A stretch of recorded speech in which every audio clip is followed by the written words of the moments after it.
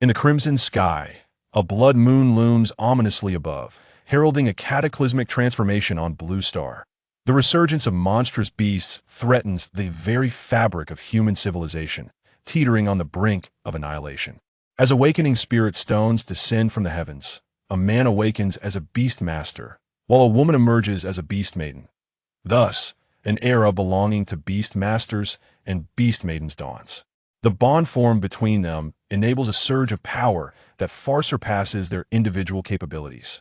Having been reborn, Shun Tian awakens as a god-tier beast master, endowed with 10 divine talents, while his contracted beast maiden boasts an extraordinary SSS rank.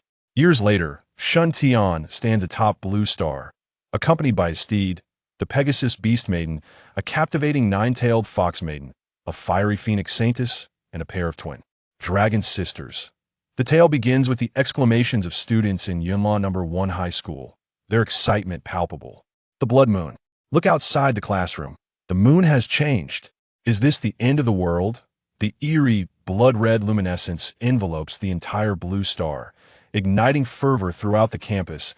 In Class 7 of the senior year, the drowsy Shen Tian suddenly awakens, bewildered. I'm not dead. No, that's not right. Surveying the classroom, he regains his composure. The glaring crimson light outside the window brings memories rushing back. I have been reborn. Today marks the day of the beast's resurgence. April 1st, 2999, the blood moon hangs heavy in the sky. The world transformed, and humanity's civilization hangs by a thread.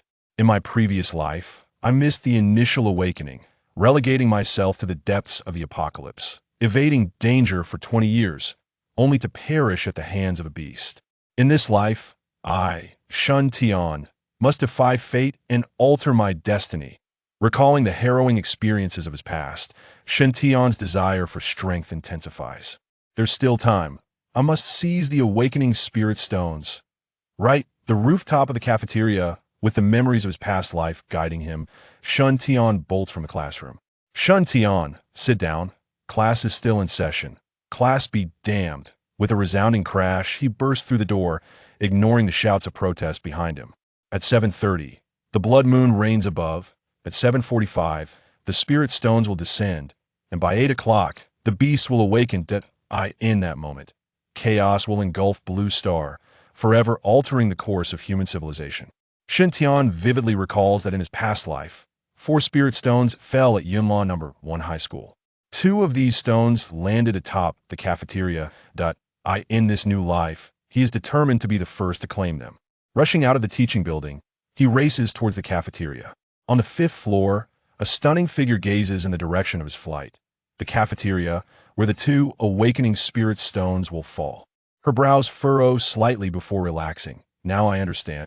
Upon reaching the rooftop of the cafeteria, Shun Tian eagerly gazes at the blood-red night sky. Time ticks away. Only 3 minutes remain until 7:45. In the sky, multicolored points of light flicker, dense as a meteor shower. They're coming. The lights plummet rapidly, drawing closer to the ground, and on the cafeteria rooftop, 2 awakening spirit stones descend. As the clock strikes 7:45, Shun Tian seizes one of the spirit stones and swallows it whole. The stone shatters upon entering, and a surge of energy courses through his body. Awakening commences. With his eyes tightly shut, a progress bar materializes in his mind, loading. After a brief moment, it completes. Awakening, Beast Master. Talent assessment in progress. Assessment complete. God tier. Wait, God tier. Shun Tian is momentarily stunned. What does this entail? In his previous life, although he had missed his awakening, he was well aware of the extraordinary powers that followed. Upon consuming a spirit stone, men awaken as beast masters. There exists a stringent hierarchy among beast masters, classified as primary, intermediate, advanced, battle commander, commander, lord, monarch, dominator, and emperor levels, each with 9 subdivisions. The talent rating of a beast master dictates their potential limits, rated from lowest to highest as F, E, D, C, B, A, S, SS to SSS. An F-rated talent signifies a ceiling at the primary 9th tier, while an SSS rating allows one to ascend to the Emperor 9th tier, standing at the pinnacle of Blue Star.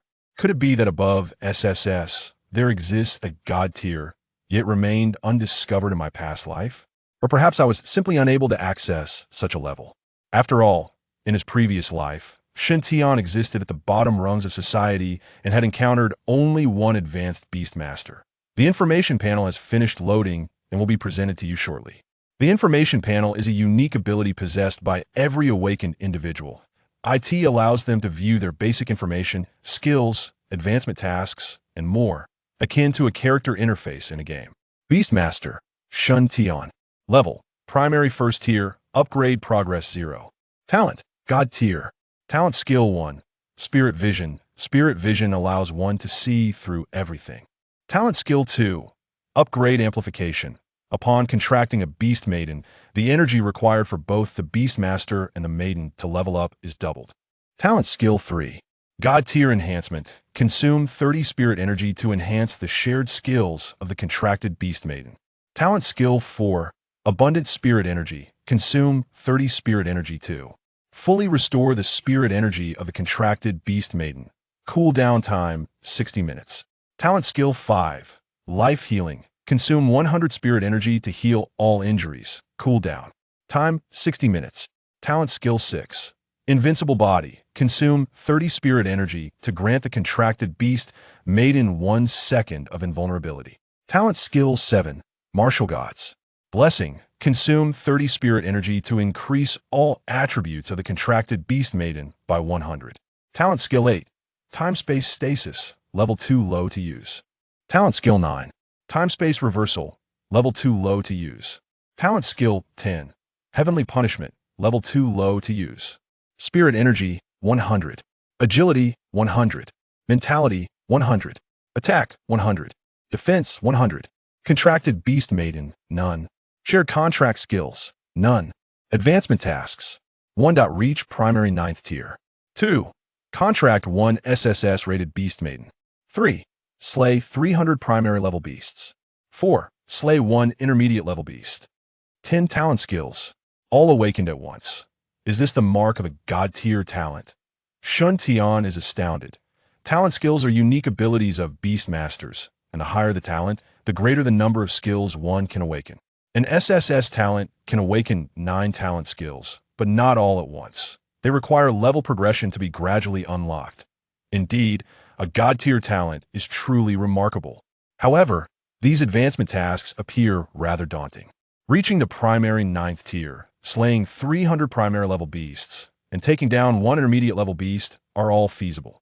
Yet, contracting an SSS-rated Beast Maiden during the early days of the Beast Resurgence presents a significant challenge.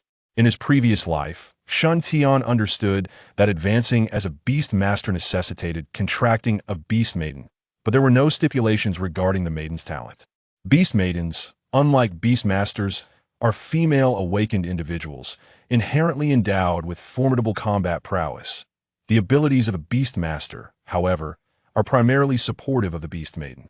In the early days of the Beast Resurgence, the Beast Maidens, with their overwhelming power, held a prominent status in the apocalyptic landscape, especially for the exceptionally gifted Beast Girls. They disdained the notion of signing a contract with Beast Tamers. That it was not until the emergence of the advanced tasks for the Battle General level that this situation was altered. During the intermediate stages of their progression, Beast Girls were not required to form contracts with Beast Tamers. However, to ascend to the Battle General level, a contract was imperative. Otherwise, one would remain indefinitely at the pinnacle of the advanced 9th tier. This is quite troublesome. Given the current circumstances, securing a contract with an SSS-level Beast Girl is utterly unattainable. If I were to contract an F-level Beast Girl, perhaps I could manage to deceive someone, but SSS level. Unless a pie were to fall from the sky. The divine talent may indeed be impressive, yet a mere advancement task has left Shen Tian in a bind. He cannot simply linger, waiting for the advancement task for Battle General level to appear and then seek an SSS-level Beast Girl for a contract. With a resigned smile, Shen Tian closed the information panel. Upon opening his eyes, an exquisitely beautiful face was mere inches away, her remarkable bosom pressing against him. Shen, let me be your Beast Girl. What queen? As he recognized the identity of the person before him, Shen Tian immediately embraced her. A queen. Having grown up with Shun Tian in the same orphanage, was 3 years his senior, a true childhood sweetheart. Later, Ma Ku-in was adopted, and the two lost contact. When they reunited, Shun Tian was in his senior year of high school, and Ma Ku-in had come to Yunlan No. 1 High School for an internship. In the previous life, when a monstrous beast revived, Shun Tian managed to survive thanks to Ma Ku-in awakening as a beast girl. It's truly wonderful to see you again. The memories of his near-death experience in the previous life lingered in his mind. Sharp beast claws descended from the heavens, and Ma Ku-in stood in front of him to block the attack. The claws pierced her heart, and she perished before Shun Tian's eyes. Shun Tian, how dare you? This is school. Cough, cough. I couldn't help myself for a moment. Clearing his throat awkwardly, Shun Tian released Ma Ku-in. Suddenly, a thought struck him. In the previous life, Ma Ku-in had awakened as a beast girl, and indeed, she was an SSS-level beast girl. Ku-in, would you trust me? Blue Star is about to become a hunting ground for monstrous beasts. To survive, awakening is essential. Do you have the Awakening Spirit Stone? The other Awakening Spirit Stone on the rooftop of the cafeteria had vanished without a trace. Are you referring to that glowing little stone? I've already consumed it. What? I saw you eat it, so I followed suit. Avoiding Shun Tian's gaze, Ma Ku-in stared at the blood-red night sky. This blood moon is rather ominous. Blue Star might face some great calamity. If you die after consuming that stone, I shall accompany you. But I haven't died, so I'll protect you from now on. Holy light burst forth from her chest, and a pair of pristine white wings unfurled behind her. Under the radiance, Ma Ku-in transformed dramatically. Her lower body was replaced by a golden horse, while her upper body donned armor. Her long black hair turning to gold.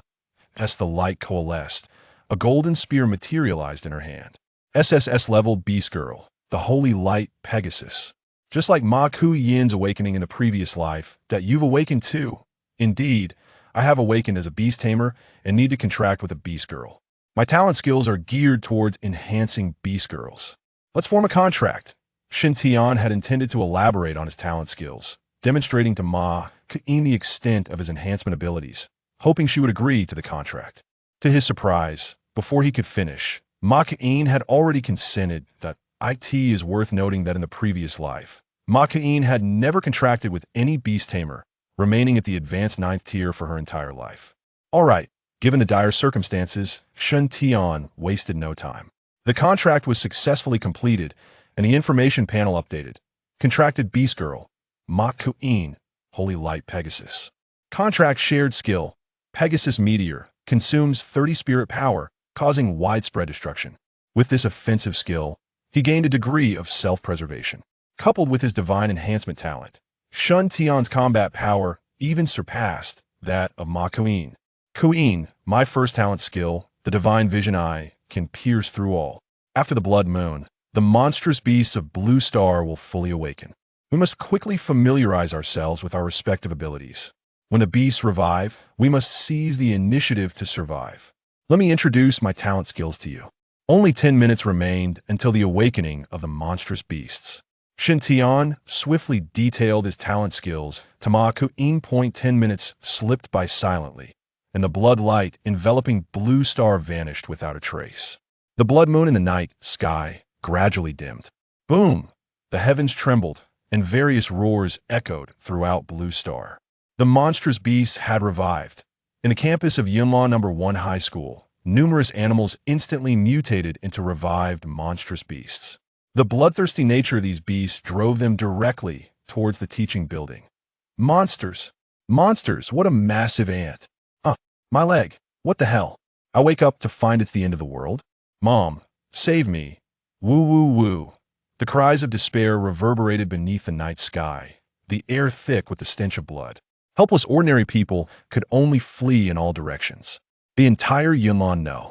1 High School had transformed into a hunting ground for monstrous beasts. This moment. On the rooftop of the cafeteria, Shun Tian and Ma Ku-in stood side by side. Not far from them, a spider was expanding in size. Activating the Divine Vision Eye, the spider's information appeared. Monstrous Beast, Unicorn Spider. Level, Primary First Tier. Talent, F. Skills, Web Entanglement. Spirit Power, 10. Agility, 4. Mentality, 10. Attack, 6. Defense, 3. Weakness, head. The attributes of an F-level talent monstrous beast were lamentably L-O-W-K-een. Its weakness is the head. No sooner had he spoken than Ma Ku'in charged in with her spear. The Pegasus golden spear pierced through the unicorn spider's head, delivering a fatal blow. Though both were at the primary first tier, the disparity caused by their talents was immense. The foundational attributes of the F-level talent were too weak, and they stood no chance against the casual strike of an SSS-level beast girl. What is this? From the exploded head of the unicorn spider rolled a white orb. Fixing his gaze, he activated the divine vision eye, white spirit orb, used by beast tamers and beast girls to enhance levels and restore spirit power. Acquisition probability 1. A spirit orb. Consuming it can enhance levels that I'll give it to you. The spirit orb is quite precious. You might only obtain one after defeating 100 monstrous beasts. If I have more, it will lose its value to M. Ku'in shrugged nonchalantly, slightly crouching. Hop on. I'll take you on a rampage. If we kill enough monstrous beasts, we won't need to worry about spirit orbs. That makes sense. In a few swift strides, Shen Tian mounted the horse's back, tightening his legs to go. You reckless fool. Do you truly think I am a horse? Ku'in, watch out. A monstrous beast is launching a sneak attack. A swift-winged bird charged at them, and Ma Ku'in scoffed. The Pegasus golden spear pierced through the swift-winged bird's body. With a flap of her wings, she swiftly caught the spear that had been thrown. No spirit orb. Keep killing. Shen Tian, still mounted, remained vigilant, activating the divine vision eye to survey the entire campus. The information of all the revived monstrous beasts could not escape his gaze. Simultaneously, a Pegasus golden spear coalesced in his right hand. After contracting with Ma Ku'in, Shen Tian could also summon the Pegasus golden spear. A man and a woman rampaged through Yunlan No. 1 High School, leaving a trail of destruction in their wake. Countless demon beasts perished wherever they went. Too weak, the F-rank talent demon beasts were akin to children before them, dispatched with ease by a single shot, devoid of any challenge. Once the hunters, the demon beasts had now become the hunted, with nowhere to hide from the relentless sniping of Shen Tian and Ma Ku'in. The resurgence of demon beasts was unceasing, with large-headed ants continuously awakening. Alas, there was little to be done. After all, ants were plentiful in this world. After 5 hours of continuous hunting, tranquility returned to Yunlan No. 1 High School. All demon beasts that had revived there were vanquished. Yet outside the campus, screams echoed incessantly. There are too many spirit orbs. We can't carry them all. Ma Ku'in, let's find a place to absorb the spirit orbs and level up. Let's go to the cafeteria's freezer. It should be relatively safe there. All right. Upon reaching the freezer, Shen Tian scattered the spirit orbs across the floor. After counting, there were a total of 104 spirit orbs, 0.1 for each of us. Absorb them quickly. The resurgence of demon beasts occurred 7 times, with each blood moon in the sky significantly enhancing their power. Only 3 days remained until the second resurgence. Time was of the essence, leaving no room for hesitation. Grasping a spirit orb, he began to absorb it swiftly. Upgrade enhancement doubled. Upgrade progress at 10. The enhancement of his innate skills activated, augmenting the absorption of each spirit orb. The initial progress of 5% surged to 10%. Not only did this conserve spirit orbs, but it also significantly accelerated the rate of leveling up. Just as he was about to absorb the second spirit orb, a flurry of footsteps approached. Hurry, they are in the cafeteria. Everyone spread out in search. Shen Tian furrowed his brow, exchanging a glance with Ma Ku'in before they rose to leave the freezer. Entering the vast cafeteria hall, they found a dozen individuals searching for them. Over here, a loud shout drew the crowd together. Shen Tian, you must know me. The speaker sported a slicked-back hairstyle, dressed in expensive designer attire, exuding the air of a wealthy young master. I do not recognize you. What the heck? You don't know Lin Xiao? Shen Tian, you really are hopeless. Who is he to me? Why should I know him? You, Wang Hu. Silence. With a command from his master, the sycophant Wang Hu immediately fell quiet. The wealthy young master stepped forward, his tone haughty. My name is Lin Hao. My father is the richest man in Yunlan City. As long as you protect me, I can offer you endless wealth. I have no need for it. Lin Hao's expression shifted, fury igniting within him. When had the son of the richest man in Yunnan ever been treated with such disdain? Even the principal would greet Lin Hao with a smile and a bow. Shun Tian, I advise you to reconsider.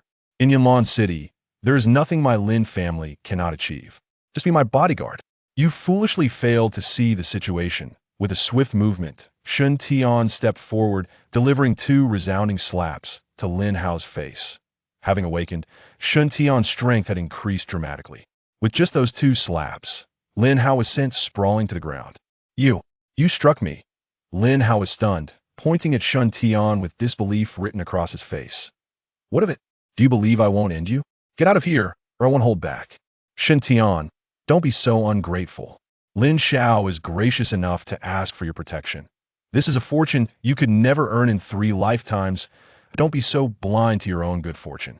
Seeing Lin Hao struck, Wang Hu immediately leaped forward to defend his master.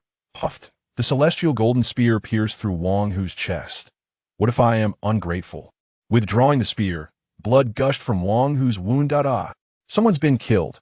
Shun Tian, are you even human? We are classmates, and you have the audacity to kill Wang Hu. Do you wish to join him? With a point of the celestial golden spear, the girl who had spoken fell silent. It's the apocalypse. Do you think I care about these trivialities?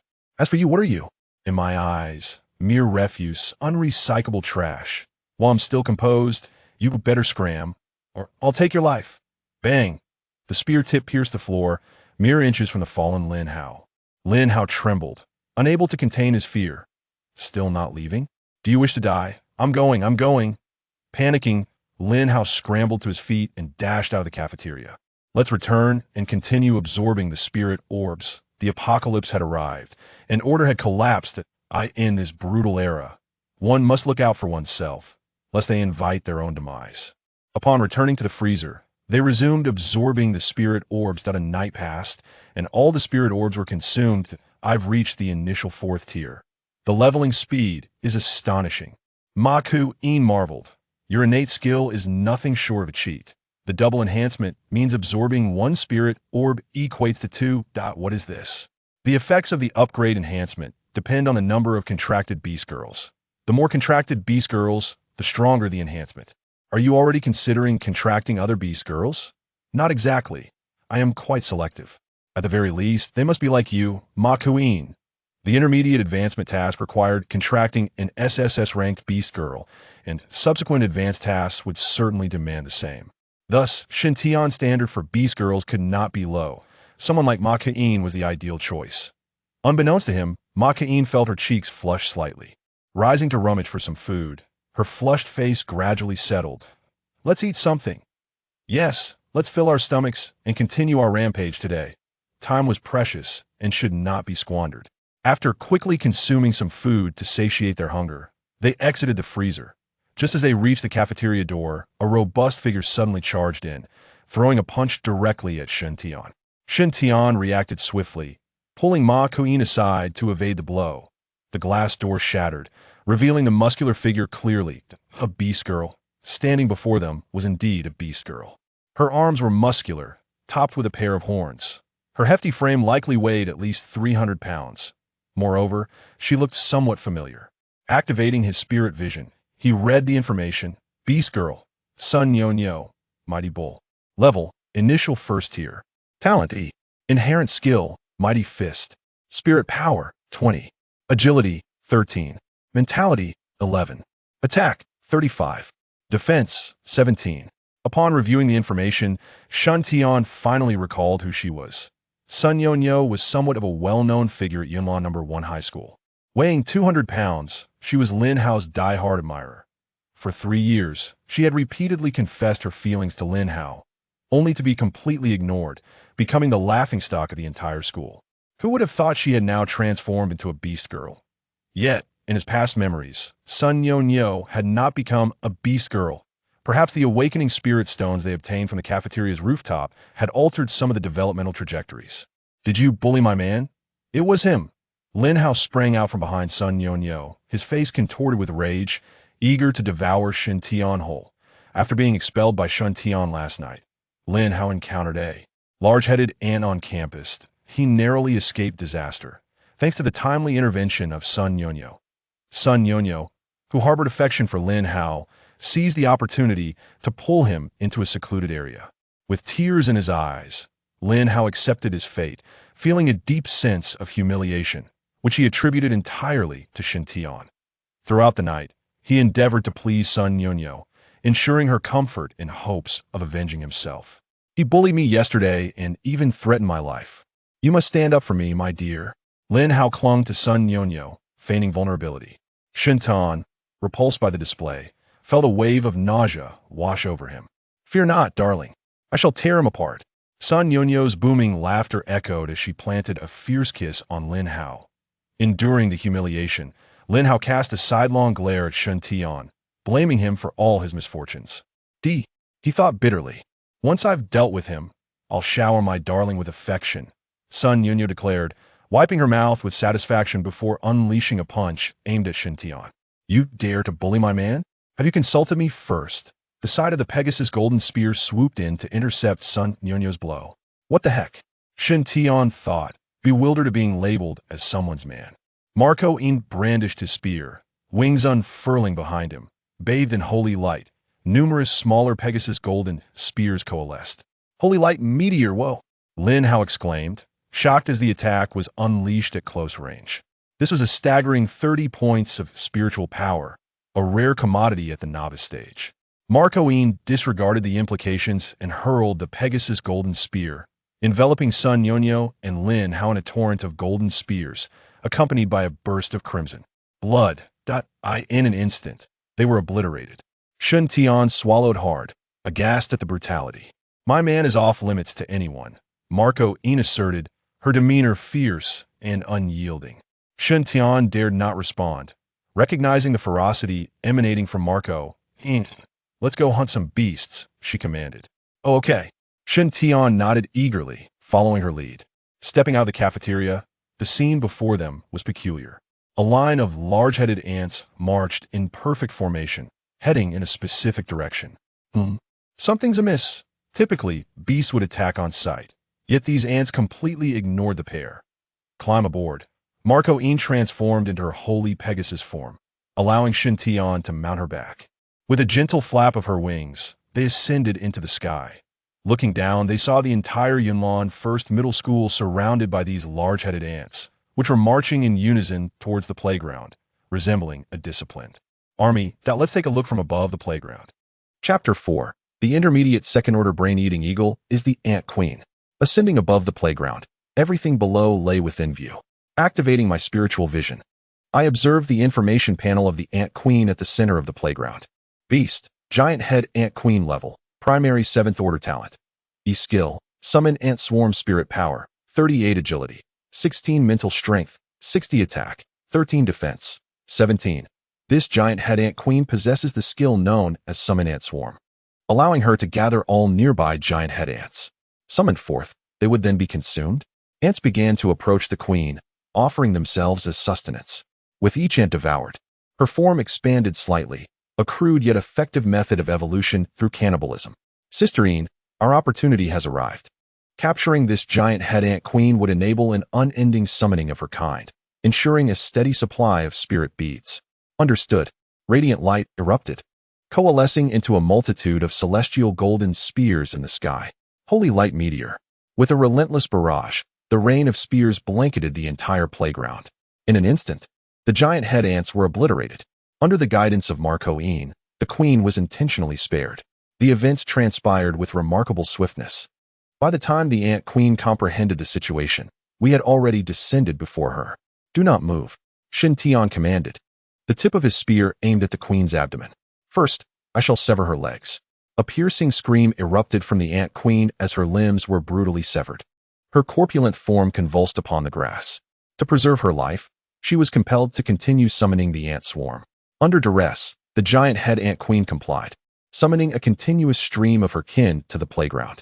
After 2 holy light meteors, I had expended 60 spirit power, leaving me with 70, allowing for a maximum of 2 more uses. Upon awakening, my spirit power had been 100, and after a triumphant breakthrough last night, I had gained an additional 30. However, the consumption of spirit power during the early stages of awakening was indeed rapid. But worry not, Sisterine. Shin Tian narrowed his eyes, consuming 30 spirit power. Divine skill, blessing of the war god. A gentle sphere of light descended, enveloping Marco in warmth. A sensation of exquisite comfort. Ah, this feels marvelous. Her spirit power surged to 200. Not only that, but all 5 fundamental attributes were enhanced by 100. Lasting for 1 hour. Delightful. Shin, your skills are quite impressive. Sisterine, can we maintain some seriousness here? The ant swarm is approaching. Keep a watchful eye on the queen while I handle the rest. Transformed into a celestial golden steed, Marco charged across the playground like a valkyrie. The gathered giant head ants, inherently weak and lacking in combat prowess, were no match for her. With Shun Tian's blessing of the war god, her combat strength doubled, allowing her to dispatch 5 or 6 ants with a single thrust of her spear. Without a hint of surprise, the overwhelming battle unfolded upon the playground of Yunlan No. 1. At this moment, on the top floor of the physical education building, a multitude of large-headed ants congregated. At the heart of the ant swarm stood a graceful young woman. She possessed a pair of white fox ears, and her eyes shimmered with a pink luminescence. Her long legs, elegantly aligned, were accentuated by form-fitting trousers that delineated her exquisite silhouette. Behind her, 9 snow-white fox tails swayed with poise. Her strong demeanor exuded an air of envy. The battle raged until the sun reached its zenith, leaving the playground strewn with the lifeless bodies of large-headed ants. Shin Tian was diligently clearing the battlefield, filling an ample bag with approximately 500 ant carcasses. Fortunately, the spirit pearls were no larger than children's marbles. Otherwise, such a collection would have proven cumbersome. The numbers dwindled further. Marco pouted, seemingly displeased. After half an hour, only 30 or so ants had been summoned. Was she capable of more?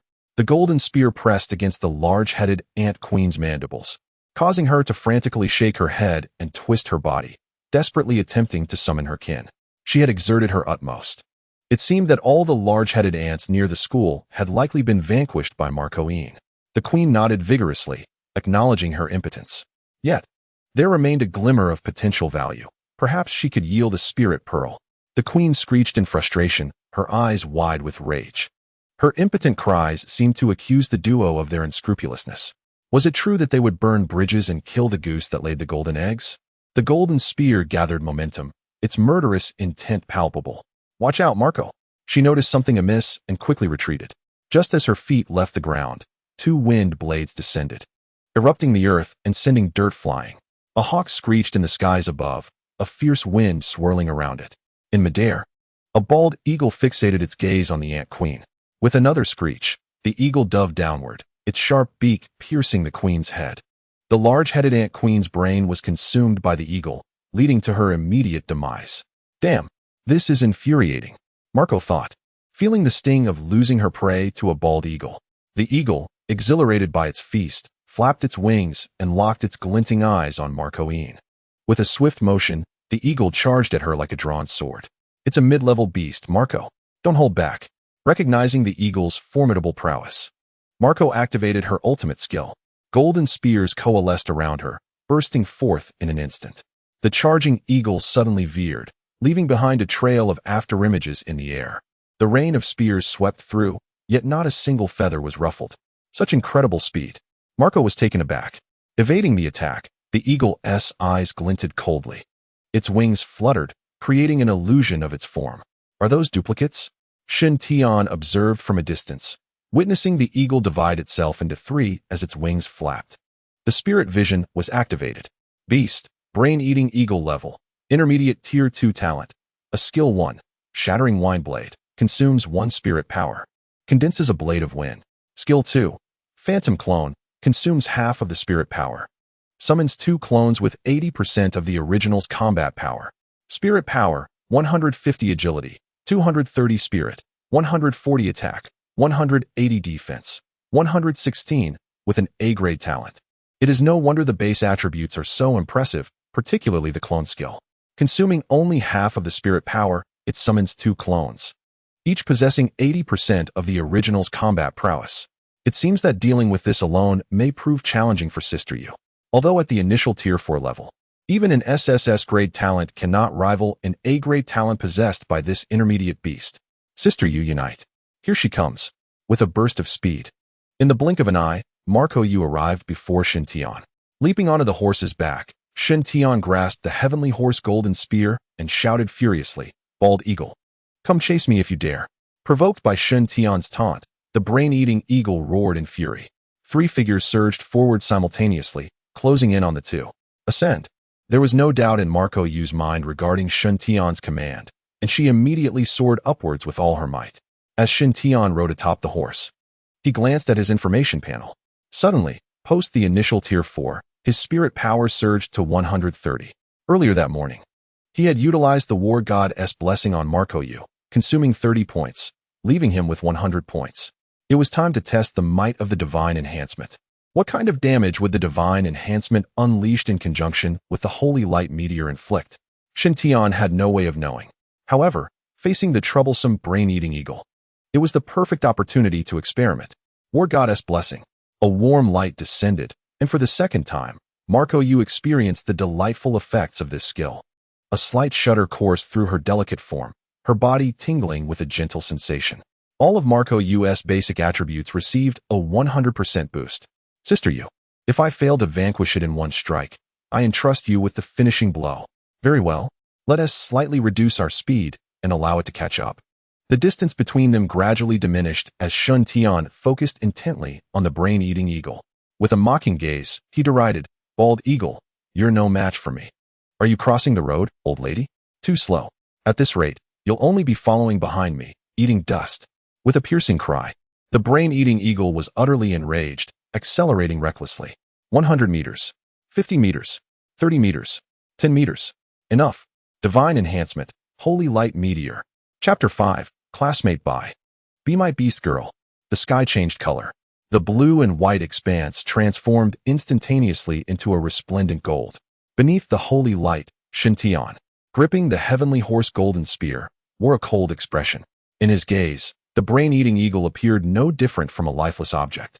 Golden spears coalesced, each measuring nearly 3 meters in length, akin to thick steel bars. A chilling intent enveloped the brain-eating eagle and its 2 clones. Fear surged within the heart of the brain-eating eagle, which flapped its wings desperately in an attempt to halt its forward momentum. Alas, having soared too rapidly and forcefully, it found that stopping was no longer an option. Could it not bring itself to a halt? Meet your demise. The celestial horse's golden spear was launched, raining down a multitude of golden projectiles. A mournful cry resonated as 2 phantoms suddenly accelerated, positioning themselves before the true body. The golden radiance expanded, enveloping the entirety of Yunlan No. 1. Soon after, a cacophony of explosions erupted. This tumult persisted for a full 3 minutes before subsiding, the golden light receding. The aftermath lingered in the air, leaving only Shintian, perched upon the back of Marco Yin, suspended mid-air. Marco Yin's mouth formed an O-shape, her gaze fixed anxiously upon the playground below. The grounds had been transformed into a vast crater under Shintian's celestial light meteor. The once piled corpses of the large-headed ants reduced to mere ashes. As for the brain-eating eagle, not a trace remained. What a formidable man! On the rooftop of the gymnasium, the fox girl stood in stunned silence. The sight of Shintian exuded immense power, quickening her heartbeat. On the playground, Shintian and Marco Yin descended into the gaping chasm. Activating his spiritual vision, Shintian meticulously scanned the devastated terrain. Before long, he made a discovery. A green glowing orb lay nestled within the earth. Surrounding the orb was a piece of bone that shimmered with light. Green Spirit Orb, used by beast tamers and beast girls to elevate levels, restores spiritual power. With a probability of 1, brain-eating eagle spirit bone contains the skill Phantom Clone. Beast girls with agility exceeding 100 can absorb it. What a treasure! Shintian swiftly approached and collected the 2 precious items. The Green Spirit Orb, a treasure that could only be dropped by intermediate magical beasts, surpassed the quality of White Spirit Orbs. 1 Green Spirit Orb was equivalent to 10 White Spirit Orbs. Moreover, the Spirit Bone's drop rate was even lower. One might not find a single piece among 1,000 magical beasts. The most delightful surprise was the skill contained within the Spirit Bone, Phantom Clone. What a marvelous item! Marco Yin, this is perfect for you. With the Phantom Clone skill, you will gain 2 clones that possess 80% of your combat power. 80% combat power for the clones. Marco Yin exclaimed, astonished yet intrigued. If I combine it with my martial god blessing, time is of the essence. You should absorb it first. While the martial god blessing is still in effect after absorption, you can also test the phantom clone skill and clear the surrounding magical beasts from the school. Alright, receiving the spirit bone, Marco-Ine settled into a meditative posture. Channeling her spiritual energy, the power contained within the spirit bone surged rapidly into her mind. For beast girls, apart from the innate skills awakened upon birth, subsequent skills must be acquired through spirit bones. Beast girls with C to F grade talents possess one empty skill slot at the beginner level, while those of AB grade possess two, and S and SS grade boast three. The most formidable SSS rank possesses 4 vacant skill slots. By utilizing one of these slots, one can acquire the Phantom Doppelganger ability, a guaranteed boon. It essentially creates the illusion of 2 additional selves, significantly accelerating the pace of hunting demon beasts and procuring spiritual orbs. With an SSS rank talent, the absorption of spiritual bones occurs with remarkable swiftness. In less than 5 minutes, Marco-Ine opened his eyes. Phantom Doppelganger. With a radiant flash of holy light, Marco-Ine split into 3. Classmate Shun, can you guess which one is my true self? The one in the middle? No. The left? Incorrect. Then it must be the right. Not at all. Sister Ching-Yin, are you jesting with me? I'm done playing games with you. The Marco-Ine in the center stepped forward, asserting that the Phantom Doppelganger was not merely a replication of 80% of his combat power. His 2 doppelgangers could, at any moment, revert to his true form. Upon hearing this, Shen Tian's eyes sparkled with excitement. The ability to transform back at will implied that if his true self faced peril, as long as one doppelganger remained, an immediate swap could occur, allowing the doppelganger to absorb any fatal blows. What a divine technique! It was fortunate that the range of the holy light meteor was vast. Otherwise, the brain-eating eagle might have truly escaped. With over 40 minutes remaining until the blessing of the war god would dissipate, they seized the opportunity to hunt more demon beasts. With an increase in combat power, their efficiency in slaying the beasts surged. Centered around Yunlan No. 1 Middle School, the demon beasts within a 30-mile radius faced a relentless massacre. In a short span, it became evident that it would be impossible for a large number of demon beasts to congregate near Yunlan No. 1 Middle School. After the blessing of the war god wore off, they continued their hunt for another 20 minutes until the doppelgangers dissipated, and only then did they pause. Upon tallying their spoils, they had amassed a staggering 635 white spiritual orbs and 1 green spiritual orb. Once they returned to school and absorbed these orbs, they could contemplate advancing into the city. With the resurgence of demon beasts, the entire Yunlan city had transformed into a veritable paradise for them. The exact number of survivors remained unknown. However, in Shen Tian's eyes, the rampant demon beasts were all prime targets. The more he exterminated, the greater the yield of spiritual orbs, and the faster his level would rise. The 2 returned side by side to the school, opting to visit the cafeteria. In summary, the cafeteria offered sustenance and drink, ensuring they would not go hungry. The door to the cold storage was sufficiently sturdy, providing a barrier against any intruding demon beasts and allowing them ample time to react. Upon stepping into the cafeteria, Shen Tian suddenly halted. A hissing sound, reminiscent of the giant-headed ants, echoed from a distance. Marco-Ine immediately entered the state of the holy light Pegasus, brandishing a golden spear as she scanned the surroundings intently. The cafeteria was situated about 100 meters from the gymnasium, adjacent to the academic building. Standing at the entrance of the cafeteria afforded a clear view of the happenings within the gymnasium. Suddenly, a swarm of giant-headed ants burst forth from the gymnasium. Their eyes glowed a menacing pink, as though they were under some form of control. Following the swarm, a young girl gracefully emerged. "Teacher Ma, classmates, please do not act rashly. I harbor no ill intentions. Is that you, Bai?" Marco's gaze swept over the newcomer, recognizing her instantly. Bai Moore, the most exquisite school beauty of Yunlan No. 1 High School in the past 30 years. Standing at 172 centimeters, she possessed long, slender legs that were both fair and delicate.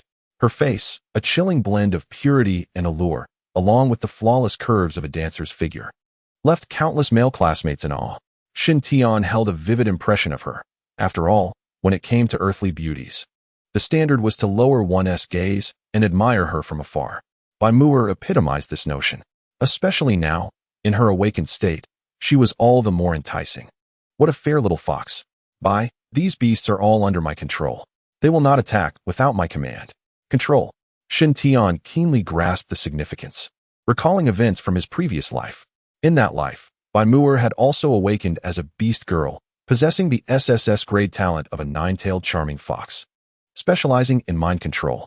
At her peak, she commanded tens of thousands of beasts to her bidding, holding a lofty status in her past existence.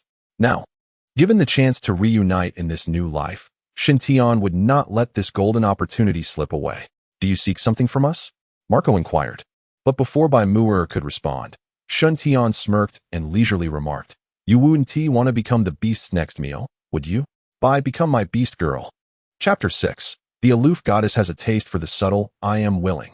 Shin Tian. She agreed so readily. Bai, you are the aloof goddess. I have come to seek your protection. My abilities are non-combative. Survival is a struggle. If becoming your beast girl allows me to endure in this apocalypse, then I am willing. In this dire world, survival was of utmost importance. Bai Mu'er understood this clearly. She would do whatever it took to stay alive. Since you have made up your mind, let us forge a contract. With a surge of spiritual energy, a contract scroll materialized. Bai Mu'er showed no hesitation as she pressed her handprint upon the scroll.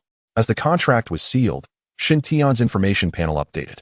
Contracted beast girl, Bai Mu'er, nine-tailed charming fox, shared skill, fox charm. Please describe the effect of your innate skill. Fox charm. With a delicate call, Bai Mu'er's pupils shimmered with a pink glow. A surge of potent mental energy surged into Shin Tian's mind. The space around them twisted, leaving only Bai Mu'er in his sight. You must listen to your sister's words. Her graceful figure swayed, each glance and smile radiating seduction.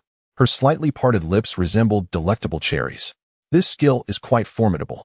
My innate skill, fox charm, allows me to penetrate the minds of those ensnared, creating an illusion. By exploiting these fantasies, I can shatter the will of the ensnared, thus completely commanding them for my own purposes. Her melodious voice graced his ears, her delicate hand resting upon Shin Tian's shoulder. The enchanting laughter provoked an irresistible yearning within the heart, a formidable skill indeed. With a sudden burst, Shin Tian's eyes radiated a pink glow, channeling a more immense spiritual force directly into Bai Mu'er. Their states exchanged, leaving Bai Mu'er feeling as if her mind had momentarily crashed. Upon regaining consciousness, she beheld Shin Tian, now a towering figure of prowess, revealing his chiseled eight-pack abs. His athletic form boasted straight lines of musculature. Bai Mu'er's heart raced, instinctively tightening her legs. Would she be willing to become his lover? Indeed, she would. Her delicate face flushed crimson, her fair skin tinged with a rosy hue. This is your punishment for teasing me. Do not display such antics in front of others in the future. As the enchanting charm dissipated, everything returned to normal. Bai Mu'er, momentarily dazed, suddenly comprehended the recent occurrences. What transpired between you two? Marco inquired suspiciously, having observed their peculiar states. Particularly Bai Mu'er, who, quite suddenly, had tightened her legs for no apparent reason. It's nothing. I merely tested a skill. Shin Tian waved dismissively, concealing his amusement. It turned out that the aloof goddess had a penchant for subtle allure. Let us head to the cold storage, Mu'er. Have those large-headed ants you command guard the vicinity of the cafeteria to create a tranquil environment for us. Yes, of course, she replied. The large-headed ants dispersed as the trio entered the cold storage. After pouring out all the spirit orbs, they commenced the allocation for absorption. Shin Tian received 1 green spirit orb and 200 white ones. Marco claimed 300 white spirit orbs, leaving over 100 for Bai Mu'er. Despite her absence in this hunt for monsters, Shin Tian decided to allocate some spirit orbs to her, considering the subsequent plans. A slight investment aimed at yielding greater returns. Sitting cross-legged, he extracted the solitary green spirit orb, equivalent to 100 white spirit orbs. Let me ascertain the veracity of this claim. As he absorbed the spirit orb, Shin Tian's level began to ascend. Upgrade enhancement tripled. Upgrade progress 100. Initial 5th stage. Initial 6th stage. Initial 7th stage. A leap of 3 stages. Shin Tian inhaled sharply. The temperature of the cold storage remained unchanged. The triple enhancement from the upgrade indicated that 1 green spirit orb equated to 300 white spirit orbs. After reaching the 7th stage, he needed to push towards the 8th, pausing only once he successfully halted. Continuing with fervor, he consumed the white spirit orbs one after another, witnessing his level continuously rise. The entire afternoon passed with the trio engrossed in the absorption of spirit orbs. As the sun dipped below the horizon, Shun Tian concluded his absorption, achieving the pinnacle of the initial 9th stage, with 50 white spirit orbs remaining. Opening his information panel, he lingered upon the advancement task. Advanced Task 1. Achieve Initial Level 9, completed. 2. Contract an SSS level beast girl, completed. 3. Slay 300 primary beasts, 167 completed. 4. Kill 1 intermediate beast, completed. In recent days, the hunt for beasts has predominantly been undertaken by Marco. Shin Tian has spent most of his time clearing the corpses of the beasts and searching for spirit orbs. He has only slain 167 primary beasts. To progress to the intermediate level, he must personally eliminate an additional 133 primary beasts. Have you absorbed them all? Bai Mu'er opened her eyes, having completely absorbed the spirit orbs beside her. Now at initial level 7. You've absorbed these too, haven't you? Don't refuse. I have reached the pinnacle of initial level 9 and can no longer absorb spirit orbs to enhance myself. Utilize the surplus to absorb quickly and break through to level 9, completing the advancement task to ascend to intermediate. Thank you. Bai Mu'er accepted the spirit orbs and resumed her absorption. As for Shin Tian, he left the cold storage and exited the cafeteria, channeling his spiritual energy. He conjured the celestial horse golden spear. Completing the advancement task before nightfall should not pose much difficulty. The setting sun bled across the earth. Shin Tian brandished his spear, striding towards the urban area. Now at the pinnacle of initial level 9, he faced ordinary primary beasts with complete confidence. He sprinted, leaving a golden afterimage in his wake. An initial 2-headed dog lunged at him. With a powerful sweep of the celestial horse golden spear, he effortlessly pierced through its skull.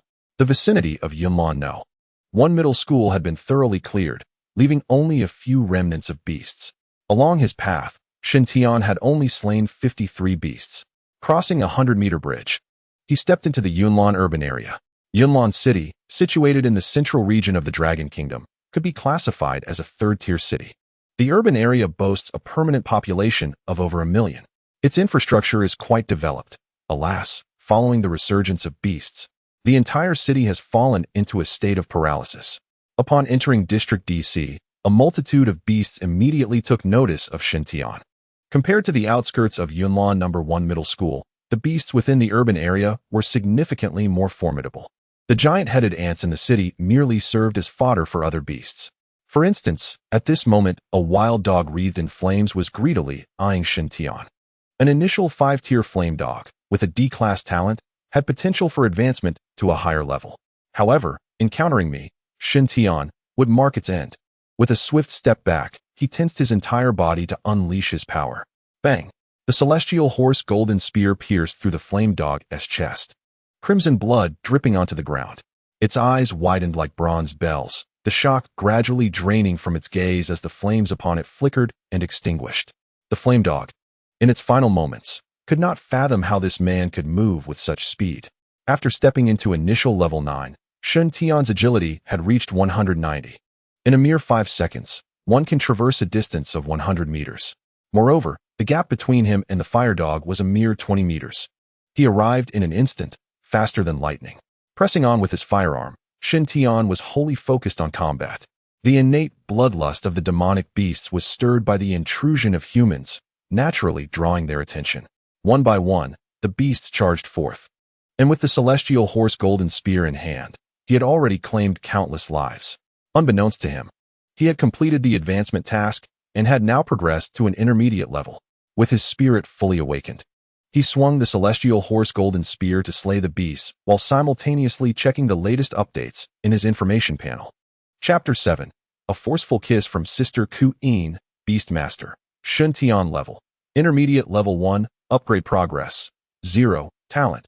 Divine level talent skill 1. Spirit vision. Spirit vision allows one to see through all. Talent skill 2. Upgrade amplification, having contracted 2 SSS level beast maidens. The upgrade amplification is tripled. Talent skill 3, divine enhancement, consumes 30 spirit power, allowing contracted beast maidens to share skills for enhanced upgrades.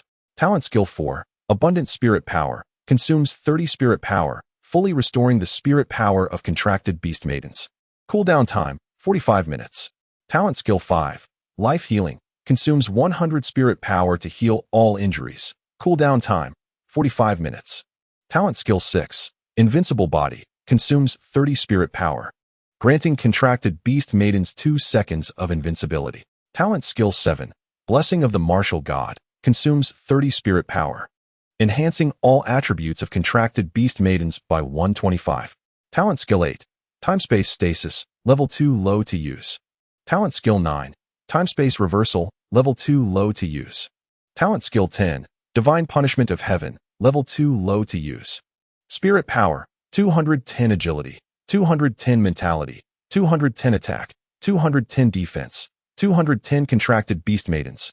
Marcoine, Holy Light Celestial Horse.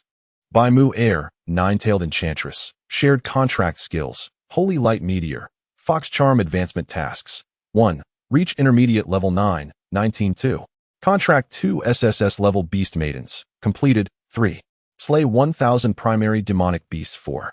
Slay 200 intermediate demonic beasts. 5. Slay 1 advanced demonic beast. All 5 foundational attributes were balanced at 210 points each.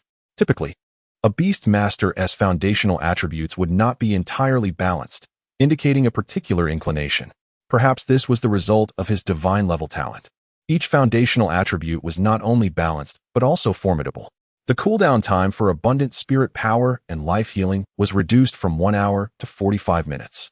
While the invincible body lasted for 2 seconds, the blessing of the martial god provided a 125-point boost to all attributes.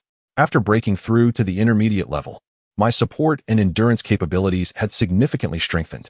Unfortunately, the last 3 talent skills remained inaccessible. Yet, 1 advancement task had already been completed. Upon ascending to the intermediate level, facing the resurgence of the postnatal demon beasts, Shen Tian's confidence surged remarkably. Be cautious. Suddenly, a golden spear, akin to a celestial horse, descended from the heavens, poised to ambush Shen Tian from behind, only to meet its demise. Yet, there stood Sister Ku'in, proudly aloft in midair, with her spiritual vision activated. She clearly discerned the details of her own information panel. Congratulations to Sister Ku'in for successfully advancing to the intermediate level. Her progression task primarily involved the annihilation of demon beasts. After 2 days of relentless hunting, she had long since completed her advancement task. Now, all that remained was to absorb sufficient spiritual orbs to facilitate her smooth transition into the intermediate rank. Stop grinning foolishly, Ku'in admonished, her countenance serious as she dove downward, lifting Shen Tian into the air from behind. Do you have any idea how perilous it is to venture out alone? If I hadn't arrived in time just now, you would have been ambushed by a demon beast. Couldn't you wait until I finished absorbing the spiritual orbs before accompanying you to complete the advancement task? Sister Ku'in, these small fry can't harm me. Silence. Ku Yin's expression grew grave, her silver teeth biting her lip. From now on, you are not permitted to wander off recklessly. I cannot trust you to be safe. Painful memories wove vivid images in her mind. In a past life, a cataclysm had claimed both their lives. Although Ku'in had intercepted the beast's claw aimed at Shen Tian, before she could close her eyes, an enormous demon beast had devoured him whole. Each recollection sent shivers down her spine, engulfing her in despair. Cradled in Ku Yin's embrace, Shen Tian sensed her emotional turmoil, yet felt ill-equipped to offer consolation. He lacked experience in comforting women. Before long, Yunlan No. 1 High School loomed ahead, and Shen Tian felt as if he had grasped a lifeline. Sister Ku'in, we have arrived. Realizing the moment, Ku'in flapped her wings and descended gently. Looking down at Shen Tian in her arms, a smile graced her lips. Fortunately, the heavens have granted me a second chance at life. This time, I will protect you and ensure you come to no harm. My beloved man. As these thoughts coursed through her mind, an image of Baimur suddenly flashed before her. Their peculiar actions during the contract earlier that day had instilled a sense of unease within Ku'in. Shen Tian. Yes, what is it? With a flick of her wings, Ku'in spun around, arriving before him. Sister Ku'in, you. Before he could finish, her crimson lips met his in a fervent kiss. In that instant, Shen Tian's mind went blank.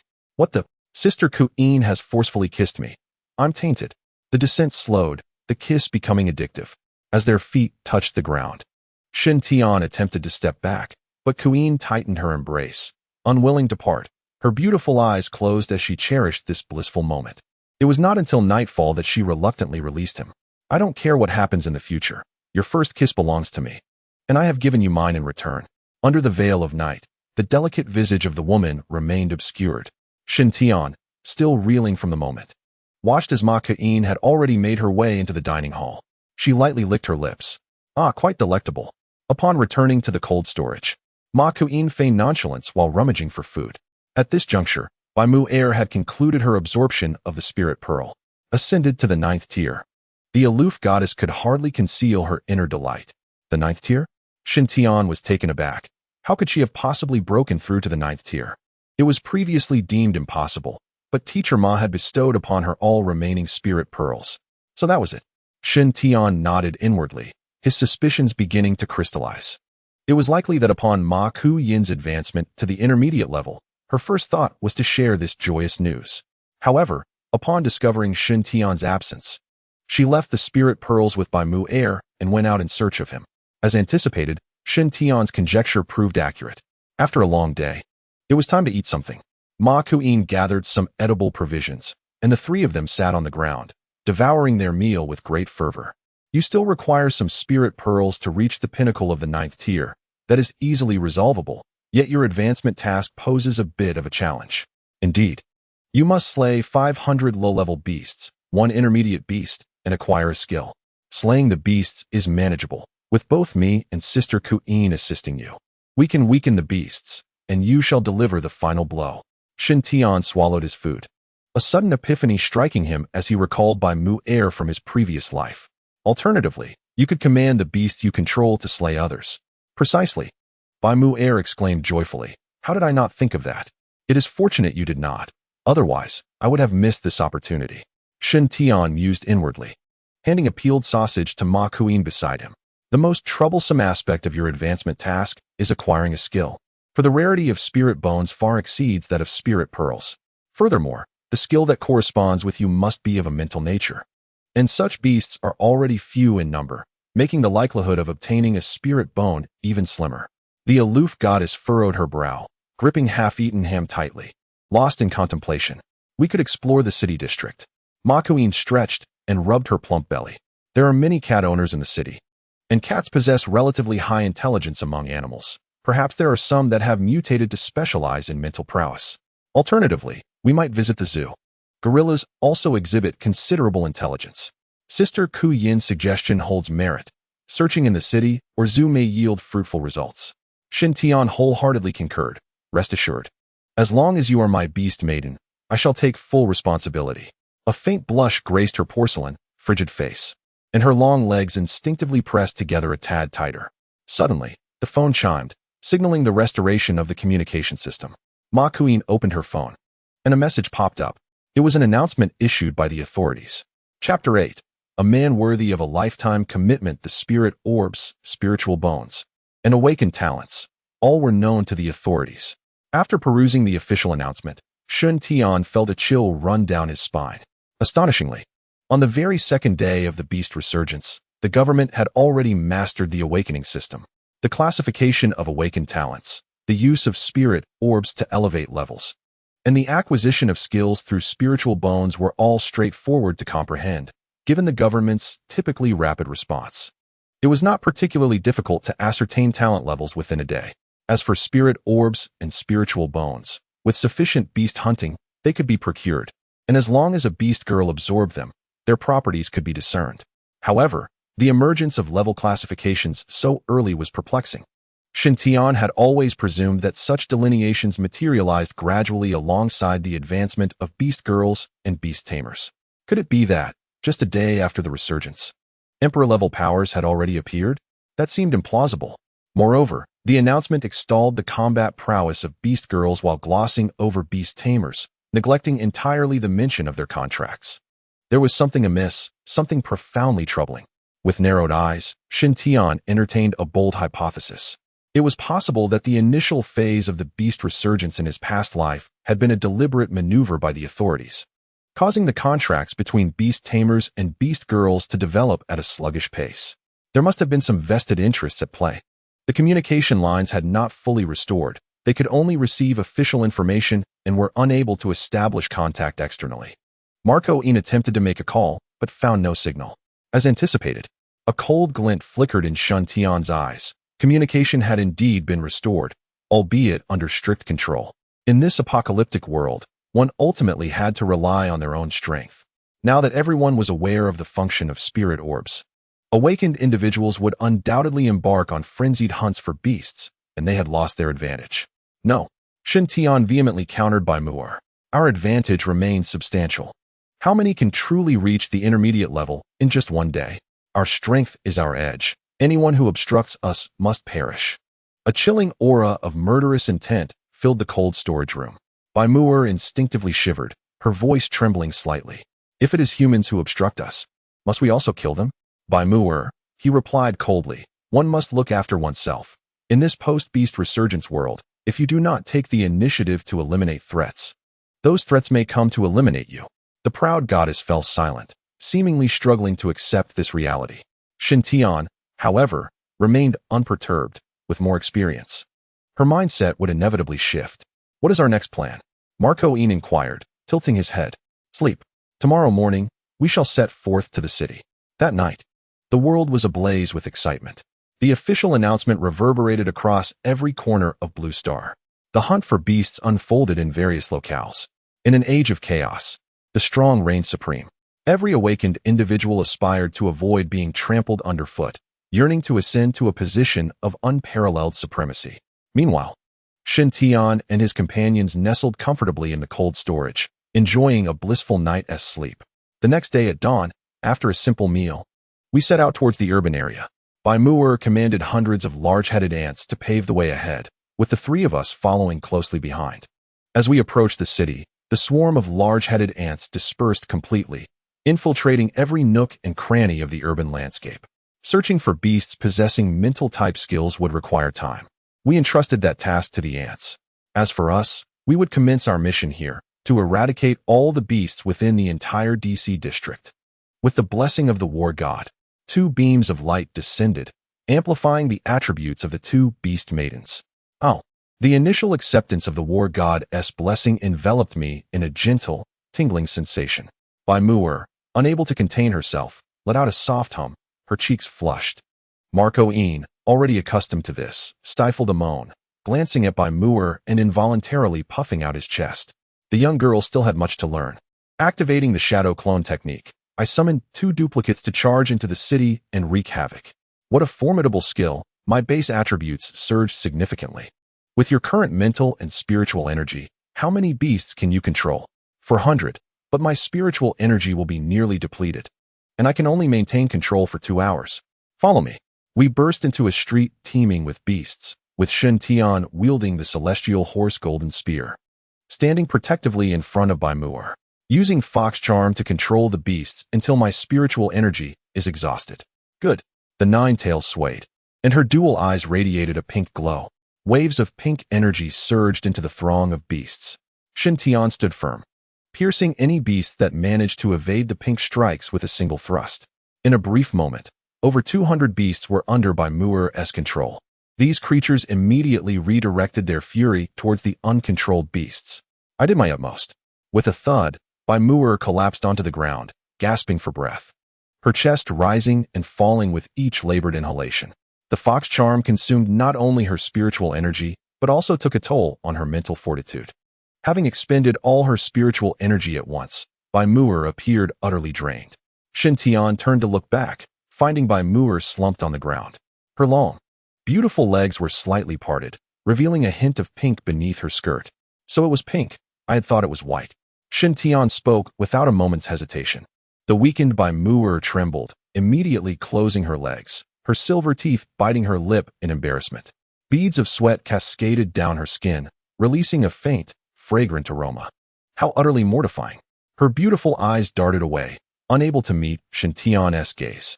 Rejuvenated, light gathered and descended steadily, enveloping Bai Muir. Here it comes. For the second time. The gentle radiance felt like a healing balm. Bai Muir lightly rubbed her jade legs together a couple of times, a spark of surprise flickering in her eyes. My spiritual energy has fully recovered. staring at the information panel displaying a full state of 430 spiritual energy. Bai Mu'er could scarcely believe her eyes. Her innate skill, abundant spiritual energy, allowed for an instantaneous restoration to full capacity. How astonishing! The martial goddess blessing, enhancing all attributes by 125, had already left her in awe. To discover the ability to instantly replenish spiritual energy was nothing short of miraculous.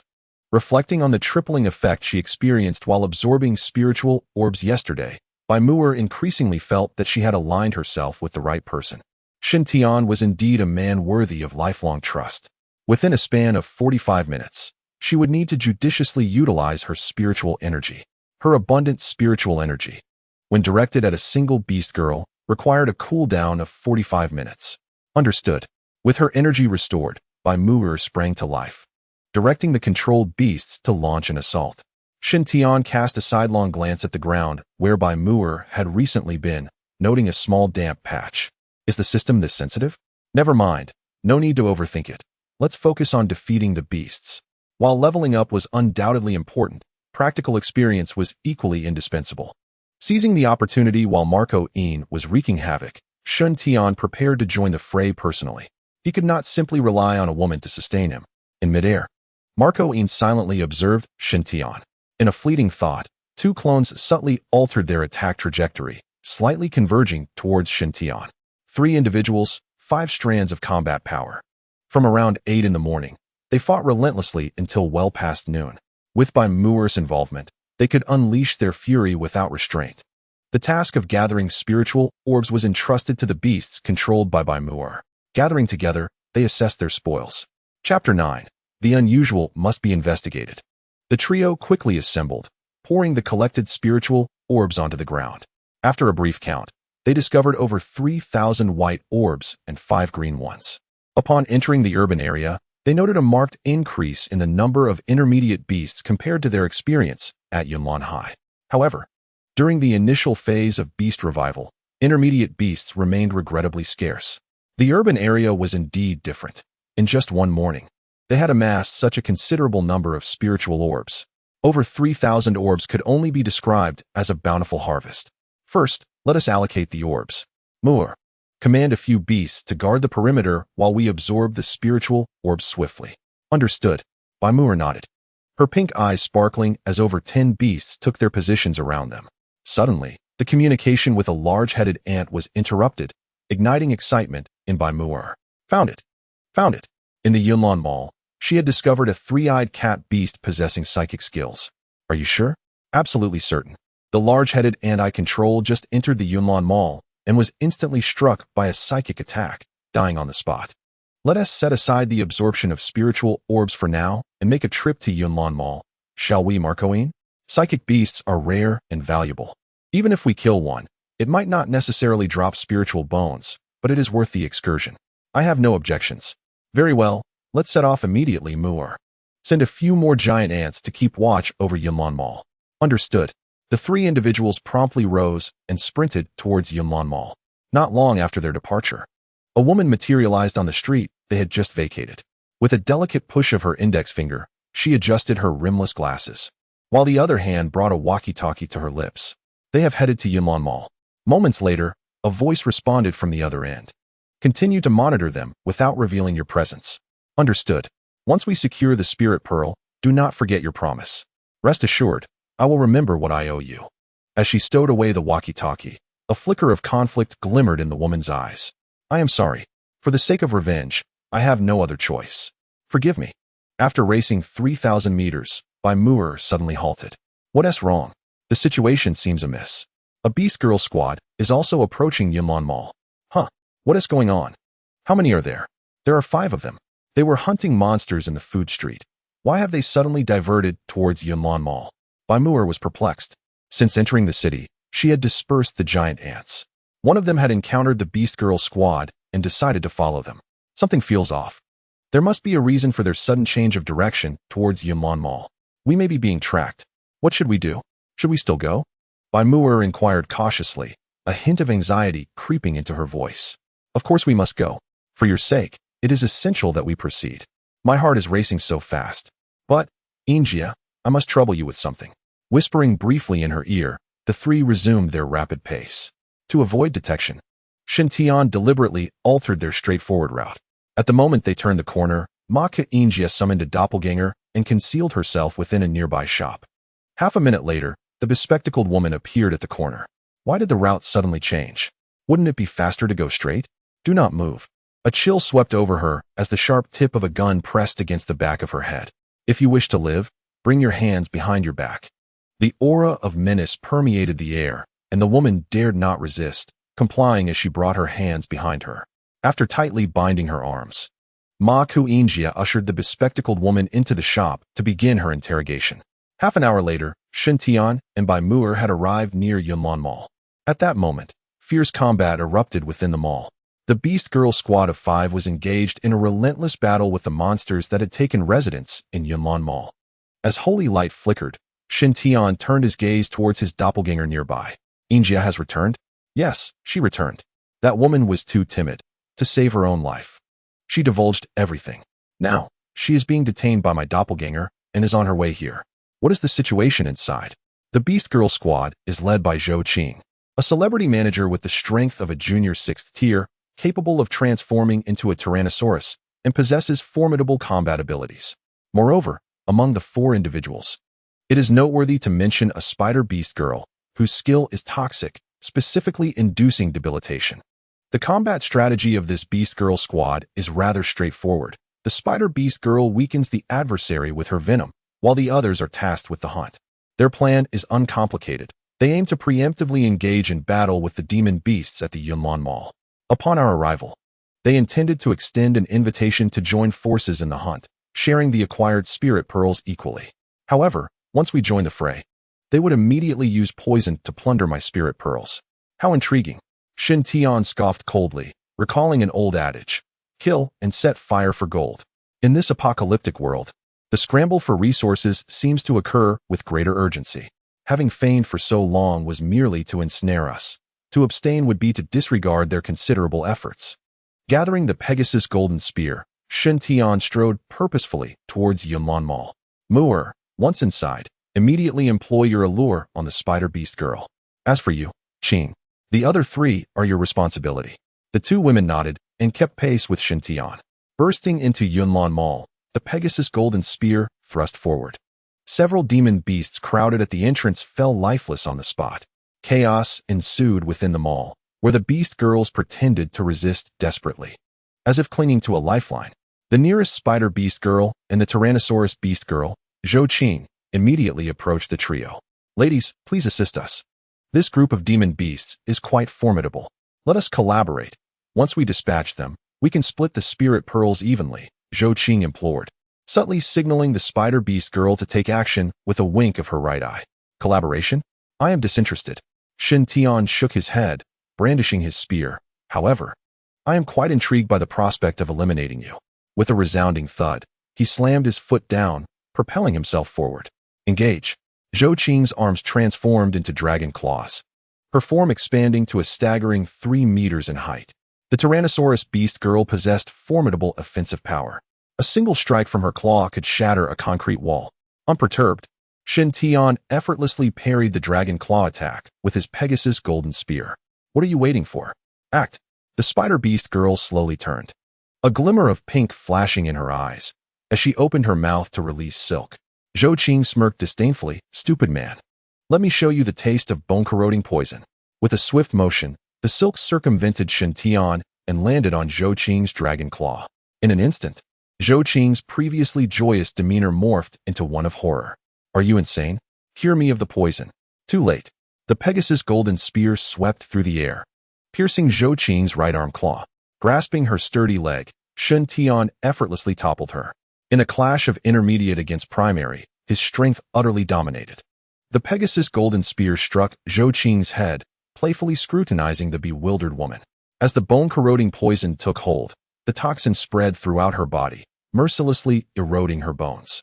The ferocious momentum waned, her power diminishing, rendering her increasingly feeble. What on earth is happening? Quite simple. She is currently supporting me. Impossible. What is impossible? Shintian tilted his head and barked an order. Come here. Eliminate her. Chapter 10. An unexpected embrace, the spider beast girl obediently approached, drawing a dagger from her waist. With a swift thrust, the blade pierced through the chest, catching Zhou Qing by surprise. Blood gushed from her throat as she struggled to raise her dragon claw.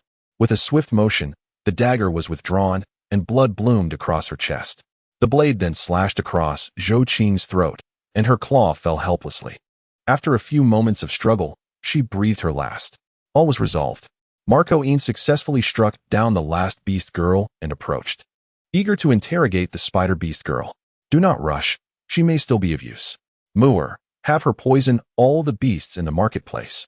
Understood. The spider beast girl, her pink eyes shimmering, began to weave webs that wreaked havoc throughout the mall. Numerous beasts collapsed, writhing in agony. Shen Tian nodded in satisfaction. This skill was exceedingly useful.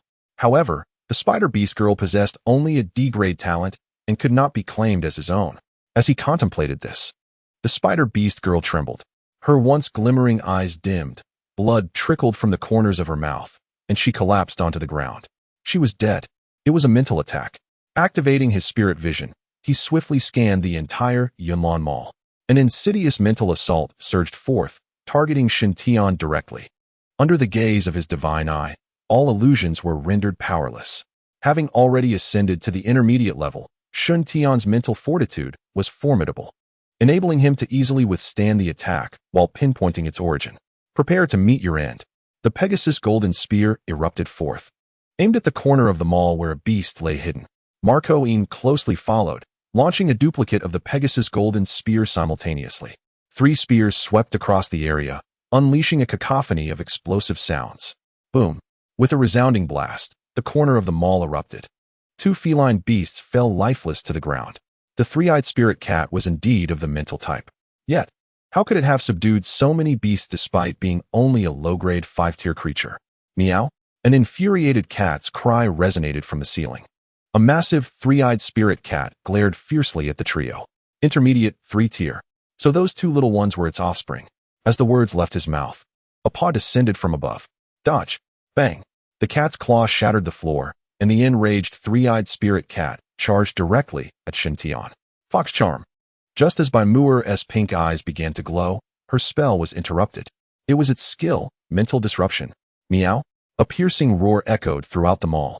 The mass of beasts that had been writhing on the ground suddenly regained their footing, frantically lunging at the trio. Mind control.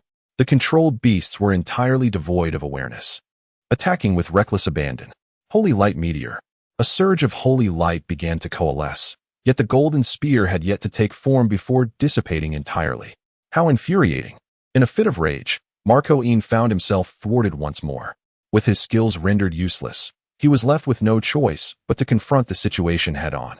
The 3-eyed spirit cat, though infuriated, retained its composure, taking refuge behind the horde of controlled beasts while orchestrating their assault. It kept a watchful eye on the trio, ready to disrupt their skills at the slightest hint of activation. This predicament was untenable. They risked being overwhelmed. Bai Muir felt the urgency rise within her. Lacking offensive skills, her only asset was her enchanting charm. With her abilities currently inaccessible, she could merely hide behind her companions, becoming a liability instead. Muir, utilize your charm. I can't. It will be interrupted. Trust me, use your charm.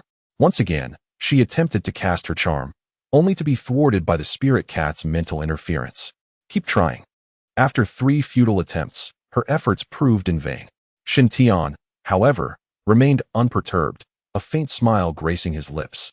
Quite clever, knowing to shift tactics. But sistery, keep your focus on the 3-eyed spirit cat. Follow its movements. As soon as Muir's charm is interrupted, unleash the holy light meteor. Muir, one more time. Yet again. Her attempt was cut short.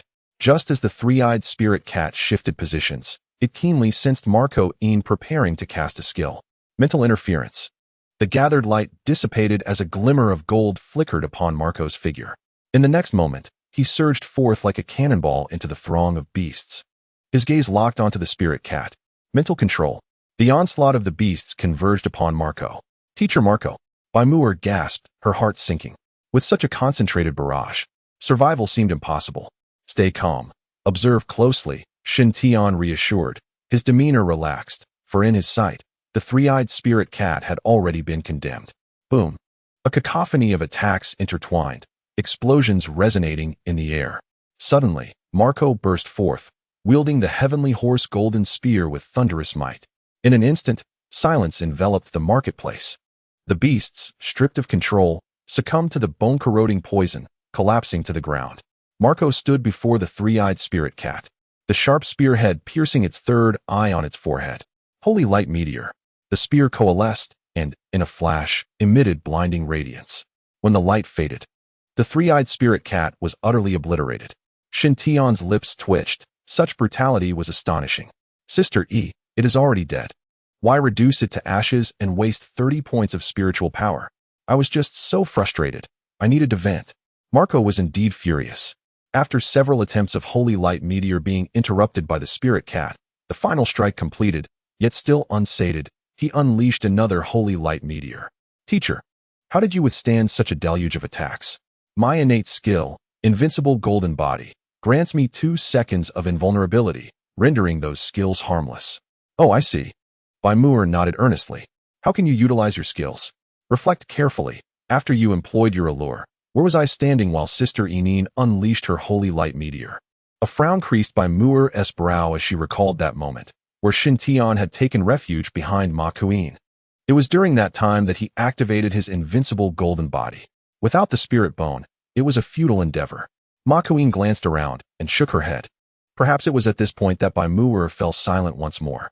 The spirit bone was indestructible and could not be obliterated by Sister Enine's Holy Light Meteor.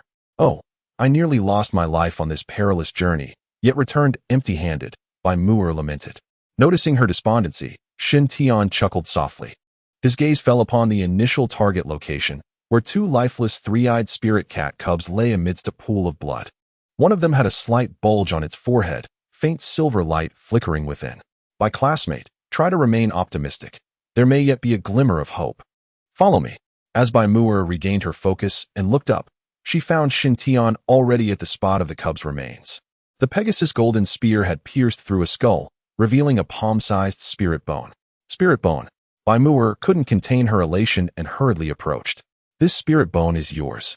I've examined it with my spiritual vision. The skill within is mental disruption, which suits you perfectly. That's wonderful. Upon learning it was mental disruption, Tamer was overwhelmed with excitement. Had it been mental control, it would have overlapped with her allure ability, wasting a skill slot for advancement. Moreover, she had already experienced the remarkable utility of mental disruption and understood that mastering this skill would be pivotal in battle. Shintion, I truly cannot thank you enough. Riding the wave of her excitement, Tamer leaped up and enveloped Shintion in an embrace, akin to an octopus. This sudden display of affection took Shintion by surprise. Just as he was about to struggle, his peripheral vision caught a glimpse of the white fabric peeking from the collar of the aloof goddess. Chapter 11. The cat-eared beast girl with a singular desire for revenge. Hiss. Aloof goddess, you must maintain your composure. Recalling Tamer's usual distant demeanor, Shintion felt his breath quicken as she nestled against him. Clinging to Shintion, Tamer was equally satisfied. Maintaining her aloof goddess persona was exhausting, and seizing this rare opportunity to express gratitude through an embrace was an opportunity not to be missed. Such tender moments were indeed beguiling. Suddenly, a loud crash echoed nearby as Ma Kuin, wielding the Pegasus golden spear, pierced through a beast. The spear's blade shattered the floor beneath them. Shintion, alerted by the noise, discreetly glanced over. Ma Kuin raised the spear once more, aiming at a canine beast. Boom. The spear struck the floor between the beast's legs, sending a chill through Shintion. Ah, I missed. She thrust again, and the canine beast fell lifeless. As Ma Kuin withdrew her spear, she cast a seemingly casual glance at Shintion. Danger. Ahem, with a slight cough. Shintion awkwardly remarked, Classmate Bai, how long do you intend to hold on? Ah, I apologize, I got a bit too excited. Releasing her embrace, Shintion observed that the goddess's snow-white face had flushed a deep crimson, akin to a ripe tomato. He focused intently on absorbing the spiritual bones to acquire new skills. After steadying his emotions, Shintion brandished the heavenly horse golden spear, delivering the final blows to the demon beasts afflicted by the bone corrosion poison. He took the opportunity to investigate whether any spiritual pearls had been dropped. After a brief interval, The demon beasts within the marketplace had been eradicated, and Bai Mu'er had successfully absorbed the spiritual bones, acquiring a new skill. Outside the marketplace, Marco Yin's doppelganger approached, escorting the bespectacled woman, her hands bound. Finding a chair within the marketplace, Marco Yin seated himself, flanked by Bai Mu'er on either side, while Shun Tian assumed a posture of interrogation. Your companions are all dead. Now, tell me, how do you wish to meet your end? Please don't kill me. I beg you, spare my life. The bespectacled woman shook her head in terror, hastily providing an explanation. They are the ones who sought to harm you.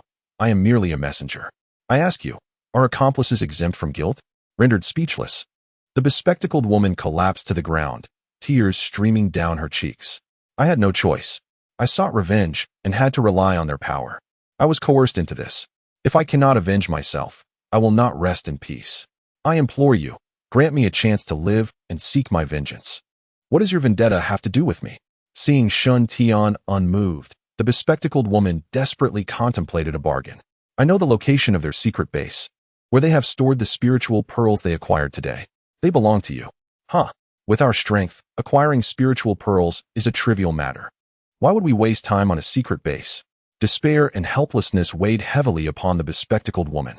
She had exhausted every conceivable option, yet could not sway the man before her. What should she do? As Shin Tian coldly gazed at her, he surmised that she had run out of strategies. Just as he was about to speak, the woman interjected, "If you spare my life, I will agree to any request you make. I am willing to offer myself entirely, as long as I can live to exact my revenge." Marco Yin and Bai Mu'er were taken aback, pondering the depth of hatred that could lead this woman to forsake her dignity in exchange for a chance at survival.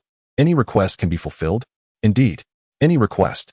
Seeing Shun Tian relent, hope ignited in the bespectacled woman's eyes as she nodded vigorously. Very well. I want you to become my beast maiden and sign a contract with me. The typically stoic Shin Tian revealed a smile at this moment. Through the lens of his spiritual vision, the woman's information was laid bare before him. Beast Girl, Xiao Ji, Dark Knight Phantom Cat. Level, Primary Tier 1 Talent. SSS-Rank Accompanying Skill. Realm of the Nether. Consumes 10 spirit points to summon the Realm of the Nether, allowing one to evade all forms of detection within it. As the level increases, the range of the realm can be expanded, with an additional consumption of 1 spirit point per minute. Spirit Power, 100 Agility, 150 Mentality, 120 Attack, 100 Defense, 70 Contract Beastmaster, None Advancement Tasks, 1. Reach Primary Tier 9 2. Acquire a new Skill 3. Slay 500 Primary Beasts 4. Slay 1 Intermediate Beast, endowed with an SSS rank talent. The Beast Girl possesses unparalleled agility. Most notably, her accompanying skill, the Realm of the Nether, enables her to evade all forms of detection. While this ability is rendered ineffective under the scrutiny of mystical vision, it allows her to escape the probing eyes of other beast masters and beast girls. Furthermore, as her level increases, the range of this ability can be expanded, effectively encompassing her entire team for a stealthy ambush, catching their adversaries off guard. It was precisely this skill that led Shin Tian to refrain from immediately dispatching Xiao Ji with his celestial spear. Are you willing? I am willing. As long as I can survive, Xiao Ji is prepared to do anything. For the sake of vengeance, there is nothing she would not sacrifice. The contract book materialized, floating in the air. After Xiao Ji pressed her handprint, Shin Tian's information panel updated. Contract Beast Girl, Xiao Ji, Dark Knight Phantom Cat, Shared Contract Skill, Realm of the Nether. Thus, the contract was completed. From this moment forth, you shall be my Beast Girl, Xiao Ji. Yes. A sigh of relief escaped Xiao Ji as her anxious heart finally settled. Mu'er, please untie her. Certainly. Bai Mu'er proceeded to free Xiao Ji from her bonds. Once Xiao Ji stood, Shin Tian took a moment to scrutinize this bespectacled young lady. Her long hair cascaded over her shoulders, reaching past her waist. Her face was unblemished, exuding a sense of purity. Overall, she presented a slightly plump yet harmonious figure, with the right proportions in all the right places. Particularly, her waist was exceedingly slender, perfectly complementing her exquisite pear-shaped silhouette. Having admired her physique, Shin Tian returned to the matter at hand. As my Beast Girl, you shall not be wronged. I shall avenge your deep-seated grievances. Is this truly so? I never make empty promises to my Beast Girls. Tears of gratitude welled up in Xiao Ji's eyes as she bowed repeatedly in thanks. Thank you, thank you. Do not rush to express your gratitude. You may do so once I have avenged you. First, tell me about your grievances. Oh, and to save time, let us discuss as we walk. Lead us to that secret base, and let us gather the spirit pearls they have acquired. With that, the group set out, weaving through the bustling streets of Yunlan City under Xiao Ji's guidance. On the road, Xiao Ji recounted her experiences in a general manner.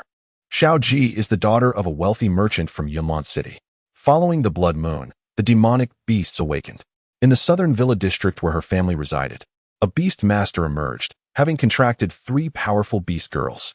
The sheer strength of this beast master rendered him the sovereign of the southern villa district. Infatuated with Xiao Ji's beauty, he sought to claim her as his own. When Xiao Ji resisted, her entire family was slaughtered, leaving only her, who had awakened. To escape, the Beastmaster was none other than Lin Tianhai, the wealthiest man in Yunlan City. Upon hearing Xiao Ji's tale, Shin Tian couldn't help but feel a pang of sorrow. His son, Lin Hao, had been killed just days prior. He never anticipated that he would soon be the target of vengeance.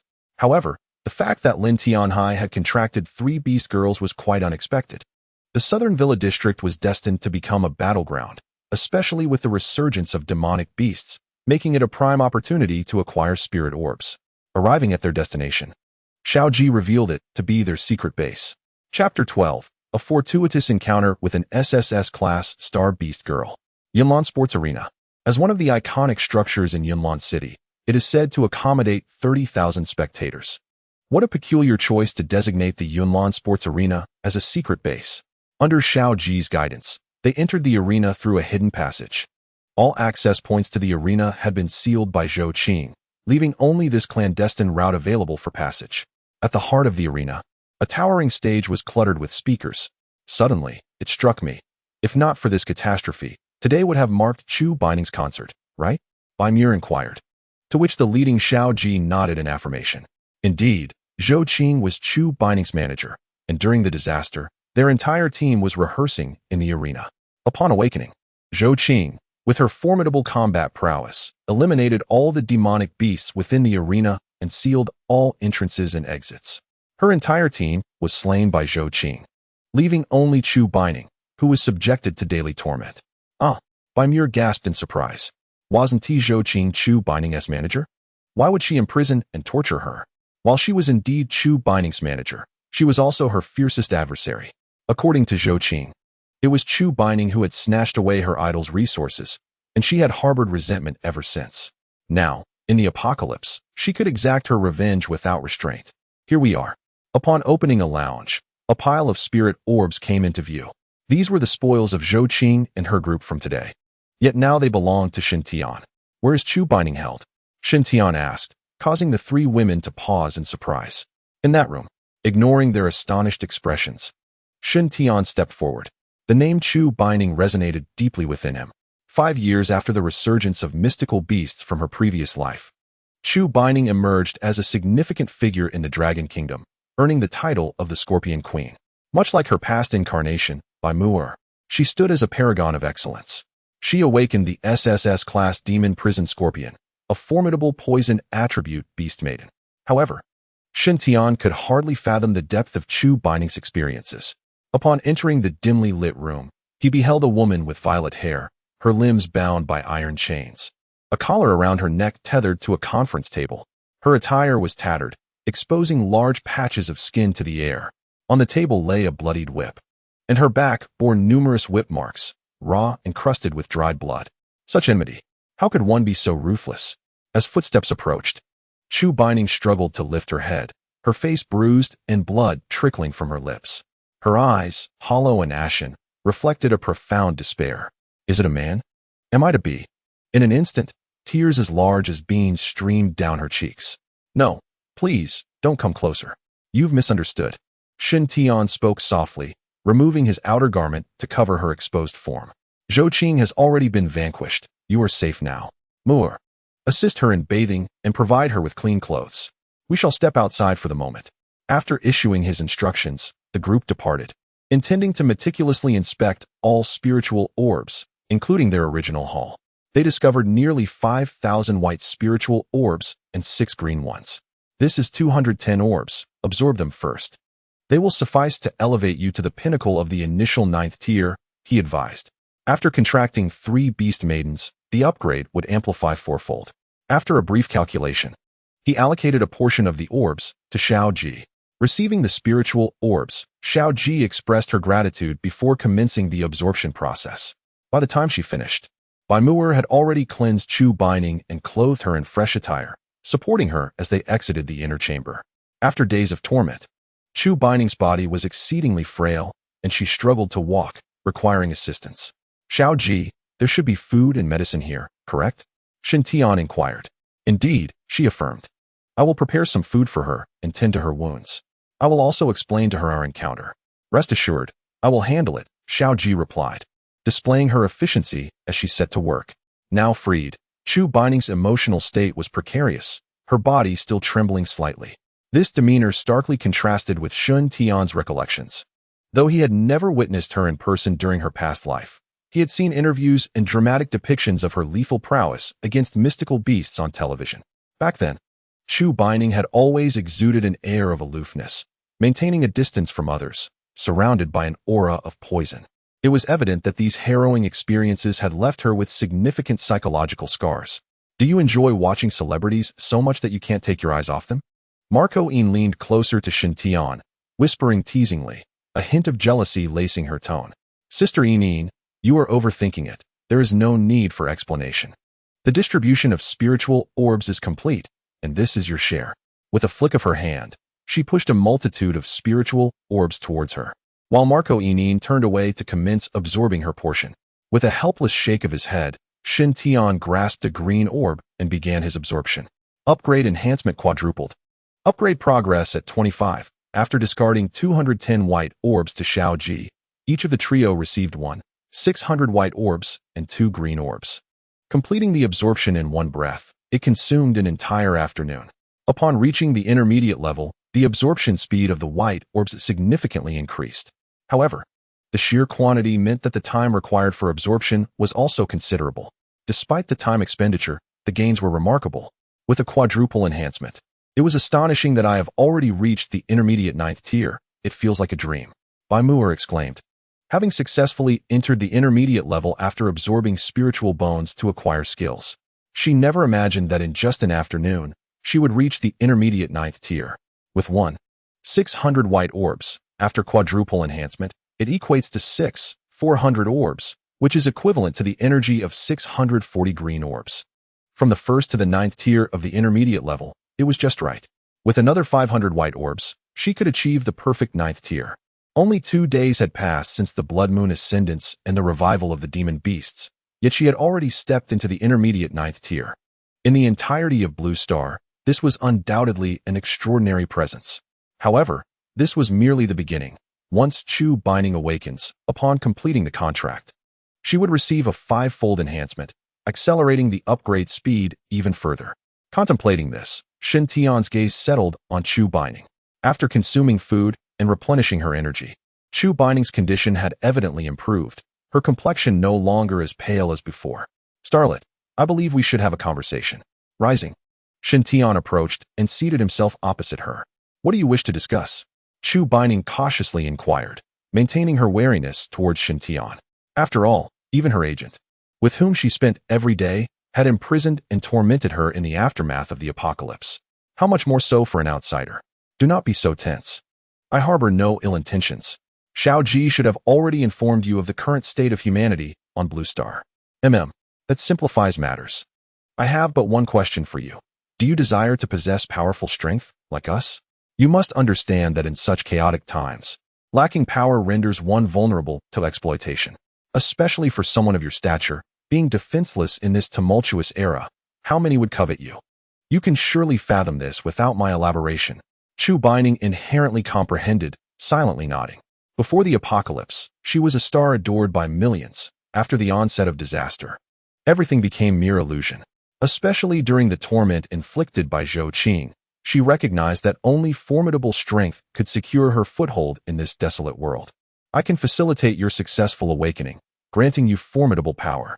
In exchange, After your awakening, you must become my beast girl. What do you think? Will you consider it? Chapter 13. Lin Tianhai, the wealthiest in Yunlan. Why? Why me? Because of your potential. My innate skill, the divine eye, allows me to see through everything. Your potential is immense. I will assist you in awakening, transforming you into my beast maiden, which will greatly benefit me. Are you not afraid that I might repay kindness with malice after awakening? Not at all. Shen Tian shook his head. I understand you. You are pure and kind-hearted, and you would never burn bridges or forget favors. Tears blurred Chu Baiting's bright eyes in that instant. The experiences of the past few days had filled her with despair regarding human nature. In her heart, she believed no one was trustworthy. Yet, she felt an unwavering trust in the man before her. This glimmer of faith was like a beacon of light for Chu Baiting, offering her redemption amidst the darkness. If I awaken, I will certainly make a pact with you and become your beast maiden. I believe in you. What a naive belief. Shen Tian questioned whether she truly believed it. After all, human hearts are notoriously complex. Yet, Shen Tian had his own resolve. Should Chu Baiting betray him after awakening, he would not hesitate to eliminate her on the spot. Rest well tonight. Tomorrow holds great importance. At 8 o'clock tomorrow evening, your awakening will occur. The blood moon will rise once more, heralding the second resurgence of the demon beasts, alongside the falling of awakening spirit stones. This calamity for Blue Star will witness 7 waves of demon beast resurgences. The intervals between the first 2 are merely 3 days. Thus, 8 o'clock tomorrow evening marks the time for the second resurgence, when more demon beasts will emerge, significantly increasing the number of intermediate demon beasts. Particularly, the savage beasts lurking in the mountains will launch assaults on human settlements. Shen Tian had agreed to assist Xiao Ji in her quest for vengeance partly because he had set his sights on the southern villa district. This area is adjacent to a great river, beyond which lies an unending mountain range. After the second resurgence of demon beasts, those from the mountains will undoubtedly cross the river, invade the southern villa district, and ultimately attack the entire Yunlan city. At that juncture, by slaying the demon beasts, they could continuously acquire spirit pearls. After a night of tranquility, dawn broke. Shen Tian and his party of 5 set forth, though Chu Baiting's injuries hindered her mobility. Marco Yin summoned a doppelganger, which he carried on his back. With Xiao Ji's addition, their journey proceeded remarkably smoothly. Within the realm of the underworld, they moved like phantoms, leaving behind a trail of fallen demon beasts, unaware of their adversaries' whereabouts. The Yunlan Sports Center was not far from the southern villa district. Yet their pace was slow as they hunted demon beasts and collected spirit pearls. Through their collaboration, Xiao Ji completed 3 tasks for her advancement, leaving only 1 skill acquisition unfinished, indicating she was already on the threshold of becoming an intermediate beast maiden. It was only around noon when they finally reached the southern villa district. The opulence is truly staggering. Capitalists are indeed exceptional. Hundreds of luxurious villas stand in majestic rows. The residential area is replete with verdant landscaping and various essential amenities. It even features a small power station dedicated to supplying electricity to the villa district. Even if the entire Yunlan city experiences a blackout, the southern villa enclave remains aglow. Lin Tianhai resides in the grandest villa at the very center.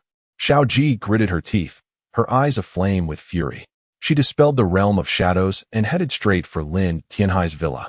To her astonishment, with the realm of shadows in place, she could have infiltrated the villa unnoticed, effortlessly eliminating Lin Tianhai. Yet, upon further reflection, Xiao Ji comprehended the futility of such stealthy tactics in the face of absolute power. What did it matter if Lin Tianhai had contracted 3 beast maidens? Could they possibly compare to Shen Tian? Certainly not. With clarity of thought, Xiao Ji dispelled the realm of shadows. A man and 4 women emerged into the sunlight, proceeding purposefully towards the central villa area. At that moment, within the expansive central villa district, a grand pool party was in full swing. Men stood at the edges, their eyes fixated on the spectacle in the pool. Amidst pulsating music, scantily clad women danced with fervor. These individuals were all affluent former residents of the southern villa district, along with their families. Following the resurgence of magical beasts, 2 awakening spirit stones had descended upon Lin Tianhai's villa. After feeding one to a maid, he was astounded to discover she had awakened superpowers, prompting him to swallow the other stone, successfully awakening as a beast master. With newfound power, Lin Tianhai began collecting awakening spirit stones in the southern villa district, feeding them to his maids, and successfully contracting 3 beast maidens. Logically, these maidens should have risen against him after gaining power. However, after years of brainwashing and training under Lin Tianhai, they had entirely succumbed to his will, obeying his every command. This immense power naturally ignited Lin Tianhai's primal desires. The entire villa district fell under his dominion. Men were compelled to bow in submission, while women were at his beck and call. Lin Tianhai reveled in the raucous festivities by the pool, his hands wandering over the bodies of 2 naked women. Behind him stood 2 beast maidens, one with rabbit ears and a short tail, the other adorned with moth-like wings. These maidens appeared dazed, vigilantly guarding Lin Tianhai's vicinity. "Why has the music stopped?" Lin Tianhai bellowed in rage, causing the middle-aged man responsible for the music to stumble and fall to his knees. "Master Lin, I was so engrossed in the dance that I momentarily lost focus. Please forgive me. Old Wang, we are old acquaintances, and I would not slay you." Lin Tianhai squinted, a mocking smirk playing on his lips. However, there must be a punishment. With a shift in tone, the middle-aged man fell silent. "Your wife dances quite well. In honor of my good mood today, I shall grant her to you." With a sweeping gesture, the moth-winged beast maiden soared into the pool, seizing a naked noblewoman and tossing her into the throng of onlookers. In the midst of midlife crisis, old Wang felt a sudden darkness enveloping his vision, fully aware of the fate that awaited his wife. "What are you all dawdling about? Let the revelry commence. Let the music play. Let the dancing resume." The celebration continued unabated, for none dared defy the commands of this tyrant. Lin Tianhai reveled in boundless joy, his desires reaching unparalleled fulfillment. "Master," someone approaches. A serpent-tailed beast maiden had stealthily materialized, holding a camera from which she extracted several freshly developed photographs. Upon receiving the images, Lin Tianhai abruptly sat upright, pushing aside the 2 women who had been attending to him. "Xiaoji, how dare you return? Once I capture you, you shall forever submit to my will." "Oh, these 2 are exquisite as well." Memories flooded back. His obedient son, Lin Hao, had once captured candid shots of these 2 women. The stunning intern teacher, Ma Qian, from Yunlan No. 1 High School, with her ample bosom, and the campus belle, by Muir. Lin Tianhai's eyes glimmered with desire, nearly drooling at the sight. And then there was Chu Binding. This little vixen was here as well. Lin Tianhai was well aware that Chu Binding had come to Yunlan City for a concert. As the local tycoon, he had even dined with her. He had harbored ambitions, suggesting he could gift her a luxurious apartment, but she had brazenly rejected him, humiliating him in front of others, and he had since held a grudge against her. Splendid. Absolutely splendid. I shall have them all. Everyone halt. Arm yourselves. Chapter 14. Revenge at last. They arrived, and quite swiftly. Shin Tian raised an eyebrow as a throng of individuals surged forth from the grand villa, each wielding an array of weapons, baseball bats, golf clubs, model swords, and more. At the center of this commotion stood Lin Tianhai, a rotund man with a disheveled appearance. "Xiaoji, I was just lamenting my inability to locate you, and here you come, bringing along such exquisite company. What? Are you preparing to pledge your allegiance to me? If only you had realized this sooner, your entire family could have been spared." "Lin Tianhai, you scoundrel!" Xiaoji retorted fiercely, instantly transforming into her beast maiden form. "I have returned to exact vengeance upon you." Lin Tianhai scoffed derisively. "You alone? My 3 little pets could shred you to pieces in no time." With that, 3 beast maidens positioned themselves protectively in front of him. "One is insufficient. What about us?" With a swift movement, Shun Tian summoned his weapon. Ma Qian and Bai Muir also assumed their beast maiden forms. "No wonder you have the audacity to return to your demise. You found reinforcements. So, you are a beastmaster as well. Have you considered aligning yourself with me? I can guarantee a life of luxury and pleasure. I have plenty of women at my disposal, of every variety imaginable. However, the women you've brought must first serve me." "How utterly depraved!" Shin Tian exclaimed. "Is this truly the wealthiest man in Yunlan? Before the apocalypse, he was merely a man of stature. Now, his true nature has been revealed, a wolf in sheep-esque clothing. Young man, do not be ungrateful. This is a boon bestowed upon you by me. Curse your so-called boon."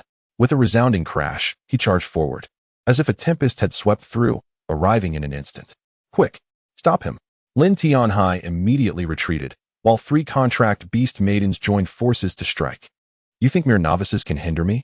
Upon their arrival, Shin Tian had already assessed the situation of the three. The rabbit-eared beast maiden and the serpent-tailed beast maiden were both at the elementary 3rd tier, while the moth-winged beast maiden was somewhat stronger, yet merely at the 5th tier. In contrast, Lin Tianhai, as a beast master, had already reached the elementary 8th tier, just a step away from the 9th tier. It was evident that Lin Tianhai had absorbed the majority of the spirit pearls gained from slaying demonic beasts alongside the 3 beast maidens, resulting in their lower levels and consequently diminished combat prowess. The serpent-tailed beast maiden struck first, her elongated tail swelling as it swung towards Shin Tian. The celestial horse's golden spear swept through the air, severing the tail in two. Die! With a swift thrust, the golden spear pierced her abdomen, delivering a fatal blow.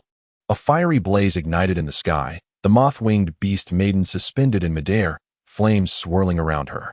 She gathered fireballs before her, her vacant eyes filled with murderous intent. Raising the celestial horse's golden spear high, she hurled it with all her might. The spear pierced through the gathering fireball, subsequently penetrating the chest of the moth-winged beast maiden. Quick! Kill her! Lin Tianhai roared, and the rabbit-eared beast maiden, who had been lying in wait, sprang into action, appearing behind Shin Tian. With a leap, her long legs ensnared his neck. The rabbit-eared beast maiden glared fiercely, her body descending with the intention of tossing Shin Tian aside. Your strength is far too feeble. Shin Tian freed a hand, effortlessly grasping the legs wrapped around his neck, easily neutralizing the rabbit-eared beast maiden's force. Battling an elementary opponent as a mid-tier warrior felt akin to an adult toying with a child, devoid of any pressure. Seizing the rabbit-eared beast maiden's legs, Shin Tian spun around, ruthlessly slamming her into the ground. With a resounding thud, the earth trembled, raising clouds of dust 3 feet high. As for the rabbit-eared beast maiden, blood streamed from her 7 orifices, and she perished instantly. This seemingly simple act was, in reality, the overwhelming force of a mid-tier warrior shattering the rabbit-eared beast maiden's internal organs. How could this be possible? Lin Tianhai panicked, turning to merge with the crowd. What are you all standing there for? Quickly, join forces and overwhelm him. I dare anyone to court death. With a furious shout, the armed men instantly froze in place. Those who wish to live, clear the way. If Lin Tianhai escapes, you shall all meet the king of hell. In an instant, the crowd parted, creating a path. Enraged, Lin Tianhai could not afford to lose his temper under the threat of death, and hurriedly dashed towards the villa. Can you truly escape? A gust of wind swept by, and Shin Tian had already arrived at the villa's entrance. Lin Tianhai slammed on the brakes, yet he found himself right before Shin Tian. Bang! A sudden punch landed squarely on Lin Tianhai's face, causing blood to pour from his nose. You wretched creature, just like your son, nothing but trash. My son? Lin Tianhai stammered, gazing incredulously at Shin Tian. Bang! Another punch sent the corpulent Lin Tianhai spinning. I forgot to mention, your son Lin Hao has long since perished. You killed my son, and today slap. A resounding blow sent Lin Tianhai flying. As Shin Tian flexed his wrist, his tone laced with impatience. You foolish fool who cannot grasp the situation. I am the one in charge now. With a swift leap, he pursued the airborne Lin Tianhai. A punch struck his abdomen, and Lin Tianhai gasped, blood spilling from his mouth, mingled with bile. After that blow, he was left utterly weakened. As he passed through the crowd, Shin Tian seized a gleaming Tang Dao. His life or death is for you to decide. He handed the blade to Xiao Ji and stepped aside. Now, all eyes were on her performance. Lin Tianhai, did you ever consider a day would come when you would fall into my hands? Raising the Tang Dao, Xiao Ji approached. Her teeth clenched. One foot pressed down on Lin Tianhai's bloodied face, mercilessly grinding into his wounds, igniting the nerves within him. Ah, Miss Xiao Ji, I was wrong. Please spare me. Spare you? How can I let you go? What about my tragically deceased parents, my grandparents, and my brother? Would they approve? A blade plunged into Lin Tianhai's abdomen as Xiao Ji twisted the knife, methodically slicing through his flesh. This is for my father. Swish. The blade withdrew only to slash down again, severing Lin Tianhai's right arm. And this is for my mother. A scream echoed through the entire South City Villa district, accompanied by the relentless strikes of Xiao Ji's blade. As Lin Tianhai's limbs were systematically severed, blood gushed from his abdomen, yet he clung to life, writhing in agony. Shin Tian, watching in horror, wondered if this girl had studied medicine, Each strike evaded vital organs. Let me think. Where should I strike next? The blade glided down, pausing at Lin Tianhai's groin. For your depraved thoughts, I shall render you impotent. No. In his cries of despair, Lin Tianhai's eyes dulled, devoid of life. For him, even survival held no joy. Beast. Gripping the Tang Dao, Xiaoji could no longer restrain her emotions. The haunting images of her loved one's tragic deaths flooded her mind. Time and again, she raised the blade, unleashing all her fury upon her nemesis. It was unclear how long she continued, but eventually, Xiaoji, drained of energy, dropped the Tang Dao and collapsed nearby. Lin Tianhai was lifeless, his corpse a grotesque sight. With vengeance fulfilled, Xiaoji laughed maniacally, tears streaming down her cheeks. Mom, Dad, grandparents, brother, I have avenged you. Shin Tian refrained from comforting her. It was better to let her vent in this moment. With Lin Tianhai dead, it was time for the villa to change hands. The cold gaze swept over the assembled crowd, and Shin Tian let out a soft snort before stepping into the villa. Marco and the others followed closely behind him. As soon as Shin Tian set foot inside the villa, he was taken aback. Within the confines of the villa, a gathering of naked women had assembled, their pairs of eyes fixated upon him. Initially, there was astonishment, followed by delight, and subsequently, a palpable sense of dread and fear. A noble woman knelt down, crawling on the ground, and spoke in a tone of supplication. We have met the master. Instantly, the other naked women followed suit, echoing, We have met the master. Chapter 15. I come to fulfill my promise. What does this mean? As Shin Tian regained his composure, a surge of anger and humiliation washed over him. What sort of joke is this? Do they take me, Shin Tian, for a man driven by lust? His peripheral vision swept across all the women present, and he inhaled deeply. Just as he was about to speak, a group of men outside the villa simultaneously knelt down. We greet the boss. What the hell? Is this a game? Do you think this is Liangshan? Lin Tianhai was brutal, but fortunately, the boss intervened and slayed the rogues. From now on, we shall be your most loyal subordinates. Shin Tian's lips twitched at the mention of loyalty. Lin Tianhai hadn't even been buried yet. Among the crowd, a middle-aged man stepped forward. This man was none other than Old Wang, who had played music not long ago. Boss, with Lin Tianhai gone, everything here belongs to you, including these women. They are at your command. With that, he winked at Shin Tian, wearing an expression that suggested he understood everything. Do as you please, you rascal. Slap. In an instant, Old Wang fell silent. Everyone, get up, put your clothes on, and then get the hell out. Half an hour later, anyone lingering in the South City Villa district would be dealt with mercilessly. The men and women present were thrown into chaos, their faces pale with terror. Beyond the South City Villa district lay a world infested with beasts. For those unarmed, death was the only outcome.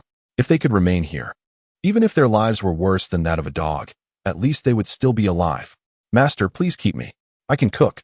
Surely you need someone to take care of your meals. Yes, yes. Master, don't be deceived by my frail appearance. I am full of strength. Keeping me around for physical labor would be no trouble at all.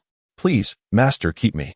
I possess excellent skills. In my youth, I was a renowned technician in Yunlan City, proficient in sauna and massage. Filthy wretches, who doesn't know you used to be on the streets? Do you even know how to massage? Get lost. In that moment, regardless of gender, everyone began pleading to remain. Shin Tian, unable to endure any longer, summoned the celestial horse golden spear in his hand. Aiming at the nearest individuals, he pierced through several flesh wounds. The scene fell silent, each person looking at Shin Tian with fear. Do you take my words lightly? Get out now, or you shall face death. Shiraoji, timing it precisely, declared that anyone lingering in the South City Villa area after half an hour should be dealt with ruthlessly. Witnessing Shin Tian's unwavering stance, the crowd felt utterly despondent and hastily fled the South City Villa area. A group of inept individuals, were they to remain as a hindrance? Shin Tian understood clearly that keeping such company would merely encumber him and waste precious resources. In this apocalyptic world, food was an invaluable commodity, and he had no intention of harboring idlers. Moreover, with Baimur around, he could effortlessly command certain magical beasts to perform laborious tasks. After dispersing the crowd, tranquility enveloped the South City Villa area. A few individuals strolled through the opulent villa, deciding to explore it for a while. Upon completing their tour, Shin Tian's forehead creased with frustration. It was utter chaos. The villa had been left in a state of utter disarray. To describe it in one word would be to say it was in a state of decadence. One could easily imagine the absurdity that had transpired within the past few days. This place was no longer habitable. A change of residence was imperative. How about my home? Shirao Ji stepped forward to suggest. Though my home is smaller than this villa, we would still manage comfortably. However, we would need to procure our own food. Ever since Lin Tianhai had seized control of the entire South City Villa area, all households had been stripped bare of provisions, now stored in the underground cellar of this grand villa. Then let us take refuge in your home, where we shall not need to toil for food. Moore, shortly you and Shirao Ji shall venture out to contract a few monkey-like magical beasts. Understood.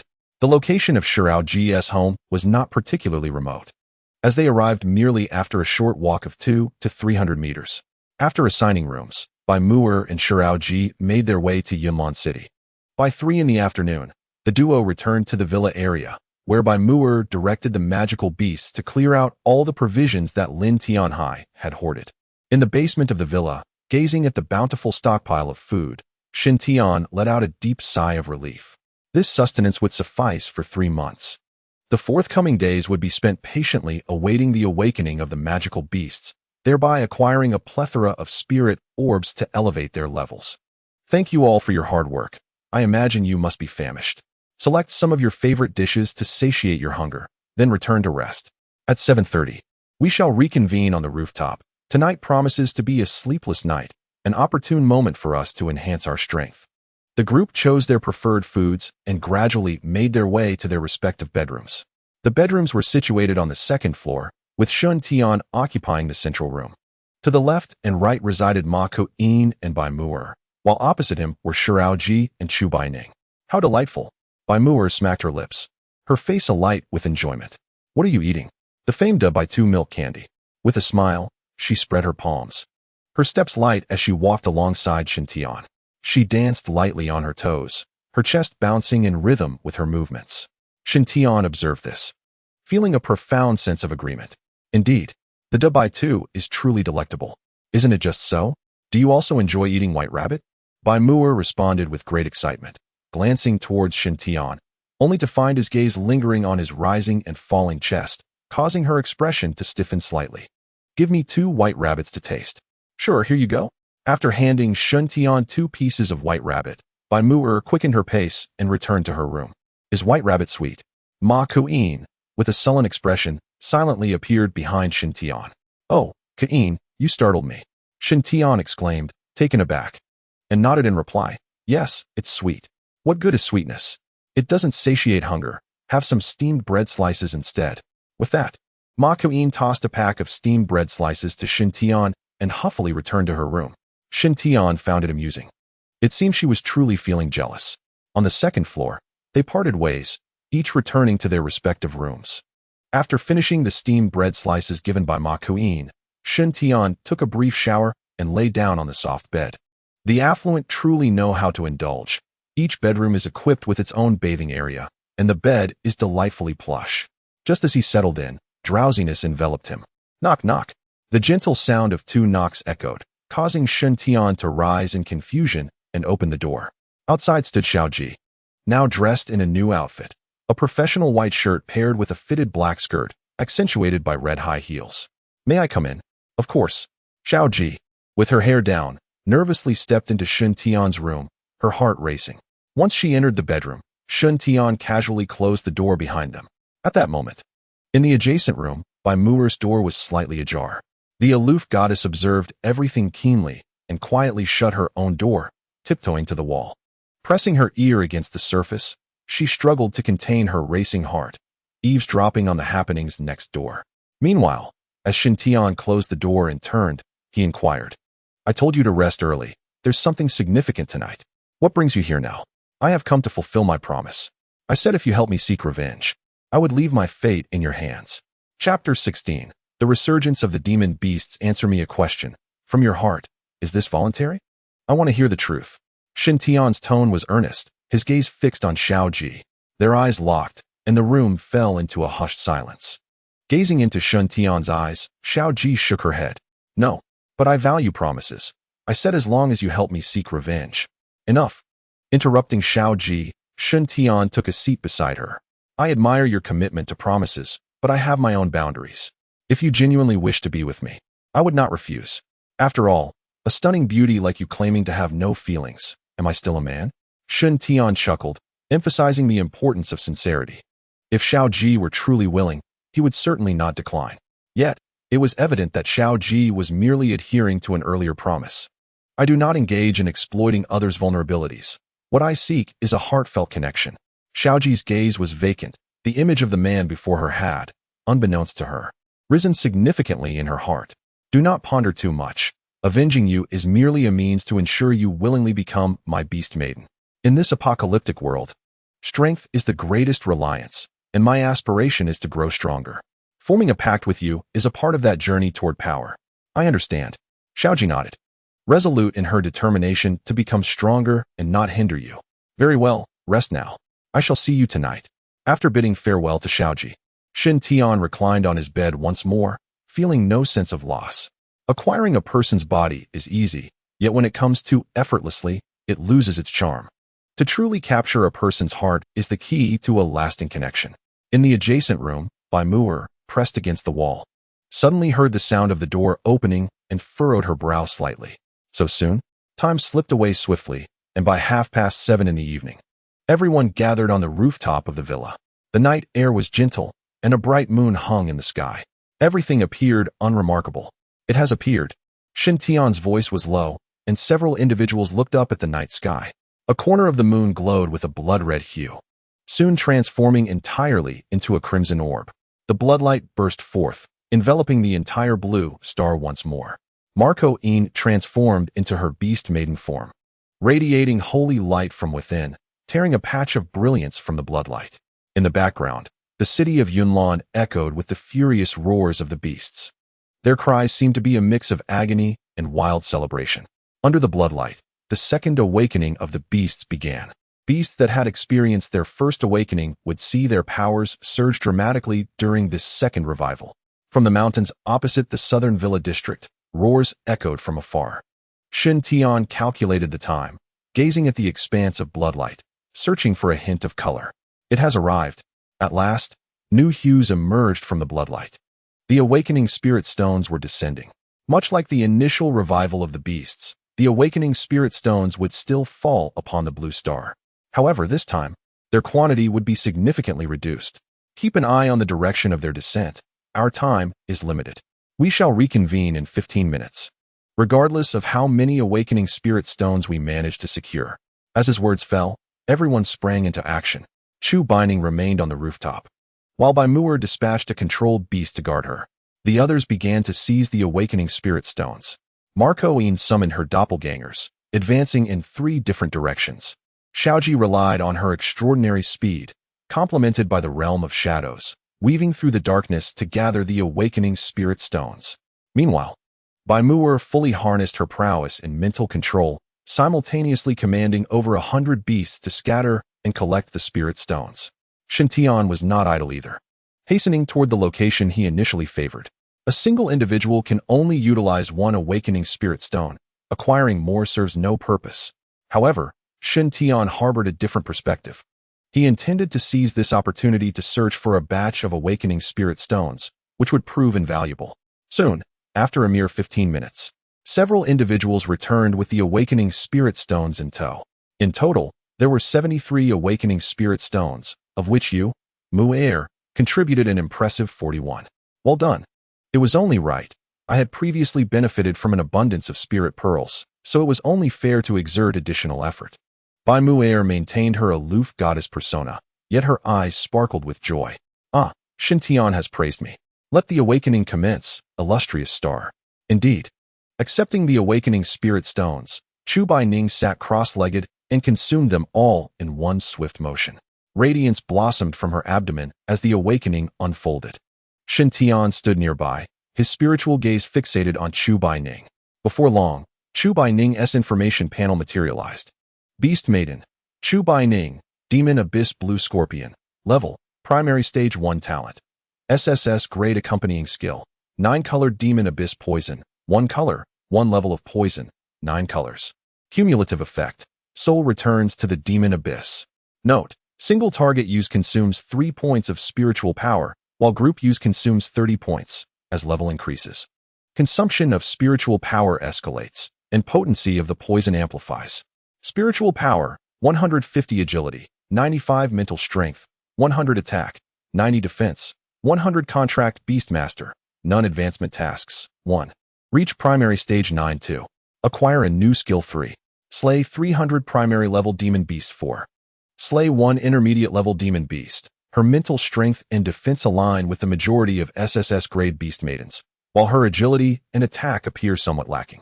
Nonetheless, her spiritual power stands out remarkably. At primary stage 1, possessing 150 points of spiritual power is quite extraordinary. Xintian only reached that level at primary stage 6. It can only be concluded that foundational attributes vary from person to person. The awakening was a success. Chu Baining exclaimed, her delight unmistakable. Finally, she had harnessed formidable power. Come, let us forge a contract. Before Xintian could utter a word, Chu Baining was already prepared. Without further ado, Xintian summoned the contract book. As Chu Baining pressed her handprint, Xintian's information panel updated accordingly. Simultaneously, he gained access to the sharing of Chu Baining's accompanying skill. The poison-type skill could be utilized for both single and group applications. Xintian's mind brimmed with ideas. Xiao Ji and Chu Baining were undeniably a match made in heaven. With the domain of the nether hiding their movements, they could stealthily infiltrate enemy ranks. A collective strike of the 9-colored demon abyss poison would allow them to await their harvest. The sanguine light began to dissipate. In the night sky, the crimson hue faded, and the moon returned to its pristine state. The blood-red glow that had enveloped the entire blue star quietly vanished. In an instant, the world fell silent. The once rampaging demon beasts ceased their roars entirely. This was the calm before the storm. In the distant mountains, a subtle unrest could be sensed. Beneath the cloak of night, a great cloud of dust swirled. The villa beneath trembled violently, as if an earthquake had struck.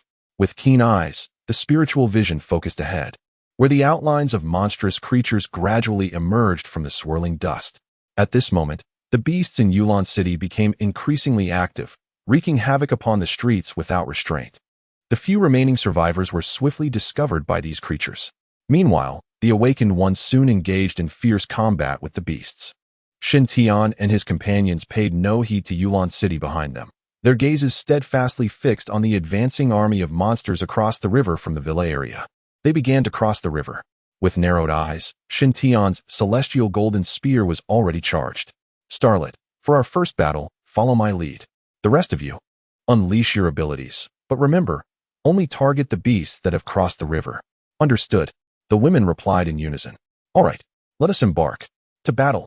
Chapter 17. The initial trial of the 9-colored demon abyss poison forming a line, they dispersed to prevent collateral damage among their ranks. However, Injia, leave a clone behind as support. Chu Baining, stay close to me. Xintian swiftly issued his combat commands, and the group quickly spread out, distancing themselves by 100 meters. At this moment, several beasts had already crossed the Yun River, charging towards them. Kill! With a piercing cry, Marco Een was the first to strike. The celestial golden spear blazed with brilliance, and behind her, numerous golden spears materialized in the air. With her initial strike came the grand move, Holy Light Meteor. Bai Mu'er transformed into a fox maiden, her eyes radiating a soft pink glow. The first wave of beasts that crossed the river was instantly subdued, turning in unison to engage in battle with their own kind. Under the moonlight, Xiao Ji fell into oblivion. Enveloped by the realm of the ethereal, she vanished from sight. Only the monstrous creatures could be seen, inexplicably meeting their demise as their heads burst apart. On their lifeless bodies remained only traces of claw marks. God of War's blessing.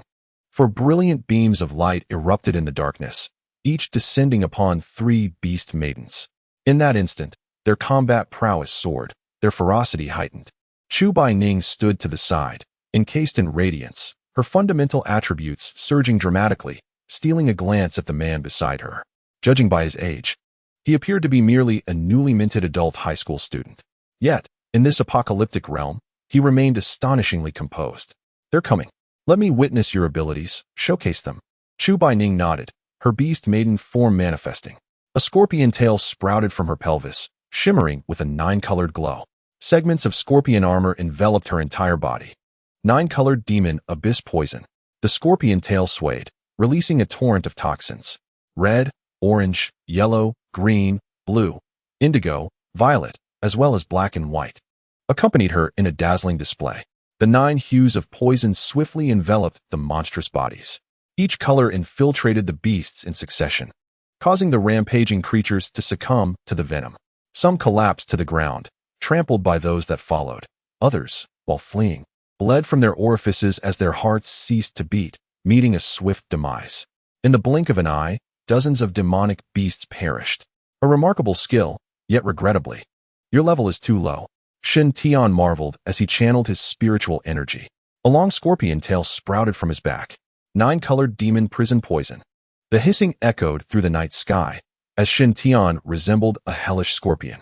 With arms outstretched, toxic gas erupted from the scorpion tail, the 9-colored toxins intertwining in a vibrant display. Go! Like a surging tide, it rushed forth, engulfing a vast expanse of demonic beasts. The wails and cries were incessant. Beneath the shroud of poison, not a single beast managed to escape. Moments later, the toxic mist dissipated. On the Yunjiang embankment, the corpses of the beasts piled high, easily numbering 400 to 500.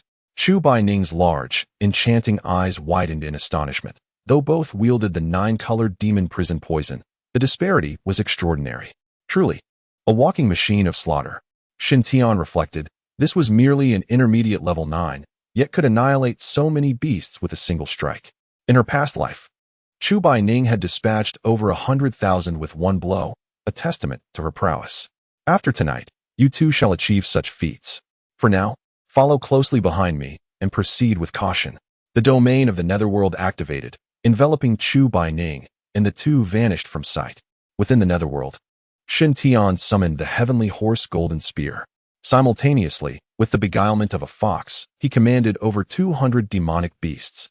He called a tiger-like beast to his side for Chu Baining to ride, while he wielded the golden spear, charging through the throng of beasts. The creatures under Shin Tian's control roamed the battlefield, scavenging spiritual orbs from the fallen. The battle raged on, a palpable aura of slaughter permeating the air. After a relentless 2 hours of combat, the corpses on the Yunjiang embankment had formed a veritable mountain. In the distance, the army of beasts continued to advance in a grand procession. The first phase of the battle plan was complete. It was time to commence the second phase. The embankment could only accommodate a limited number of beast corpses, making it impossible to treat this as a long-term battleground. Mu'er, you remain here to control the beasts. Clear away these corpses and thoroughly search for any spiritual orbs. The rest of you, follow me across the river to engage in battle. No sooner had the words left his lips than Ma Ku'in appeared before him. Without further ado, Shin Tian understood and mounted his steed. Xiao Ji and Chu Baining climbed onto the backs of their respective avatars. Crossing the Yunjiang, Ma Ku'in conjured a radiant area for the group to descend. Life healing. After prolonged combat, each bore wounds to varying degrees, particularly Ma Ku'in, who had endured numerous injuries amidst the ferocious beasts, his attire stained with blood. A rich aura of life enveloped them all. The wounds healed rapidly, and a surge of vitality coursed through their bodies. Their spiritual energy replenished. The radiant glow flickered as the expended energy was restored in an instant. After repeatedly unleashing his skills, Shin Tian found himself completely drained of spiritual energy.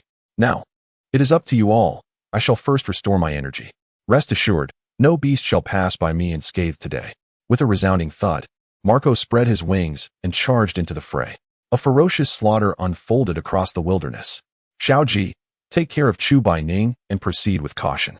Having arranged for the two women, Shin Tian sat cross-legged and retrieved several spirit orbs, rapidly absorbing their essence. The spirit orbs contained vast amounts of spiritual energy, which was essential for leveling up. Moreover, this energy could also be transformed into spiritual power.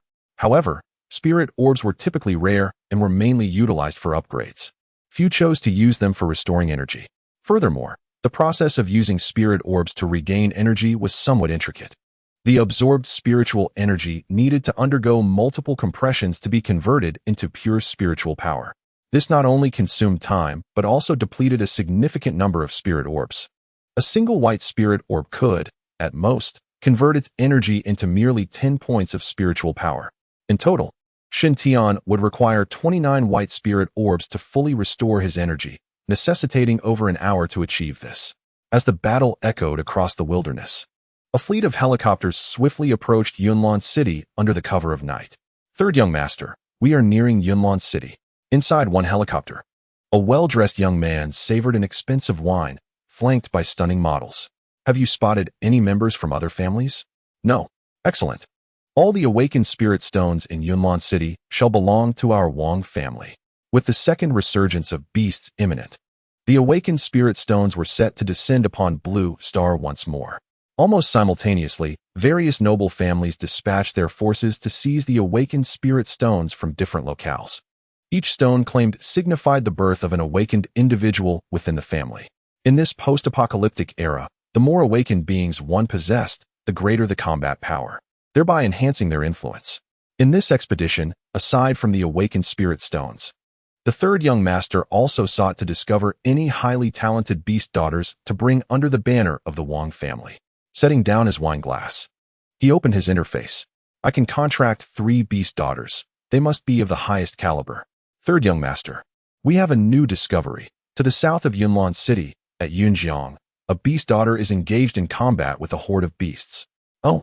The young master raised an eyebrow, accepting the binoculars handed to him by a subordinate, and gazed towards the southern city. There, amidst a throng of beasts, he spotted Marco charging forth with a gun in hand. Her striking figure left a deep impression on him at first glance. This woman is to my taste. Third young master, shall we seize her? You take a team to negotiate with her. The rest will accompany me to procure the awakened spirit stones. Understood. Just as the subordinate prepared to depart, he was halted by the young master. Wait, eliminate that man. Through the binoculars, he observed Shen Tian seated in meditation as he absorbed the spirit orbs to restore his energy. Chapter 18. Divine Poison Arts, Slaying 10,000 Demons by the Riverside. Shen Tian, having absorbed a spirit pearl, expelled a cloud of murky air. After consuming 2 more, his spiritual energy was replenished. Just as he was about to continue, a thunderous roar echoed from above. He looked up to see a helicopter with its doors wide open. A muscular bald man, shouldering a grenade launcher, grinned at Shen Tian, revealing a mouthful of yellowed teeth. Boom. The grenade was unleashed, aimed directly at Shen Tian. Damn. Shen Tian leaped into action, narrowly evading the explosive projectile. The grenade detonated upon reaching the riverbank, sending a cloud of dust and debris into the air. Lu, it's done. Well done. When I see the third young master, I shall commend you. Lu Long clapped the bald man on the shoulder, but suddenly felt an ominous shift in the air. He instinctively released his senses outward. A golden spear shot forth, piercing the helicopter and causing its wing to explode instantly. Not good. Jump. Lu Long was the first to leap, followed closely by 2 beast women who followed suit. As for the bald man and the helicopter pilot, they met their demise as the helicopter crashed to the ground in a fiery explosion. You dare ambush me? Are you tired of living? Shen Tian's face darkened with murderous intent as he summoned back the Tianma Golden Spear. Marco Yin and the others arrived at breakneck speed. How are you? Are you injured? Marco Yin asked anxiously, scanning Shen Tian's body for signs of harm. You are also a beast master? Lu Long, rising from the ground, his face smeared with dirt, was stunned. Shen Tian's earlier shot was irrefutable evidence of his identity as a beast master. Yet, how could a beast master possess such terrifying combat prowess? Why did you ambush me? If you cannot provide a reasonable explanation, I will end you. Young brother, I advise you to think twice. Lu Long attempted to calm himself, brushing off the dust from his clothes. Allow me to introduce myself. My name is Lu Long, the steward of the Wang family, one of the 5 great families in the Dragon Kingdom. The 5 great families are renowned in the central region of the Dragon Kingdom, each wielding immense power and influence. We are here under the leadership of the third young master, Wang Lingtian, to acquire spirit pearls and recruit talent. Young brother, I see that you possess great strength. Why not consider joining the Wang family? A bright future awaits you. Is your hearing impaired? I asked why you ambushed me. Lu Long's expression shifted, sensing the precariousness of the situation. The disparity in their strengths was vast. He needed to stall for time until the third young master arrived. You've misunderstood, young brother. I merely tested your abilities, and you have passed the Wang family's assessment. The Wang family is prosperous, especially in this apocalyptic world, brimming with resources. After joining, you will receive substantial support. Misunderstanding? I misunderstand your grandmother. Shen Tian roared as he advanced, spear in hand. You fire grenades at me and call it a misunderstanding? Do you take me for a 3-year-old? Die. Kid, you should not refuse a toast and instead invite punishment. I relish punishment. Kill him. Lu Long wasted no time, commanding the 2 beast women to attack. With a swift motion, 2 beast women set forth. Yet one bore a fatal wound upon her neck, blood gushing forth as she fell lifeless to the ground. The other met her demise at the hands of Marco Yin, struck down by a single thrust. How audacious for 2 novices of the 5th tier to challenge me. In an instant, Shen Tian sidestepped and stood before Lu Long. I advise you to cease your actions at once. I have sent a distress signal to the 3rd young master when he arrives with his entourage. You shall find no sanctuary, he warned. Ah, you truly are a loyal hound, constantly invoking the name of the 3rd young master. He clasped Lu Long's throat with one hand while aiming the celestial steed golden spear at his chest. Since you are so devoted, let us usher you into the abyss to scout the way for your master. Fear not, he shall soon join you. Panic-stricken, Lu Long frantically summoned his spiritual energy for defense. It was futile. The spear pierced flesh and punctured his heart. With a surge of spiritual energy, the heart exploded into a fine mist. What if the people from the Long family arrive? How shall we respond? We shall face them head-on. Even in this apocalyptic era, do we fear the Long family? Shen Tian declared with confidence. As a formidable being of the 9th tier, he was among the elite of the entire Blue Star. Even a prestigious lineage like the Long family could rapidly amass resources, yet in the span of merely 3 days, producing a mid-tier combatant would likely be their utmost limit. Perhaps that mid-tier would merely be a beastmaster with supportive capabilities. These aristocratic families dread being usurped, for the resources they acquire are always prioritized for their own kin. Especially in a world where beast women wield terrifying power, they would go to great lengths to suppress any threats to their authority. Yet, we have so many magical beasts behind us. Xiaoji furrowed her brow, appearing somewhat anxious. I shall handle these matters. Marco Yin, send a clone to retrieve Mu'er. She should have completed her tasks by now. Understood. Marco Yin promptly dispatched a clone across the river. As for these magical beasts, let us depart. Leaping onto her steed, Marco Yin unfurled her wings and soared into the sky. Below, the magical beasts stirred restlessly, roaring at the heavens. Enough noise. All of you, descend into the abyss. With a divine enhancement, she unleashed the holy light meteor. The night sky erupted in resplendent holy light. Golden spears coalesced above, as Shen Tian sat astride his mount, his gaze devoid of emotion. He hurled the celestial steed golden spear with ferocity, accompanied by a multitude of golden spears raining down from the heavens. Boom, boom, boom. The continuous explosions reverberated through the night. Within the golden holy light, carnage ensued. Countless magical beasts perished under Shen Tian's onslaught. The divine-enhanced holy light meteor wielded unfathomable power. The golden spears ravaged the battlefield, akin to a tempest of gold, the razor-sharp blades resembling a meat grinder. Vast numbers of magical beasts met their end without a moment to utter a cry, their bodies strewn across the desolate expanse. Marco Yin stood in stunned silence. It was likely that tens of thousands of magical beasts had been annihilated by this strike. Onward, like meteors dazzling across the night sky, 2 figures soared above the undulating mountains. At this moment, atop a peak, a congregation of over a dozen newly advanced demon beasts gathered, serving as the commanders of this demonic army. With a mere thought, Shen Tian transformed his form. He mounted his steed, his scorpion tail piercing through the night. The 9-colored toxic gas swiftly spread, enveloping a 10-mile radius. The potency of the god-level enhanced 9-colored demon prison poison had long transcended the realm of horror. Over 100,000 demon beasts within the toxic cloud were inexorably tainted, succumbing to agony as they slowly perished. Mastering the divine art of poison, he vanquished 10,000 demons. Even the advanced demon beasts among them were infiltrated by the toxin. Under Shen Tian's deliberate control, 3 of these advanced beasts were afflicted by only 8 types of poison. Sister Yin, that shadow leopard is on the verge of collapse. You must strike it down. Understood. A single shot executed it, completing Ma Ku Yin's advancement task of slaying 1 advanced demon beast. As for the others afflicted by the 9-colored demon prison poison, they quickly lost the breath of life under the toxin's relentless assault. Bring these 3 back, he instructed, swiftly returning to the banks of the Yunjiang River with the 3 beasts that still clung to life. Bai Mu'er had also arrived, bearing 2 large bags of collected spirit pearls, a blend of white and green. 1 beast each. Mu'er, release the demon beasts under your control to scour the battlefield for spirit pearls. Remember, do not venture too deep into the mountains. Retreat after a maximum of 1,000 meters. Understood. With 2 consecutive uses of his god-level enhanced skills, the attacking demon army was thoroughly decimated. The leading beasts were all eradicated by Xintian. The surviving demons, naturally, fled in panic. For the time being, this horde would not return, allowing them to focus on dealing with the Wang family of Longzhou. Above Yunlan City, a dozen helicopters converged. Third young master, we have thoroughly searched Yunlan City, acquiring over 100 awakening spirit stones, but the southern district yielded nothing. It seems someone has seized the opportunity, if I am not mistaken.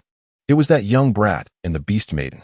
Wang Lingtian was unimpressed, idly toying with the lovely leg beside him, when he suddenly received a distress signal from Lulong. Lulong's call for help, intriguing. Let us head towards Yunjiang. Chapter 19. In the world, one must have connections and power. As darkness enveloped Yunlan City, the roars of demon beasts echoed, their piercing cries particularly jarring in the stillness of the night. However, these cacophonous sounds paled in comparison to the thunderous whir of helicopter blades. A line of helicopters sped towards Yunjiang, their lights glaring upon Xintian and his companions. Blindingly bright, accompanied by the descent of dozens of helicopters, a group of 70 to 80 individuals emerged. Through his spiritual vision, Xintian absorbed all their information. A cold smirk curled at the corners of his mouth, silently reflecting merely this. Among the gathered crowd, there were 9 beast masters accompanied by 21 beast girls. The most formidable among them stood prominently in the center, Wang Lingtian, whose rank reached the impressive level of Junior Tier 7, with an A-grade talent. Having contracted 3 beast girls, the remaining 8 beast masters each had contracts with 2 beast girls. Among the 21 beast girls, the strongest possessed a rank of Junior Tier 6 and also had an A-grade talent, taking the form of an icefield deer. The others, aside from the helicopter pilot, were merely enforcers, each wielding firearms. In Xintian's eyes, such a formation posed little threat. However, during the early days of the apocalypse, it represented a significant force. As Wang Lingtian descended from the helicopter, his peripheral vision caught a glimpse of Xintian and the 4 women flanking him, instantly igniting a spark of interest in his eyes. Exceptional. What astonished him further was the presence of the renowned star, Chu Baining, among them. He had not anticipated that the small town of Yunlan would produce such stunning beauties. He was quite pleased. There's even more to delight you. Xintian raised his hand and nonchalantly tossed Lu Long's lifeless body at Wang Lingtian's feet. Wang Lingtian's brow furrowed, a flicker of anger crossing his face. Ignorant of your own limitations, how dare you kill him? With a command, one of the beast masters stepped forward, directing 2 beast girls to attack. Simultaneously, several burly men lined up, brandishing their weapons. With a cold snicker, Xintian snapped his fingers. Xiao Ji vanished into thin air and under the helicopter's illuminating beams. The armed men suffered fatal slashes to their necks, collapsing in a torrent of blood. Following this, the beast master, without any resistance, fell victim to a sharp blade piercing through his chest, dying instantly. As for the 2 beast girls, they perished before they could unleash their abilities, felled by Ma Kuing's celestial spear. From the onset of the attack to the conclusion of the battle, scarcely 10 seconds had elapsed. By the banks of the Yunjiang River, silence reigned, broken only by the whisper of the wind rustling through clothing. Wang Lingtian's pupils narrowed as he re-evaluated the youth before him, casting a glance at Ma Kuing and the others. Suppressing the fury bubbling beneath the surface and calming his escalating emotions, he maintained an air of superiority, his tone cold and detached. You have truly surprised me. In the Dragon Clan, those who kill members of the Wang family must pay with their lives. Yet, I am willing to extend you an opportunity. Kneel and apologize, and become one of my subordinates, and I shall spare your life. In light of the swift slaying of several individuals, Xintian and his companions exhibited formidable strength.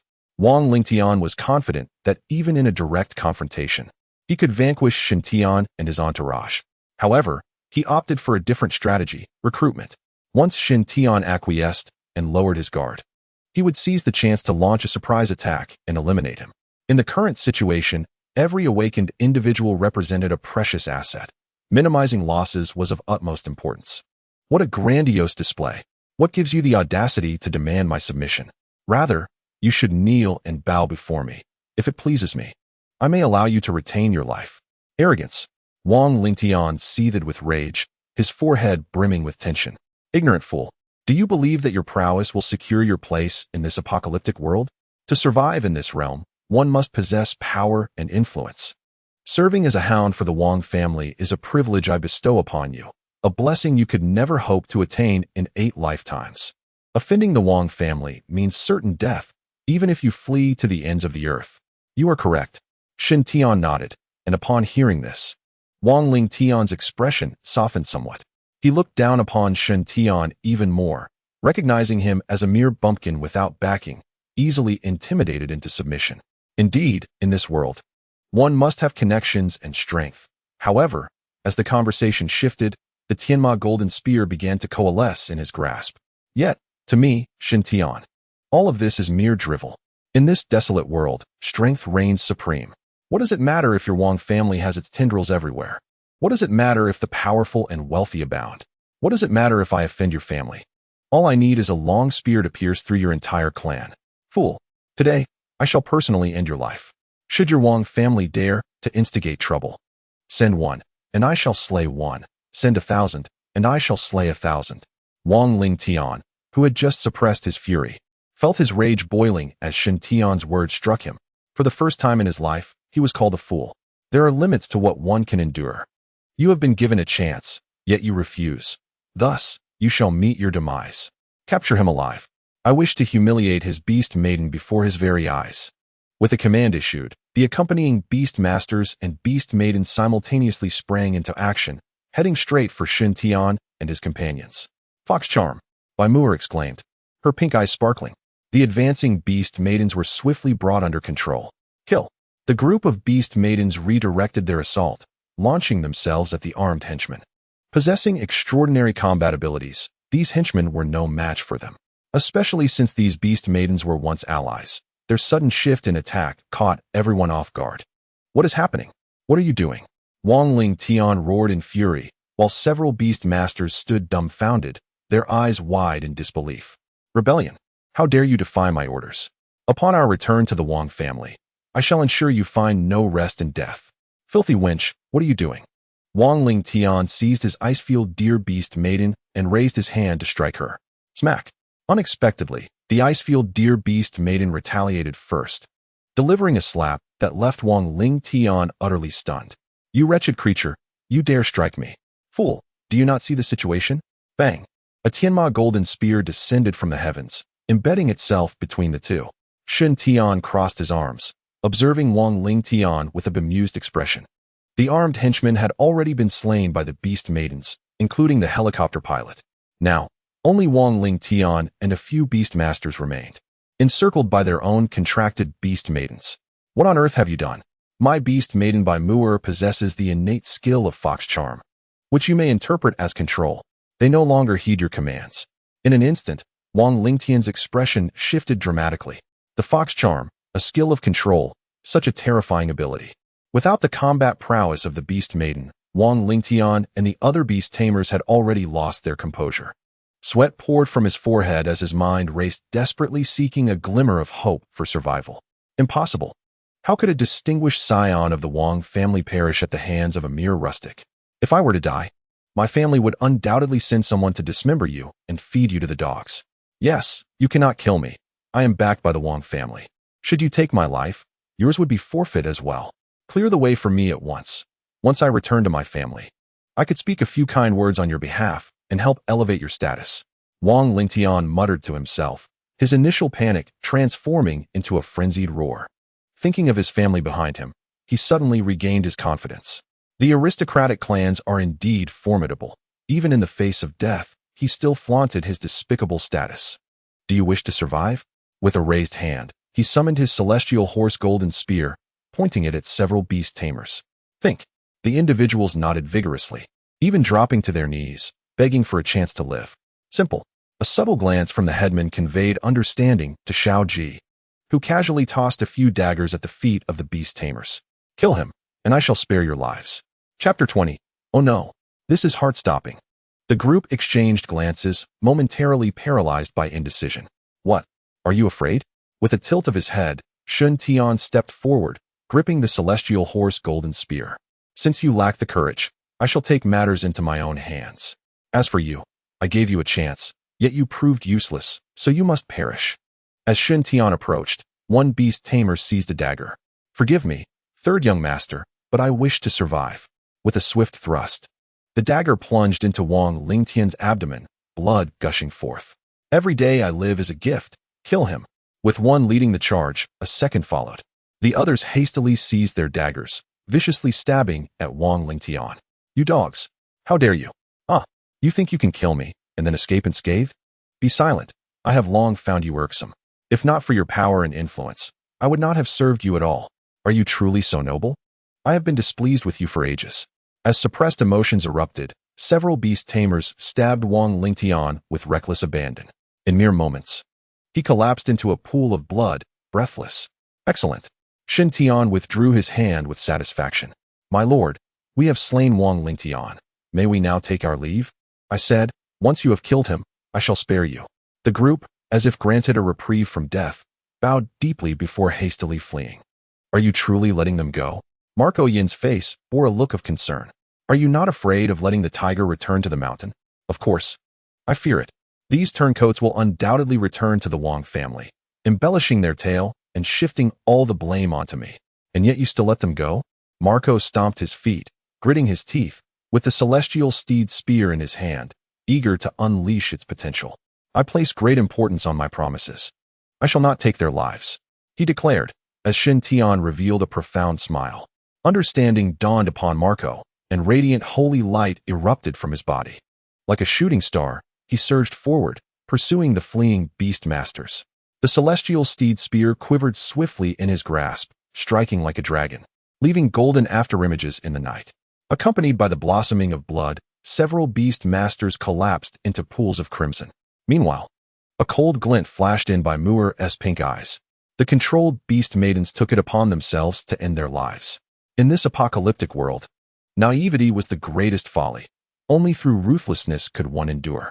Unbeknownst to them, they had all come to comprehend this truth. In a world beset by calamity, it was impossible to remain untainted by bloodshed.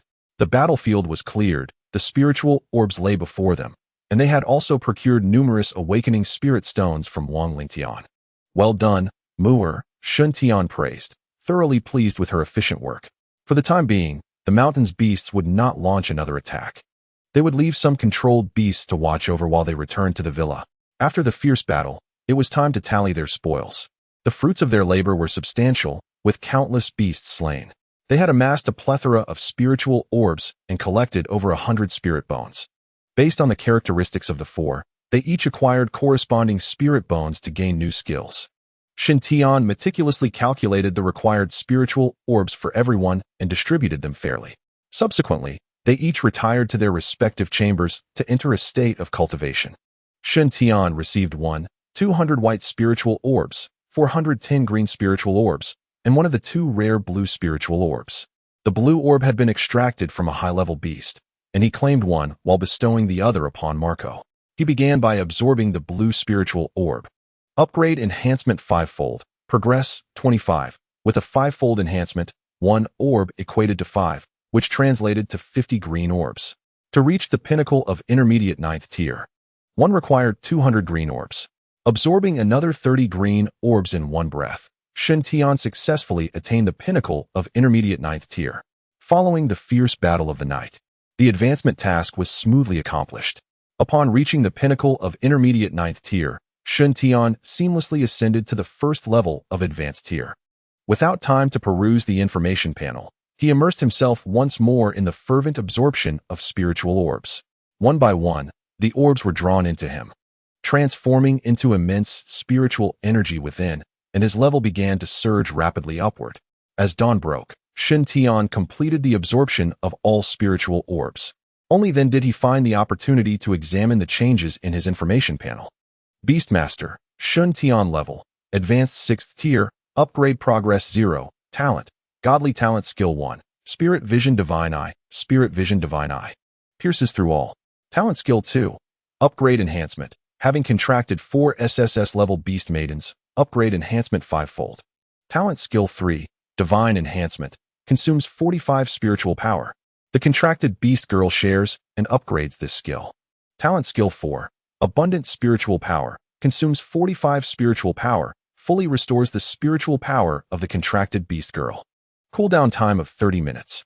Talent Skill 5, Life Healing, consumes 150 spiritual power, heals all injuries. Cooldown time of 30 minutes. Talent Skill 6, Invincible Body, consumes 45 spiritual power. The contracted Beast Girl gains 3 seconds of invincibility. Talent Skill 7, Blessing of the Martial God, consumes 45 spiritual power. Grants the contracted Beast Girl a 150 boost to all attributes. Talent Skill 8, Time and Space Stasis, level 2 low to use. Talent Skill 9, Time and Space Reversal, level 2 low to use. Talent Skill 10, Divine Punishment of Heaven, level 2 low to use. Spiritual Power, 370 Agility, 370 Spirit, 370 Attack, 370 Defense, 370 Contracted Beast Girls, Marcoine, Holy Light Pegasus. Bai Mu'er, Nine-Tailed Enchantress, Xiao Ji, Eternal Night Phantom Cat, Chu Bai Ning, Demonic Abyss Scorpion, Shared Contract Skills, Holy Light Meteor, Enchantment, Realm of the Nether. 9-colored Demonic Poison Advanced Quests. 1. Reach Advanced Level 9, 69, 2. Contract 3 SSS level Beast Girls, completed, 3. Defeat 10, 000 low-level monsters 4. Defeat 2, 000 mid-level monsters 5. Defeat 200 high-level monsters 6. Defeat 1 general-level monster achieved advanced level 6. The foundational attributes remain well-balanced. This level up has brought about subtle changes. The 5 major talent skills, Divine Enhancement, Abundant Spiritual Power, Life Healing, Blessing of the Martial God, and Invincible Body, now require increased spiritual power to utilize. Correspondingly, the cooldown time has been reduced to 30 minutes. With shorter cooldowns, Shun Tian faces fewer restrictions when employing talent skills, allowing the Beast Girls to unleash powerful abilities multiple times in battle without concern for insufficient spiritual power. However, Shun Tian must ensure he has ample reserve spiritual stones to restore his power during combat. With the Realm of the Nether in play, once his spiritual power is nearly depleted, he can retreat within to absorb spiritual stones for recovery. Nevertheless, this is not a foolproof strategy. While the Realm of the Nether conceals his presence, it does not render him immune to attacks. Should he encounter a catastrophic event during battle, such as the Holy Light Meteor, he could find himself in dire straits. The Invincible Body cannot be cast upon oneself, which adds to the frustration. There remains ample room for further contracts, and the next objective is to contract a defensive-type Beast Girl with a companion skill. Having completed his morning routine, Shun Tian descended to the first-floor living room. The 4 ladies were already awake and had prepared a sumptuous breakfast. Just in time. We forgot to remind you to enjoy the ready-made meal. But, Sisterine, you know I cannot cook. Humph, don't you think you should learn? Look at Bai Ning. A magnificent star, and yet all this feast has been prepared by her own hands. Shun Tian was equally astonished, not expecting this seemingly delicate celebrity to possess culinary skills. The enticing appearance of this breakfast is certainly appetizing. You've worked hard, great star. Not at all, just call me Bai Ning from now on. After a night of cultivation, Chu Bai Ning felt a profound curiosity towards Shun Tian. The quintuple enhancement while absorbing the Spirit Pearl was truly astonishing. In a single night, she had remarkably ascended to the advanced 6th tier. To become the beast daughter of this man was indeed a great fortune earned over 3 lifetimes. And he was quite handsome as well. While sipping her warm porridge, Chu Bai Ning stole glances at Shun Tian. His dining demeanor was equally charming. He looked handsome from every angle. Oh dear, she felt her heart flutter. Shun Tian remained blissfully unaware, but Marcoine noticed everything, her brows slightly furrowing, her silver teeth biting her red lips, a growing sense of crisis enveloping her.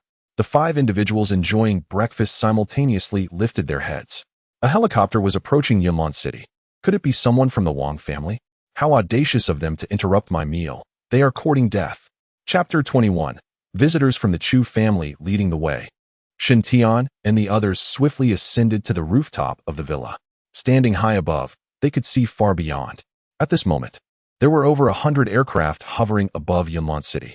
The planes moved slowly and were widely dispersed, seemingly searching for something. What an imposing display.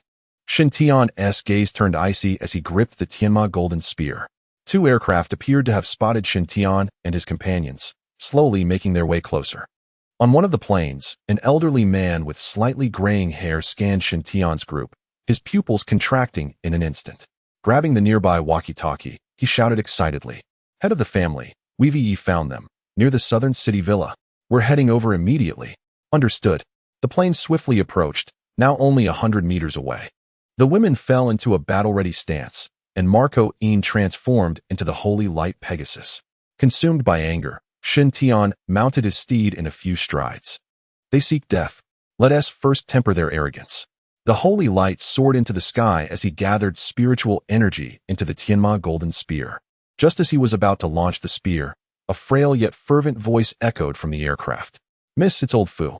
Your father has sent me to rescue you." "Uncle Fu," Chu Baining exclaimed in delight. "Don't attack. It's my father's people, not enemies." "Your father?" Shen Tian's brows furrowed slightly, his mind racing with thoughts. Memories from his past life flickered through his mind, and he seemed to recall something. Indeed, after the second resurrection of the demon beasts, numerous aircraft had arrived at Yunlan City, searching for Chu Baining. With this realization, it all made sense. Returning to the rooftop, Shen Tian did not lower his guard. These noble families are comprised of individuals with lofty ambitions, and one can never predict what unexpected events may arise. As the aircraft hovered above the villa, it released a life-saving ladder. "Mr. Fu, is that truly you?" Upon seeing the elderly gentleman descend from the ladder, Chu Baining could hardly contain her emotions. "Young miss, I have arrived late, and I am deeply sorry for the suffering you have endured. Where is my father? He will be here shortly." Baining. A majestic rock soared towards them, and from above leapt a middle-aged man, whose square visage radiated integrity. This man was none other than Chu Quiyun, the head of the esteemed Chu family, one of the 4 great families of the Dragon Kingdom. The rock had transformed into a woman, revealing herself to be an awakened beast maiden. "Father." Chu Quiyun's eyes brimmed with compassion as he wiped away the tears from Chu Baining's face. "I am so sorry, dear daughter. I have come too late. And you have suffered." Just seeing her father filled Baining with contentment. "Please tell me, what has transpired over the past few days?" In that moment, Chu Baining recounted her experiences following the Blood Moon's ascent to Chu Quiyun. His expression darkened, particularly when she spoke of Zhou Qing's mistreatment. His heart ached with sorrow. When she mentioned Shen Tian's rescue, a smile appeared on Chu Quiyun's face. Upon learning that Chu Baining had awakened with Shen Tian's assistance and had become his beast maiden, his expression grew inscrutable. "I have undergone many trials during this time, and I have gained much understanding and growth. I am truly grateful for this experience." Chu Baining concluded, her demeanor composed. "My dear daughter, you have indeed matured significantly." Her father nodded with pride, then turned sharply to old Fu, his voice stern. "Zhou Qing dared to torment my daughter, though she is deceased. I cannot let this grievance rest. Find her relatives." Yes. Having instructed old Fu, Chu Quiyun contemplated how to manage his daughter's relationship with Shen Tian. "Young friend Shen Tian, I am immensely grateful for your rescue of my daughter. This kindness will forever be remembered by the Chu family. Should you have any needs, do not hesitate to voice them. That is unnecessary. I saved Baining to enhance my own abilities. Having her as my beast maiden is reward enough." "Young friend, regarding Baining's status as your beast maiden, I fear that may not be feasible." Shen Tian furrowed his brow. "Provide me with a valid reason." "Baining has awakened as an SSS-grade beast maiden, the only one of her kind in the Chu family. Our family must devote all resources to her training and will seek a contract with an SSS-grade beastmaster for her." "How do you know I am not an SSS-grade beastmaster?" Shen Tian retorted. Chu Quiyun paused, reconsidering his stance. "Maintaining the contract is acceptable. However, young friend, you are welcome to join the Chu family, where all training resources will be at your disposal. Nevertheless, your other contracted beast maidens will not benefit from the Chu family's resources and must have their contracts dissolved. That is out of the question." Shen Tian firmly declined. Setting aside the matter of dissolution, I cannot simply accompany you to the Chu family. What purpose would there be in going to the Chu family? An outsider, relishing the nurturing of the Chu family, finds himself entangled in a web of intrigue among a group of individuals bearing the Chu surname, a truly self-imposed torment. If you are unwilling, then you must dissolve your pact with Bai Ning. However, the decision to terminate the contract is not solely yours. Why not inquire if your daughter is amenable? Humph, one must not give up until they see the Yellow River. Do I not know my daughter well enough? Bai Ning, do tell her, are you willing? I am not willing. What? Chu Kuiyun was rendered speechless at that moment. Bai Ning, have you been coerced by him? With your father backing you, feel free to express your most authentic thoughts. What I say is my genuine sentiment. I shall only serve as Shen Tian's beast maiden. Foolishness. That insignificant young man, devoid of power, will lead you to self-destruction and squander your SSS-level talent. Who says so? Chu Bai Ning pouted defiantly. Father, may I ask you, what is the current level of the strongest individual in our family? Your elder brother, a mid-level 7th tier. He has contracted 2 S-level beast maidens, both of whom are also mid-level 7th tier. This is a result of the family's collective resources, is it not? Indeed. Facing his daughter, Chu Kuiyun held nothing back. Yet, my daughter, I have already attained high-level 6th tier. High-level 6th tier. Chu Kuiyun was initially taken aback, then shook his head in disbelief. Impossible. You cannot possibly be a high-level 6th tier. Father, it is true. Not only am I high-level 6th tier, but Shen Tian and the others are as well. Seeing that Chu Kuiyun remained skeptical, Chu Bai Ning boldly revealed her information panel to him. After gazing at his daughter's information panel for an extended period, Chu Kuiyun felt an overwhelming sense of unreality, muttering to himself. Impossible. How could there be a high-level 6th tier? My information cannot be mistaken. There should not be any high levels in the entirety of Long Nation.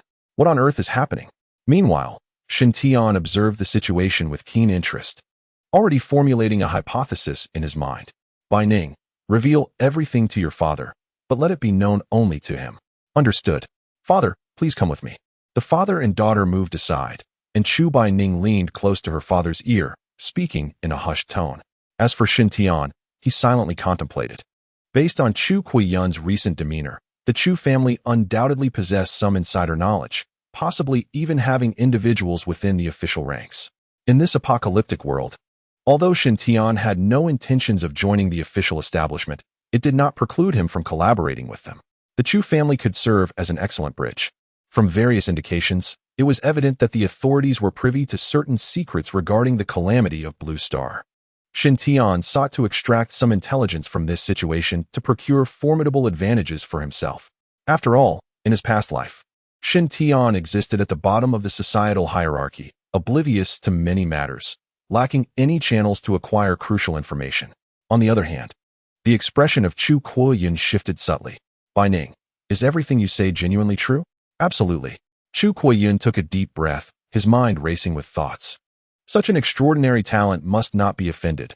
One can only strive to be on good terms. Young friend Shun, I apologize for any inadvertent offense just now. I hope you will not take it to heart. As Chu Kuiyun spoke again, a broad smile graced his face, and his demeanor softened considerably, exuding an air of utmost respect. His contrasting behavior was akin to that of 2 entirely different individuals. Chapter 22. Official Secrets. I am not a petty person. My capabilities should be well known to the head of the Chu family. Surely, he would not request that I dissolve my contract with Bai Ning. Absolutely not. Chu Kuiyun repeatedly waved his hands, stating that if Shun Xiaoyu does not mind, the Chu family possesses several awakened beast maidens with commendable talents, ranging from S to SS grades, whose beauty and form rival that of young women. Should there be any interest, they could all form contracts with Shen Xiaoyu. Father, what are you saying? Chu Bai Ning pouted, rendered speechless. That won't do. Shen Tian declined, quickly adding, unless they are SSS grade, then I have no objections. Very well. It's a deal. If we have any SSS grade, I will contact Shen Xiaoyu immediately. The enhancement of 5-fold would amplify the strength of the contracted beast maidens. The more contracts formed, the more formidable the augmentation. Investing equivalent resources into Shen Tian would yield even more terrifying results in terms of level advancement. Such talent must be nurtured and drawn closer. Head of the Chu family, I have some inquiries I wish to pose, if you would oblige. Shen Xiaoyu is too courteous. Feel free to ask, for I, Chu, shall speak candidly. Does the Chu family hold a position of significance within the official realm? Indeed. The four great families of Longwa each have high-ranking representatives in the official circle. I would like to know, what is the current highest level in Longwa? This pertains to certain confidential matters, and I cannot divulge specifics. What I can inform you, dear friend, is that it is below the advanced level. As Shin Tian had surmised, yet the crux of the matter lay ahead. Is the official body aware that only through the contract between Beast Masters and Beast Maidens can optimal effectiveness be achieved? Indeed, they are aware. This suggests that the authorities had known the secret from the outset, yet deliberately refrained from publicly declaring the significance of the contracts. They even exaggerated the capabilities of the Beast Maidens while downplaying the role of the Beast Masters. Such actions were merely a tactic to discover and recruit more talented Beast Maidens in the early stages, thereby augmenting their own forces. In the latter stages of the monster resurgence, all top-tier powers, without exception, hailed from the major families. Did the officials have prior knowledge of the monster resurgence?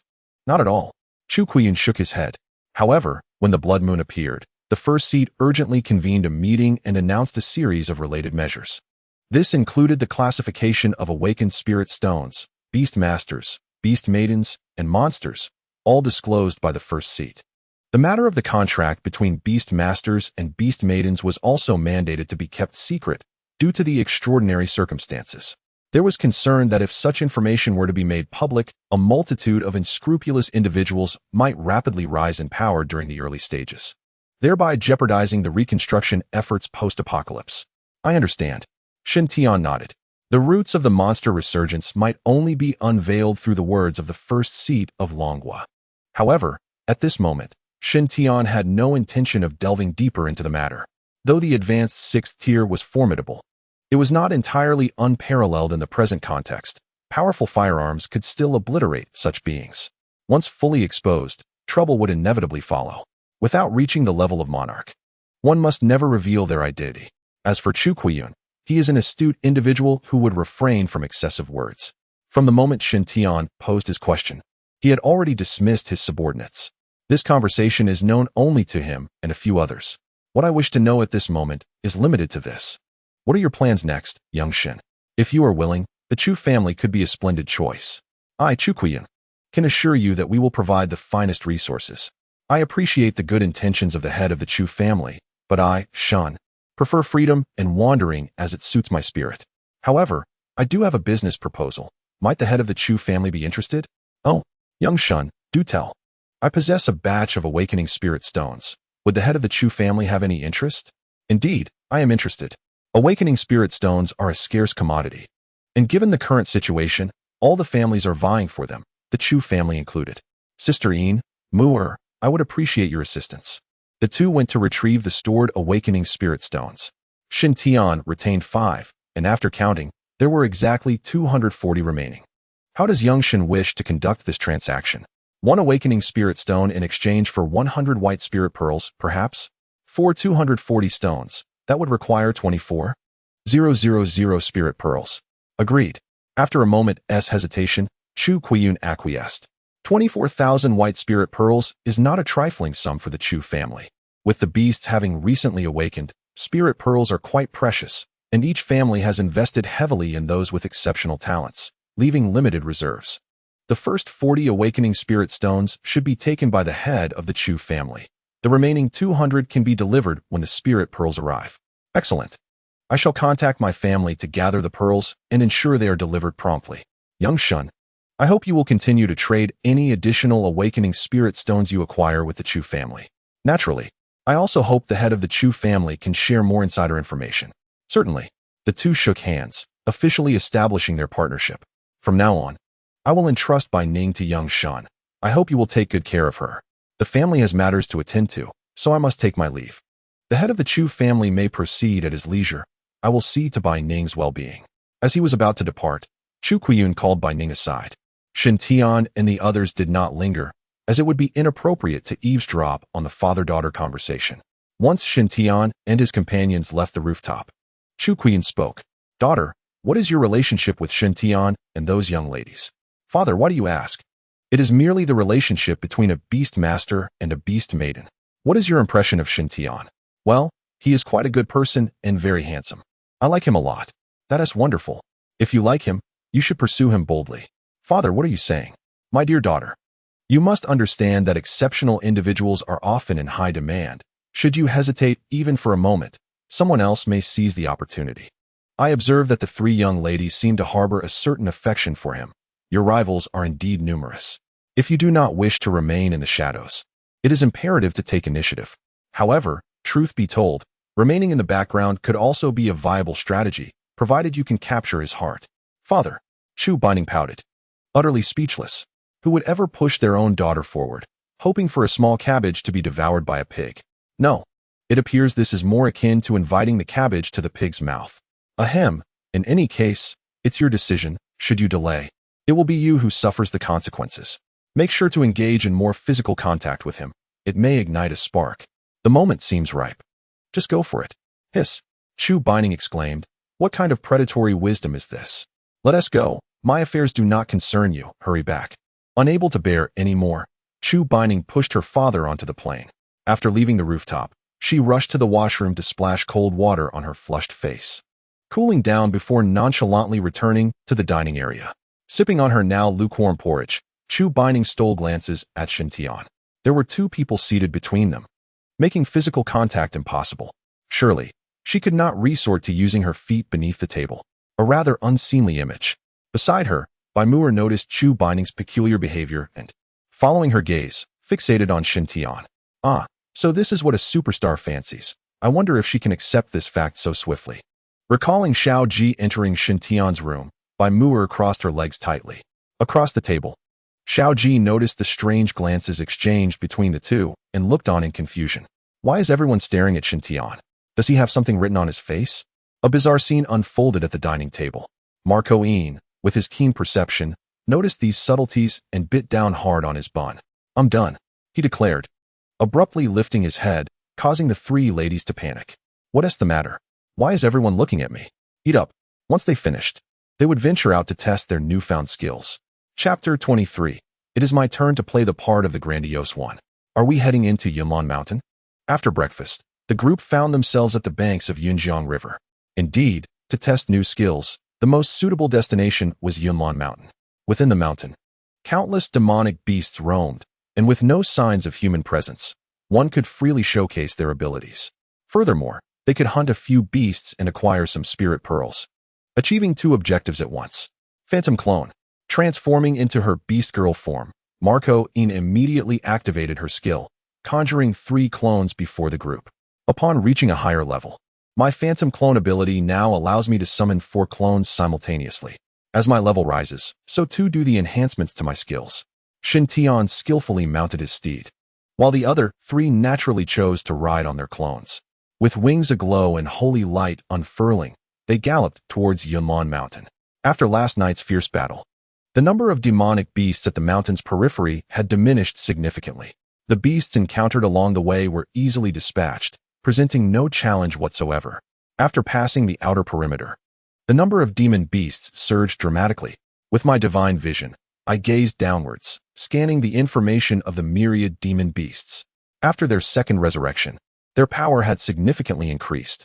Throughout this journey, I scarcely encountered any below the initial 5th tier. Once rare, the intermediate demon beasts now multiplied several times over. Among 100 demon beasts, there were invariably 1 or 2 of intermediate rank. Who shall be the first? I wonder. Marquine spoke, and the heavenly horse golden spear erupted in brilliance. Her melodious call echoed through the air, her entire being radiating with holy light akin to flames, propelling Shin Tian directly towards the sun. The holy light upon the heavenly horse golden spear was intense, its temperature steadily rising. Shin Tian, mounted upon the steed, felt this heat most acutely. How scorching! Although he was protected by spiritual energy, beads of sweat still soaked his garments. Corona of light. Boom. Above Yunlan Mountain, a resplendent sphere of light coalesced upon the heavenly horse golden spear. Marcoine stood firm with her spear, her eyes shining with divine brilliance. The gathered light resembled a miniature sun. Go. The heavenly horse golden spear pierced through the blazing orb, which plummeted rapidly. As it descended, wisps of white mist rose in its wake. It's so hot. Let us avoid it. The three women skillfully maneuvered their avatars to swiftly evade. The light orb fell into a small valley, devoid of a deafening explosion, only the spreading and permeating of the scorching holy light. Moments later, the holy light dissipated. Wisps of white smoke ascended, revealing a multitude of demon beasts lying defeated in the valley, exuding a scent of charred flesh. Astonishingly, the stones had even melted. Hiss! The three women exchanged glances, each reflecting shock. This skill possesses terrifying lethality. How impressive! Truly, Sister Koyan is formidable. Humph! Marcoine tilted her chin, casting a proud glance at the three women, seemingly infused with a hint of provocation. Boom! Boom! Boom! The small hill trembled, and from amidst the rubble emerged a massive bear paw. Only then did they notice a hidden cavern nearby. From within the cave, two intermediate ninth-tier demon beasts, the raging claw bears, emerged. Judging by their appearance, one was male and the other female. The more robust male bear furiously pounded its chest, lifting a gigantic boulder and hurling it towards the group in the sky. Sister Koyan, it seems you have disturbed the bear's private affair. TCH. Clearly, they chose the worst possible location for their antics. Watch as I vanquish these two brutes. With a sweeping motion of her spear, the boulder shattered. Marcoine's overwhelming battle spirit erupted with fervor. Perish! Slow down, Sister Koyan, too fast. Shin Tian, seated upon the horse, was alarmed. Marcoine's speed was indeed overwhelming, and he feared being flung off in a moment of carelessness. Just hold on tighter. Marcoine did not look back, her focus unwavering on slaying the two raging claw bears. Infuriated by her actions, both the male and female bears opened their massive jaws, gathering shimmering silver energy. Bang! Bang! With a pair of soft explosions, the energy that had coalesced in the air detonated within the jaws of the ferocious claw bears. Accompanying this were the simultaneous rolling of their eyes, as their hefty forms collapsed one after the other. Were they dead? Marcoine hastily retracted his weapon and descended beside the two fallen beasts. After confirming their demise, he turned his gaze toward the horizon, fixing his eyes upon Baimur. The blush in her eyes faded, and she offered an apologetic smile. Forgive me, Teacher Ma, for seizing your bears. This is my new skill, soul execution. By fusing spiritual energy with mental prowess, I forge a sharp blade of consciousness that can swiftly sever souls. However, the cost in both spiritual and mental energy is tremendous. Upon finishing her explanation, Baimur appeared slightly pale, though not severely so. Muir, how many times can you employ this soul execution? Up to 5 times at most. While my spiritual energy can be replenished with spirit pearls, the recovery of mental energy requires time. It is indeed a powerful skill, especially in combat, capable of yielding unexpected results. With both young women's new abilities now demonstrated, Shin Tian had gained a clear understanding. Next, it was time to observe Xiao Ji and Chu Baining. The commotion naturally attracted the attention of numerous demon beasts. On the narrow mountain path, a throng of creatures assembled in a serpentine formation, rushing forth. Let me take care of this. In midair, Xiao Ji leapt down, landing gracefully in the valley below. Her slender waist bent, her taut figure resembling an arrow released from its bowstring. Are you not using the realm of the underworld? Shin Tian pondered, just as Xiao Ji provided her answer. With a swift motion, Xiao Ji's speed surged dramatically. In just a few breaths, she encountered the demon beasts. Her sharp feline claws intersected effortlessly, tearing through the air. The lethal claw marks fell, causing the heads of the oncoming beasts to explode. Her speed has increased again, Shin Tian exclaimed, his eyes glimmering with excitement. Ascend, I wish to observe from above. Marcoine took to the skies, and by the time he reached a vantage point, Xiao Ji had already cut through a squad of demon beasts. Yet, her momentum showed no sign of waning. In fact, it grew increasingly rapid. With the surge in speed, the number of claw marks multiplied. At her swiftest, only fleeting shadows could be seen on the ground, stretching over 10 meters. The claw marks littered the terrain, forming a dark trail of blood in her wake. After carving a path for 1,000 meters, Xiao Ji finally came to a halt. Adjusting her glasses, she turned back to reveal a satisfied expression on her exquisite face. Now, share the details of your skills. As the group descended, the demon beasts controlled by Baimur were busily searching for spirit pearls along the way. My new skills are the Ninefold Swift Shadow and the Invisible Claws. Once the Ninefold Swift Shadow is activated, my speed experiences 9 bursts of acceleration, and I can control when to surge forward at will. The intangible claws represent a formidable offensive skill, characterized by speed, precision, and lethality, capable of delivering a fatal blow in the blink of an eye. These two abilities are a perfect match. Shen Tian was pleasantly surprised. No, considering the addition of the Nether Realm, this trio of skills forms the most terrifying combination. The enhancement of the 9-section Shadow's speed, when paired with the Nether Realm, renders one virtually invisible. Amidst the multitude of ferocious beasts, Xiao Ji becomes a silent reaper of heads. Excellent, I was right about you. Indeed, I shall prove myself through action. You have not misjudged me. You have all executed your skills. Now it is my turn. As the three unleashed their new abilities, Chu Baining felt a surge of excitement. Naturally, the air was thick with the scent of blood, and it would not be long before a horde of beasts converged here. This was the perfect opportunity for you to employ your poison. No sooner had the words left her lips than the howls of wolves echoed from all directions. Ascend. The group soared into the sky, yet Chu Baining remained rooted in place. You all go ahead and observe from above. I shall manage here. As she watched the others ascend, a chilling glint appeared in her eyes. Now, it is my turn to make a grand display. Chapter 24. The bloodthirsty three-eyed beast and old enemies the wolf pack gathered, swiftly claiming the mountains and valleys. The Bloodfang Mad Wolves, a predatory species known for their pack mentality, were instantly recognized by Shen Tian. Even without the aid of his spiritual vision, he was all too familiar with these beasts. During the calamity that beset Yunlan City in his previous life, the Bloodfang Mad Wolves were the most prevalent threat, their claws piercing the chest of Ma Ku'in in his final moments, a memory that ignited a fiery rage within Shen Tian. He resolved to wait until Chu Baining had tested her skills, eager to unleash a massacre that would quell his burning hatred. Could she handle such a horde, numbering in the thousands? Bai Mu'er possessed the strongest mental prowess among them. With a swift probe, she grasped the situation. If danger arose, she could swiftly descend to rescue her. Xiao Ji, confident in her speed, was already preparing to act. Only Shen Tian and Ma Ku'in appeared calm and composed. While Bai Mu'er and Xiao Ji were unaware, Shen Tian and Ma Ku'in understood well that in her previous life, Chu Baining was renowned as the Scorpion Queen, her mastery of poison infamous across the Blue Star. When she chose to strike, it resulted in seas of corpses. The howls of the wolves echoed as they lunged toward Chu Baining in unison. With the beast daughter form manifesting, a greenish toxin emanated from her scorpion tail, swiftly enveloping the pack. In mere moments, the Bloodfang Mad Wolves began to collapse, lifeless. Astonishing, how eerily silent. Chu Baining stood unfazed, her scorpion tail swaying, an expression of insatiable desire lingering on her face. Is that all? No sooner had she spoken than another chorus of wolf howls erupted. In the distance, a vast number of wolves rapidly gathered. The relentless howls multiplied, spreading from 1 to 10, and from 10 to 100. In a brief span of time, the echoes of wolf howls reverberated throughout every corner of Yunlan Mountain. What could be happening? Why were so many Bloodfang frenzy wolves gathering? It must be the Wolf King. The large-scale congregation of wolves indicates one possibility, the presence of their leader. Ascend higher, Ma Ku'in urged, climbing upwards as Shen Tian activated his spiritual vision, swiftly surveying the scene in search of the Wolf King's silhouette.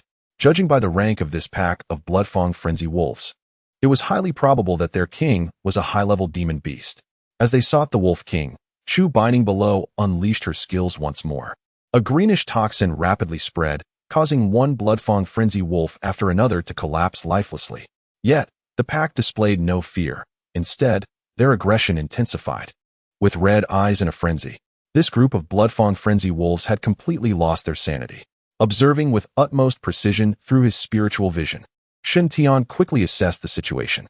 How strange, why couldn't he find it?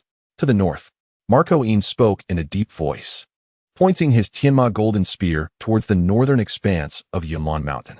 Shen Tian looked to the north, where the number of Bloodfang frenzy wolves was the least. Logically, the area with the Wolf King should have the largest gathering of wolves.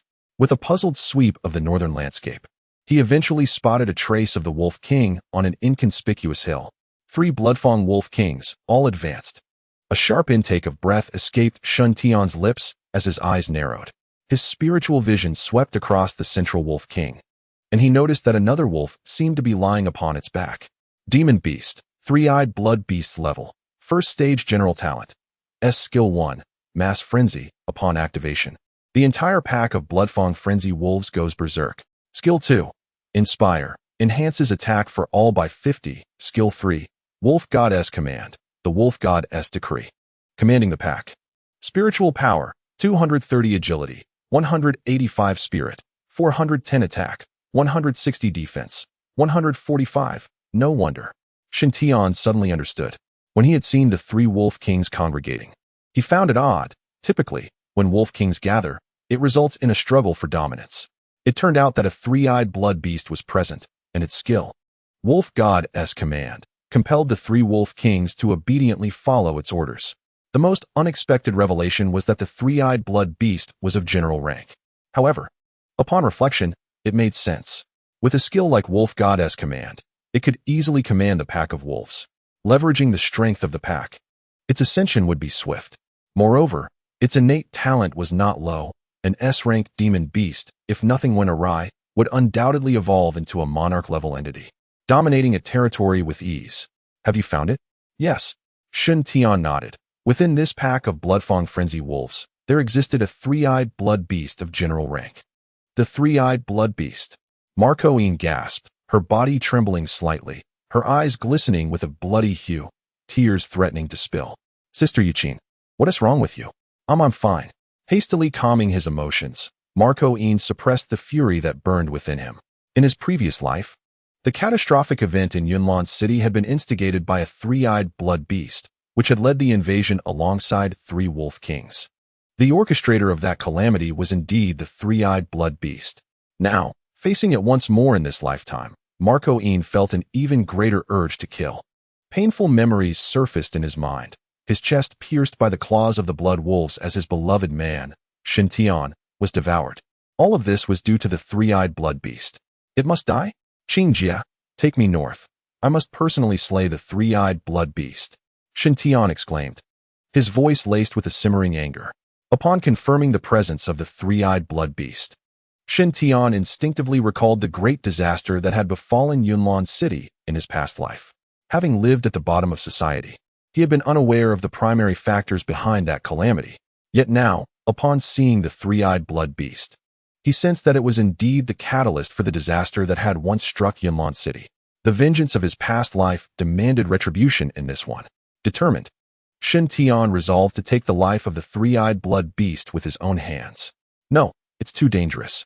A general-level demon beast and 3 high-ranking wolf kings are far too perilous. I will go alone. Qingjia. Shintian's tone turned serious as he locked eyes with Marcoine. Within his gaze lay a fierce resolve and a thirst for vengeance. Marcoine was momentarily taken aback, a hint of sorrowful laughter gracing her lips as she murmured, "Indeed, you are no longer the one who needs my protection." What did you say? Shintian could not hear her clearly, but certain words sparked a flicker of doubt within him, especially in response to her reaction upon mentioning the 3-eyed blood beast. I will go with you. We shall slay it together, Marcoine asserted, regaining her composure. All right. Nodding in agreement, Shintian immediately instructed the other 2. Mu'er and Xiaoji, you 2 remain here. If anything goes awry, assist Bai Ning at once. Rest assured. After a brief exchange, the 2 swiftly departed, heading towards a small peak in the northern region of Yunlan Mountain. Below, a multitude of blood-toothed mad wolves surged forward, relentless in their assault. Chu Bai Ning's fury soared. Her scorpion tail writhed incessantly, releasing a continuous stream of toxic gas. This is never-ending. I had hoped to avoid excessive bloodshed, but it seems I must become more ruthless to deter these fiends. The toxic gas released from her scorpion tail transformed into a violet haze, swiftly permeating the air.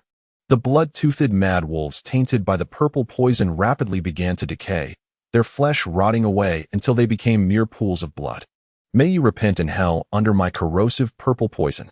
The stench of blood pervaded the air, and soon, the blood-toothed mad wolves hesitated, halting their advance.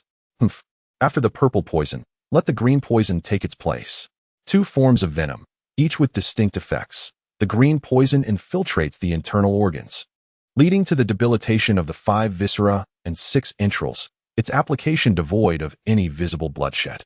In contrast, the purple poison possesses a terrifying corrosive power, quickly transforming its victims into a sanguine liquid, even hard bones succumbing to decay and reducing to mere fragments.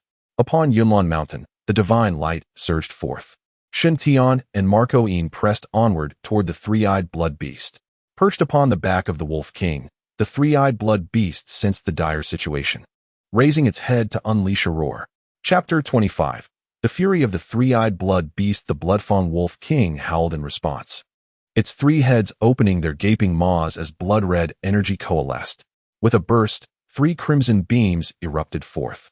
Marco Yin flapped his wings rapidly, deftly evading the onslaught, while the Tianma golden spear in his grasp radiated brilliance. Radiant sunlight, his furious eyes tinged with crimson, a formidable killing intent sent a chill down Shen Tian's spine.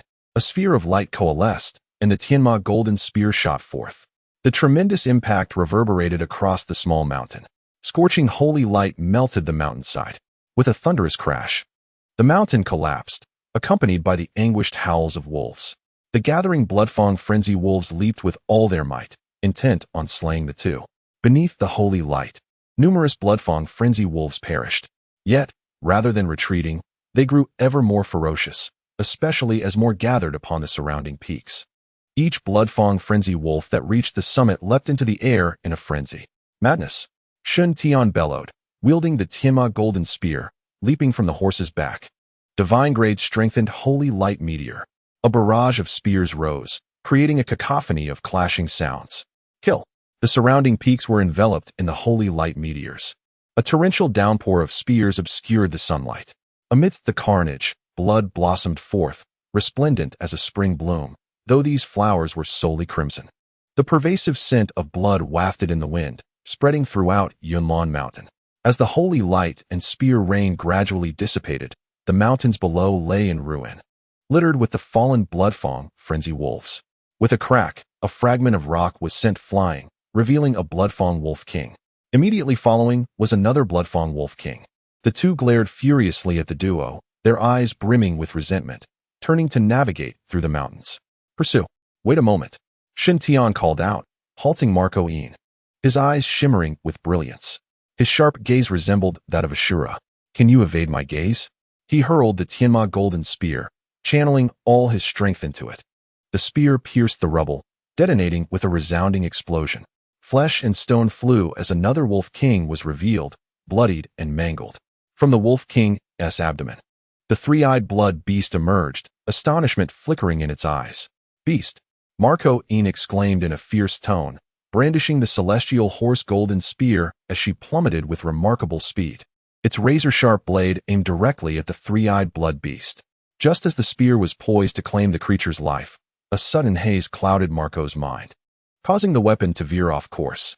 Simultaneously, Shen Tian also found himself momentarily dazed. This was dire. The three-eyed blood beast possessed formidable mental prowess. Although it lacked psychic abilities, its vast mental strength forcefully intruded upon their minds, resulting in a fleeting moment of disorientation. Seizing the opportunity, the three-eyed blood beast emerged from the Wolf King's abdomen, leaping with its powerful hind legs, its diminutive front claws glinting ominously as it lunged at Shen Tian. No! Marco Yin screamed, this scene eerily reminiscent of her past life. The agonizing memories pierced her consciousness in an instant. In a swift motion, Marco turned, casting Shen Tian off her steed. With a sickening crunch, the beast's sharp claws descended, tearing through Marco's chest armor. Crimson blood stained her porcelain skin, revealing glimpses of shattered bone through the mangled flesh. Curse it! Her furious roar echoed across the heavens as the celestial horse golden spear thrust forward with unyielding force. The two Wolf Kings pivoted, one braving the spear's assault, while the other fled with the three-eyed blood beast in tow. With a resounding crash, Shen Tian charged forward, his foot crushing stones as he grasped the celestial horse golden spear, swinging his fist with all his might against the head of the Wolf King that had been impaled. The blow unleashed the most potent force Shen Tian had ever mustered. The Wolf King's skull shattered, blood and brain matter exploding in a gruesome display. Meanwhile, the three-eyed blood beast, guided by the other Wolf King, swiftly made its escape. Amidst the crimson pool, Marco's breaths came in rapid succession.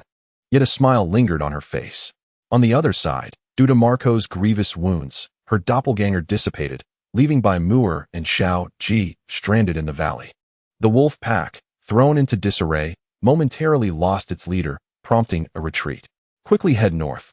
Teacher Ma may be in peril, Bai Mu'er commanded, employing her enchanting powers to control 3 Bloodfang frenzy wolves. Each rider mounted a wolf, racing northward. At this moment, Shun Tian's hands trembled. The life healing surged forth, an immense vitality flooding into Marco's body. The ghastly wounds began to mend gradually, and her pale complexion regained a hint of color. Bathed in the gentle glow of healing light, Marco felt fatigued and slowly succumbed to slumber. Shin Tian's worried expression softened slightly, though the anger in his eyes remained undiminished. Moments later, Bai Mu'er and her companions arrived. Teacher Ma, Sister Qi has not been harmed, they called out. Shin Tian rose, glaring in the direction of the fleeing, 3-eyed blood beast. I have already utilized life healing. Sister Qi will be fine, merely fatigued and resting. I entrust her care to you 3. I must depart for a while. Where are you going? To eradicate their clan. He gritted out through clenched teeth, charging forward with explosive speed, racing 1,000 meters ahead. I will accompany you. A fleeting shadow darted by as Xiao Ji caught up to Shin Tian. The Bloodfang frenzy wolves moved with astonishing speed. Given your velocity, it would be exceedingly difficult to pursue them. However, with my assistance, the situation differs. As she spoke, Xiao Ji had already positioned herself in front of Shin Tian. Get on my back. Shin Tian hesitated for a moment, but ultimately chose to let Xiao Ji carry him. With the 9-fold shadow rush activated, their speed surged dramatically, becoming so swift that they seemed to vanish from sight. Along the way, they encountered a multitude of Bloodfang frenzy wolves, which Shun Tian dispatched one by one with his celestial horse golden spear. Beneath him, Xiao Ji galloped furiously, simultaneously unleashing her invisible claws. The duo's synergy propelled them deep into the heart of Yunlan Mountain, where they finally beheld the frenzied Bloodfang Wolf King and the 3-eyed Bloodhound. Sensing impending danger, the 3-eyed Bloodhound, driven by instinct, caught a fleeting glimpse of the pair, its expression turning to one of utter shock. With a piercing howl that echoed through the depths of Yunlan Mountain, a roar of a tiger soon followed. The sounds of the tiger's roar and the hound's cry harmonized, and before long, a fierce tiger emerged from the depths of Yunlan Mountain. With keen perception, Shun Tian absorbed the information about the tiger, a battle-hardened saber-toothed tiger. So, you seek confrontation, he declared vehemently. Very well. Annihilating your Bloodfang frenzy wolves will not quell the hatred festering within me. Every beast within Yunlan Mountain, without exception, shall perish today. Shin Tian was engulfed in rage, his murderous intent clouding his reason. Pursue them, he commanded. Onward. With a swift motion, he surged forward, his agility reminiscent of teleportation. Wielding the celestial horse golden spear, he aimed directly at the 3-eyed Bloodhound. The hound leaped from the back of the Wolf King, just as Shun Tian's spear pierced through the king's skull. With a disdainful snort, Shin Tian leaped down from Xiao Ji's back, pivoting to thrust the celestial horse golden spear at an angle. The 3-eyed Bloodhound's pupils glimmered with a crimson hue as its mental energy surged into Shun Tian's mind. Begone, he spat defiantly, forcing the hound's mental influence out of his consciousness, though he coughed up a mouthful of black blood in the process. The celestial horse golden spear impaled the hound's left arm. In an instant, the 3-eyed Bloodhound reacted with remarkable swiftness, tearing off its own left arm to escape. Simultaneously, the wolf god's command was invoked, summoning a throng of Bloodfang frenzy wolves. Holy light meteor. Shin Tian concentrated his spiritual energy, and the golden spear materialized. Without a moment's pause, he unleashed the strike. Across the expansive stone pathway in the mountains, the golden spear soared, spanning 800 meters. Every Bloodfang frenzy wolf in its path met their demise without exception.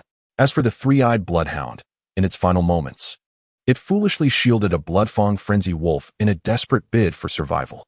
Yet, this time, fortune was not on its side. Shin Tian had already locked onto its figure and swiftly closed the distance. In the face of the 3-eyed Bloodhound's terror, the celestial horse golden spear struck repeatedly. Soon, the hound's body was riddled with gaping wounds, leading to its swift demise. Chapter 26. The carnage in a frenzy state now, it is your turn. As the crimson eyes glanced back, Shin Tian set his sights on the saber-toothed tyrant tiger. The 3-eyed blood wolf, in its dying moments, called for aid, only to be intercepted by Xiao Ji. Utilizing the stealth of the nether realm, Paired with the swift nine-stage shadow, Xiaoji successfully ensnared the beast renowned for its ferocity. With the celestial horse golden spear in hand, Shen Tian took a running leap. Holy light blossomed upon the spear's blade as he forcefully hurled it from the sky. Invisible claws unleashed, leaving multiple gashes upon the head of the saber-toothed tyrant tiger. The beast retaliated with a fearsome swipe of its claws, its roar reverberating through the forest. The violent talons effortlessly dispelled Xiaoji's assault, revealing her form 10 meters away from the tiger. With a thunderous roar, the saber-toothed tyrant tiger leapt forward to strike. At that moment, above Xiaoji, Shen Tian launched the celestial horse golden spear. A series of crackling sounds echoed through the air as the compressed atmosphere left no room for escape. The saber-toothed tyrant tiger, taken aback, found itself suspended in midair, unable to evade. With a piercing thrust, the spear penetrated the tiger's skull, prompting Shen Tian to leap down and mount the beast's back. Raising his fist, he unleashed a barrage of blows. At the advanced 6th tier, Shen Tian's attack power soared to 370, each punch delivering a colossal force of 30 to 50,000 pounds. His fists fell like rain, leaving the saber-toothed tyrant tiger dazed and disoriented. After a relentless assault, Shen Tian flipped off the tiger and, gripping the spear embedded in its flesh, locked eyes with the creature's fierce gaze. Die! With a final thrust, the spear drove deeper, shattering the bones within its skull. The saber-toothed tyrant tiger staggered as if struck by lightning, its body teetering on the brink of collapse. With a powerful kick, Shen Tian sent the beast flying over 20 meters, marking the fall of a once mighty ruler. Breathless and panting, Shen Tian held the celestial horse golden spear, the blood-red hue in his pupils undiminished. "We should return," he exclaimed. "No." Shen Tian shook his head resolutely. "I want all the beasts within Yunlan Mountain to perish." Consumed by rage, he lost all semblance of reason. After merely catching his breath, he hoisted the celestial horse golden spear again and charged toward the nearest beast. Xiaoji, with no choice but to follow his lead, was filled with worry and a twinge of envy. Shen Tian's fervor was ignited by the injury inflicted upon Ma Kuyin. This level of concern stirred a yearning within Xiaoji's heart. Together, the pair navigated the depths of Yunlan Mountain, where the beasts that resided were synonymous with strength. Their path was strewn with formidable foes, beginning with mid-tier creatures, and they soon encountered 7 high-tier beasts. Their unabashed slaughter incited the fury of the beasts, particularly the high-tier ones, who swiftly reached a consensus to rally their kin. At noon, within the heart of Yunlan Mountain, countless beasts congregated. Standing atop a peak, Shen Tian and Xiaoji found themselves encircled by a myriad of creatures, the landscape teeming with formidable foes. "Excellent, everyone has arrived." A cold smile crept across Shen Tian's lips as he sheathed the Pegasus golden spear, revealing a scorpion tail sprouting from his back. The divine level enhanced 9-colored demon prison poison. Upon entering the advanced stage, the potency of the 9-colored demon prison poison was significantly amplified, its coverage increasingly terrifying. With the addition of divine enhancement, it enveloped the entire core area. Red, orange, yellow, green, blue, indigo, violet, accompanied by black and white, intertwined in a breathtaking spectacle. The 9-colored toxic mist rapidly spread, shrouding all the beasts within the core region. The intertwining hues of poison resembled a splendid display of deathly fireworks. Bidding farewell to the creatures of Yunlan Mountain. 9-colored demon prison poison. In the distance, Bai Mu'er gasped in astonishment. Next to her, Chu Baining was left utterly speechless. The 9-colored demon prison poison unleashed by Shen Tian was indeed terrifying. "Where is Shen Tian?" "Teacher Ma, you are awake?" The two hurriedly checked Ma Kuyin's condition. Awakening from slumber, Ma Kuyin exhibited remarkable healing, fully recovering from life-threatening injuries. After a brief rest, he felt invigorated, his spirit remarkably high. Not seeing Shen Tian upon waking, Ma Kuyin instantly grew anxious. "Where is Shen Tian? Where has he gone?" "Teacher Ma, Shen Tian has ventured into the core area." "How dare he enter the core area? Does he not realize the peril that lies within?" Ma Kuyin became frantic, transforming into her beast maiden form. Ready to take flight. "We needn't worry about him. Rather, it is the beasts that should dread their fate." Chu Baining spoke solemnly. Her gaze fixated on the core area. The wails of anguish began to reverberate throughout Yunlan Mountain. This was a harbinger of the poison's onset. The beasts afflicted by the 9-colored demon prison poison were gradually succumbing to their pain and losing their lives. Has he lost his mind? Ma Kuyin's complexion turned pale, her wings unfurling as she soared towards the core area. Meanwhile, within the core zone, Shen Tian laughed maniacally. Die, all of you perish. Ha ha. Xiao Ji trembled behind him, witnessing Shen Tian's current demeanor as though he had descended into madness. Kill, kill, kill. Grasping the Pegasus golden spear, Shen Tian plunged into the throng of beasts. Those struggling creatures stood no chance against his onslaught. In a flurry of violence, Shen Tian became drenched in blood. This is your retribution. Blame that blind, foolish creature. With frenzied swings of the Pegasus golden spear, Shen Tian's rage escalated. Have you had your fill? A chilling voice resonated from behind. Bloodied and battle-worn, Shen Tian turned to see Ma Kuyin, bathed in holy light, her eyes filled with sorrow. Suppressing the tears that threatened to spill, Ma Kuyin spoke coldly. I do not favor a bloodthirsty madman. Upon hearing this, Shen Tian trembled, his demeanor shifting to that of a frightened child. No, I am not. I am not bloodthirsty. Nor am I mad. No, enough. As Ma Kuyin soared gracefully through the air, she enveloped Shen Tian in her embrace. All right, I understand. I comprehend everything. Ma Kuyin was acutely aware of the reasons behind Shen Tian's turmoil. The anguish of their past calamity was too profound, and the events of today seemed to echo that pain. Shen Tian's sudden fury stemmed from Ma Kuyin's injuries. I am fine. Everything is perfectly all right, she gently reassured, tenderly stroking Shen Tian's head as his crimson irises gradually returned to normalcy. The tension in his nerves began to ease, and weariness enveloped him, leading him to rest upon Ma Kuyin's shoulder.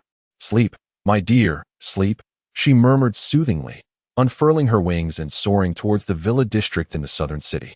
Upon returning to the villa, Ma Kuyin laid Shen Tian on the bed, taking her vigil beside him. The trio of Bai Mu'er remained in Yunlan Mountain, where Shen Tian had annihilated a multitude of demon beasts with his 9-colored demon prison poison, yielding an immeasurable bounty of spirit orbs. Bai Mu'er had managed to control a contingent of peripheral demon beasts, diligently clearing away their remains while gathering the spirit orbs. It was not until the afternoon, around 3 o'clock, that Shen Tian stirred from his slumber. Upon opening his eyes, he locked gazes with Ma Kuyin, who stood watch at his bedside. Instantly, a flush crept across his cheeks as he reflected on the day's events, engulfed in shame. How could I have acted like a child? How mortifying! Ma Kuyin, noticing his embarrassment, smiled softly. Go wash up. Bai and the others have returned with a bountiful harvest of spirit orbs. Additionally, the spirit orbs from the Chu family have also arrived.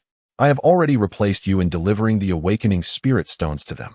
Everyone is eagerly awaiting your distribution of the spoils. All right, I will be there shortly. After a quick wash, Shen Tian descended to the first floor. The 4 ladies had gathered, all awaiting his arrival. With an apologetic smile, his gaze fell upon the collection of spirit orbs. Upon recognizing the multitude of colors within the pile, he was taken aback. Goodness, so much green. Chapter 27. Exclusive beast armor of the battle general. Why are there so many green spirit orbs? He pondered aloud. The answer lay with a certain individual who had rampaged through the ranks of intermediate demon beasts in Yunlan, effectively obliterating them, while the advanced ones had all perished and the low-level demon beasts were severely weakened. Ma Kuyin teased, having heard this from Bai Mu'er and her companions. The process of clearing the demon beasts and searching for spirit orbs took considerable time. On their return journey, Bai Mu'er and her friends encountered no obstacles. The demon beasts fled at the sight of the trio, not daring to linger for even a moment. And how many are there in total? Shen Tian inquired. There are approximately 10,000 white spirit orbs, and with those sent by the Chu family, we begin at 34,000. There are over 3,000 green spirit orbs, more than 100 blue spirit orbs, and 1 spirit bone obtained from the saber-toothed tyrant tiger. Bai Mu'er succinctly reported, handing the 3-eyed blood beast's spirit bone to Shen Tian. Saber-toothed tyrant tiger's spirit bone contains the skill Overlord's Intimidation, accessible only to feline beast girls. The skill embedded within this spirit bone was Overlord's Intimidation, with acquisition limited to feline beast girls. Among the 4, only Xiao Ji is suitable. What is the effect of the skill? Upon use, it instills a profound fear in enemies for 2 seconds, significantly diminishing their combat capabilities against feline beasts and beast girls. This fear lasts for 5 seconds, with their strength reduced by double. This skill proves to be immensely practical in real combat. Very well, it is yours. Upon receiving the spiritual bone, Xiaoji immediately sat cross-legged and began to absorb it. Although this skill does not grant her formidable offensive power, its utility is exceptionally high. Xiaoji is quite satisfied, as the combination of unparalleled speed, invisibility, and intimidation, alongside her sole offensive skill, the Formless Claws, allows her to unleash formidable power. Let us seize the moment to absorb the Spirit Pearls and swiftly enhance our strength. With so many Spirit Pearls before us, to distribute them slowly would be a waste of time. It would be more efficient to sit together and absorb them collectively. Being overly meticulous may not be advantageous among comrades.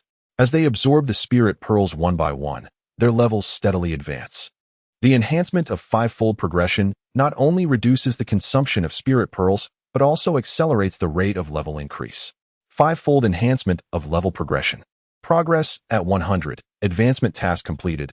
Leveled up to the first tier of Battle General. Enormous energy coursed through Shun Tian's body, nourishing his meridians and bones, transforming him under the gentle embrace of spiritual energy. Surrounded by a halo of spiritual power, Shun Tian found himself levitating in midair. His head, chest, left leg, and back were adorned with pieces of beast armor that coalesced perfectly with him.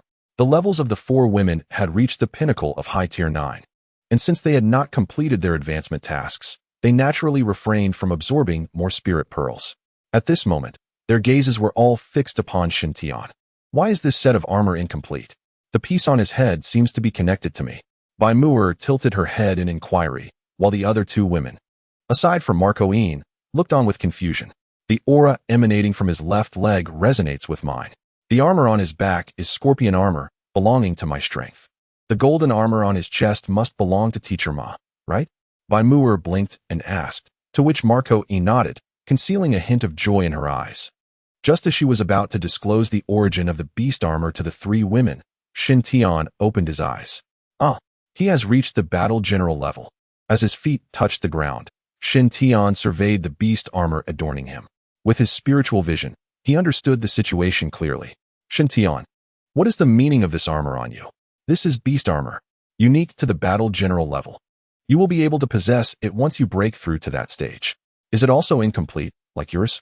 No. Shaking his head lightly, Shun Tian replied cheerfully. The beast armor of a beast master is determined by the number of contracted beast girls. For instance, an A-grade talent beast master can contract a maximum of 6 beast girls. To obtain complete beast armor, one must contract all 6 beast girls before it can be summoned. So that is how it is. The 3 women suddenly realized their growing desire to break through to the Battle General level. This beast armor appeared incredibly impressive. All right, everyone, let us continue absorbing the spiritual orbs. With that, Shun Tian retracted the beast armor and sat cross-legged, grasping a spiritual orb.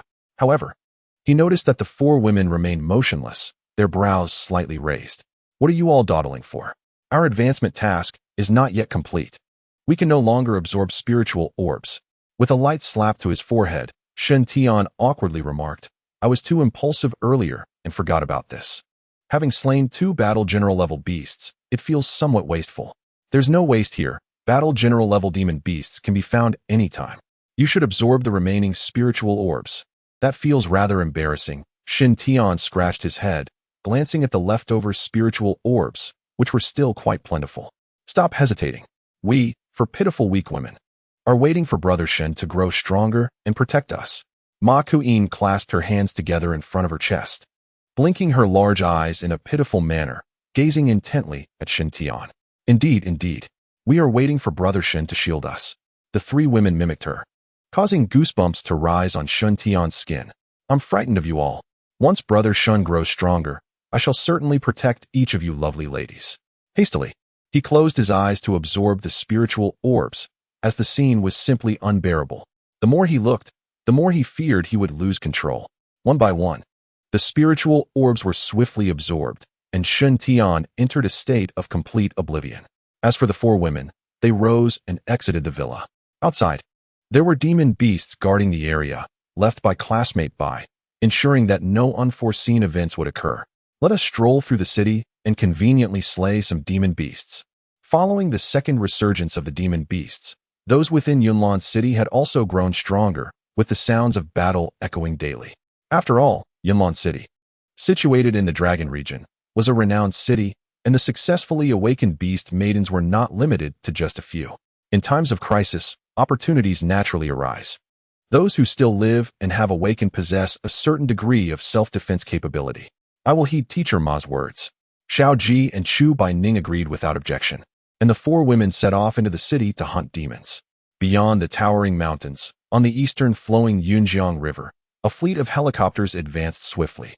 3 helicopters flew in parallel, forming a line nearly 500 meters long, comprising a total of 60 helicopters. Each helicopter bore a flag embroidered with the character Wang in standard script. Members of the Wang family, one of the 5 great families of the Dragon region, were heading towards Yunlan City. On a central helicopter sat a man in his 30s, impeccably groomed, dressed in a black suit, wearing glasses, and holding a string of prayer beads. "Young master, we will arrive in Yunlan City in half an hour." This middle-aged man was none other than Wang Jinyu, the heir of the Wang family and the brother of Wang Ling Tian, who had been slain by Shin Tian. "Still unable to reach my foolish brother? Young master, we still cannot contact the third young master, but his location has been confirmed." "Oh, where is he?" "By the banks of the Yunjiang River. On the southern outskirts of Yunlan City, there has been no change in position. It appears that my brother has met his demise." The elderly man, with hair as white as snow, refrains from speaking further, casting a furtive glance at Wang Jinyu, who remains composed and devoid of any visible anger. Yet, the elder understands the deep fury that simmers within this young master at this moment. "Uncle Su, relay the order. I want every living soul in Yunlan City extinguished." "Yes, I shall inform everyone at once." Wang Jinyu calmly murmurs as he rotates the prayer beads in his hand. "Let the entire Yunlan City serve as my brother's grave." Chapter 28. Have you ever encountered a battle general? How feeble indeed. Within Yunlan City, on a bustling street, the 4 young women have just dispatched a batch of demon beasts. Bai Mu'er pouts, seemingly dissatisfied. To us, they are weak, but to an ordinary person, utterly defenseless. They pose a cataclysmic threat. During their hunt for demon beasts, the 4 young women have encountered numerous ordinary people. It has been 4 days since the initial awakening of the demon beasts. Those who could no longer bear hunger have ventured out, risking their lives in search of sustenance. In this apocalyptic world, human lives are as expendable as grass. When will peace ever return? Soon, the authorities should arrive shortly. Marco Een speaks softly, his expression resolute. Having lived 2 lives, he recalls certain experiences. Yunlan City will not fall so easily. In his previous life, it was one of the 13 strongholds of the dragon, a city with lord-level powers in its later stages. Continue hunting the demon beasts, and do your utmost to save some lives. The 4 young women briefly cleared the remains of the demon beasts before resuming their efforts. To the east of Yunjiang, helicopters emerge from the steep mountains on either side. The distant roar grows closer, capturing the attention of Marco Een and his companions. A fleet of helicopters soon arrives outside Yunlan City, their buzzing rotors attracting numerous spectators. Many ordinary people, hiding in the shadows, mistakenly believe that the authorities have sent reinforcements and rush out in excitement. The demon beasts roaming the streets also become agitated, entering their hunting mode. "Help! Someone save me! I'm over here! Look, so many helicopters! It must be the official rescue team." In a moment, chaos envelopes Yunlan City. Inside the helicopters, Wang Jinyu smirks. "A bunch of fools." He makes a slicing motion across his throat with his right hand, issuing orders to every helicopter.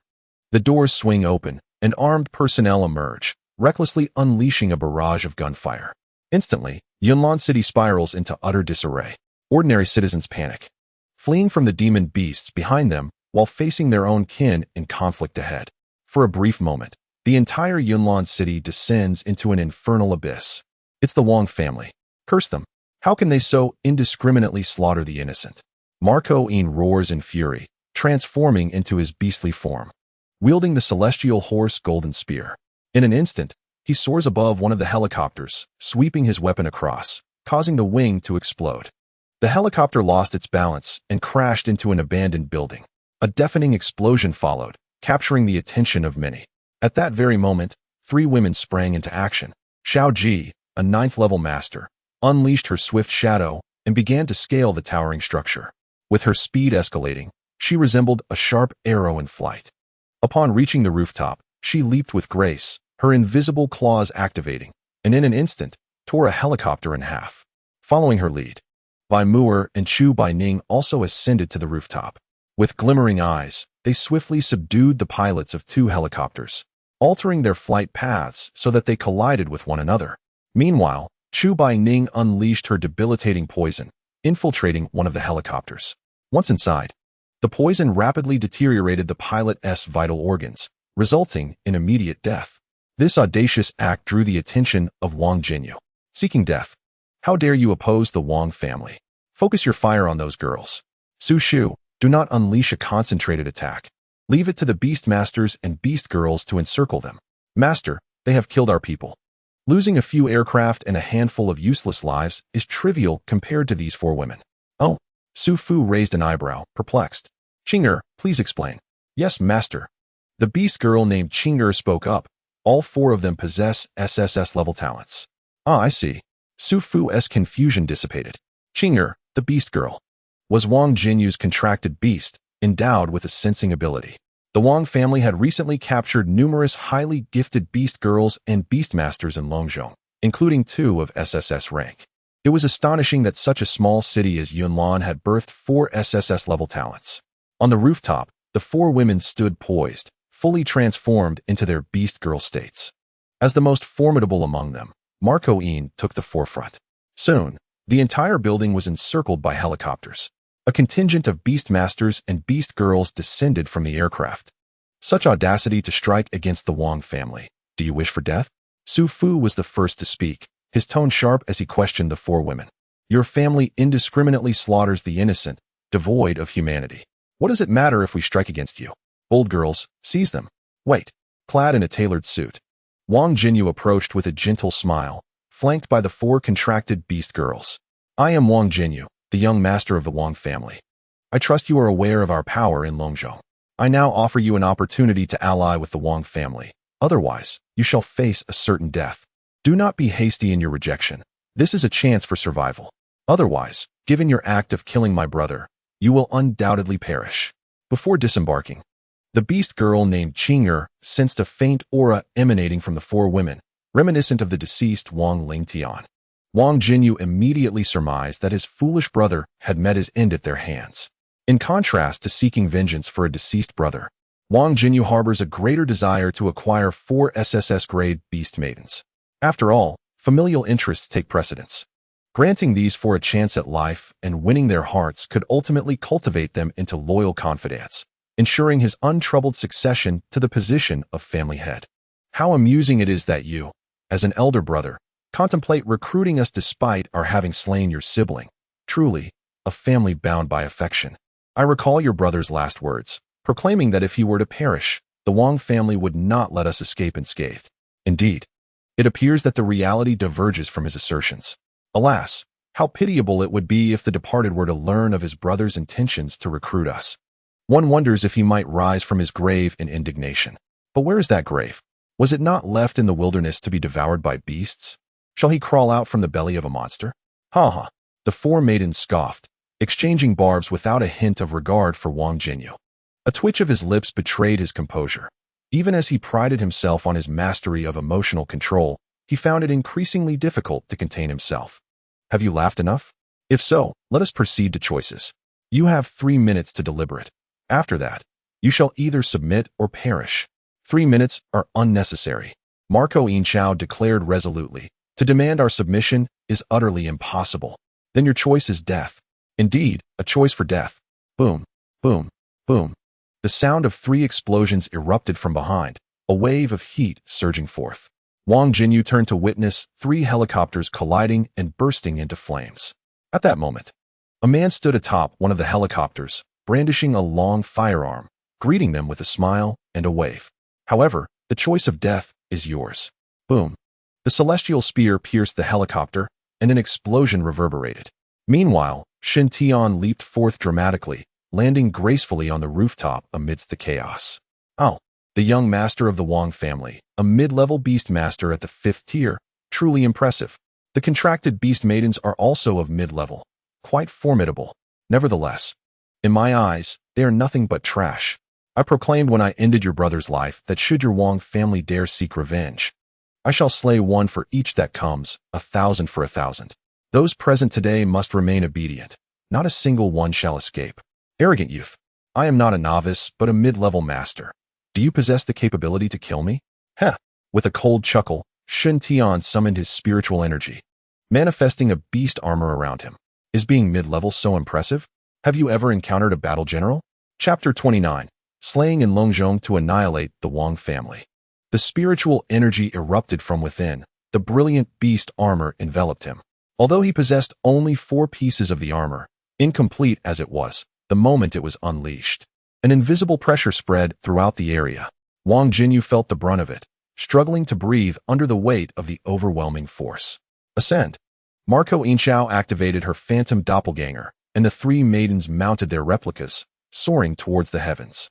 As always, Shen Tian's exclusive companion remained Marco Inchao, riding upon the steed. The celestial lance in hand radiates with resplendent holy light. Divine enhancement. Holy meteor. The sound of clashing resonates. Lances of gold coalesce. The previously ethereal energy now manifests with greater tangibility. The sharp blades are imbued with murderous intent, their cold glint menacing. A warrior of unparalleled might.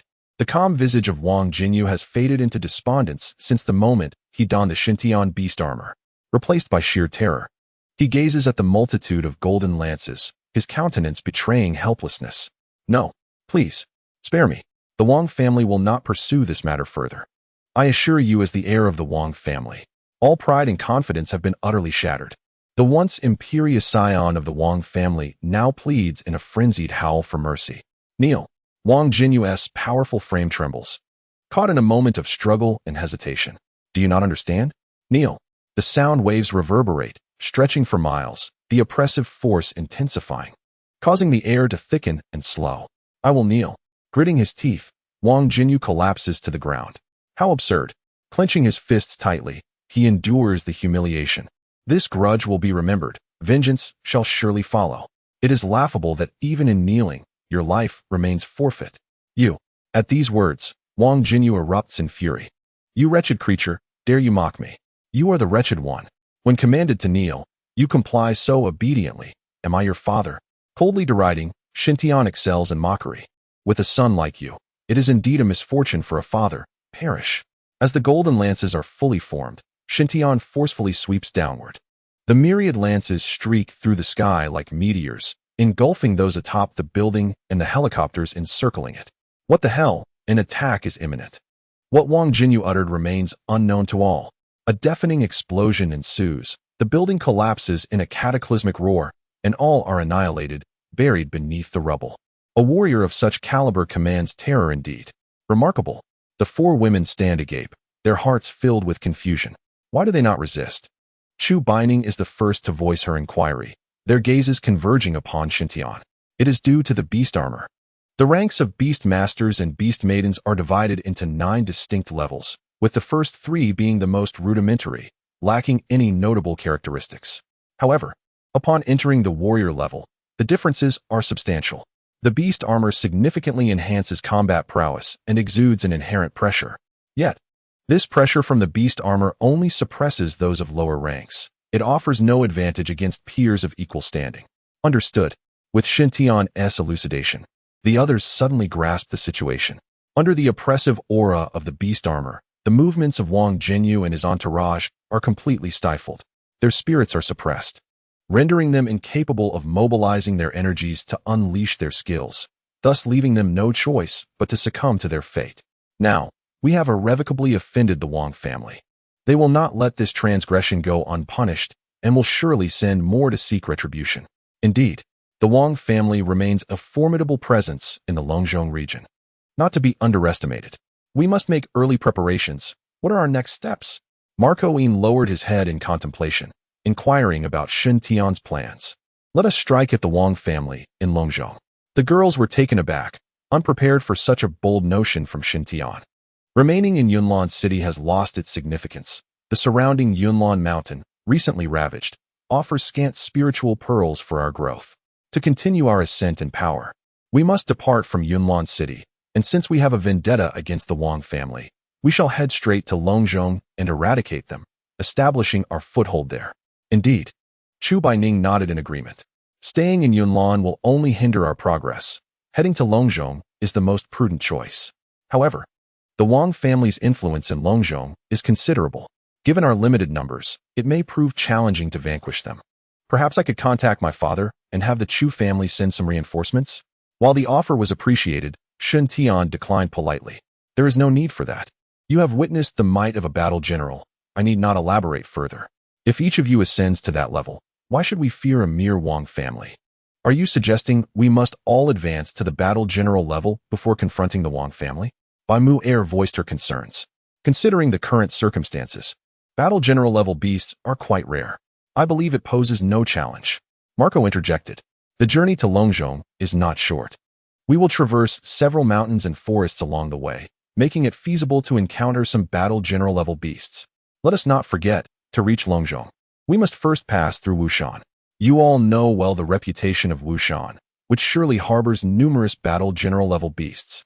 The mention of Wushan ignited excitement in their eyes. It far surpasses Yunlan Mountain and is the most renowned mountain in the Longzhong region.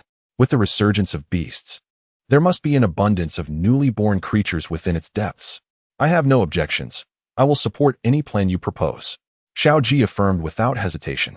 Since Shun Tian avenged her, she had resolved to follow him wherever he may lead. Marco Yin, without needing further persuasion, voiced his agreement. And Bai Mu Air and Chu Baining soon decided to join as well. Once they reached a consensus, the group returned to their villa, gathering some simple provisions and water before heading east along the Yunjiang River. Longzhong refers to the central region of the Long Kingdom, with its largest city known as Longzhong City. The mightiest river, the Longjiang, flows directly through Longzhong City, while the Yunjiang serves as its largest tributary, converging precisely at the city. Following the Yunjiang eastward will lead them to Longzhong City, where they would confront the Wang family among the 5 great clans. At this moment, within the Wang family's courtyard in Longzhong City, a man with graying temples practiced martial arts, his physique robust and sinewy. Each punch and kick he executed was executed with unparalleled precision, revealing his expertise. Master, there is grave news. Something terrible has transpired. In a state of disarray. What manner of behavior is this? Old Jiang, this is not your usual demeanor. I, the chief steward of the Wang family, am synonymous with composure. The martial arts practitioner who now presides over the Wang household is none other than Wang Pan. Master, the young master has lost contact. What? Wang Pan's fist struck out with unrestrained force, shattering the wooden post before him into splinters. All those accompanying the young master have vanished. Their communication devices seemingly rendered inoperative. The young master may have met his demise. Impossible. Wang Pan bellowed. My son Jinyu possesses the qualities of an emperor. How could he possibly be gone? Yet, master, the circumstances surrounding the young master's disappearance are identical to those of the 3rd young master at that time. Impossible. Absolutely impossible. Wang Pan could not accept this. Wang Jinyu, as the heir to the Wang family, embodied not only the status of the legitimate firstborn, but also boasted an SSS-level talent. Such prowess foretold a future where he could ascend to the highest echelons of imperial authority. Wang Jinyu is also the only SSS-level beast master within the Wang family. The thought of his untimely fall was unbearable to Wang Pan. Jiang Shang, you must immediately lead a team to Yunlan City. I refuse to believe my son is dead. He must still be alive. Go at once. Understood, master. Chapter 30. On the brink of a deadly battle, why the betrayal from the eldest? The entire Wushan has succumbed to devastation. In the skies above, Shin Tian and his companions slowed their pace, gazing down upon the forested expanse below. The structures surrounding Wushan had long been obliterated, reduced to a contiguous wasteland. Amidst the ruins, one could still observe lower-tier beasts engaged in fierce competition and slaughter. The beasts within the forest moved in packs. In this apocalyptic era, strength reigns supreme. Whether human or beast, all adhere to this singular principle. The finest territories and the most coveted cultivation resources belong solely to the strong, while the weak are relegated to the sidelines, fortunate merely to scrape by. The population around Wushan was never substantial, and following the resurgence of the beasts, even those fortunate enough to awaken would swiftly be torn to shreds by the feral hordes. What is the situation? Have you found anything? As they hovered above Wushan, Shen Tian activated his spiritual vision, seeking the lairs of the commander-level beasts. None yet. Continue deeper. If my assumptions hold true, the commanders should be located within the core of Wushan. Shen Tian narrowed his eyes, observing the scene below with acute clarity. Although the beast factions clashed amongst themselves, the commotion was minimal, almost as if they were deliberately restraining their actions. Strangely, as they approached the core zone, the battles became increasingly scarce. From this, it could be inferred that the weaker beasts dared not create excessive noise that might provoke the more formidable ones. With his spiritual vision activated, Shen Tian allowed his mental energy to expand, merging into one as he probed the heart of Wushan. As they drew nearer to the core, a refreshing aura wafted from within. This cool essence was imbued with pure spiritual energy, and merely capturing a trace of it enhanced his cultivation progress, albeit by a meager 1/10,000th. I found it, just beneath that dense thicket. As soon as Shen Tian's voice fell, a furious roar erupted from the depths of the dense forest. Several formidable beasts emerged, each exuding a menacing aura. Shen Tian's gaze swept across the scene, absorbing every detail. 6 were of the battle general rank. No, wait, 7. The first 6 battle generals flanked the sides, deliberately leaving the central position vacant. A robust, 4-meter-tall ape slowly stepped forward. The Titan Ape King, a beast with an SSS-level talent. Truly, the Martial Mountain is a treasure trove, harboring such an extraordinary creature. A potential sovereign of the future. The other 6 beasts included 2 SS-level flame lions, evidently a pair, and 4 S-level beasts, the horned giant ant, the silver-winged roc, the wood spirit monkey, and the ice frost serpent. Within the Martial Mountain, beasts with A-level talents do not even qualify to enter the core area. 7 battle generals. Can we possibly defeat them? The 4 women furrowed their brows, anxiety brewing within. Engaging them directly would undoubtedly present challenges. The greatest distinction between humans and beasts lies in the capacity for strategic thinking. Muir, subdue that silver-winged roc. I only possess advanced abilities. I cannot control the fox charm. Now, a divine blessing descended, amplifying by Muir's attributes by 175. It can be done. Her pink eyes sparkled as the fox charm was activated. Below, the Titan Ape King roared in fury, and the other beasts prepared to unleash their attacks. The ice frost serpent opened its massive jaws, sharp ice spikes coalescing within. Just as the serpent was about to strike, the silver-winged roc launched a sudden attack. Its silver wings sliced through the air like blades, striking the ice frost serpent's neck. The abrupt onslaught left the beasts momentarily stunned. The male flame lion roared, casting a glance at the Titan Ape King, seemingly seeking approval. The Titan Ape King's eyes widened, a flicker of pink light flashing within. Raising its fist, it struck the male flame lion atop its head. The punch was overwhelmingly powerful, propelling the lion 100 meters away, leaving it dazed. The remaining beasts stood in bewilderment. What is happening? We were prepared to fight to the death. Why has our leader betrayed us? In the skies above, Shen Tian smirked, his own pink glow receding. The fox charm is not solely by Muir's forte. Shen Tian too possesses this skill. It was a simple matter for a battle general to employ the fox charm to control the Titan Ape King. 3 additional divine blessings were unleashed, further enhancing the attributes of the 3 women. Muir, control more beasts to guard the vicinity of the core. Bai Ning, be ready with your poison. Once these battle general beasts are dispatched, the Martial Mountain beasts will surely revolt. Ku Yin and Shao Ji, you shall descend with me. The 7 battle general beasts will see 2 betrayals, each targeting 1 for combat. The remaining 3 will match up perfectly, 1 for each of us. With the full attribute enhancement from the divine blessings, neither Ma Ku-in nor Shao Ji will find themselves at a disadvantage against the battle general beasts. The Swiftwood Spirit Monkey is entrusted to you, Shao Ji. Rest assured, the lioness has arrived. You deal with that ant. Having slaughtered too many ants in Yunlin City, I have lost interest. As I landed, Marco-in brandished his gun and charged at the female blazing lion. Shen Tian could only smile helplessly as he faced the horned giant ant. The celestial horse golden spear pierced through the air, while the horned giant ant met it head-on with its pincers. Quite impressive strength. However, you are not worthy to play with me. Bang! Gathering all his might, Shen Tian swiftly thrust his spear. The horned giant ant was pushed back, emitting a shrill cry. Anger is futile. If you can touch even a hair on my body, I shall take my own life right here." With a sudden surge in speed, Shun Tian darted through the forest, his celestial horse golden spear thrusting repeatedly. The horned giant ant excelled in strength, yet speed was its Achilles heel. Shun Tian's strategy was straightforward: victory through speed. Each thrust was executed with precision and power. In the blink of an eye, he had unleashed over 100 strikes. The horned giant ant, infuriated, swung its massive pincers, its peculiar horns shimmering with a brownish glow. Boom! Gravity compressed. In an instant, the gravitational force within a 10-meter radius surged, significantly slowing Shun Tian's speed. One of his thrusts was caught by the horned giant ant, which let out a jubilant shriek, celebrating its success in seizing Shun Tian. "Enough! I tire of this game." The scorpion tail extended from behind, striking the horned giant ant's abdomen with astonishing speed. 9 types of venom surged into the ant's body. As the toxins fused and erupted, the horned giant ant's expression twisted into one of agony.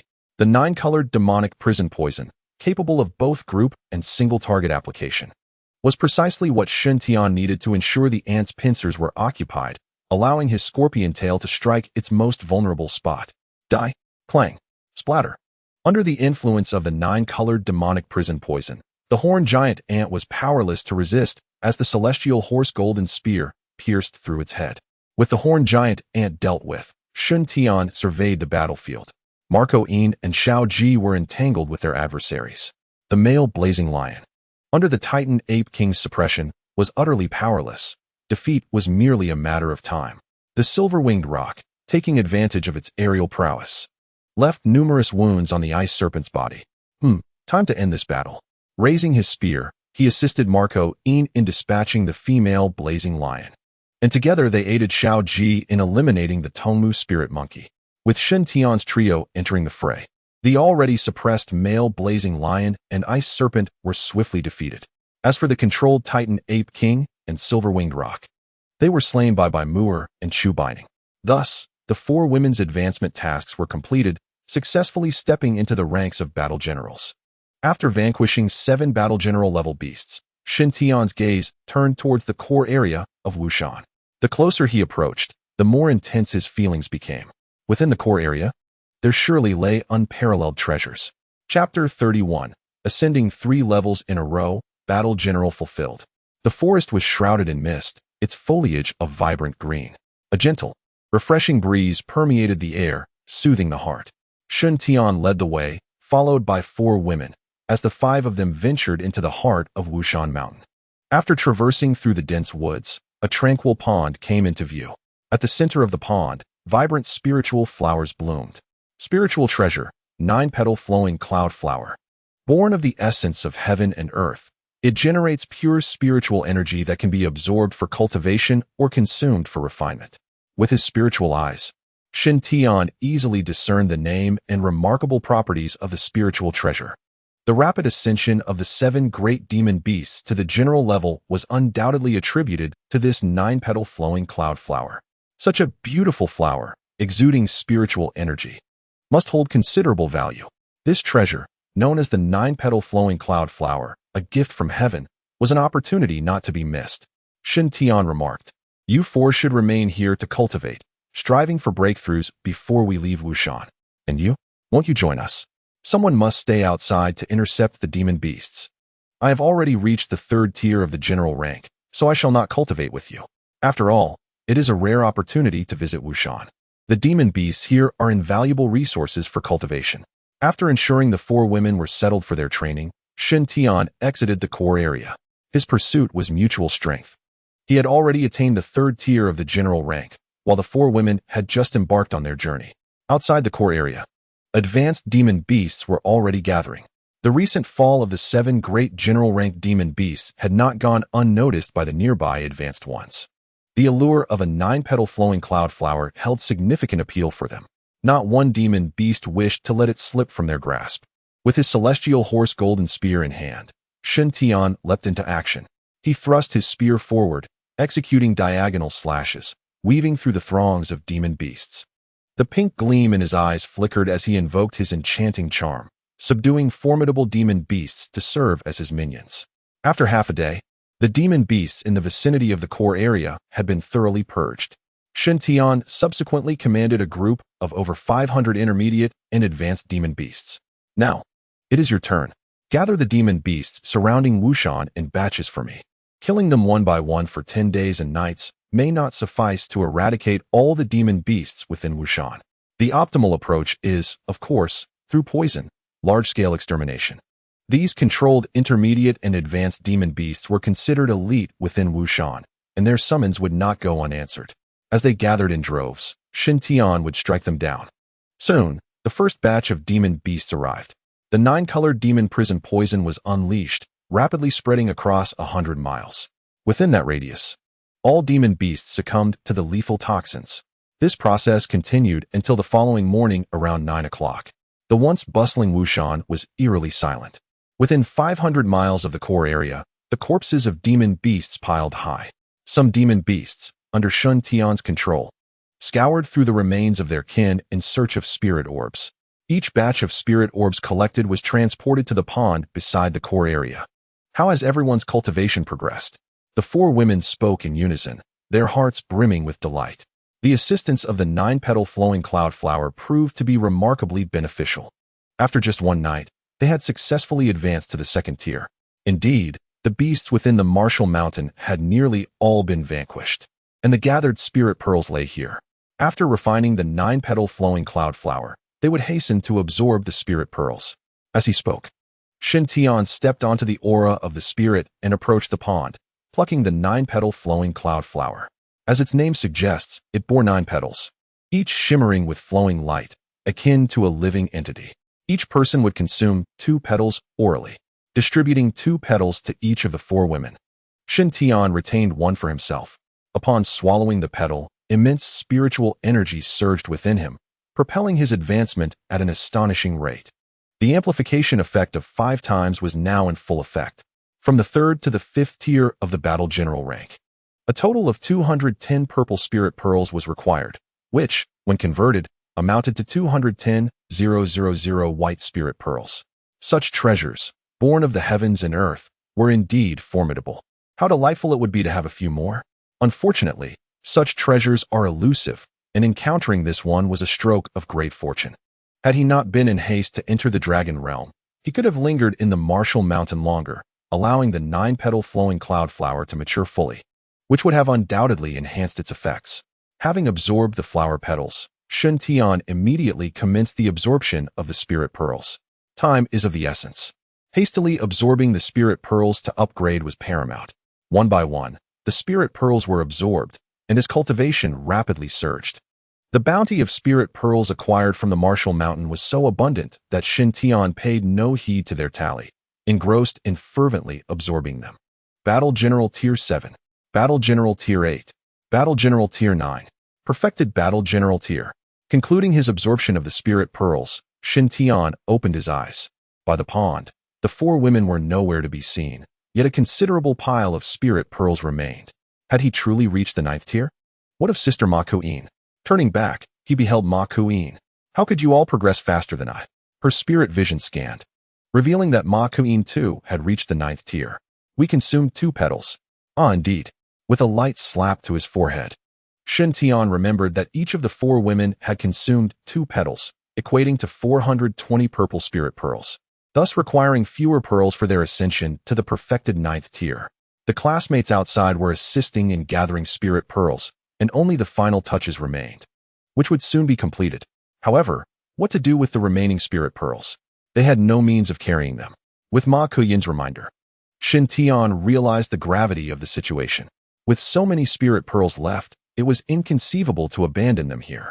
As none of them had yet completed their new advancement tasks, they could not step into the Lord tier, rendering these spirit pearls unusable.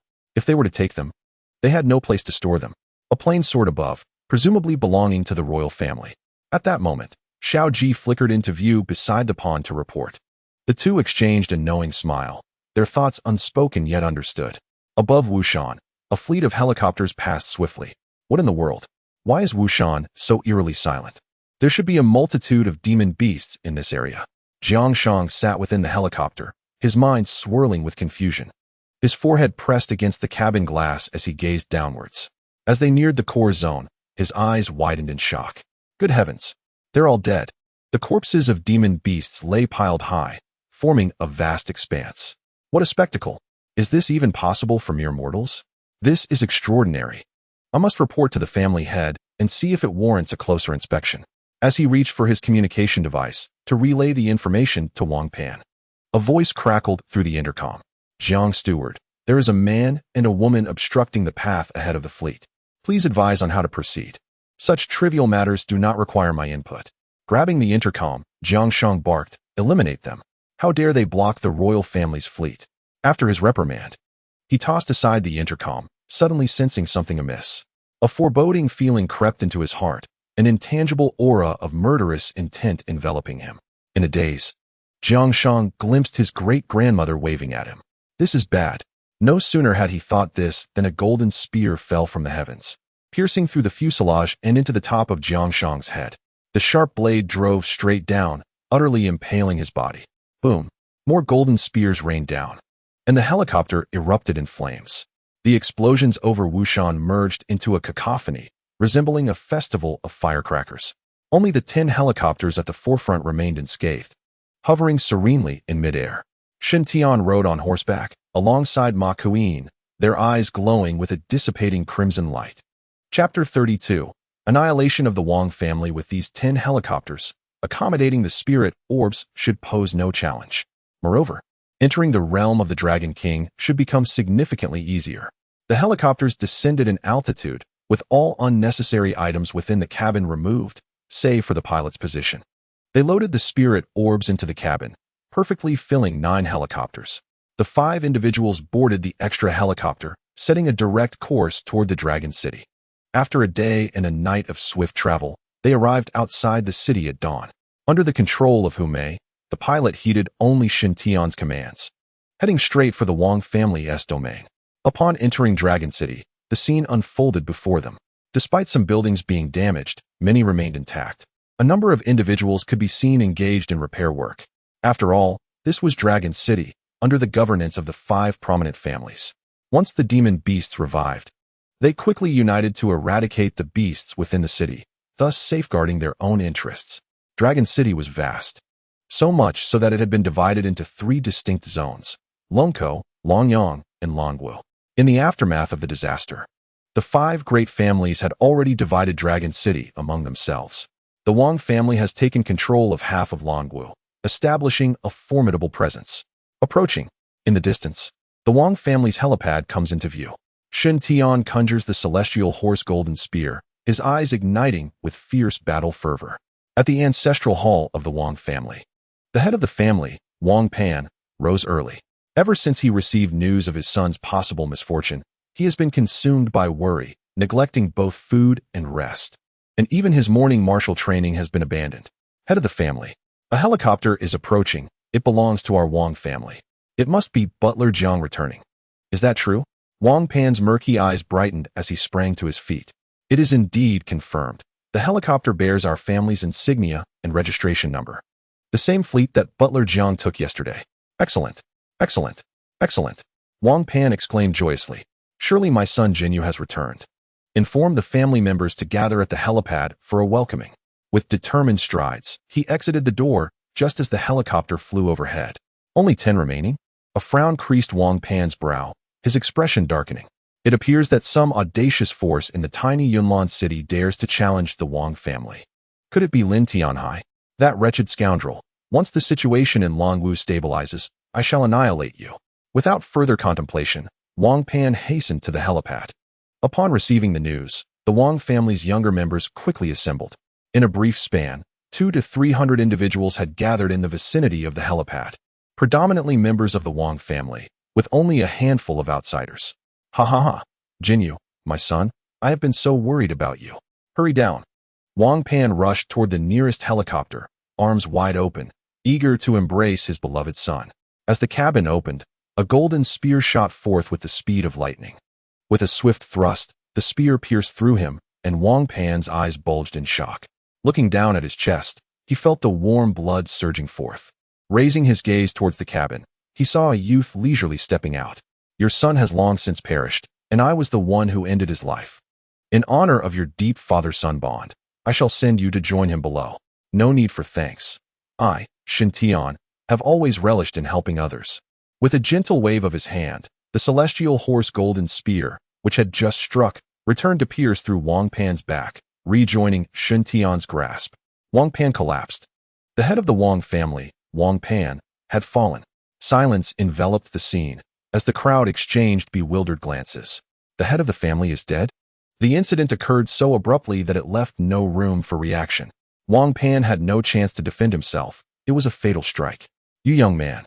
You lack martial ethics." A middle-aged man, bearing a resemblance to Wang Pan, bellowed in fury. "To ambush the head of the family. You deserve to die?" With gritted teeth, the middle-aged man commanded two beast women to stand before him. "Wang family disciples, with the head of the family deceased, I shall temporarily assume the position of head. This scoundrel, under the bright sun, has committed the treachery of assassinating our leader. Seize him immediately." Shattered into countless pieces. May the spirit of the former patriarch find solace in the heavens. How impatient they are. Just barely deceased, and already he is referred to as the former patriarch. It seems the Wang family is not so united after all. Come forth. I have come to annihilate your Wang clan. With a thunderous roar, Shen Tian charged forth. Gun in hand, the beast armor emanated a formidable aura, overwhelming the surroundings. The Wang family disciples trembled in fear. What is happening? Why can't I channel my spiritual energy? I cannot either. The inability to channel spiritual energy is trivial. I can hardly breathe. Who is this young man? Panic ensued among the gathered crowd. Even the commanding middle-aged man was not exempt. He hastily retrieved his phone to send a message. Soon, the beast tamers, beast maidens, and a multitude of ordinary enforcers raised by the Wang family swiftly converged at the helipad. Shen Tian moved agilely, dispatching foes with lethal precision. Behind him, four women descended from the aircraft. With their beast armors adorned, they were formidable. Ma Kuyin donned a resplendent golden beast armor, her forehead crowned with a helmet inscribed with a soaring Pegasus. She radiated divine light, reminiscent of a Valkyrie descending from the heavens. Bai Mu'er's beast armor was entirely snow white, its tight fabric accentuating her figure, while her foxtail danced gracefully. Her enchanting eyes sparkled with allure. A sharp cry echoed through the helipad as Xiao Ji appeared in her beast armor, equally striking, clad in form-fitting black. Her legs were adorned with armor only at the knees, while black stockings enveloped her thighs. Finally, Chu Bai Ning emerged, her armor exuding an air of chilling elegance. The upper armor covered only her chest, exposing her alluring navel, while the lower part resembled the segmented armor of a scorpion, with its tail draping over her shoulder. Her long hair cascaded down her fair back, and her lips bore a dark purple hue, emanating a cold and sinister aura as if she had emerged from the depths of hell. Though each of the four women possessed distinct styles, their combined presence was overwhelmingly powerful. As soon as the beast armors were donned, they unleashed their might. Shen Tian sneered, wielding the Pegasus golden spear with relentless ferocity. Each strike aimed for the vital points, seeking nothing less than a swift demise. Under the weight of the beast armor's pressure, these intermediate beast tamers and beast maidens were utterly defenseless. Too weak, they lacked even the qualifications to invoke their skills. Flee. The middle-aged man desperately channeled his spiritual energy, coughing up blood as he struggled to retreat. Yet, his legs felt as if shackled with lead, each step laboriously slow, as though burdened with heavy stones. Flee. Can you truly escape? A gust of wind swept through, and a head rolled away. The acting patriarch of the Wang family had been in office for less than 3 minutes, and now he was gone. Fear engulfed the hearts of all present, in despair. The Wang family disciples fell to their knees, pleading for mercy. Shen Tian remained indifferent, showing no signs of halting his onslaught. Previously, the Wang family had repeatedly sent individuals to Yunlan City, inadvertently inciting the ire of Shen Tian. By the time they resolved to strike at Longzhong, the Wang family had already met their demise. Compassion was not in Shen Tian's nature. The golden spear wove through the throngs, continuously reaping lives. In an instant, the Wang family was engulfed in screams of despair. The stench of blood pervaded the air and soon spread far and wide. The Feng family, which occupied another half of the Longwu region, had already become aware of the tragic conflict engulfing the Wang family. The head of the Feng family summoned the senior members. gathering in the ancestral hall to deliberate. What could have transpired? Who dared to assault the Wang family? Could it be the Sun family of Longko? They harbored a long-standing enmity with the Wang family. It might also be the Zhang family. Rumors suggested that the young master of the Wang family had taken advantage of the Zhang family's daughter and then turned his back on her. Perhaps it was even the Ouyang family, who monopolized Longko and harbored grand ambitions. If they annihilated the Wang family, they might turn their sights upon us next. Chapter 33. Reactions of the Dragon City Clan's Silence. Amidst the din of discussions, the phone of the Fong family head rang. Hello, Ouyang family head. What do you wish to convey? Fong family head. You should behold the chaos you have wrought. Just as Longzhong was stabilizing, you chose to strike at the Wang family. Is this prudent? Good heavens. Ouyang, one may indulge in erratic meals, but one must not make baseless accusations. Do you possess any evidence that it was my Fong family that initiated this? I am equally eager to know who the assailant is. The Fong family head was infuriated. Such slander could not be tolerated. Not you? Certainly not. Why not inquire with the Sun and Zhang families? Both hold grievances against the Wang family. Following their exchange, the two family heads ended the call. Head, what did they say? The Wang family is currently in disarray. We must consider taking action. Let us first dispatch individuals to gather intelligence, while simultaneously mustering our forces, ready to heed my command. In Lonyang, the Sun family head hung up the phone with the Ouyang family head. Head, do we know who struck at the Wang family? Not yet. The Sun family head shook his head. It was neither the Ouyang family nor the Fong family. If it were the Zhang family next door, we would have sensed it by now. Then it is peculiar. Only our 5 great families would dare to act against the Wang family. Who else could it be? Regardless of the perpetrator, this presents an extraordinary opportunity. Should the Wang family be eradicated, the vacant territory would be up for grabs. Immediately assemble our forces and launch an assault on the Wang family. Seize as much as we can. As you command. Simultaneously, the Zhang family in Lonyang convened their high-ranking members. The Zhang family head, after concluding a phone call, promptly issued commands. Gather the clan's disciples and head to Longwu to annihilate the Wang family. Head, is this not a tad hasty? We still do not know who has assailed the Wang family. Does that truly matter? I have long held disdain for that pack of scoundrels. Especially that young rascal of the Wang family, who took advantage of my daughter and then denied all responsibility. This grievance must be avenged. Regardless of who is attacking the Wang family, the Zhang family shall take action. With the Wang family in turmoil, Longzhong was abuzz with excitement. The 4 great families were all poised to act. The Fong family, being the closest to the Wang family, has received the latest news. The head of the family dispatched someone to gather information, who returned with a recording. Release it. Projected onto the large screen. The gruesome battle within the Wang family unfolded before their eyes. The senior members of the Fong family exchanged puzzled glances. In the footage, 1 man and 4 women moved stealthily through the Wang family, leaving a trail of dead family members in their wake. Strangely, the Wang clan members offered no resistance. Rather, they seemed devoid of the capacity to do so. Fong Dingshan, the head of the Fong family, narrowed his eyes, fixating on the beast armors worn by Shin Tian and his companions. 5 individuals managed to decimate the Wang family without any ability to retaliate? Surely, the strength of these individuals must be at least advanced. When did such formidable characters emerge in Longzhou? How could we have been so oblivious? It is utterly terrifying. If the Wang family is annihilated, and these individuals turn their gaze upon us, we would be in dire straits. Elders, do you not find that woman somewhat familiar? The young master of the Fong family pointed at Chu Baining in the footage. The renowned star Chu Baining, rumored to be the daughter of the Chu family. Gasping, the gathered members exchanged glances, their minds racing with conjectures. With the Chu family's daughter present, could it be that they intend to eradicate the Wang family? This is dire. Son, quickly summon the clan members and interrogate them one by one to ascertain whether we have offended the Chu family before the resurgence of the beasts, or if anyone publicly expressed disparaging remarks about Chu Baining. The calamity befalling the Wang family is undoubtedly linked to Chu Baining. Investigate immediately. Fong Dingshan hastily issued commands, and after catching his breath, he quickly added, retract the informants to avoid misunderstandings. Understood. I shall take care of it immediately. May it have no bearing on our Fong family. Heaven help us. The Wang family faced a one-sided crushing defeat, nearing its conclusion.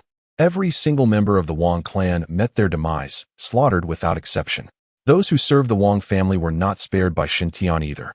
Several hundred lay lifeless in pools of blood. This extermination campaign proved far more effortless than anticipated. The absolute suppression of levels was the key to victory. In the struggle for survival in this apocalyptic world, strength speaks volumes. Someone is approaching, coming from the direction of Longyang. There are also individuals drawing near from the Dragon Mouth area. Bai Muir, possessing the strongest spiritual power among them, had released her mental energy the moment the battle commenced. Those who were initially probing our defenses have retreated. Intriguing. They must be from other prominent families. Are they here to assist the Wang family? Not necessarily. Shen Tian shook his head. The great clans have always been rife with intrigue, prioritizing their own interests. The downfall of a single Wang family is, in fact, advantageous to them. Fewer mouths to feed means more resources for the rest. Let us go. We shall meet them. The five departed swiftly, making their way to the Wang family estate. The first to arrive was the Zhang family, led by their patriarch, who rushed over with urgency. Upon seeing Shen Tian and his companions, he immediately raised his hand to halt their advance. A glance at the Wang family estate revealed an eerie silence, signaling the end of the conflict. Before the Zhang family head could speak, Shen Tian inquired, "Who are you? What brings you here? Are you seeking trouble?" Cough, cough. "Young friend, you misinterpret my intentions. I am Zhang Zhan, the head of the Zhang family. I heard that someone attacked the Wang family and came to offer assistance." "Did you annihilate the Wang family?" As soon as Zhang Zhan's words faded, a booming voice resonated nearby. A group of individuals halted beside the Wang family estate, led by a man with a square face. He stood firmly, exuding an impressive aura, his countenance radiating authority befitting a family patriarch. Beside him stood a pair of young women, identical in appearance and grace, embodying exquisite beauty, twins. Shen Tian's eyes sparkled with intrigue as he utilized his spiritual vision to inspect the two young ladies. The radiance within his gaze intensified, double SSS grade, and both uncontracted. "Young friend, is it not a bit impolite to stare at my daughters so intently? My apologies. It was indeed disrespectful. I hope that the Longxiao family head can be magnanimous. Do you recognize me?" "Naturally, I am familiar with you, having reviewed Longxiao's information." Shen Tian was well aware of his identity. A moment later, another group arrived, though their numbers were markedly fewer than the previous two families. This final arrival was the Sun family, who had seized half of Longyang's territory. Upon arriving in Longwu, they had immediately dispatched individuals to claim the Wang family's former domain and assets. Casting a glance at the leading figure of the Sun family, Shen Tian felt no fondness for him. With the Wang family annihilated, we prominent families require a justification. The reasoning is straightforward. My 5 companions and I hold a grudge against the Wang family, hence their demise. 5 people. The representatives of the 3 major families were taken aback. They had assumed these 5 were merely representatives waiting for their arrival. Little did they know that the Wang family had been vanquished solely by this quintet. Longxiao's expression turned grave. It was no small feat for just 5 individuals to obliterate the vast Wang family. "Young friend, the stability of Longzhong relies on the alliance of our 5 great families. With your destruction of the Wang family, you have disrupted the delicate balance we painstakingly established, potentially igniting a new bloodbath. Family head Longxiao, your words are heavy. With me, Shen Tian, present, who dares to instigate a bloodbath?" The Tianma golden spear struck the ground violently, sending debris flying. "From this day forth, I, Shen Tian, shall take control of the Wang family's territory. Should anyone dissent, let them first inquire if my Tianma golden spear consents. If anyone dares to cause mischief on my territory, they shall find me unyielding. If I can annihilate one family, I can easily eradicate others. You arrogant brat, who do you think you are? Just arrived in Longzhong and already wish to assert dominance over us?" Chapter 34.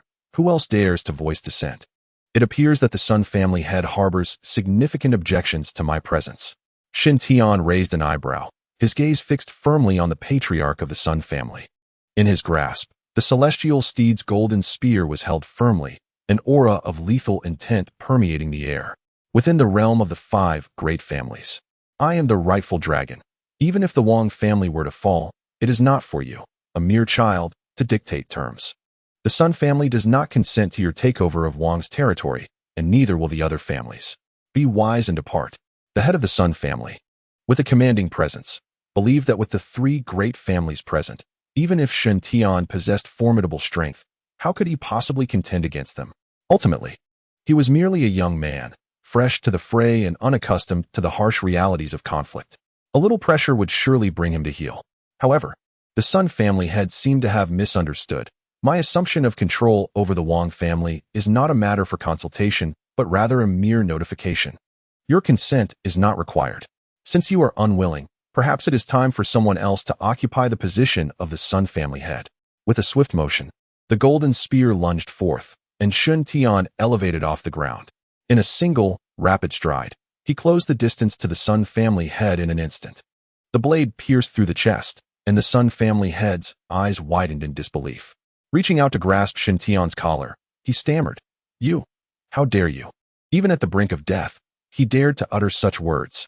With a powerful kick, Shen Tian sent the Sun family head flying, standing resolutely with his spear. A fierce gaze swept over the gathered members of the Sun family as he bellowed, "Is there anyone else who dares to voice dissent?" The Sun family's members fell silent, not daring to utter a sound. Unbeknownst to my approval, they had audaciously encroached upon my territory. If the Sun family wished to avoid annihilation, they must present 50,000 spirit stones. Should the stones not be delivered before nightfall, the Sun family shall vanish completely from the realm. With that proclamation, fear gripped the crowd, and they fled in disarray. Shen Tian's strike had been so swift that the Sun family could not react in time. More audaciously, he had dared to slay the head of the Sun family in broad daylight. Neither the heads of the Zhang family nor the Long family intervened, leaving the Sun family, now leaderless, in a state of panic, bereft of their guiding force and compelled to retreat in turmoil. "And you, Zhang family head?" The golden spear pointed directly at Zhang Zhan. "Dear friend, do not misunderstand. My Zhang family has always been here to support the proceedings. Whoever destroys the Wang family, I will aid. As for the territory of the Wang family, my Zhang family will not involve ourselves. If you wish to claim it, feel free to do so. Oh, by the way, I recall that when I departed, the kitchen was still simmering soup. If I do not return soon, it may boil dry. Allow me to take my leave, and I shall pay a visit another day." With a courteous bow, Zhang Zhan signaled his disciples to withdraw from Longwu. Now, only the Long family remained. Long Shao family head, and you? As long as the balance of the realm is not disrupted, young friend, you may proceed as you wish. We shall take our leave. Having spoken, Long Shao commanded a retreat. Please hold on. Long family head, shall we converse? Oh, about what? Let us discuss the future of the Long family. I trust you do not intend to confine your ambitions solely to this territory. Long Shao narrowed his eyes, locking gazes with Shen Tian for a moment. Very well, let us converse. Immediately, Long Shao turned and gave a few instructions. The members of the Long family remained stationed outside. He brought along 3 beast maidens and a pair of twin sisters. As they entered the Wang residence, an array of corpses lay scattered about. Mu'er, Xiaoji, go out and hire some people to conduct a thorough cleanup. After exterminating the Wang family, everything within their estate will naturally come under our control. With such a significant enterprise, employing a few ordinary folk for the task is hardly a challenge. In this post-apocalyptic world, even a simple bun can procure a beautiful model. Choosing a clean room, Shen Tian and Long Shao sat across from each other. I wonder what insights you have, young friend Shen. Long is all ears. Have your 2 daughters sign a contract with me, and I shall ensure the Long family thrives henceforth. Preposterous. Long Shao erupted in anger. You lecherous scoundrel, daring to set your sights on my daughters. Do you think I attained the position of head of the Long family through backdoor dealings? Please, do not be hasty, Long family head. Might you recognize the lady beside me? He raised his hand to point at Chu Baining, to which Long Shao shook his head in confusion. Chu Baining. At that moment, one of the twins behind Long Shao spoke up. Dreamjia, do you know her? Of course. She is the star I am pursuing, and also the esteemed daughter of the Chu family. Are you certain? Father, when have I ever deceived you? Long Zhao's anger diminished slightly as he scrutinized Shen Tian. The eldest daughter of the Chu family, why is she accompanying this youth? From the looks of it, they have even signed a contract. What extraordinary talent must he possess to have won her over? Could it be SSS-Rank? Long family head. With the resurgence of beastly creatures and the arrival of the apocalypse, the current order has disintegrated. The only unyielding law is that of strength. If the Long family were to produce several top-tier powerhouses, their status in Long country would undoubtedly soar. I presume you have deliberately ensured that your two daughters have yet to finalize a contract with the Beastmaster, and perhaps even publicly claim that the Long family lacks an SSS rank? Indeed, possessing two SSS ranks would attract considerable envy. How did you discern this? My innate skill? The spirit vision eye allows me to see through all. It is how I came to know your esteemed name. An intriguing ability, yet it lacks substantial utility. Long Xiao conceded. Nonetheless, he was not entirely mistaken. The practical application of the spirit vision eye pales in comparison to some potent support skills. My talents are not limited to just one. Long family head. You must be well aware of the understanding your noble lineage has regarding beast masters and beast maidens. Have you ever heard of someone awakening with 10 innate skills? 10 innate skills. This is impossible. Aren't innate skills awaken one by one? Plentiful spiritual energy. Blessing of the martial god. Life restoration. Before Long Xiao, Shen Tian demonstrated 3 innate skills in quick succession. Is this sufficient? Including the spirit vision eye? That makes 4 innate skills. The daughter of the Chu family and I have signed a contract. Do you believe it could be possible without the Chu family's consent? Shen Tian has once again distanced himself from the Chu family, further destabilizing Long Xiao. As one of the 4 foremost families in the Dragon Kingdom, the Chu family would not invest in an obscure individual without reason. Surely, the head of the Long family is well aware of the current strongest cultivators nurtured by the Dragon Kingdom and their respective ranks. I must ask, have you reached the level of a battle general? What do you mean by that? Could it be that you have already attained the status of a battle general? The beast armor was unleashed, and a formidable pressure enveloped the room. Long Xiao felt a constriction in his chest, nearly gasping for breath. The beast armor is exclusive to battle generals and is not limited to just myself. Upon saying this, Marco Yin and Chu Bai Ning, who stood behind him, also released their beast armors. Did those two, just now, also belong to the battle general rank? Long Xiao struggled to speak, incredulous at the scene before him. Naturally, Shen Tian nodded, stating that he had conveyed all that needed to be said, leaving the next steps to the head of the Long family and the 2 ladies. Shen, my friend, I have one more question I would like to consult you about. Speak. Given the nation's efforts, we have yet to cultivate a battle general. How did you achieve this? This is a secret pertaining to another one of my innate skills, which I cannot yet disclose to the head of the Long family. After all, I have demonstrated sufficient sincerity. The head of the Long family must make some indication, don't you think? Chapter 35. The Ice and Fire Dragon Maiden. After earnestly articulating so much, Shen Tian had done his utmost. As for the choices to be made, he entrusted them to Long Xiao and the 2 women. Whatever the outcome, Shen Tian remained indifferent. After all, what was lost was the Long family in the vast Dragon Kingdom. SSS-level talent beast women are not limited to just these 2. I am willing to form a contract with you. Sister, are you not reconsidering? No need. I trust my judgment. Following him is undoubtedly the best choice. Mengyi, have you thought this through? Once the contract is signed, unless he falls, you cannot regret it. Father, I am certain. Long Mengyi stepped forward, ready to finalize the contract. Indeed, you possess discerning eyes. The contract book materialized, and without a moment's hesitation, Long Mengyi pressed her handprint, completing the contract. Since my sister has signed, I shall also sign.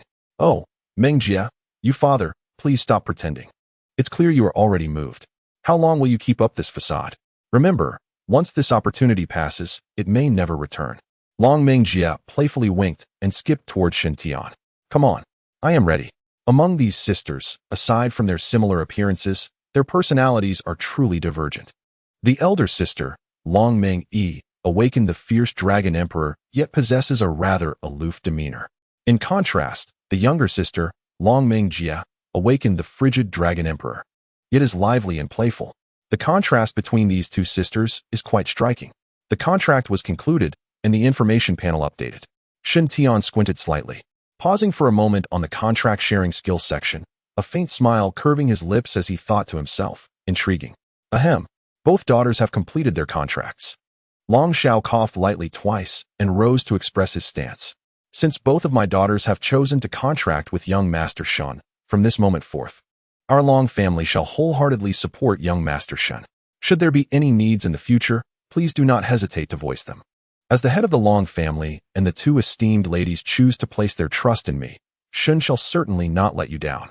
Before sunset today, I shall present a surprise for the head of the Long family. Oh, what surprise might that be? By the time the sun sets, the head of the Long family will know. It may be premature to speak, as it could be somewhat awkward if it remains unfulfilled. Let us wait until sunset, to allow for some leeway. By Ning, you shall remain here to wait for Mu'er and the others to return. And together you shall clean the Wang family's premises inside and out. As for the previous assets of the Wang family, I entrust that decision to you. I have faith in your capabilities as a scion of the Chu family. Sister Ku'in, along with the other two, please accompany me outside the city. Head of the Long family, feel free to proceed as you wish. Having given his instructions, Shun Tian departed with the three women. Ma Ku'in transformed into a celestial steed of holy light, with Shun Tian mounting her back, soaring into the skies. Long Mingyi and Long Mingjie each assumed their beast girl forms, their dragon horns glowing radiantly as they traversed the air towards the horizon. Upon exiting Longzhong City, the group galloped across the wilderness. Hey, Shin Tian, where are you taking us? To undertake the advancement quest. The advancement tasks for beast girls are largely similar. They merely require reaching a certain level, defeating a specified number of magical beasts, and acquiring new skills. The level issue is easily resolved, as Shin Tian possesses an abundance of spirit pearls. As for acquiring skills, he had harvested numerous spirit bones during the extermination of the magical beasts in Yunlan Mountain and Wushan. Among them, there are skills suitable for the two ladies. So addressing the magical beast task will suffice. Well, it's just ahead. Both of you are now at the intermediate first rank, and your combat prowess is not to be underestimated. Come now, show me what you've got. Pointing towards a nearby group of magical beasts, Shin Tian calmly instructed. Show us. All right, sister, I shall go first. Long Mingjie soared ahead, wielding an ice dragon sword. A resonant dragon roar erupted from her mouth, causing the temperature of the air to plummet rapidly. The magical beasts below all gazed upwards. Long Mingjie plunged downward with her sword, akin to a shooting star, descending into the midst of the magical beasts. Absolute Zero. As her inherent skill was unleashed, flurries of snowflakes cascaded from the sky.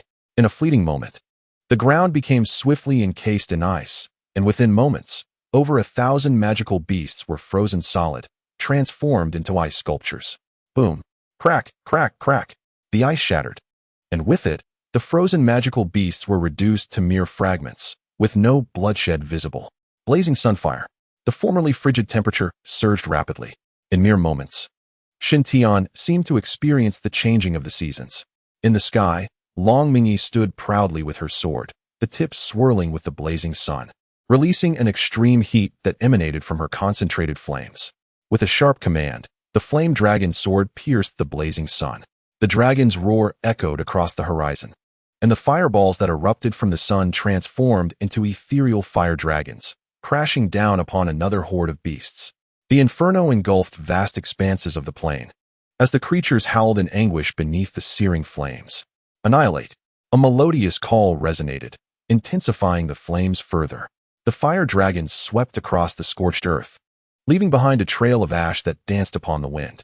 The innate abilities of the two women were of the utmost caliber. Absolute Zero not only possessed the power to freeze and control, but could also obliterate foes in an instant. The blazing sun, upon its release, emanated a formidable heat accompanied by an aura of terror, first intimidating adversaries before delivering the final blow. Both skills were designed for mass destruction. Continue. Shin Tian snapped his fingers, observing the spectacle from atop his steed. The two sweeping attacks had already created a stir across the vast plains outside Dragon City. An increasing number of beasts were converging in a frenzy. Many high-ranking beasts were drawing near. Are you not concerned for their safety? Oh, but you are unaware, Sister Yu. These two young ladies have yet to reveal their trump cards. Oh, a formidable trump card? Indeed. Is it more powerful than mine? Sister Yu. There is no need for competition in such matters. Humph. With a dismissive turn of her head, Ma Keqing scrutinized the two young women. These new contract beast maidens, in terms of beauty and physique, were not inferior to Bai Mu'er and Chu Bai Ning. Their combat prowess was equally intimidating. Unbeknownst to her, Ma Keqing's sense of impending danger intensified. The previous edition of Three Women had never invoked such a profound sense of crisis. But the Dragon Sisters were an entirely different story. The twin sisters were the object of desire for countless men. Furthermore, as dragon maidens, their allure was magnified. After all, which man did not wish to become a dragon knight? Ice explosion. Amidst the swarm of beasts, Long Mingjie swiftly maneuvered, not utilizing her sword to vanquish her foes. As she passed, flurries of snowflakes descended upon the beasts.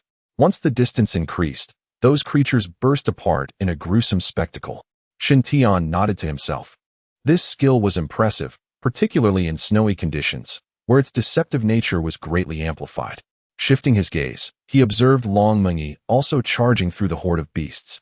A multitude of creatures surged from all directions, encircling her. Unfazed, Long Mingjie thrust her flame dragon sword into the ground, erupting earth fire. The ground trembled as pillars of fire erupted from the earth. A vast number of beasts were launched into the air by the force of the flames. The intensely scorching pillars penetrated the beasts' bodies, the extreme heat swiftly roasting their flesh. The air was thick with the aroma of barbecued meat. A remarkable escape technique, indeed. Now, it is time for you to unveil your trump card. The fierce battle raged on, drawing the attention of increasingly powerful beasts. In Shen Tian's line of sight, over a dozen high-level Yaoshu blended among the mid and low-level beasts, inching closer to the two women. The younger sister, Long Mingjie, evidently sensed the danger and called out, prompting Long Mingjie, who was engaged in battle, to swiftly approach. Chapter 36. The Extremes of Ice and Fire. Dual dragons play with the pearl outside Longzhong City. On the vast plains, the commotion from the two women battling within the throng of Yaoshu intensified, drawing a significant number of these creatures together. Some beast tamers and beast maidens outside the city, intrigued by this sudden disturbance, cautiously approached to observe, while the weaker ones fled back into Longzhong City. Watching from atop the walls, it is the dragon twins of the Long family. What audacity they possess, causing such a ruckus, unafraid of attracting a beast tide. Just as we heard of the Wang family's demise, now the Long sisters are stirring trouble outside the city. If a beast tide truly arrives, we are all doomed. The last beast tide was repelled only through the combined efforts of the 5 great families. Without the Wang family this time, it may prove exceedingly difficult. The Wang family has been eradicated? When did this happen? Which family was responsible? Was it the Long family? I heard it was not. It was a person named Shen Tian who, accompanied by 4 beast maidens, annihilated the Wang family. Nonsense. 5 individuals wiping out the Wang family is utterly ridiculous. Isn't that Shen Tian right there? As one of the disciples from a noble family spoke, all eyes converged upon Shen Tian. Unaware of the discussions surrounding him, Shen Tian remained focused on the dragon twin sisters below. The gathering of high-level Yaoshu had surpassed 20, and an inkling of concern began to brew within him. After all, the two women were merely at the first tier of mid-level, and facing high-level Yaoshu would undoubtedly be a challenge. Encountering 20 at once was exceedingly perilous. Shen Tian had already prepared himself. Once the sisters unleashed their ultimate attacks, he would immediately spring into action to rescue them. Here they come, Marco Ian announced. As the assembled high-level Yaoshu seemed to reach a consensus and simultaneously launched their assault on the two women. The battling duo, back to back, their vertical pupils shimmering, prepared themselves. Sister, let us do this. Hooray. Finally, we can utilize our skills in real combat. The two women turned, embracing one another, their swords raised skyward. In an instant, snowflakes danced through the air, while fierce flames roared on the ground. Ice and fire intertwined, rendering the figures of the two women momentarily invisible. Fusion skill. Shen Tian's eyes sparkled with excitement, as within the ice-fire realm of his vision, an ice-fire dragon pearl emerged prominently. The two swords soaring into the sky transformed into 2 colossal dragons, diving downwards from above. The ice-fire dual dragons encircled the dragon pearl, their roars resonating across the plains. The extremes of ice and fire, dual dragons play with the pearl. The dragon heads opened wide, simultaneously biting down on the dragon pearl. A blinding radiance rapidly radiated outward. The conflicting elements of ice and fire clashed and merged, generating a colossal shockwave of energy that spread for kilometers, enveloping all 20 high-level Yaoshu within proximity. Activating his spiritual vision, Shen Tian remained fixated on the scene below. The spiritual power of the two young women rapidly diminished, reaching its nadir in a mere instant. As their energy was entirely expended, the might of their technique was also brought to its limit. Thunderous roars echoed as ice and fire intertwined, resembling colossal mushroom clouds that erupted across the plain. 2 massive dragon phantoms spiraled upwards, ascending to the zenith of the azure sky. before intertwining and crashing down with tremendous force upon the ground. The final explosion reverberated, causing the earth to tremble incessantly, leaving the inhabitants of Dragon City in a state of astonishment. Such formidable power. It seemed that no one in Dragon City could withstand this technique. Beneath the icy and fiery veil, the beast stood no chance of survival. The two daughters of the dragon family were truly terrifying. The residual waves rippled outward, spreading across the entire plain. Such a commotion inevitably attracted the attention of the entire Dragon City. The leaders of the four great families gathered atop the city walls, witnessing the alarming scene unfolding on the plain. Long Xiao furrowed his brow, pondering how this technique had been revealed. What on earth was Shen Tian up to? The dragon family head certainly possesses a hidden trump card, Zhang Zhan remarked, his words laden with implication.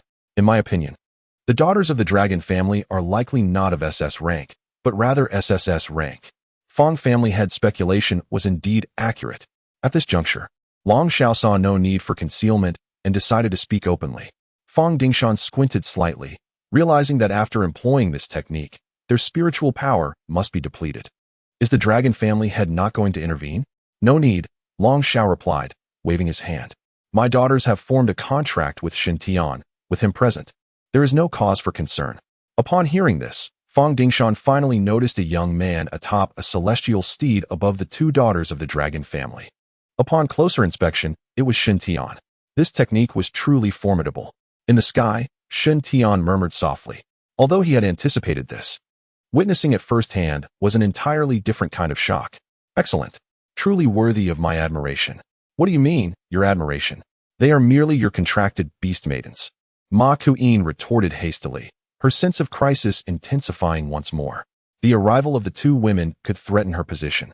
No, I arrived first. Tonight, I must assert my claim.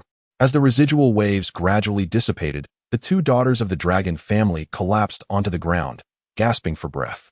Having utilized this technique for the first time, their spiritual power was utterly exhausted. However, they were immensely satisfied with the power they had unleashed. Sister, that was exhilarating. I wish we could do it again, but we have no spiritual power left. What a pity, Long Mingjie sighed, her face momentarily downcast before it transformed. She lifted her gaze towards Shen Tian above, pouting slightly. Humph, are you stunned? Now you understand my prowess. Boom, boom, boom.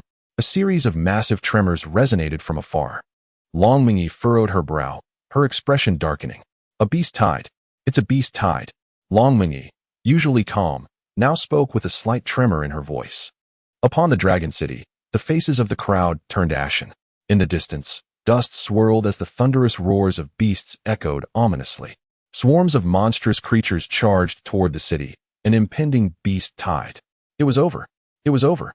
Dragon Clan leader, behold the consequences of your two precious daughters' actions.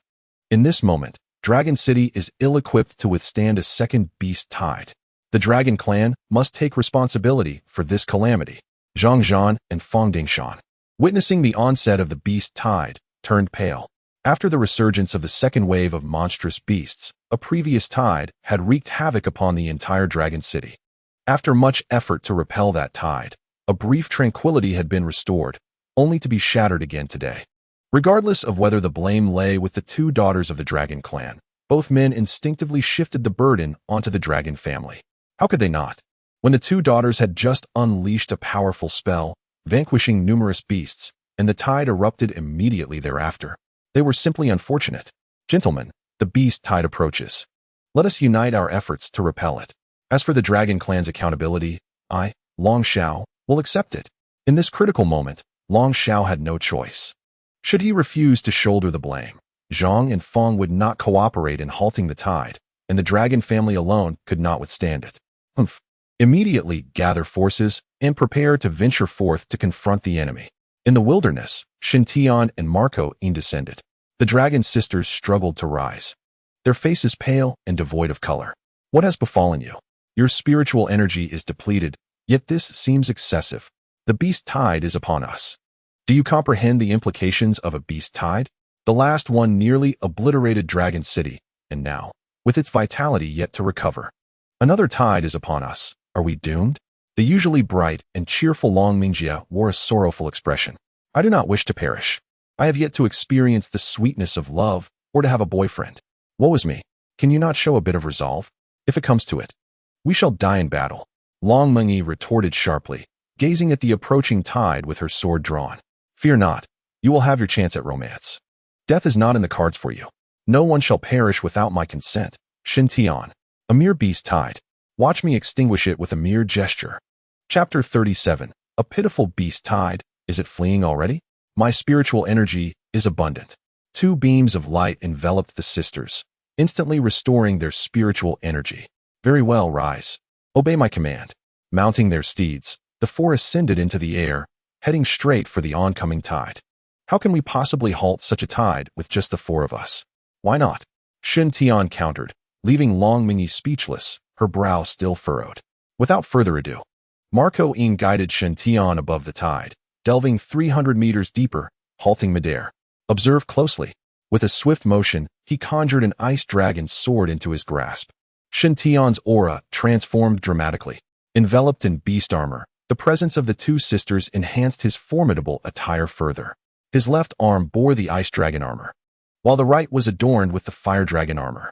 The overwhelming pressure of a battle-hardened general descended from the heavens, momentarily halting the advancing tide of beasts below. With a swift motion of his ice dragon sword, Shin Tian bellowed with authority, absolute zero. Instantly, the once clear sky was adorned with swirling flurries of snowflakes, cascading down at an astonishing speed and blanketing an expansive area.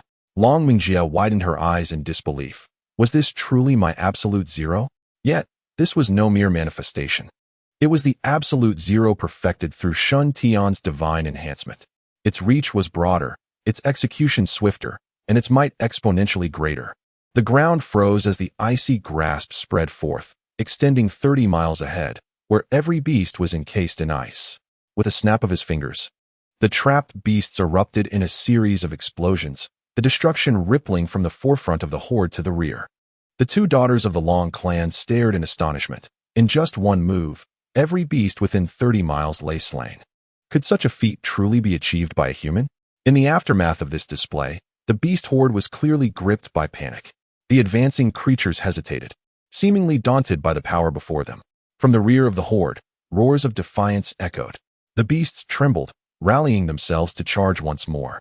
Undeterred by their impending doom, with another firm grasp of the air, the fierce dragon sword materialized in his hand. Hoisting it high, the blazing sun coalesced above him. Long Mengyi squinted, striving to mask her astonishment. This sun was gargantuan, 100 times larger than herself. Experienced the searing embrace of fire. With the sword piercing the blazing orb, fireballs erupted, transforming into serpentine flames that rained down. The inferno ignited, and the beasts howled in frenzied terror. The scorching flames of the blazing sun were far beyond the capacity of mere flesh to withstand. Moreover, this was Shin Tian's manifestation of the blazing sun's fury. Annihilate, he commanded softly, as the flames consumed the earth. Within the affected area, not a single beast escaped, all reduced to ashes. After just 2 strikes, the once ferocious beasts were thrown into disarray, with many turning tail in frantic retreat. The scene descended into chaos. Despite the thunderous roars reverberating from the rear of the horde, they could not impede the fleeing creatures. A reluctant roar of defiance echoed, and those beasts still hesitating to flee began to change their course. Are they truly escaping? Shin Tian mused, displeased that he had only executed 2 moves. This wretched horde retreats so easily? Let me unleash 2 more rounds. My divine enhanced ice and fire duality, the twin dragons playing with pearls, remains uncast. The horde was in full retreat. Long Mingjia stared in shock. Sister, is this real? The horde is retreating? They are retreating. Long Mengyi stammered, casting a sidelong glance at Shin Tian. The man was extraordinarily formidable. A flutter of admiration blossomed within the young girl's heart. No, we cannot let them escape so easily. Shin Tian shook his head, and Marco Yin promptly unfurled his wings, the 2 giving chase. He is irresistibly charming. Sister, I think I'm falling in love. Shin Tian is utterly captivating. Do you have feelings for him? Indeed, at the moment he struck, it was utterly captivating. Long Mengyi bit her lip, pondering the enigma that is Shin Tian. He is no ordinary being, but rather a dragon from the heavens.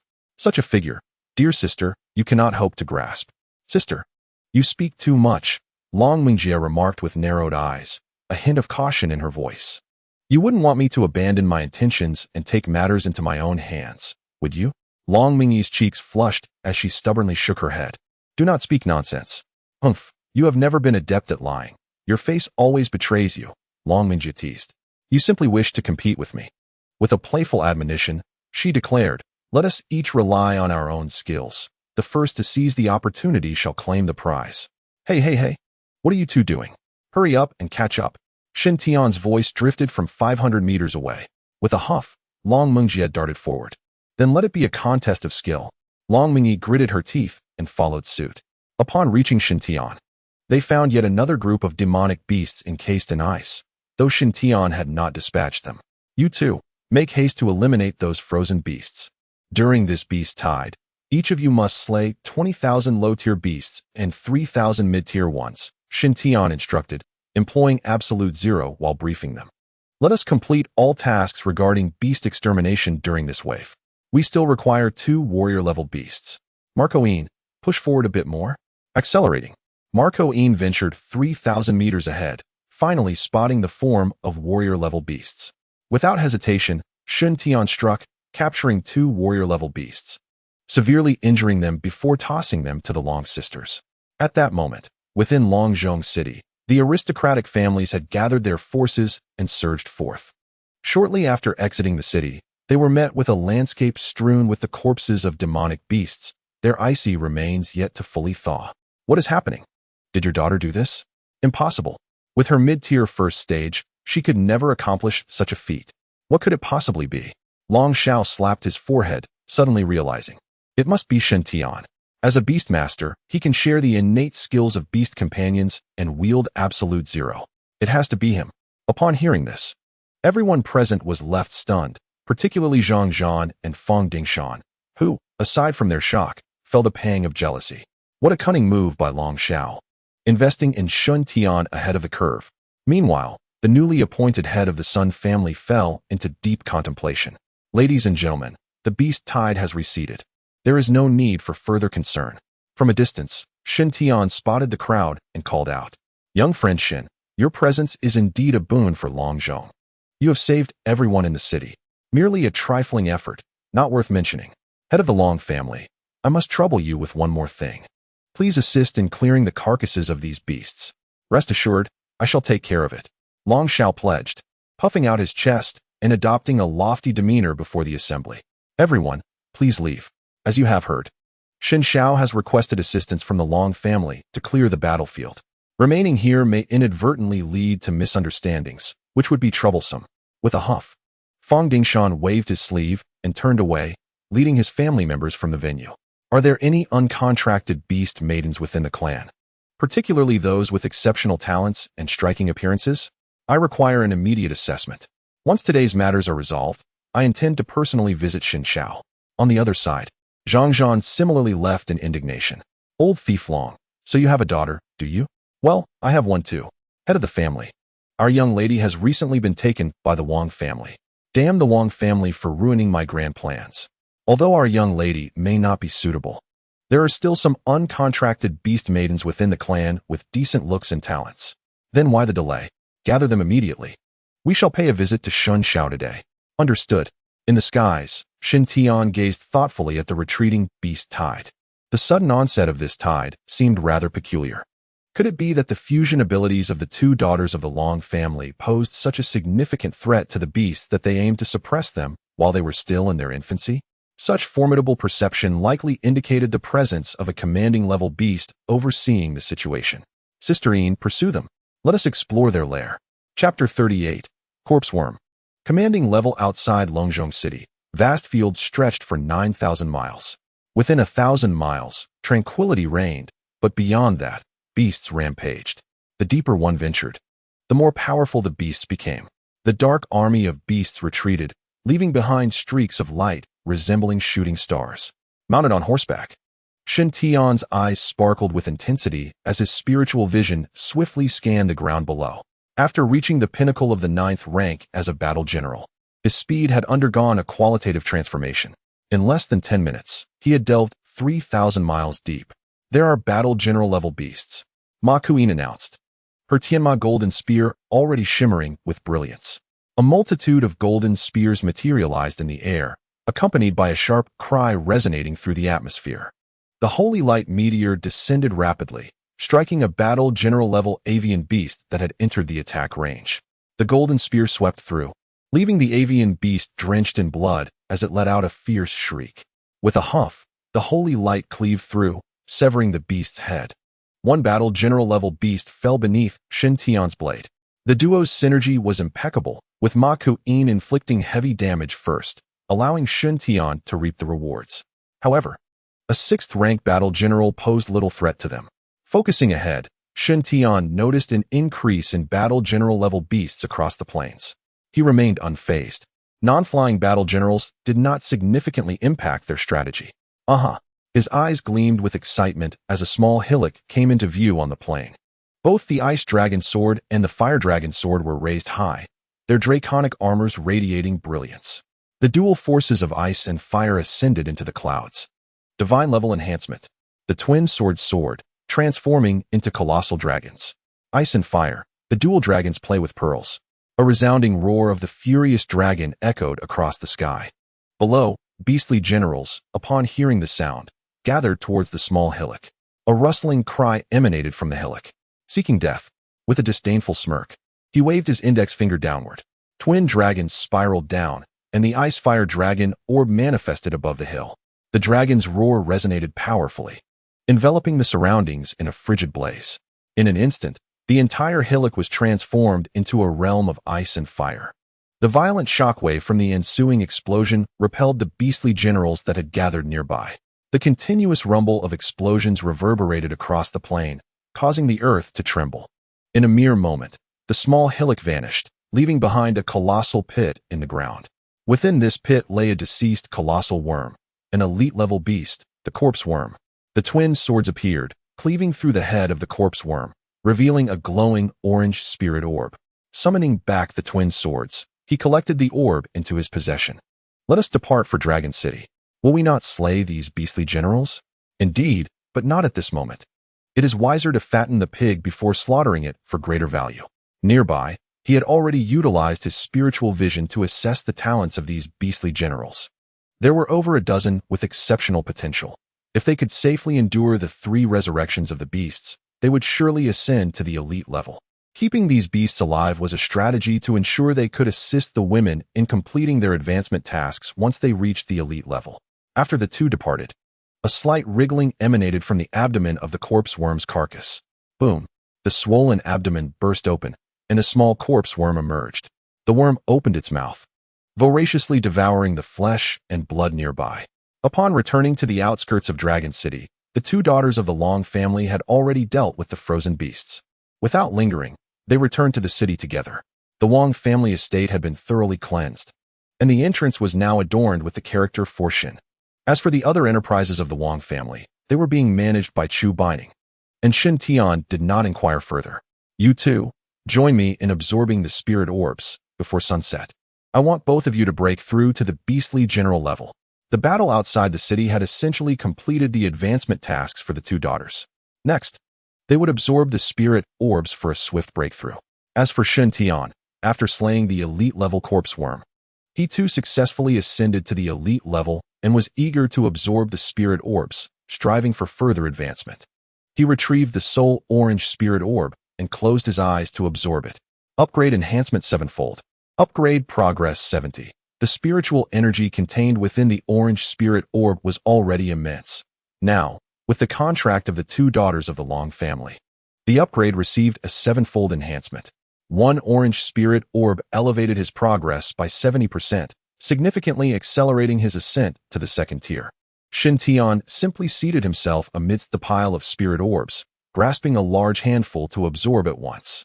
Given his current strength, the energy provided by white spirit orbs was exceedingly feeble. Absorbing them one by one was an impractical use of time. Each time he absorbed, it was hundreds at once. Prioritizing efficiency above all, the 2 daughters of the Long family, engaged in the absorption of spiritual orbs, displayed expressions of astonishment after consuming a single orb. The shock brought forth by the 7-fold enhancement was simply unimaginable for them.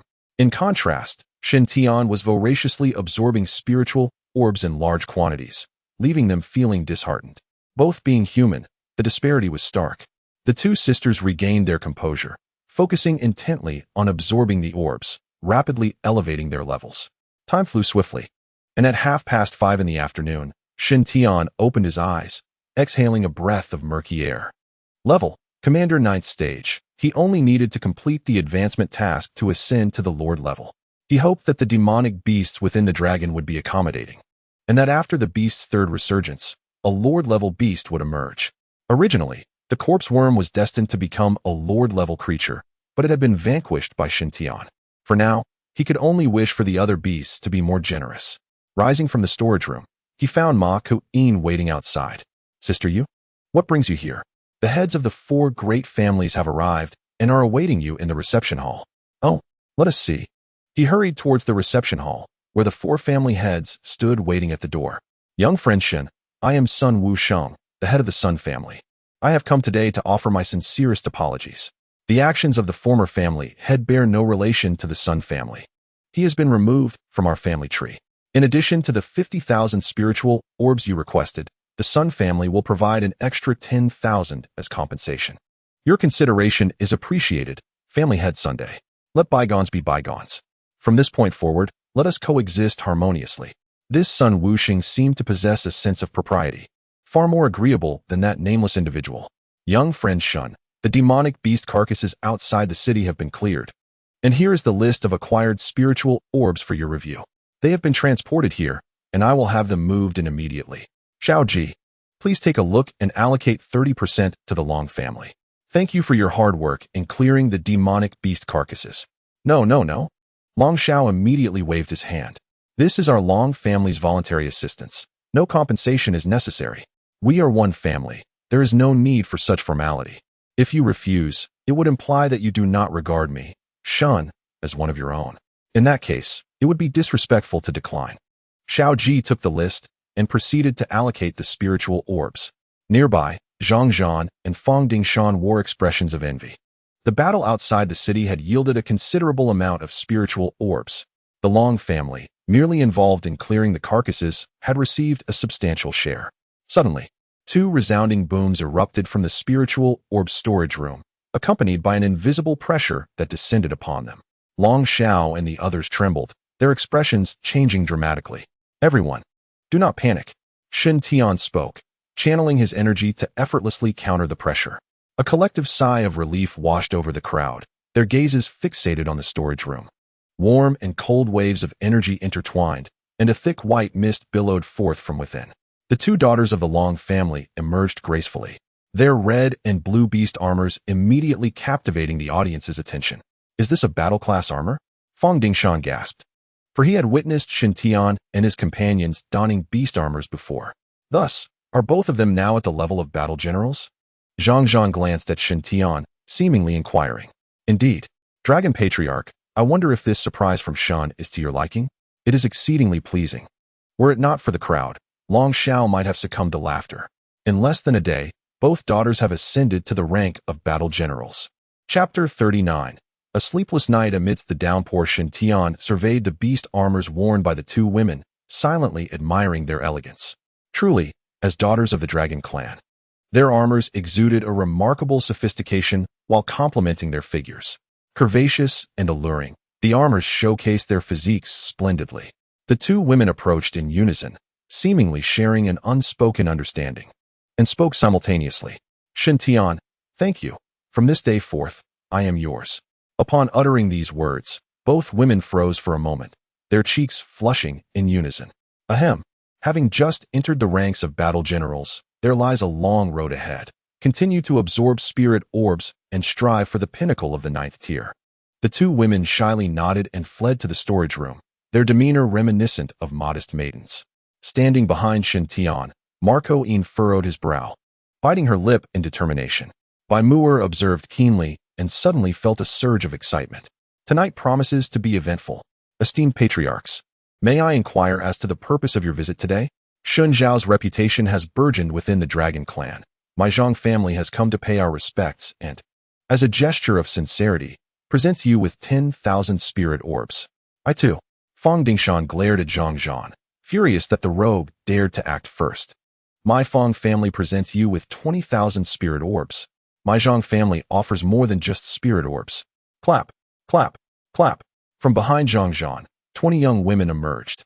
These are the younger generation of my Zhang family, all of whom admire Xin Xiao. Their beauty and stature rival that of celebrities.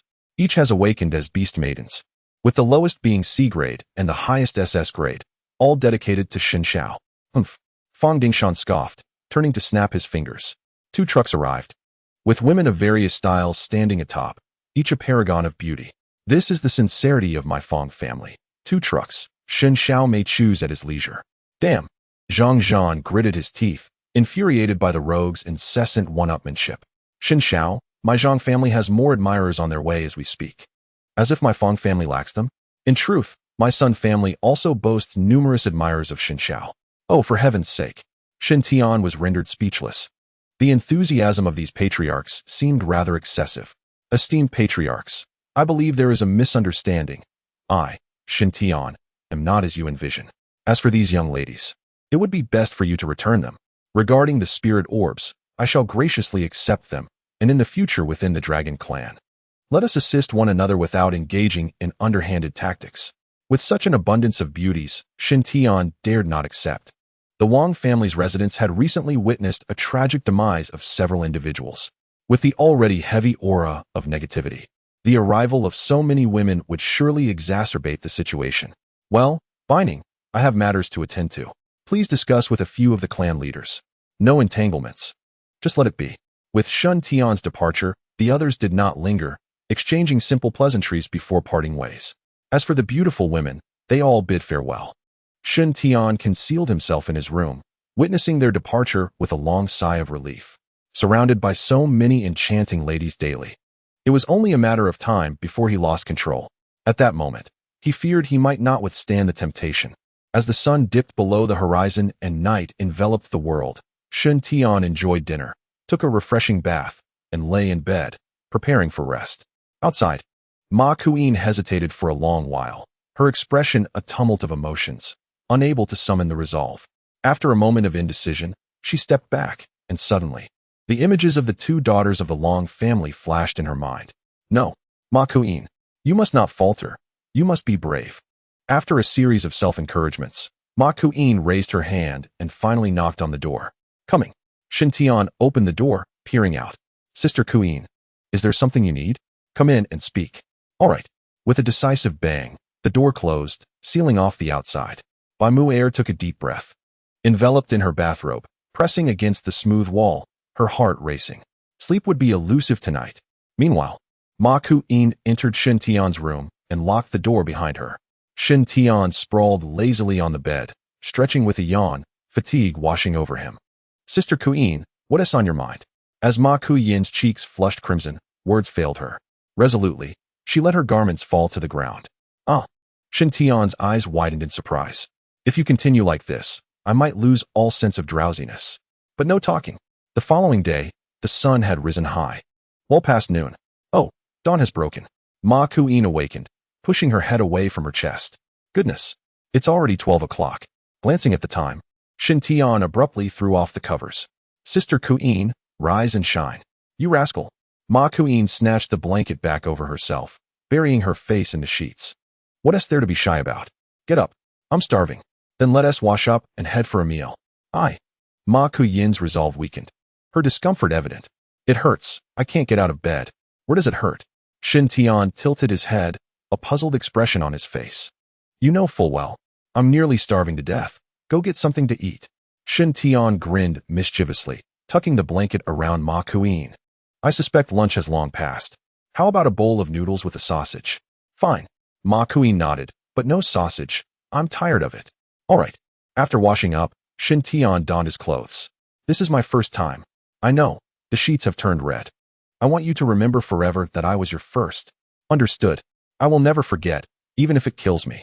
You rest a bit more, and I'll prepare a bowl of noodles. Upon opening the door, Xin Tian felt invigorated.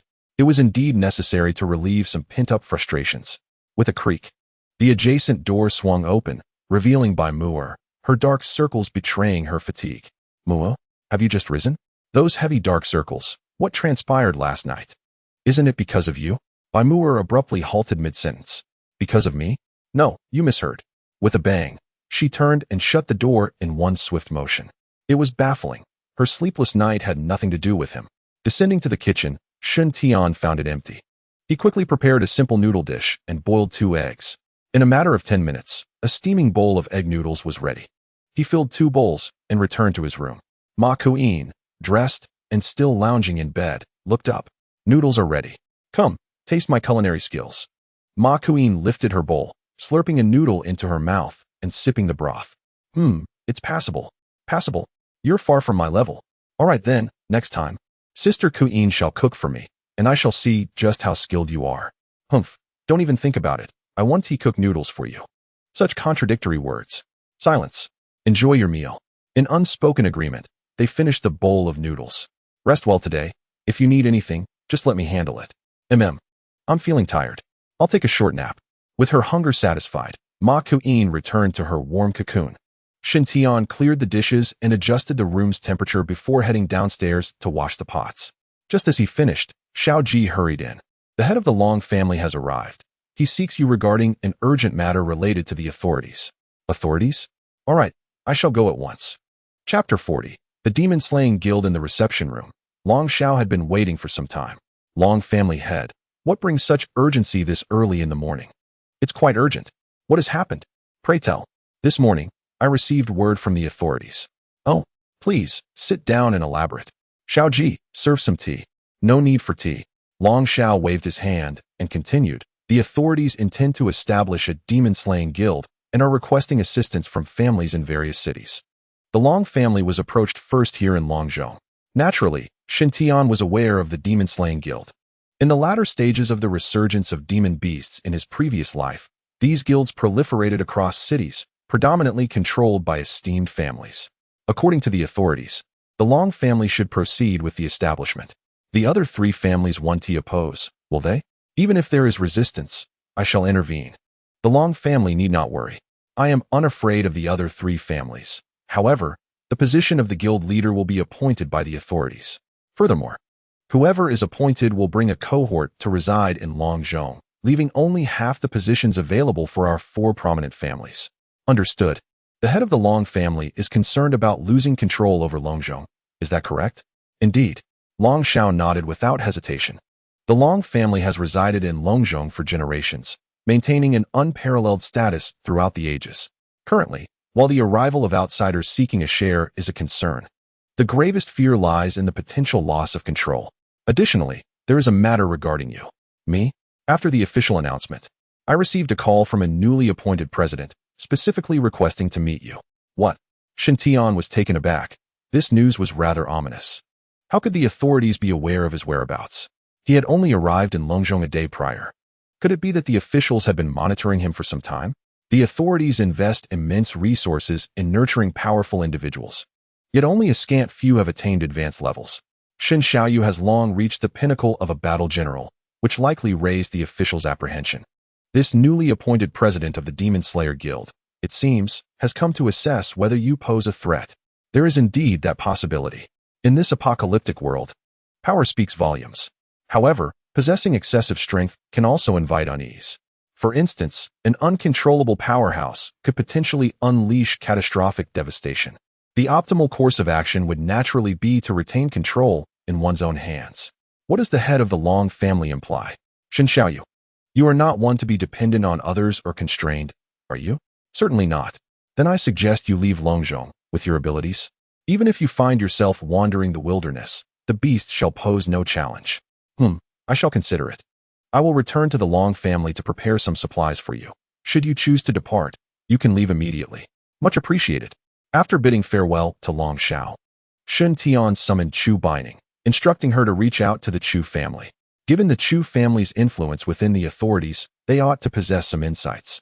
The establishment of the Demon Slayer Guild was undoubtedly not a spur-of-the-moment decision. It must have been a product of thorough deliberation by the officials.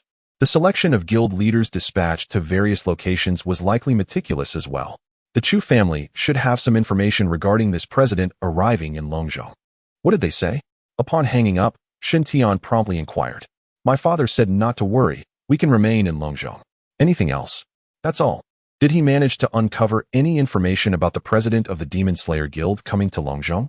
My father insisted on keeping it confidential, refusing to divulge anything. Though he assured me that you need not fear any threat. Your father must know something. Shen Tian narrowed his eyes, yet he did not overly worry.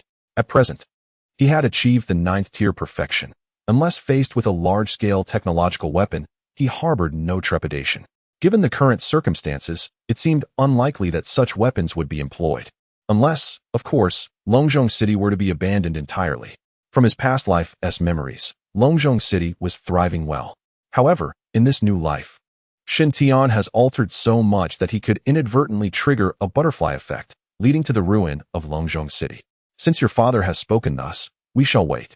But what of the others? They have ventured outside the city to slay the monstrous beasts. The Long sisters, feeling guilty for consuming so many spiritual orbs, decided to join the hunt. Summon them back. Without my command, they cannot leave freely. I shall not permit any unforeseen mishaps concerning my beast maid.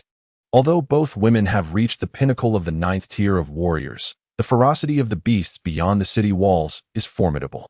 While they can certainly hold their own in single combat, the sheer number of relentless assaults is overwhelming. Not to mention, there are many warrior-level adversaries outside the city as well. Just yesterday, Shen Tian encountered a group of exceptionally gifted warriors who, following the 3rd resurgence of the beasts, are highly likely to break through to the commander level. The time of the beast's 3rd resurgence is fast approaching. With this thought, a flame of battle ignited in Shen Tian's eyes. Every resurgence of the beasts presents a fortuitous opportunity, and he silently began to strategize. This time, he must break through to the Lord level amid the beast's 3rd resurgence. Once he attains that level, he need not fear exposure of his strength or provoke others' envy. After all, the Lord level represents a significant divide. With Blue Star's current technology, there exists no weapon capable of slaying a Lord level being. A day swiftly passed, with Shen Tian remaining within the confines of his estate. At noon, the president of the Beast-Slaying Guild arrived in Longzhong. However, upon arrival, he immediately commenced the establishment of the guild and the organization of personnel to fortify the city walls. Longzhong City was suddenly abuzz with activity, reminiscent of its former glory. Throughout this process, Shen Tian observed discreetly. From various indications, it seemed the authorities were already aware of the timing of the beast's 3rd resurgence. They were forming the guild, reinforcing the walls, and even dispatched a group to delve into the beast-infested areas beyond the city to gather intelligence. The vast fields outside the city, devoid of beasts, were laden with numerous explosives. Inside Longzhong's walls, an incessant stream of heavy weaponry was being airlifted in. The head of the Long family sent word that the president of the Beast-Slaying Guild was en route and would arrive in approximately half an hour. Chu Binding handed Shen Tian her phone. He glanced at the message. What impeccable timing, arriving just before dinner, clearly hoping to partake in a meal. How shall we arrange this? Let the meal be prepared. Whether he dines or not will depend on the circumstances. Summon the Long sisters to join us in welcoming him. After all, he is an official envoy, and a simple show of courtesy is warranted. Outside the estate, Shen Tian stood at the front, with Chu Binding to his right, and the Long sisters positioned behind them. Before long, headlights appeared in the distance. A convoy slowly approached, finally coming to a halt before Shen Tian. The passenger door opened, and Long Xiao was the first to emerge. A subordinate promptly opened the rear door, standing respectfully at attention. A middle-aged man clad in military attire stepped down from the vehicle. Under the glow of the lights, he approached with a welcoming smile. This must be Shen Tian indeed. He is remarkably handsome and dignified. Today, he has come to Longzhong, occupied with official matters, arriving so late for a visit. I hope you will be gracious in your understanding. Allow me to introduce myself. I am your uncle. How could it be you? Chapter 41. The God-Making Plan by Ning. You are here as well. Did my second brother not inform you that I am visiting Longzhong? Is this your uncle? Indeed. Chu Baining nodded, saying my uncle. Chu Kuoya is one of our family's representatives in the official realm. I see. No wonder Chu Kuoya mentioned not to worry and to simply focus on my time in Longzhong. It is reassuring to know that we have our own people stationed here. Master Long, I have arrived. I would appreciate your escort. Chairman, you jest. This is a duty I must perform. Now that you have arrived safely, I shall return to attend to some official business. Dragon Xiao understood the implication in Chu Kuiya's words. I have arrived. You may take your leave. Young friend Shin, I bid you farewell. With a respectful gesture, Dragon Shao departed. Chairman Chu, your esteemed presence graces my humble abode. Please, do come in. You are too kind. The two walked side by side, while the entourage accompanying Chu Kuya waited outside. This arrangement served two purposes: to alleviate Shun Tian's concerns and to discuss urgent matters. Once seated in the reception hall, Chu Baining and the two daughters of the Long family withdrew, leaving space for Shun Tian and the others. Young friend Shun, my visit to Longzhong pertains to the operations of our family. My second brother has been too occupied to come, so I took it upon myself. Master Chu, your responsibilities are indeed demanding. I understand. May I inquire what advice Chairman Chu has to offer? The demon beasts are set to awaken for the third time. Oh. Shin Tian's eyes narrowed slightly as he began to speculate. The authorities must possess some means to predict the timing of the demon beast resurgence. With only 3 days remaining.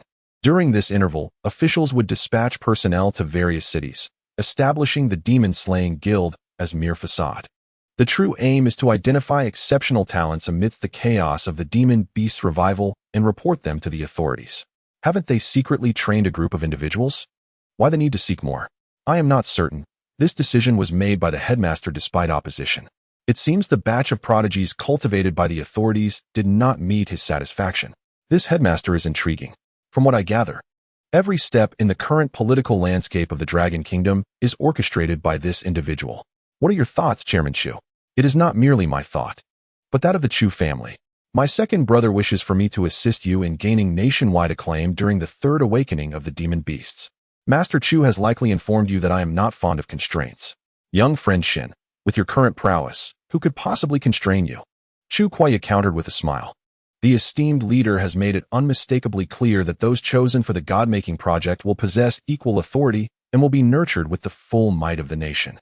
The God-making project? Indeed. This initiative is not akin to the previous official training programs. This time, it is a genuine national endeavor. Any demands from the chosen ones will be met without hesitation. In fact, aside from our Dragon Nation, countries across the Blue Star are also embarking on their own God-making projects. Should we falter, we risk becoming mere prey on the chopping block for others. Ever since the resurgence of the demonic beasts, our neighboring nation of Fusong has been restless, and just 2 days ago, a fierce battle erupted at sea. Although we emerged victorious, the cost was significant, thus underscoring the necessity of the God-making project. Young friend Shin must carefully contemplate this. The project will not impose severe constraints on you, merely addressing certain challenging issues that require your intervention. Overall, it remains as it has always been. You are free to pursue your desires. Chu Kuya spoke eloquently, detailing the God-making project to Shin Tian. Shin Tian sat across, listening intently while pondering. The God-making project is indeed immensely advantageous. Just the prospect of possessing equal authority to the esteemed leader is enough to drive one to madness. Not to mention the national support for cultivation. Acquiring the necessary spiritual pearls for practice will pose no issue. These two aspects alone are quite enticing. Are you certain that the esteemed leader will grant powers equal to his own? Absolutely. Chu Kuya's expression was serious, his eyes filled with admiration. Although Shin Tian has never met the esteemed leader and is unaware of his character, I am well aware. The esteemed leader has dedicated his life to the country and its people, willing to sacrifice everything, even his life, for the Dragon Nation. Understood. Without further ado, Shin Tian had made his decision. I, Shin Tian, shall seize this God-making project. With the demonic beast's resurgence thrice, I will ensure that the entire nation recognizes my strength, invincible across the globe. How should I cooperate with you, young friend Shin? Simply ensure that everyone remains in Longzhong City and witness my slaying of the beasts. You intend to confront the attacks of the demonic beast's resurgence alone? My contracted beast maiden will join me. However, Shin Tian's expression displayed a hint of concern. I worry whether the God-making project can supply the resources required for my cultivation and that of my beast maidens. Rest assured, there will be no errors in that regard. Then it is settled. Chairman Chu, have you had a meal yet? Shall we share a simple repast? In that case, I shall shamelessly join you for a meal. After concluding their discussion, the two proceeded to the dining hall. Marco Een, having rested for a day, was able to rise and walk, and he also made his way to the dining area.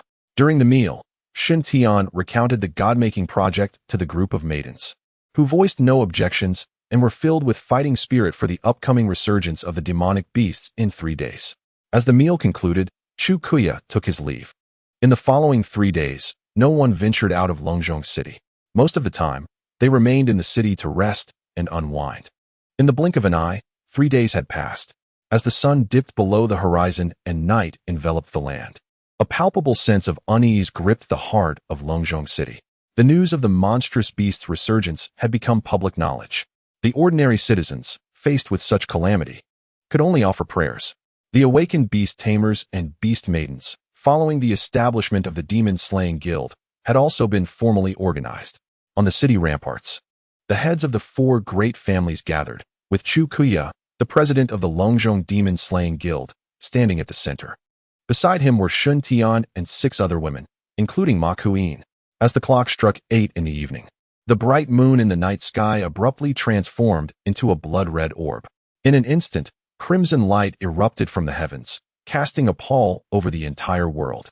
Outside Longzhong City, the roars of the beasts reverberated incessantly. Situated on a vast plain, Longzhong City stood surrounded by an unbroken horizon. Once the bloodlight receded and the blood moon returned to its normal state, every corner of Longzhong would be subjected to the onslaught of the beasts. A great battle was on the verge of unfolding. Above Longzhong City, several helicopters stood poised for action, equipped with the most advanced aerial photography tools. Once the battle commenced, they would begin capturing footage, all of which would be transmitted live to the capital, Kyoto. Bai Ning, you are responsible for the West. Let not a single beast escape. Mu Air, Xiao Ji, you two will handle the North.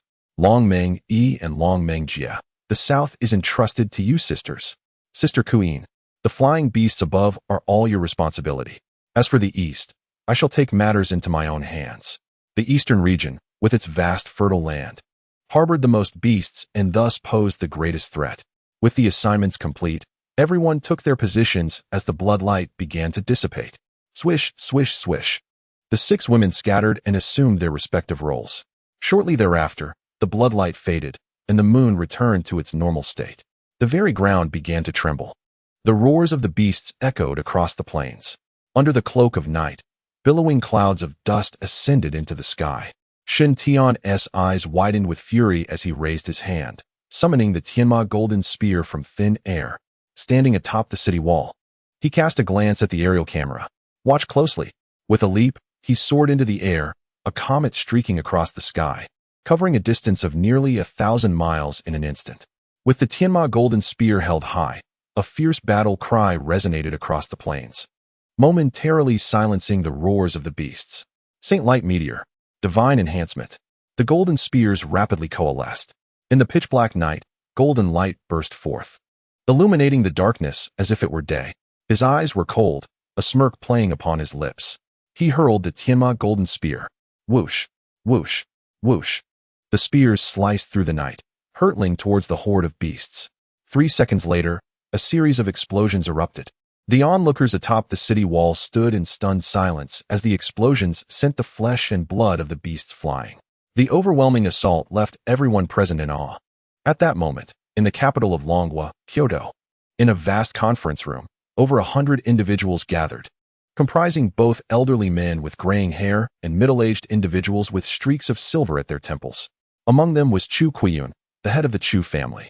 Before the assembly, numerous large screens displayed the scenes of the 3 awakenings of beasts across Longwa. Brutal battles unfolded in various locations. Look at Modu.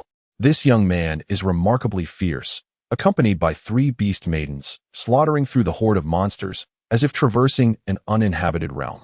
This individual is extraordinary and could serve as a candidate for the God-making project. Observe the northwestern desert. With just a single strike, over 100 initial-grade beasts were incinerated. In the direction of Gangxing, the boy wields astonishing thunder techniques. The number of beast corpses floating upon the sea must surely exceed 1,000. Within merely 3 minutes of the fierce confrontation, the entire conference room erupted with excitement. The powerful figures from various regions exerted their utmost efforts. The God-making project had already been disseminated, and its immense allure compelled these formidable beings to commit fully from the outset. Look at Longzhong. One strike annihilates tens of thousands of beasts. Chu Kuiyin bellowed, instantly capturing the attention of the crowd. One strike to eliminate tens of thousands of monsters? Surely, you must be seeing things, head of the Chu family. Observe for yourself. On the screen, Shen Tian had just executed the Holy Light Meteor. The ground was strewn with beast corpses, mangled and unrecognizable, likely numbering in the tens of thousands. West of Longzhong, even more terrifying. Is that poison? Wait, isn't that the daughter of the head of the Chu family? What a dazzling display of toxic gas. The nine-color demon prison poison demonstrates its might, with 9 hues of poison merging and swiftly spreading. The evening breeze carries the stench of death, leaving a multitude of corpses in its wake. A profound silence enveloped the conference room. The northern city is even stranger. A group of beasts unexpectedly turned on their kind. It must be that girl. By her appearance, she seems to be a fox-type beast maiden, likely possessing mental-type abilities. There were other peculiarities. Behind the horde of beasts, numerous creatures lay dead under mysterious circumstances, with the cameras capturing only fleeting shadows. Zoom in on the shadows. Slow down the playback by 10 times. Still unclear. 100 times. 1,000 times. 10,000 times. As the playback slowed to 100 times, a blurry image of a young woman emerged before the audience. A collective gasp filled the room. What terrifying speed. Look over there. It's a clash of ice and fire. The Long sisters unleashed their formidable skills. Ice and fire in duality. The twin dragons play with pearls. A sweeping wave transformed the entire southern outskirts of Longzhong into a realm of ice and flame. The figure in the sky was equally remarkable. Her movements resembled those of a valkyrie, radiating brilliance that made the night pale in comparison. What is happening in Longzhong? So many prodigies have emerged. What is that? Armor? Suddenly, someone pointed toward the scene outside the eastern city of Longzhong. The elder in the forefront suddenly opened his eyes wide.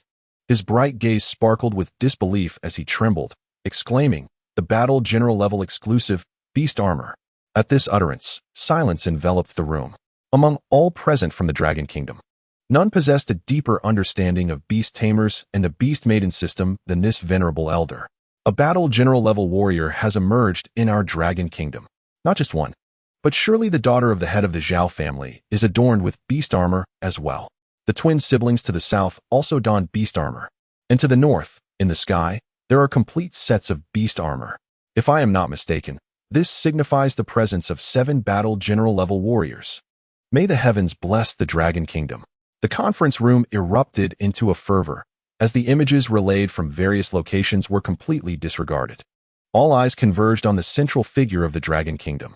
Outside Longzhong City, Shen Tian summoned his beast armor, wielding the Ice Dragon sword in one hand and the Flame Dragon sword in the other. After several rounds of fierce combat, Shen Tian had carved a path 3,000 miles long, leaving countless beast corpses in his wake. With the chilling and fiery extremes, the dual dragons danced amidst the pearls. The roar of the dragons reverberated, soaring into the night sky. In an instant, the dark expanse transformed into a spectacle of crimson and azure, one side searingly hot, the other biting cold. Annihilate, he commanded coldly, and the dual dragons descended from the heavens. Their colossal forms unleashed a torrent of ice and fire, enveloping the vast fields. Within this 1,000-mile radius, the anguished cries of myriad beasts echoed, including those of battle general-level entities. As his strike concluded, Shen Tian summoned the celestial horse golden spear. The radiant light of a meteor bore down instantly, descending into the realm of ice and fire. In mere moments, the landscape was littered solely with the remains of the beasts. The overwhelming dominance displayed by Shen Tian rendered him akin to an invincible deity. This scene left the audience in the conference room in the capital utterly speechless. The elder of the Dragon Kingdom stood up, brimming with excitement. He shall be the chosen one for the god-making project. No one dared to refute his statement. Even the prominent families present found themselves at a loss for counterarguments. They each had their favored candidates, all of whom were gifted individuals of SSS caliber. Yet, compared to Shen Tian, they appeared as mere fireflies beside the radiant moon. Utterly incomparable. Please, take your time to observe, Master Chu. Might I offer you a cup of tea? To sip the cherished tea of the esteemed elder is truly a stroke of fortune for me. From the moment Chu Binding was recognized, everyone present understood that Shen Tian was the candidate supported by the Chu family. Suddenly, a voice rang out, "What is that?" As the elder and Chu Kuiyun prepared to depart, a figure shouted. All eyes turned to the screen showing Shen Tian. where heaps of beast corpses were being devoured by a colossal insect. The creature emitted a joyful hiss, and even through the screen, its chilling call sent shivers down one's spine. The corpses of the beasts were moving. What sort of ability is this? The elder turned his gaze, and his expression instantly changed. This beast had reached the rank of a lord, employing a unique domain skill exclusive to its level. Who is the president of the Demon Slayer Guild?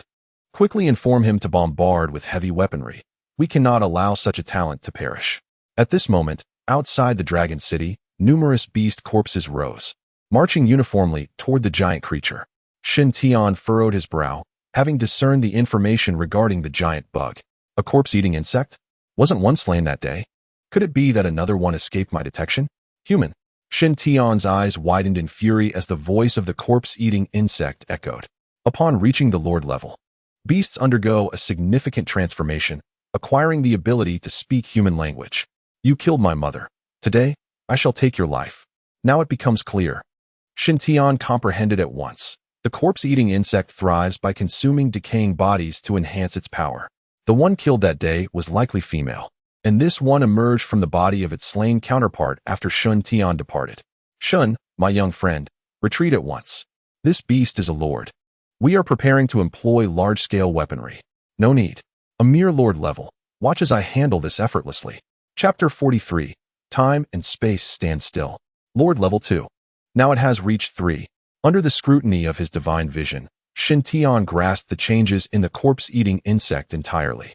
As the beast corpses were consumed, the insect's rank rapidly ascended. If I allow you to leave unscathed today, the entire Dragon City will be doomed in the future. Such a beast, reliant on consumption to evolve, poses a tremendous latent threat. Moreover, its domain ability is utterly terrifying. But, Een, bring everyone here within 2 minutes. In the sky, Marco Een executed her phantom doppelganger technique. Clusters of clones shot forth in various directions to gather people. Can we kill it? We can. Shin Tian nodded, brimming with confidence. Soon, others arrived at the eastern city outskirts. Ready, once the invincible golden body is activated, we will charge into the beast horde with our strongest attack, targeting the corpse-eating insect directly. Excellent. The women responded in unison, their fighting spirits surging. Shin Tian formed a seal with his palm, and brilliant golden light coalesced in an instant. The innate skill, Invincible Golden Body. After reaching the commander level, the Invincible Golden Body grants 5 seconds of invulnerability. During these 5 seconds, all attacks will be rendered ineffective. Kill. With a furious shout, the 6 women encircled Shin Tian, advancing towards the corpse-eating insect. The insect, sensing their murderous intent, saw the corpses within its domain swell rapidly.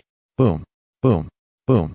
One beast corpse after another exploded, engulfing the 7 in a cataclysm of blasts. In the conference room of the capital, the faces of the attendees turned pale. The elder trembled, nearly losing his footing. Why? Were they not instructed to withdraw and use heavy weaponry to eliminate the threat? The elder bellowed in fury, questioning what Chu Kuya was doing. Had he not received my instructions? The first seat was occupied by Shin Tian, who was unwilling to withdraw. Within the conference room, Chu Kuya's voice resonated like thunder. They are not dead. They are still alive. Look quickly. A loud exclamation caused everyone to turn their gaze toward the screen. Amidst the explosion, 7 figures soared into the sky, 6 women enveloped in golden radiance, shielding Shin Tian at the center. The corpse insect raised its head, fear evident in its eyes. Not dead. You little insect, do you think you can kill me? Attack. Marco Een bellowed, and in an instant, holy light descended like meteors. Golden spears rained from the heavens, illuminating the night sky. The spears pierced through, leaving gaping wounds on the corpse insect. The sound of dragons echoed. As ice and fire dragons coiled around the corpse insect, ice and fire surged simultaneously, 2 colors of brilliance shooting into the sky. Bai Muer's eyes sparkled with a pink glow, and the moment her beautiful gaze widened in anger, the corpse insect's mind went blank. Mental interference. Soul destruction. Hiss. The corpse insect let out a piercing wail of agony, as if its soul was being judged at that moment. Countless claw marks flickered around, and with each strike, flesh and blood flew. Xiao Ji's figure remained unseen, yet she circled the corpse insect, continuously waiting for the opportune moment to strike. Fall back. Xiao Ji retreated, as poisonous gas surged upward, rushing into the corpse insect's wounds. The relentless onslaught had rendered the corpse insect exceedingly weak, its domain ability beginning to diminish. Humans, I shall return to exact my vengeance. The corpse insect's body began to swell, its unwilling roar echoing hauntingly in the night. Will I allow you to depart unscathed? Leaping into the air, the heavenly horse golden spear descended. Divine level enhanced holy light meteors. The radiant golden spears resembled a sky full of stars, carrying a lethal momentum from the heavens, swiftly engulfing the swelling body of the corpse insect. The golden spears retracted, replaced by dual swords. The ice and fire dragons rose beneath the corpse insect, the dragon orbs hovering perfectly above its head. Bang! The twin dragons bit down, resulting in a cataclysmic explosion. Amidst the thunderous roars, the corpse insect's body shattered rapidly. With his spiritual vision fully awakened, Shen Tian observed everything around him. The corpse insect's body was clearly swelling, indicating a potential escape. However, whether this ability had truly manifested remained unknown to Shen Tian. He could only vigilantly monitor his surroundings, missing no detail. As the ice and fire receded and the holy light dissipated, the corpse insect's body was entirely obliterated, reduced to a pile of ashes. Narrowing his eyes slightly, Shen Tian mused, not dead yet? Shen Tian had long since attained the pinnacle of the 9th tier. Only the slaying of a lord-level monster remained to complete his advancement task. Currently, his cultivation had not increased, nor had he completed his advancement task, indicating that the corpse insect had yet to be slain. Sisterine, illuminate this area for me. The holy light surged brilliantly, casting radiance over a 100-mile radius. The ethereal vision swept across, leaving no carcass of the monstrous beasts unexamined. At last, upon discovering the remains of a centipede demon, Shen Tian noticed an anomaly. Beside the creature's mandibles, a small mass of viscous substance writhed. Under the scrutiny of his spiritual gaze, the information revealed it to be a corpse worm. Die, little bug. With a simultaneous throw of his dual swords, akin to arrows in flight, they struck true. The viscous worm burst apart, the corpse worm perishing in an instant.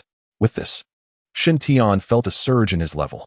Bathed in a halo of holy light, his eyes shone brightly. The realm of his exclusive lord-level ability manifested. Or rather, it marked the unlocking of his 8th innate skill. Since his awakening, Shen Tian had been unable to utilize 3 skills. Today, stepping into the lord level, the 8th talent skill had finally been unsealed. With a snap of his fingers, he uttered 4 words. Time stands still. In that moment, everything within a 1,000-mile radius of Shen Tian came to a halt. Only he and the 6 women were free to move. The domain was under his command, and within its bounds, he could allow any creature to act freely. What is happening? Why are those beasts not moving? On the city wall, Fang Dingshan gasped in astonishment. The crowd stood agape. 500 miles ahead, a vast horde of monsters had frozen in place, as if immobilized by an invisible force. Inside the conference room in the capital, the high-ranking officials bore witness to this spectacle, their faces etched with shock. Presiding Elder, what is the meaning of this? All eyes converged upon the presiding elder. Shen Tian has already attained the lord level. This must be his domain, likely a form of spatial stasis. The presiding elder's conjecture was not entirely accurate, as he had not personally experienced it. To deduce that the immobile beasts were linked to spatial phenomena was impressive in itself. As for the temporal aspect, it was indeed elusive. After all, only within the 1,000-mile range did the stillness apply, while everything beyond continued its normal course. Spatial stasis? Such a divine skill. With this domain, he was virtually invincible. Not merely a divine skill, Shen Tian had ascended to the status of a god. He was the prime candidate for the god-making project. It was imperative to inform Chu Kuya immediately and summon Shen Tian to the capital. Presiding elder, give the order. Indeed. Head of the Chu family, you shall personally travel to Longzhong and invite Shen Tian to the capital. I shall lead everyone to greet him upon his arrival. Very well. Outside the capital, beyond Longzhong City, as Shen Tian employed his domain skill for the first time, he grasped its profundities. It seemed that this night, the monsters outside Longzhong would be utterly annihilated. Upon hearing this, the 6 women instantly understood his intent. They scattered forthwith, advancing under Shen Tian's guidance to sweep through the hordes of beasts surrounding Longzhong. Chapter 44. The Blood Gate to the Spirit Realm at 10 o'clock in the evening. Silence enveloped the area outside Longzhong City. As far as the eye could see, there lay a sea of monstrous carcasses. In merely 2 hours, the tumultuous onslaught of beasts had come to an end. Outside the Dragon City, within the expanse of 9,000 miles of fertile land, all the monstrous creatures lay vanquished. The sheer volume of beast carcasses scattered across the ground would require no less than 3 days and nights to properly dispose of. President Chu, the task of clearing the beasts will now require your esteemed assistance. Rest assured, I shall ensure that the harvested spirit orbs are delivered to your residence without delay. Thank you. Shen Tian expressed his gratitude with a bow. With the annihilation of the beasts outside Dragon City, his intervention was no longer necessary. The ensuing hours would be dedicated to absorbing spirit orbs and hastening his ascension. Furthermore, news had arrived from Kyoto, confirming that you have been selected for the Divine Creation Project, and your younger brother is en route, traveling through the night. It is likely that you will depart for Kyoto tomorrow. Very well, understood.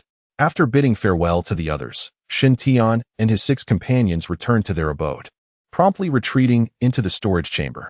There remained a substantial quantity of spirit orbs from their prior endeavors, sufficient for the 7 to absorb for a considerable duration. The spirit orbs emerging from outside the city would also continue to arrive, allowing for a peaceful night of advancement. It is worth mentioning that the 6 women successfully completed their advancement tasks in this battle, each ascending to the rank of commander. Seated in their designated spots, the 7 began fervently absorbing the spirit orbs. The storage chamber, seemingly filled with orbs, ultimately proved insufficient for their needs. 3 hours later, the entire storage chamber was emptied. Fortunately, with the continuous influx of spirit orbs, their progress in leveling up remained uninterrupted. On the following morning, Shen Tian exhaled deeply and stretched languidly. Before him, an information panel materialized, revealing his latest status. Beastmaster, Shen Tian level, 8th stage Lord, upgrade progress, 6372, talent, Divine Talent Skill 1, Spirit Vision. Spirit Vision allows one to see through all. Talent Skill 2, upgrade amplification, having contracted 6 SSS grade beast women. The upgrade amplification is enhanced 7-fold. Talent Skill 3, Divine Enhancement, consumes 45 spirit power. Contracted beast women share skills for upgraded enhancement. Talent Skill 4, Abundant Spirit Power, consumes 45 spirit power, fully restores the spirit power of contracted beast women, with a cooldown of 15 minutes. Talent Skill 5, Life Healing, consumes 150 spirit power, heals all injuries, with a cooldown of 15 minutes. Talent Skill 6, Invincible Golden Body, consumes 45 spirit power, contracted beast women gains 6 seconds of invincibility, with a cooldown of 15 minutes.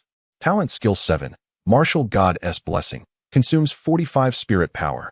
All attributes of contracted beast women are amplified by 225.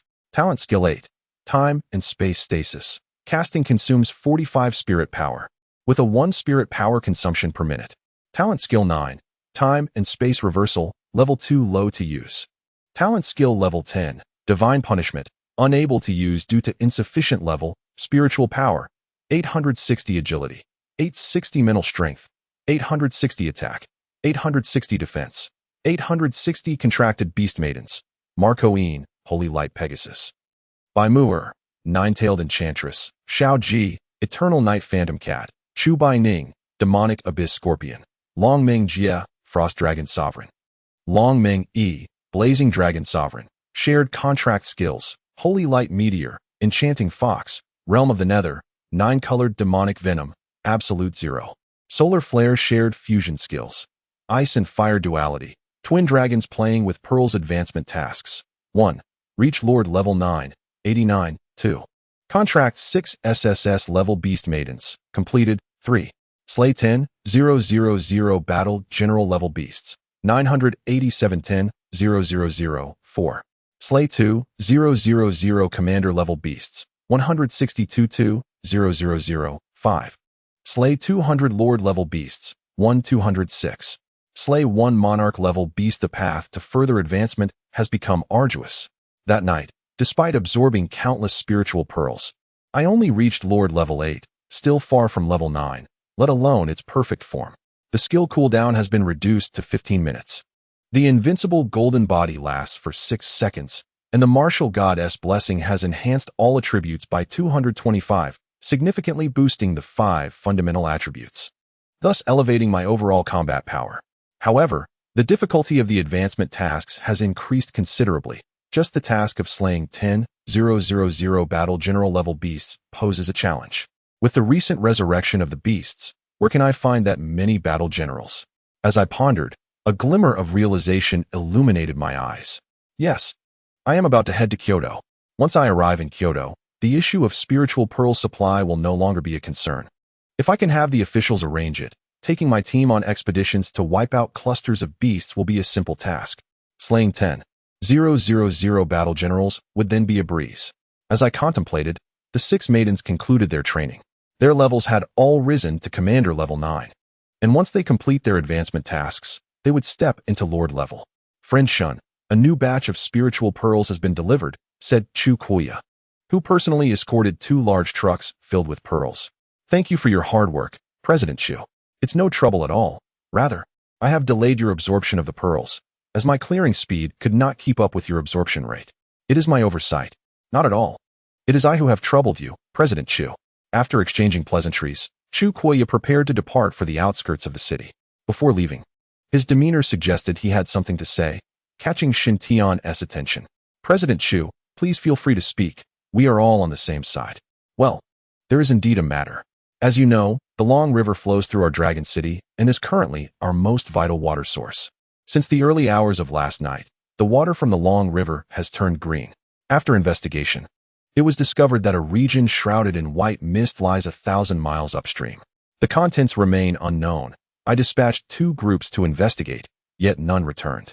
How could such a thing occur? Shin Tian furrowed his brow, lost in contemplation. Recalling his past life, he remembered that after the 3 resurrections of the demon beasts, certain extraordinary places indeed emerged worldwide. These locations concealed profound mysteries, housing numerous precious spiritual treasures and countless opportunities. Yet, they were fraught with peril. Without sufficient strength, entry would lead to certain doom. In his previous life, such extraordinary places were referred to as the spirit realm, where only those of advanced prowess stood a chance of surviving. Chairman Chu need not worry. I shall handle this matter. Let's not delay Shin Xiaoyu's absorption of the spirit pearl. Rest assured, it will not be postponed. Inside, there are indeed spiritual treasures. A single spiritual treasure far surpasses the value of a spirit pearl. I still vividly remember the 9-petal flowing haze flower from Mount Wu. Time is of the essence. I shall depart immediately. Then I must trouble you, Shin Xiaoyu, to make this journey. Without further hesitation, Shin Tian gathered the 6 women and exited Longzhong City, heading straight for the upper reaches of the Longzhong River. As they progressed, the river beneath them revealed a vivid emerald hue, a green so striking it felt almost unnerving. No one dared to drink such water. After reaching the Lord level, Shin Tian's agility had greatly increased, enabling him to cover 100 meters in a mere second. In the blink of an eye, they reached the area shrouded in white mist. Marco circled above, completing his reconnaissance before descending. The area was not expansive, with a radius of about 200 meters. Moor, among us, your mental prowess is the strongest. Please investigate the internal situation. All right. Bai Muir stepped forward, her delicate eyes shimmering as her spiritual energy surged forth, penetrating the white mist. A world of white unveiled itself in her mind. As her mental force delved deeper, the silence within the mist felt as though it were separate from the world. Suddenly, Bai Muir gasped, there is a blood-red door. It is positioned roughly at the center of the mist, floating above the Longjiang, with the mist emanating from it. Ah! In the midst of speaking, Bai Muir cried out. What happened? A fish, a very large fish, is right beneath the blood door, with its mouth wide open. Chapter 45. Blood Crystal of the Spirit Realm. Ah! Bai Muir screamed, clutching her head as a mouthful of fresh blood escaped her lips. Muir, life healing was invoked, and radiant light enveloped her, restoring the color to her face, though her expression remained one of terror. The aura from that door is terrifying. Even more so than that large fish, it has a mental backlash that struck me. Regaining her composure, Bai Muir finally spoke, then we must venture inside. Fury burned within Shin Tian's eyes as he gripped the Tianma golden spear. Those who harm me shall not be forgiven. Time stood still. The sound wave rippled outward, instantly penetrating the white mist. Let us go. A line of 7 ventured deep into the white mist. Soon, they arrived at the blood gate. Beneath the blood gate, a colossal fish lay motionless, its wide mouth agape, eyes devoid of life. A first-tier lord, I never anticipated the presence of such a creature here, last night. You managed to evade it, but dear Ian, I leave it to you. In the stillness of time, the massive fish offered no defense. Holding the celestial horse golden spear, Marco Ian pierced the fish's head with a single thrust. The fish's head exploded, resulting in an immediate demise, and a black spirit pearl flew forth, which Marco Ian swiftly captured. This black spirit pearl could only be produced by a lord-level beast. Let me see what the spirit realm beyond the blood gate truly resembles. With a single step, Shen Tian was drawn into the blood gate. In an instant, the world spun chaotically. A minute later, Shen Tian landed steadily. As he gazed around, he beheld an endless expanse of fertile land, reminiscent of the area outside Dragon City. Not far from Shen Tian, a primate-like beast glared at him, its purple eyes shining with fury. Beast, Purple Extreme Divine Ape Level, Lord Tier 3 Talent, SSS Skill 1, Mental Backlash Skill 2, Fury Skill 3, Purple Extreme Eye Light Skill 4, Doppelganger Skill 5, Illusion Domain Spiritual Power, 750 Agility, 870 Spirit, 1000 Attack, 800 Defense, 680, such formidable mental power. You were the one who just attacked my beast lady, were you not? Human, depart from this place, or face the consequences without mercy. Its roar reverberated, igniting chaos across the plain as a horde of beasts surged forth. Shen Tian activated his spiritual vision, and the information of the approaching beasts swiftly materialized before him. They were all at least high-tier beasts. Shen Tian was taken aback, astonished to find that the combat prowess of the beasts in the spirit realm beyond the blood gate surpassed that of those outside by several magnitudes. The beasts he had exterminated outside Dragon City last night included numerous lower and mid-tier creatures. Withdraw if you know what is good for you. I'm afraid that is not an option. Shen Tian stepped forward, brandishing the celestial horse golden spear with fierce intent. Seeking death, are we? The Purple Extreme Divine Ape bellowed angrily, retreating swiftly as the purple light in its eyes fired forth. Holy Light Meteor. The celestial horse golden spear soared, accompanied by a barrage of golden projectiles. With this initial strike, the Purple Extreme Divine Ape was momentarily subdued. This intelligent creature quickly chose to retreat, merging with the horde of beasts approaching from behind. Pursue them. With a command, the seven plummeted forward. Marco Ian transformed into her beast lady form, charging ahead. Shen Tian leapt up, standing atop her steed. Faster. The blessing of the war god descended, amplifying Marco Ian's speed, and in an instant, she caught up with the Purple Extreme Divine Ape. Little monkey, I shall reach you first. The Purple Extreme Divine Ape froze, as Shen Tian and Marco Ian swept past like a gust of wind, plunging into the throng of beasts. What is this? A self-imposed demise? The Purple Extreme Divine Ape appeared bewildered, but in the next moment, it erupted in fury. Before long, Shen Tian and Marco Ian, resembling a pair of sharp blades, plunged into the throng of demonic beasts. Instantly, all the rampaging beasts froze in place. Domain, you are at the Lord level. The Purple Extreme Divine Ape bellowed, its unwilling roar echoing across the vast expanse. Correct. With the Ice Dragon sword in hand, snowflakes danced in the air as Absolute Zero was unleashed. All the beasts present transformed into ice sculptures.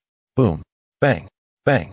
One by one, the ice sculptures of the demonic beasts shattered in an instant, and all of the Purple Extreme Divine Ape's subordinates were slain. This move truly proved to be unfailingly effective. Human, I want you to die without a burial ground. The Purple Extreme Divine Ape roared, its violet eyes blazing as it shot skyward. In an instant, the entire world transformed into a hue of purple. A deafening roar of beasts surged from all directions. A dark mass of demonic beasts invaded Shen Tian's domain with reckless abandon, yet they remained utterly unaffected. Meanwhile, the Purple Extreme Divine Ape had blended into the crowd of beasts, disappearing from sight. This must be the illusion domain. Quite clever. Keeping a safe distance to avoid being enveloped by my domain. What is happening? Our attacks are completely ineffective, yet they can still harm us. Clear claw marks marred Long Mingjia's arm, blood oozing forth. Well, what an impressive illusion domain. This domain truly opened my eyes. Our attacks are futile, while theirs are unleashed with full force. In such a domain, we can only be slowly worn down. Moer, come here. Everyone, gather around. The group swiftly assembled, as Shintian concentrated the light in his hands.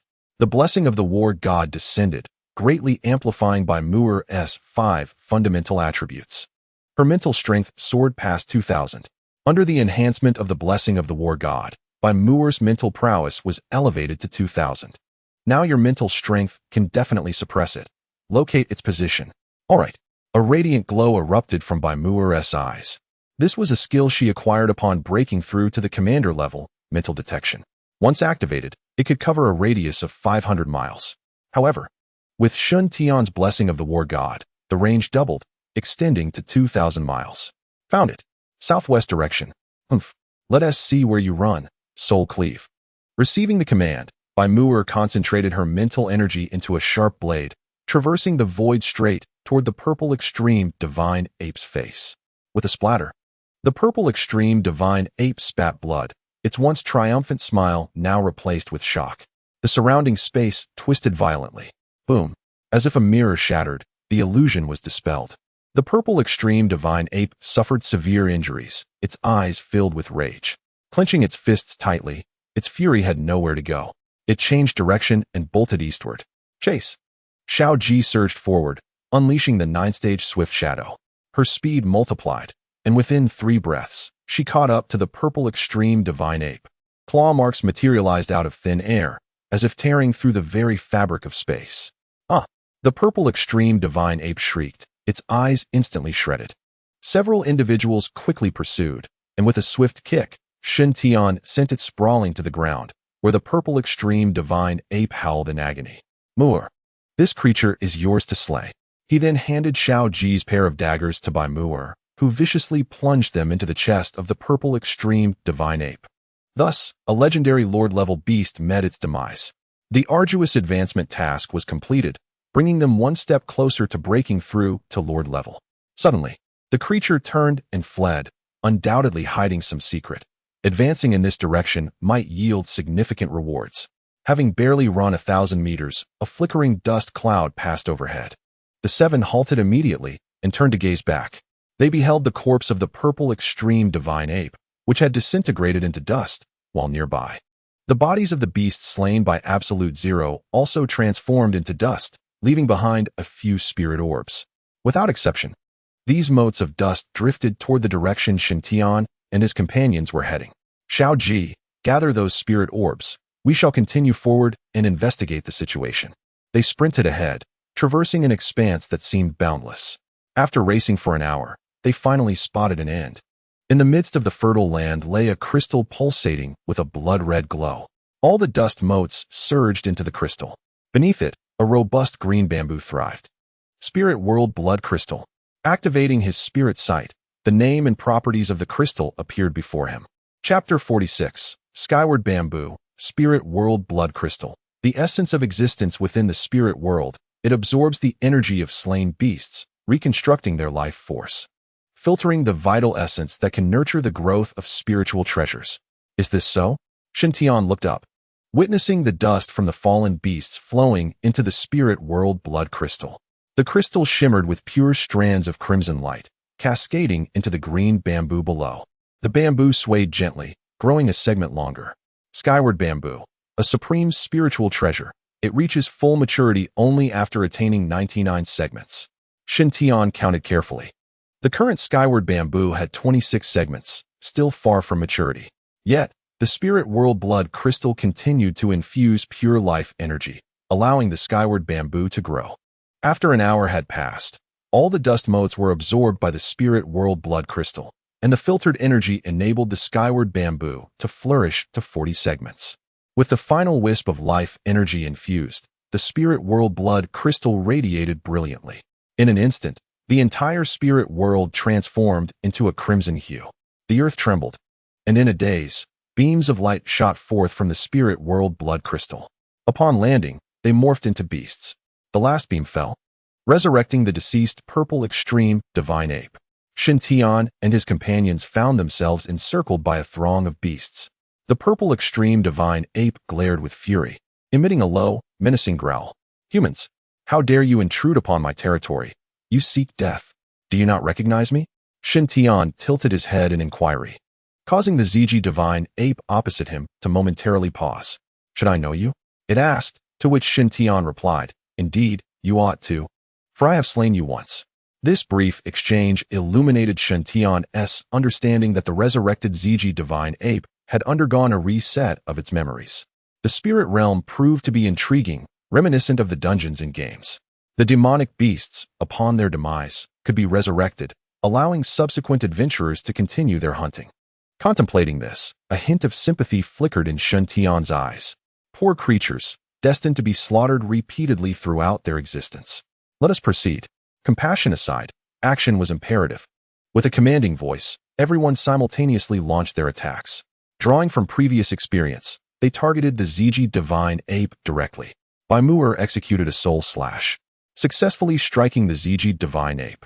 Following her lead, Shin Tian charged forward, his celestial horse golden spear piercing into the creature's cranium. The surge of spiritual energy exploded forth, enveloping the air with murderous intent as the spear's force ravaged the ZG divine ape from within. Boom! Its physical form erupted, and the ZG divine ape perished instantly. The remaining demonic beasts posed no challenge to the group. Each unleashed their ultimate abilities, and within 10 minutes, the battle concluded. The corpses transformed once more into dust, flowing into the spirit realm's blood crystal. The ground was littered with numerous spirit orbs. This monster farming was truly delightful. The subsequent period was spent awaiting the reset of the demonic beasts in the spirit realm's blood crystal. However, this time, the Qingtian bamboo had only grown 12 segments, 3 less than before. Initially, Shin Tian paid it little mind, simply waiting for the beasts to reset for slaughter. It wasn't until the 3rd cycle, when the Qingtian bamboo had only grown 9 segments, that Shin Tian began to take notice. It seemed that continuous monster farming in this realm was unfeasible. He resolved to retreat once he obtained a fully matured Qingtian bamboo. After 8 rounds of farming, with each encounter featuring different individuals responsible for slaying the ZG divine ape, the 6 women finally completed their challenging advancement task. With the infusion of life energy, the Qingtian bamboo reached full maturity. Shin Tian uprooted it, and a strand of emerald light from the spirit realm's blood crystal descended into the muddy pit, giving birth to a new Qingtian bamboo. Though it emerged with only a single shoot, the repeated monster farming in a short span had diminished the vitality of the life energy harvested, consequently stunting the growth of the spiritual treasure. With the Qingtian bamboo in hand, the 7 departed from the spirit realm. Above the long river, the mist dissipated, revealing clear waters once more, yet the blood gate remained steadfastly towering above the river. Let us return to the city. They hastened back to Longzhong City, where the time had already surpassed 2 in the afternoon. Outside the manor, Chu Kuiyun and Chu Kuya awaited anxiously, as the 4 great realms of Longzhong shared in their urgency. Elder brother, how am I to express my thoughts on your actions? Knowing how crucial Shin Tian is to Long Country at this moment, why would you permit him to take such risks? Should any misfortune befall him, how shall we account for it to the first seat? I too did not foresee any mishap. I personally sought him out 3 times, Chu Kuya lamented, caught off guard by the unforeseen events. They have returned. It is Shun, my young friend. Long Zhao's keen eyes caught sight of Shin Tian and his companions from a distance. Upon hearing this, everyone let out a long sigh of relief. Chu Kuyan hastily approached, grabbing Shin Tian's hand with palpable excitement. Shun, my young friend, your safe return brings me peace of mind. I apologize for causing the head of the Chu family any concern. There is nothing in this world that can defeat me, Shin Tian. The authorities in the capital have been urging us. Shall we set off soon? Very well, but before we depart, I have matters to discuss with Chairman Chu. Although Shin Tian had spent but a few days in Longzhong, he had garnered substantial rewards. He had the greatest benefit from the eradication of the beast horde beyond Longzhong. However, this inadvertently deprived the beast masters and beast maidens of significant cultivation resources.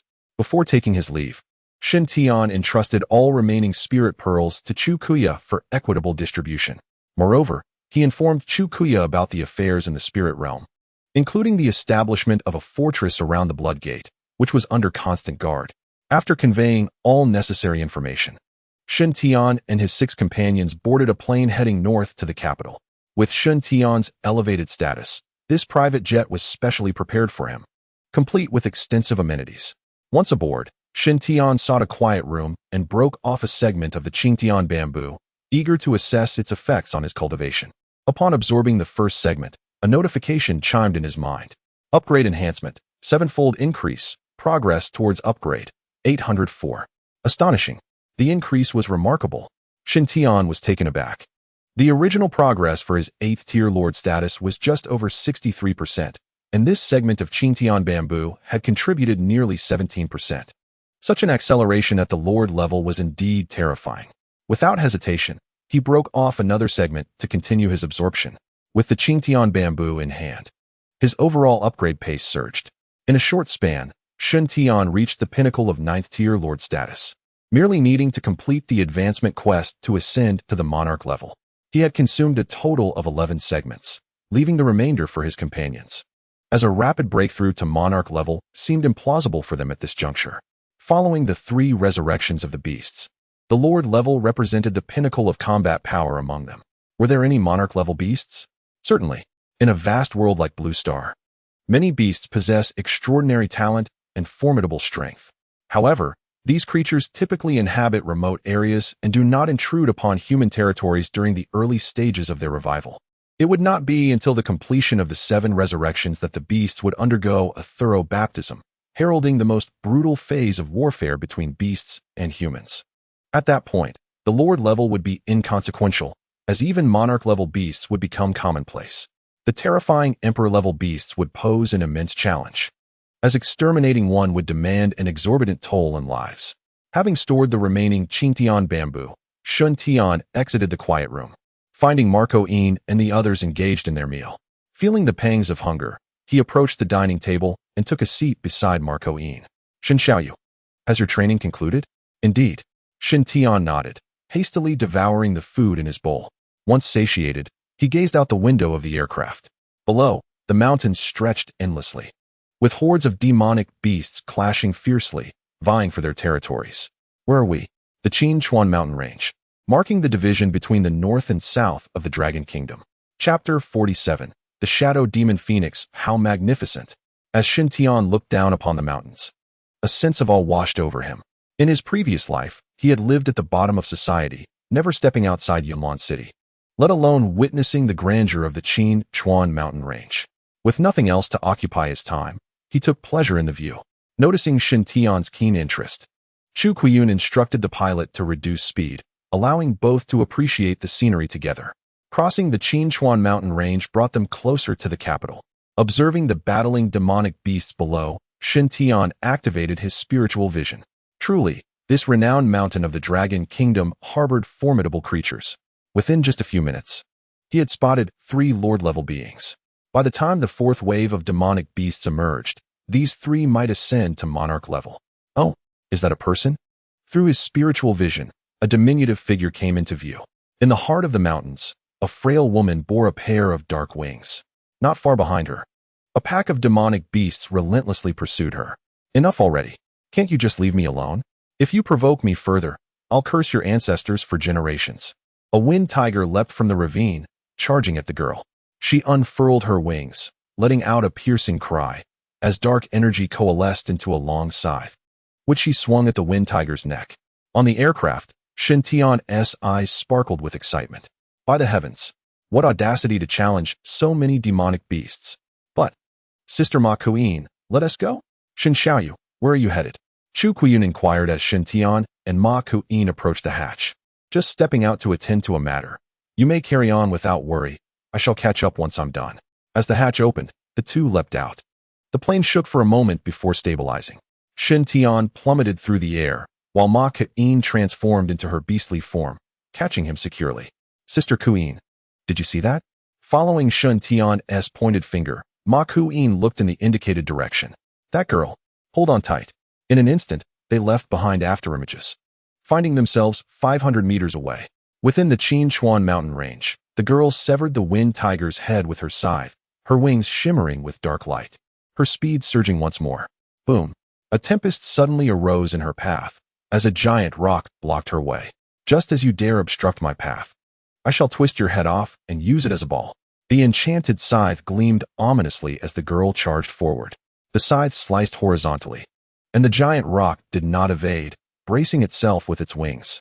Bang! The girl's expression shifted slightly. This one was tougher than expected. The wings rapidly expanded, shrouded in darkness, as a phantom phoenix emerged from the shadows. The great rock shivered, instantly losing its will to fight, overwhelmed by a primal bloodline suppression.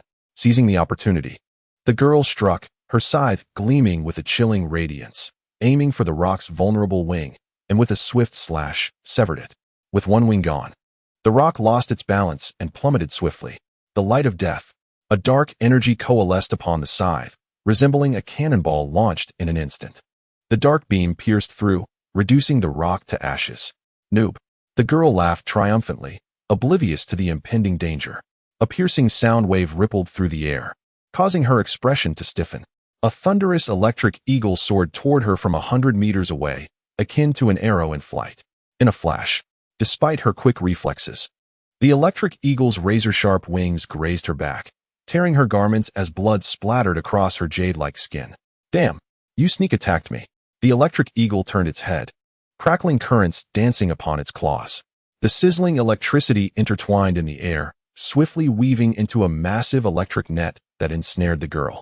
With a deafening eagle cry, the net constricted instantly, binding her in place. Thunder roared. The heavens split apart as a bolt struck her forehead. Just a moment too late. Shen Tian and Marco Yin arrived, witnessing the thunder strike the girl. This reckless child, surely only of intermediate level. How dare she venture alone into Qinchuan? How could she confront a battle-hardened beast head-on? Marco Yin pondered who had instilled such audacity in her. She's fine. What? Marco Yin was taken aback, noticing the smirk on Shen Tian's lips. Mu Xiao, stop pretending. How do you know my name? Bound within the electric net, the girl, seemingly on the brink of death, uttered with fervor. Dark energy erupted from within her, the sound of a phoenix resounding through the valley. A latent skill, dark demon rebirth. Boom. She broke free from the net, staring incredulously at Shen Tian. How do you know everything? Are you stalking me? The young maiden, laden with expletives, was a stark contrast to her name. Mind your own business. As long as I'm happy. Crackling electricity surged around the three of them. The electric eagle glared at them, its fury reaching a boiling point. Foolish humans, where do you think you've placed me? Do you think I do not exist? Very well. Interrupting my words, you have sealed your fate. Shen Tian leapt from his horse, donning his beast armor. Armed with the Tianma golden spear, he navigated through the crackling currents and approached the electric eagle. Slap. He raised his hand and struck the electric eagle across its face. The eagle was stunned. What was this human situation? A mere warrior dared to be so insolent? Die. The Tianma golden spear pierced through the electric eagle's chest. A fierce shout erupted, radiating golden light as a terrifying energy surged within. The thunderous explosion of the thunder eagle reverberated through the air. Goodness, you are truly a sight to behold. Mu Xiao exclaimed, giving a thumbs up, while Shen Tian nearly lost his footing, the spiritual energy beneath him threatening to dissipate. Your way of complimenting is quite unique. That's how I have always been, she retorted. May I inquire, dear lady, if you would consider joining me? Upon seeing Mu Xiao on the plain, Shen Tian's heart had already begun to stir. An SSS-grade exceptional being, awakened as the beast daughter of the Dark Demon Phoenix. Especially her innate skill, Dark Demon Nirvana, which, when activated before a fatal blow, would allow her to resurrect instantly even if struck down in that moment. Such a skill was truly extraordinary. To not recruit this girl would surely lead to lifelong regret. Who do you think you are to ask me to follow you? Well, I suppose I could be considered the leader of Blue Star. Shen Tian felt no shame in his assertion, as his perfected 9th stage Lord power made him the undisputed leader across Blue Star. You are mistaken. I am the true leader. Oh, you seem quite confident. Do you think you can defeat me? With a thunderous release of pressure, Mu Xiao felt her internal spiritual energy solidify, unable to be unleashed. Shen Tian walked through the air, each step causing the spiritual energy beneath him to coalesce, as he navigated the skies with stability. Surrounding them, numerous demon beasts had gathered. Open your eyes wide and observe the demeanor of a true leader. The celestial golden spear pointed towards the heavens, and golden spears rapidly materialized, swiftly covering a radius of 200 miles. Godly strengthened holy light meteor. With a sweep of the spear, countless golden projectiles shot forth like a magnificent meteor shower. Annihilate, he commanded coldly, as the golden spears descended. In an instant, the explosion echoed throughout the Qin River, with a continuous roar that seemed intent on flattening the entire landscape. Of course, such a feat was impossible. The Qin River was vast, and the 200-mile radius was merely a small portion of it. However, the terrifying explosion was sensed by all the demon beasts within the Qin River. The shockwaves from the explosion surged outward, extending for 1,000 miles before finally subsiding. Mu Xiao's astonished eyes darted about. This man was truly formidable. What do you think? Chapter 48, Slaying the Monarch Level. You are indeed impressive. The mountains beneath them were flattened, the flesh and blood of the demon beasts mingling with the earth and stones. Join me, and I promise you will soar to greatness. Not a chance. Goodness. You stubborn girl, if it weren't for my intervention, you would have perished here long ago. If you're truly capable, slay the great serpent in the Qin River, and I shall follow you. Deal. Slaying a serpent was a trivial task for Shen Tian. With his perfected 9th stage Lord cultivation making him a god among mortals in the current blue star. Point the way, and let us proceed to slay. With dark wings unfurled, Mu Xiao led the charge, closely followed by Shen Tian and Marco Yin. As they advanced, the number of monstrous beasts surged dramatically. Shen Tian wielded the celestial horse golden spear, dispatching each lesser beast with a single thrust. Here, at the Lord level, it was an undiluted display of dominance. Be it high-ranking or battle general, all fell to his spear with ease. Marco Yin did not need to intervene. Shen Tian wreaked havoc alone. This was his intention, to reveal to Mu Xiao the true essence of strength. What constitutes a genuine powerhouse? Only by following Shen Tian could she grow ever stronger. Could it be that you are leading me into a fiery abyss? As they delved deeper, Shen Tian's brow furrowed. The celestial horse golden spear quivered as a commander-level beast charged forth, its chest punctured into a hive of destruction. If you fear death, do not approach. You cowardly braggart. Ah, so it is a test of courage. I shall accompany you through this perilous journey, regardless of the dangers that lie ahead. Kill, he proclaimed. Yet his onslaught did not waver for an instant. As they ventured further, the lesser beasts vanished. Only those of battle general rank remained. Shen Tian mused that the great serpent Mu Xiao spoke of must indeed be a lord-level beast. With a thunderous roar, a blazing tiger leapt from the shadows, its fiery body illuminating the forest. Shen Tian's spear clashed against the tiger's claws, muscles taut as he hurled the beast back with a ferocious shout. Second tier Inferno Tiger King. Boom. Flames engulfed their surroundings in an instant. The Inferno Tiger King's domain skill activated, intensifying the flames enveloping its body, its power escalating to that of a 4th-tier lord. Absolute zero. Shen Tian switched his weapon, grasping the ice dragon sword. Pointing it skyward, snowflakes began to cascade down. The searing flames were swiftly encased in ice, subduing the furious Tiger King. With a backward step and a leap into the air, he landed before the Inferno Tiger King.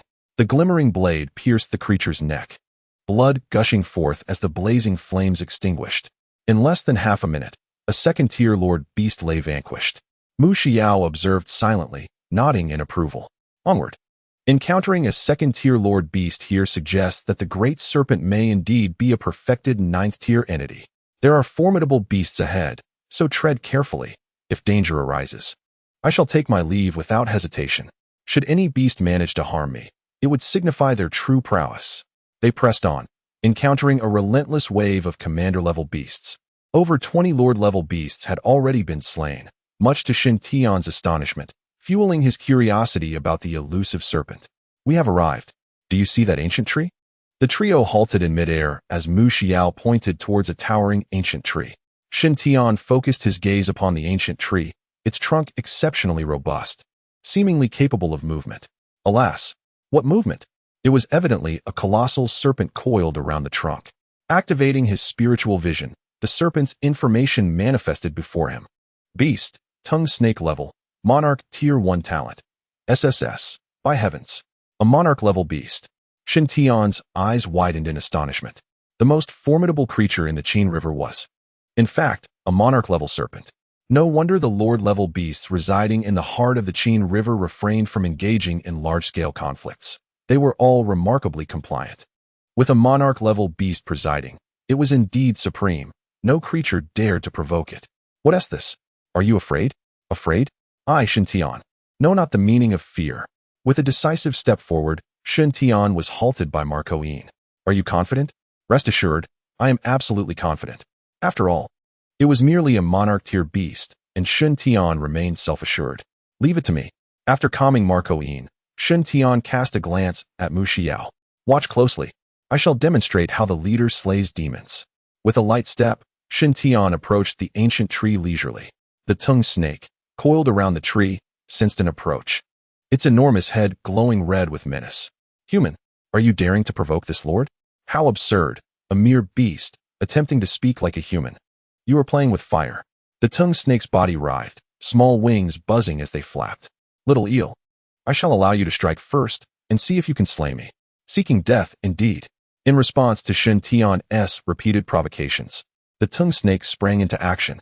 With a flap of its diminutive wings, its massive form leaped into the air, measuring nearly 100 meters in length. Twisting in midair, it conjured a dense cloud beneath it. Domain of cloud and mist. The fog swelled and rapidly spread forth. The tongue snake vanished into the mist, leaving behind only the sound of its wings beating. Shen Tian remained motionless, allowing the fog to encroach upon him. In an instant, he was enveloped by the mist. Die! A furious roar resonated from within the cloud as the tongue snake's enormous head emerged. Its gaping maw loomed above Shen Tian, capable of swallowing him whole in one bite. Be careful above you. Marco Yin exclaimed in alarm, halting after sprinting 100 meters. Mu Xiao, who followed closely behind, wore a strange expression upon witnessing the scene. There, in the air, the tongue snake opened its massive jaws yet hesitated to strike. Shen Tian leisurely lifted his gaze, a smile playing at the corners of his mouth.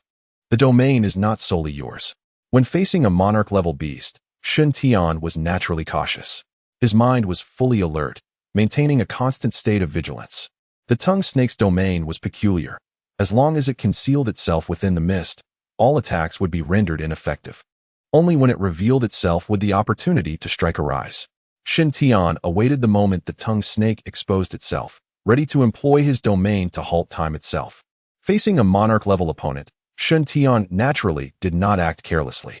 He confined the scope of time and space stagnation within 10 miles to prevent the soaring serpent from breaking free from the constraints of his domain.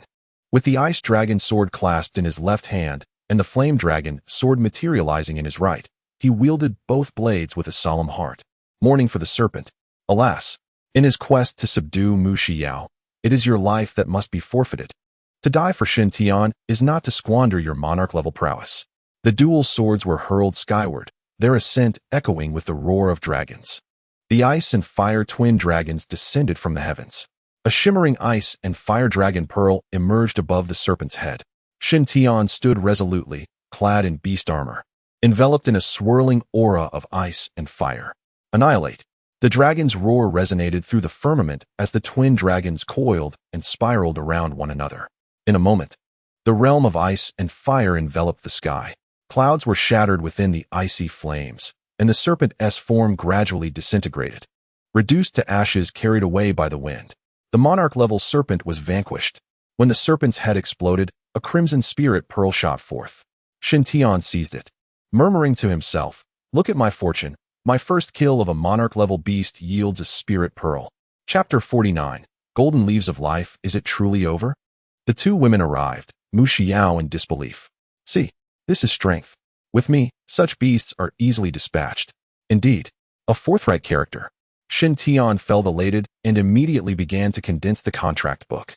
Contracting SSS-level beast maiden Mu Xiao, information synchronization complete. Eagerly, he examined the shared skills.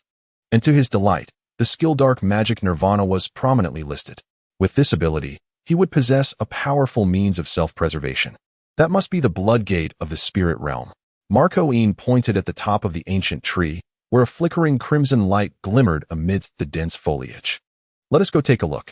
The trio approached the ancient tree's summit, where the concealed blood gate of the spirit realm revealed itself before them. Indeed, it was the blood gate of the spirit realm. Having come this far, they could not resist the temptation to enter and explore. The benefits bestowed by the heavenly bamboo had only recently been tasted by Shen Tian, and encountering a new spirit realm, he was not inclined to forfeit this opportunity easily. One by one, they stepped through the blood gate, and after a moment of vertigo, they emerged into the realm beyond. In midair, the three appeared successively. Below them, the mountains stretched endlessly, resembling the landscapes of Qinchuan. The spirit realm was attached to Blue Star, with its internal structure strikingly similar to the location of the Blood Gate. However, this spirit realm was not extensive, merely the size of the core area of Qinchuan. Before they could fully appreciate their surroundings, a beast soared upwards, targeting the trio. What the hell? How is this giant serpent alive again? Mu Xiao exclaimed, invoking her heritage as she unfurled her wings to evade swiftly. Shen Tian and Marco Yin also dodged in succession as the serpent barreled past, its massive form dividing the three into two sides. The serpent, having missed its strike, immediately executed a counterattack. Its massive tail swept horizontally, aiming directly at Shen Tian and Marco Yin. The two were the strongest, and thus, the priority was to eliminate the most formidable opponent. A splendid opportunity. If I could slay you once, I could certainly do so again. The realm unfolded anew, and time stood still. A resounding impact reverberated, akin to ripples spreading across the surface of water, rendering the space momentarily frozen. The serpent's form paused for a second before it slowly resumed movement, albeit at a significantly reduced pace. As Shen Tian had anticipated, when confronted with a ruler-level domain, the effects were considerably diminished due to the disparity in levels. The serpent's ability to move, albeit sluggishly, served as the best evidence of this. Nevertheless, such a pace posed no threat to Shen Tian. With a cry of polar ice and fiery dragon's dance, he unleashed his grand move, summoning the dual forces of ice and fire once more. The serpent writhed in agony beneath the onslaught of the elemental forces. This time, Shen Tian refrained from exerting his full strength, conserving some energy. Sister Marco Yin, it's your turn. He soared upward, positioning himself above the serpent. Holy light coalesced into meteoric projectiles, and tens of thousands of golden spears erupted forth. With that completed, the next task was to eliminate the beasts below. Peering down, Shen Tian noted that there were approximately tens of thousands of beasts, each at least at the level of a battle general. His eyes gleamed with excitement. This advancement task would soon be accomplished. Armed with two sharp swords, he descended into the mountains. Under the stillness of time, these beasts were akin to lambs awaiting slaughter, each dispatched with a single stroke. After dealing with the serpent, Marco Yin joined him in the fray, assisting in the eradication of the beasts. Even Mu Xiao, though merely at the intermediate level, effortlessly dispatched these battle general level creatures. The trio dashed through the mountains, and in about 2 hours, they had vanquished all the beasts. As before, the fallen beasts disintegrated into dust, flowing into the spirit realm's blood crystal. This particular spirit realm was not extensive, with the blood crystal concealed within the trunk of an ancient tree. The filtered energy directly infused into the tree. At the apex of the ancient tree, a cluster of golden leaves shimmered. With his spiritual vision, Shen Tian immediately recognized the leaves' name, Life Golden Leaves. Unlike the sky-reaching bamboo, the life golden leaves were individual in nature. Once the leaves turned golden, they were deemed mature, eliminating the need for prolonged waiting.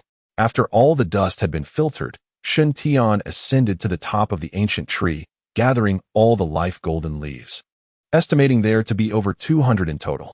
The blood crystal on the trunk glimmered, yet no beasts had reset. Confused, the three waited for 10 minutes. At last witnessing a streak of light emerge. A battle general level beast was born, but it was the only one. It seemed that each spirit realm had its peculiarities. The reset time for this spirit realm in Qinchuan was notably lengthy. It was understandable, considering that the minimum level was that of a battle general. Let us depart, Shen Tian mused, feeling a tinge of regret. In this realm, his advancement task had significantly progressed. Now, only the elimination of 200 Lord-level beasts remains, with just 41 left to complete before successfully ascending to the Monarch level. The three individuals passed through the Blood Gate, returning to reality. As they emerged, the roars of beasts echoed in their ears. Surrounding the ancient tree, numerous demonic creatures were engaged in fierce combat. With the death of the serpent, these creatures began vying for dominance, a behavior most befitting their savage nature. I beg to differ, Marco Yin countered, raising his hand to point at the top of the ancient tree. A golden leaf danced gently in the wind. It became clear why the Qinchuan region hosted monarch-level beasts. It was due to the life golden leaf. The serpent had guarded the ancient tree, anticipating the arrival of the life golden leaf. Shen Tian speculated that the ancient tree in the spirit realm must be nurturing the one in Qin Chuan. He casually plucked the life golden leaf, and the demonic creatures surrounding the ancient tree immediately ceased their fighting, their fierce gazes now fixed upon Shen Tian. What are you staring at? Do you dare to oppose me? As his gaze swept across the assembled beasts, Shen Tian swiftly drew his Tianma golden spear. If you dare defy me, then prepare to perish. Among these battling beasts were 17 Lord-level creatures, an invaluable resource for Shen Tian's ascension. Time stagnated as the chaos of slaughter resumed. Once the demonic beasts lay defeated, a plane lazily circled overhead. Shen Xiaoyu, we finally found you. Chu Kuiyun sighed in relief. Shen Tian had been absent for 3 to 4 hours. The plane had initially departed from Qinchuan, but, unable to locate Shen Tian, he turned back to search for him. My apologies for causing you concern, Chu family head. With that, he lifted the 2 women into the air. Arriving at the plane's door, the hatch opened, and the 3 entered in succession. Shen Xiaoyu, did you venture out for her? Indeed. Chu Kuiyun appraised Mu Xiao, noting her beauty, which rivaled his own daughter's. In an instant, a sense of competition filled Chu Kuiyun. Another rival for his daughter had emerged. What are you staring at? Old man, be careful, or I might just gouge out your eyes. You lecher. How infuriating. Chu Kuiyun. This young lady has quite the fiery temper. Chu family head, this girl has a bit of a temper. Please be understanding. Rest assured, how could I possibly quarrel with the youth? Haha. Mu Xiao rolled her eyes. About to speak again when Shen Tian interjected. Enough of that. Kai-yin, please introduce her to everyone and help her acclimate quickly. Xiao, follow me. I'll introduce you to the others. Upon opening the door to the adjacent room, Mu Xiao exclaimed, wow, so many women. With his small frame, if he doesn't feast on goji berries every day, he will surely suffer. Chapter 50. The Blessing of Heaven. Shen Tian's face darkened. Such eloquence. Perhaps you should speak less in the future. Shen Xiaoyu, there is something I am unsure whether to mention. Chu family head spoke candidly. You are now a candidate for the deification project, and it is imperative to exercise restraint around those close to you. You are referring to Mu Xiao, correct? Indeed. Chu Kuiyun does not shy away from straightforward communication. Upon entering the capital, with so many eyes upon you, every action of yours will be magnified, and the same applies to the beast maiden you are contracted with. Should she cause trouble, it could very well be detrimental to you. The first seat has high hopes for you, but in this post-apocalyptic world, the influence of powerful clans cannot be overlooked. I have my considerations. Shen Tian nodded, fully absorbing these words. However, he believed there was no need to impose restrictions on Mu Xiao. Every individual possesses their own nature, and acting freely is synonymous with liberty. Excessively suppressing a person's character may yield contrary results. As for those powerful clans that one may find displeasing, simply ignore them. If they seek trouble, then one must subdue them. If they cannot be subdued, then annihilate them. In this world, ultimately, one must speak with force. Taking advantage of the time before arriving in the capital, Shen Tian rested adequately. As the sun began to set, the plane descended into Kyoto. By this time, the airport had long been cleared. Outside the airport, a multitude of beast tamers and beast maidens had gathered, ensuring the safety of the vicinity. With a roar, the plane came to a steady halt. The cabin door opened, and Shen Tian was the first to disembark, followed closely by Chu Kuiyun and Marco Yin. In Kyoto, an elderly man, leading the welcoming party, hurried forward. Young friend Shen Tian, I am Xia Rui, and I have long wished to meet you. Today, my wish is finally fulfilled. Shen Tian replied, I am unworthy. I apologize for causing the first seat concern. Prior to his arrival, Shen Tian had already learned the name of this prominent figure in the Dragon Kingdom, Xia Rui, with Rui signifying auspiciousness. After a cordial handshake, Xia Rui proceeded to introduce Shen Tian to his companions. The reception was nothing short of monumental, with the upper echelons of Kyoto's officials and the heads of various clans present in person. Following their introductions, Shen Tian and Xia Rui shared a vehicle heading towards the headquarters of the Demon Slaying Guild. Since its establishment, the leaders of the Dragon Kingdom had taken residence within the guild. If one were to speak of the safest place in the Dragon Kingdom, it would undoubtedly be the headquarters of the Demon Slaying Guild. First seat, Xia. I have several questions I wish to inquire about, if you would be so kind. Speak freely. Xia Rui replied with a smile, exuding warmth and approachability, akin to a gentle spring breeze. Why is there a concealment regarding the contract between beast tamers and beast maidens? The combination of the two yields the greatest combat potential. Yet the authorities continue to promote beast maidens while deliberately downplaying the role of beast tamers. Secondly, I have heard that the system involving beast tamers and beast maidens was initially proposed by you. First seat. How did you come to know of it? Thirdly, regarding the timing of the third resurgence of demon beasts, surely it cannot be mere conjecture on your part. Lastly, the proposal of the deification project, whose intention was it, truly? Xia Rui appeared to have anticipated Xintian's inquiry, showing no signs of surprise throughout the exchange. Once Xintian finished speaking, Xia Rui raised his hand and traced patterns in the air with his index finger. In an instant, the two individuals in the back were enveloped in a soft, ethereal glow of pure white light.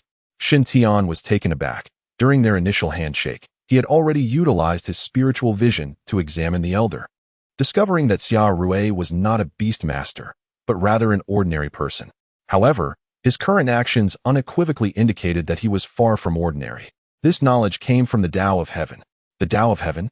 Xintian furrowed his brows in astonishment. Xia Rui turned to face Xintian and lifted his garment.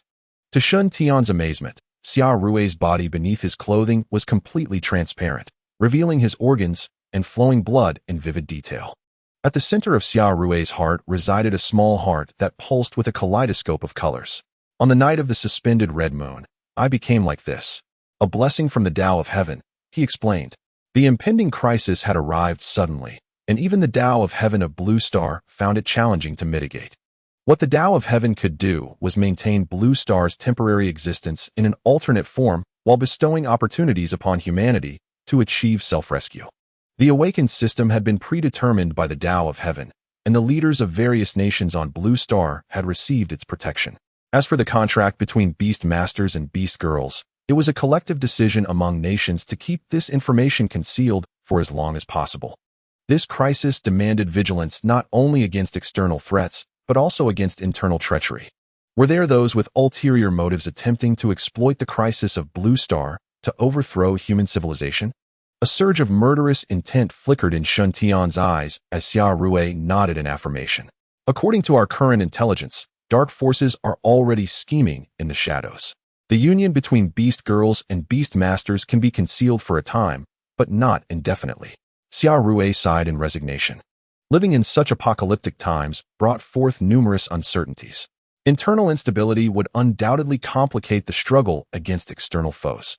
The Tao of Heaven had already informed me of the timeline for the awakening of all beasts, indicating that there would be 4 subsequent awakenings in half a month, 1 month, 3 months, and 6 months.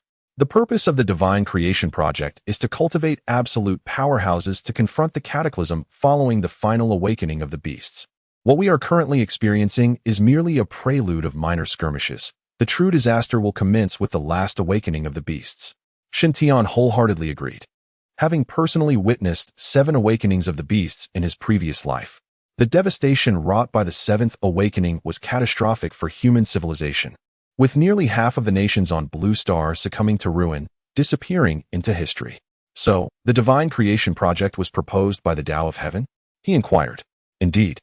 I received the Tao of Heaven's directives rather abruptly, suggesting it was a spur-of-the-moment decision. However, since then, my connection to the Tao of Heaven has weakened considerably. It seems that the Tao of Heaven on Blue Star is currently facing some crisis of its own, preoccupied with its own concerns, such as the matter of awakening spiritual stones. The Way of Heaven once proclaimed that during the first 3 awakenings of the demon beasts, awakening spirit stones would descend. However, during the 3rd awakening, no such stones appeared. Xintian nodded in acknowledgement, recognizing the divergence from his previous life. In his former existence, the 3rd awakening had indeed been accompanied by the emergence of awakening spirit stones. Could it be that the butterfly effect brought about by his rebirth was at play? The last directive I received from the Way of Heaven, aside from the God-making project, pertained to the spirit realm. You have ventured there, haven't you? Yes, I have. The exploration of the spirit realm has commenced, and we have completely mastered 17 minor spirit realms. The treasures born from these realms are currently being transported to the capital. As for the more formidable spirit realms, the authorities find themselves powerless and require your intervention. No problem. Xintian was acutely aware of the immense significance of the treasures within the spirit realm. Furthermore, how much information does the official establishment possess regarding those dark forces? For instance, their main stronghold? Oh, Xia Rui glanced at Shen Tian. What are your intentions? To eradicate them. An old adage states that one must first secure their own before confronting external threats. Eliminating those pests would indeed bring some peace of mind.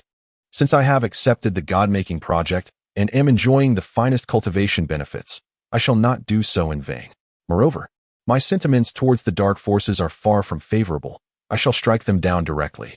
There are still some leads that remain unverified. Let us not rush into the extermination of the dark forces. The headquarters of the demon-slaying guild has arrived.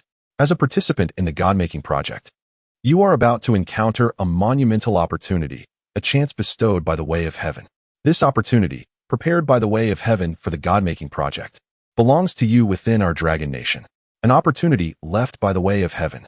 Shen Tian's eyes sparkled with excitement. How could one remain unmoved by matters concerning the way of heaven? Chapter 51. The Baptism of the Way of Heaven. The transformation of the flesh. Upon arriving at the headquarters of the demon-slaying guild, Shen Tian descended from the vehicle alongside Xia Rui. Towering skyscrapers loomed before them, resembling a forest of steel. The periphery of the guild's headquarters was guarded by fully armed soldiers. The soldiers stood a meter apart, and between them, beast women sentinels stood watch. As Shen Tian proceeded, he passed through 10 checkpoints before finally entering the core of the guild's headquarters. Shen, my young friend, I shall entrust your beast women to Master Chu. Let him escort them to their accommodations. Very well. Chu Qian beckoned to the others, leading Marco Yin and the other women away. Meanwhile, Shen Tian followed Xia Rui into the main building of the headquarters. Upon reaching the elevator, Xia Rui produced a colored card. After swiping it, the two entered the elevator, leaving the others behind. The elevator plummeted rapidly, with no floor indicators displayed. This access card shall now belong to you. Xia Rui withdrew another colored card and handed it to Shen Tian. The lowest level of the demon-slaying guild's headquarters can only be accessed by me as the first seat. From now on, you will also have entry. Additionally, possessing this card grants you absolute authority within all fortresses in the Dragon Nation. All subordinates of the demon-slaying guild will heed your command. Upon receiving the authority card, Shen Tian felt an overwhelming weight. With this card in hand, the burden upon him would undoubtedly grow heavier. The magnitude of one's abilities corresponds directly to the magnitude of one's responsibilities. Shen Tian resonated deeply with this sentiment. When one is weak, it is best to live quietly and unobtrusively. Yet, once empowered, one must contribute to the Dragon Nation in some capacity. Ding! The elevator came to a halt, and its doors slid open. The two stepped out, greeted by a surge of vibrant life energy. In this rich atmosphere, Shen Tian surveyed the surroundings, noting the abundance of spiritual treasures flourishing under the nurturing essence of life energy. In that moment, he found himself at a loss for words. Spiritual treasures are exceedingly rare, particularly in the early stages of the beast resurgence. Acquiring even one is a monumental stroke of fortune. To his astonishment, so many spiritual treasures thrived under the auspices of the Dragon Nation. What a revelation! This bounty was certainly a boon from the heavenly path. Shen Tian nodded, recognizing that the space was considerable, with an estimated 300 to 400 flourishing spiritual treasures. Yet, these treasures were still in their growth phase, not yet matured. Was this the opportunity bestowed by the heavenly path for the candidates of the divine creation plan? Merely a fraction of it. With Xia Rui leading the way, they advanced to the very center of the space. Atop a stone pillar, Xia Rui placed his hand, causing the entire space to tremble violently as the pillar shifted and separated. Before Shen Tian appeared a colorful crystal stone, emanating a rich life energy. This was the opportunity left by the heavenly path, the heavenly spirit stone. Activating his divine vision, Shen Tian focused intently on the stone. He furrowed his brow, realizing that his divine vision could not penetrate the heavenly spirit stone. This innate skill was reputed to see through all things. Just then, the colorful brilliance of the heavenly spirit stone erupted, breaking free from all restraint and directly entering Shen Tian's forehead. Xia Rui smiled knowingly beside him, inwardly affirming his thoughts. What is happening? This is the heavenly spirit stone's acknowledgement of you. In the Dragon Nation, you alone possess the ability to wield it, and only you can comprehend its profound utility. Nodding, Xia Rui declared, since the heavenly spirit stone has recognized its master, I shall not disturb you further. Gaining insight into the heavenly spirit stone ahead of time is a tremendous boon for both you and the Dragon Nation. With that, Xia Rui withdrew, leaving Shintian alone in the vast space. Settling into a cross-legged position, Shintian closed his eyes. He summoned the spiritual energy within him, directing it toward his forehead. In a flash, the colorful radiance vanished, and his consciousness was instantaneously transported to another realm. When he opened his eyes again, Shintian found himself amidst the cosmos. With Blue Star beneath his feet, the vast universe loomed around him, silent and expansive. Loneliness and fear surged within him in an instant. Boom! A colossal explosion echoed, sending a jolt through Shintian's entire being. Following the sound, one beheld a blood-red sphere hurtling through the cosmos. Wherever it passed, explosions erupted, scattering fragments into the void. The velocity of the crimson orb was astonishing, drawing ever closer to the azure planet. In an instant, resplendent hues coalesced, enveloping the entire blue sphere in a radiant embrace. Boom! The blood-red sphere collided with the azure planet, shattering upon impact, only to resume its assault. With each strike, the vibrant luminescence of the blue planet dimmed incrementally. Shintian, observing in a state of anxious helplessness, witnessed the relentless clash between the celestial forces of the blue planet and the invincible blood-red sphere. A scenario where both sides suffered grievously. The crimson orb, though formidable, was gradually weakened by the celestial defenses of the blue planet. Another thunderous impact resonated, causing the blood-red sphere to explode, scattering countless fragments that rained down upon the azure sphere from every direction. Boom! The dazzling light momentarily blinded Shintian.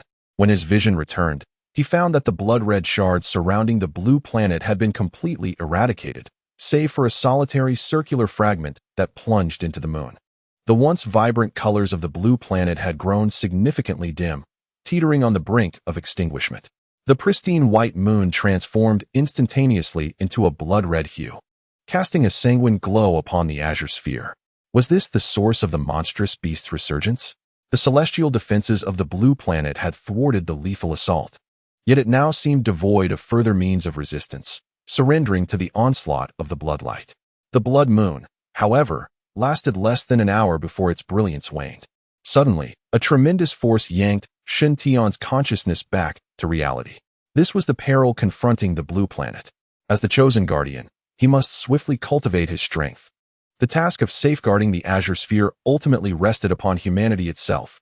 A faint voice echoed in Shintian's mind. A cacophony of unsettling sounds persisted for a moment before tranquility returned to his thoughts. But how was he to utilize the celestial spirit stone? Shintian chuckled wryly. This was indeed a predicament. He had acquired this unparalleled opportunity, yet lacked the knowledge to wield it. What good was that? With this thought, Shintian's mind stirred as he softly called forth the celestial spirit stone. The stone flew from his forehead, and as he touched it with his finger, a burst of colorful radiance erupted, cascading over him. Instantly, he felt an extraordinary power penetrating his skin, seeping into his very being. He closed his eyes to absorb this force, which coursed through him with each moment, augmenting his physical form. His bones, flesh, organs, and even his skin underwent a continuous process of sublime transformation. A surge of vitality blossomed from his dantian, manifesting as a swirling vortex of colors. Shintian embraced the celestial baptism, progressing step by step towards unparalleled metamorphosis. This transformative process consumed a full 2 hours. Once the energy was fully absorbed by Shintian, his cultivation finally reached its conclusion. My body now seems beyond the mere description of a human form. Upon opening my eyes, Shintian merely stretched his arms and immediately sensed something amiss. Every inch of his being pulsated with an unending vitality. Shintian dared to assert that even if his arm were severed, it could regenerate instantaneously. Truly, the heavenly Tao Spirit Stone is unparalleled. This single capability alone renders it invincible. It is a pity for these spiritual treasures, without the presence of the heavenly Tao Spirit Stone here, their growth would undoubtedly be significantly hindered. How wonderful it would be if a portion could be preserved. Chapter 52, The Divine Trial with a Whoosh. The heavenly Tao Spirit Stone seemed almost sentient as it floated into the stone pillar. A radiant glow emanated from it, coalescing into yet another heavenly Tao Spirit Stone, albeit considerably smaller than the original. Impressive indeed. Shintian smiled, beckoning to this fragment. Although the growth rate of the spiritual treasures here would still be somewhat slower, It would be far superior to having no Heavenly Tao Spirit Stone at all. As for the other potential uses of the Heavenly Tao Spirit Stone, Shen Tian resolved to explore them gradually. He retracted the Heavenly Tao Spirit Stone to his forehead and turned to depart. Upon exiting the elevator, Chu Kuiyun was already waiting outside. Young friend Shen, the first seat has official duties to attend to for the time being. I shall guide you in familiarizing yourself with the headquarters of the Demon Slaying Guild. Thank you, Master Chu.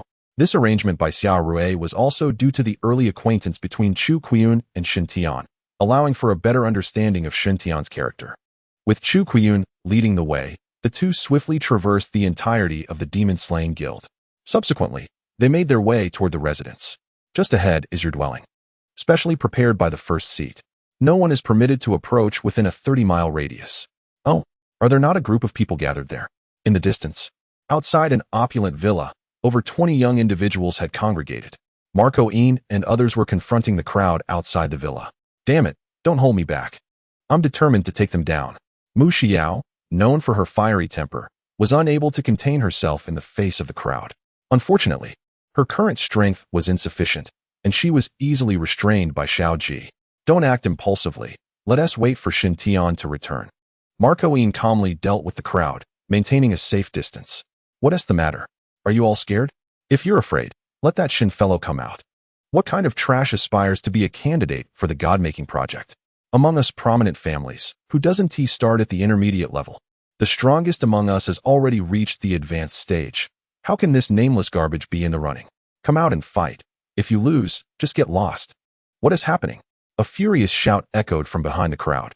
Chu Kuiyun's expression darkened. These individuals were all officially nurtured talents.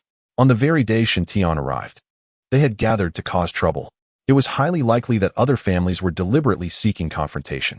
After all, the God-making project was a tantalizing prospect for all. Shen Tian has secured a position in the divine creation plan, thereby disrupting the interests of numerous families. Ah, the head of the Chu family has arrived. You must be Shen Tian.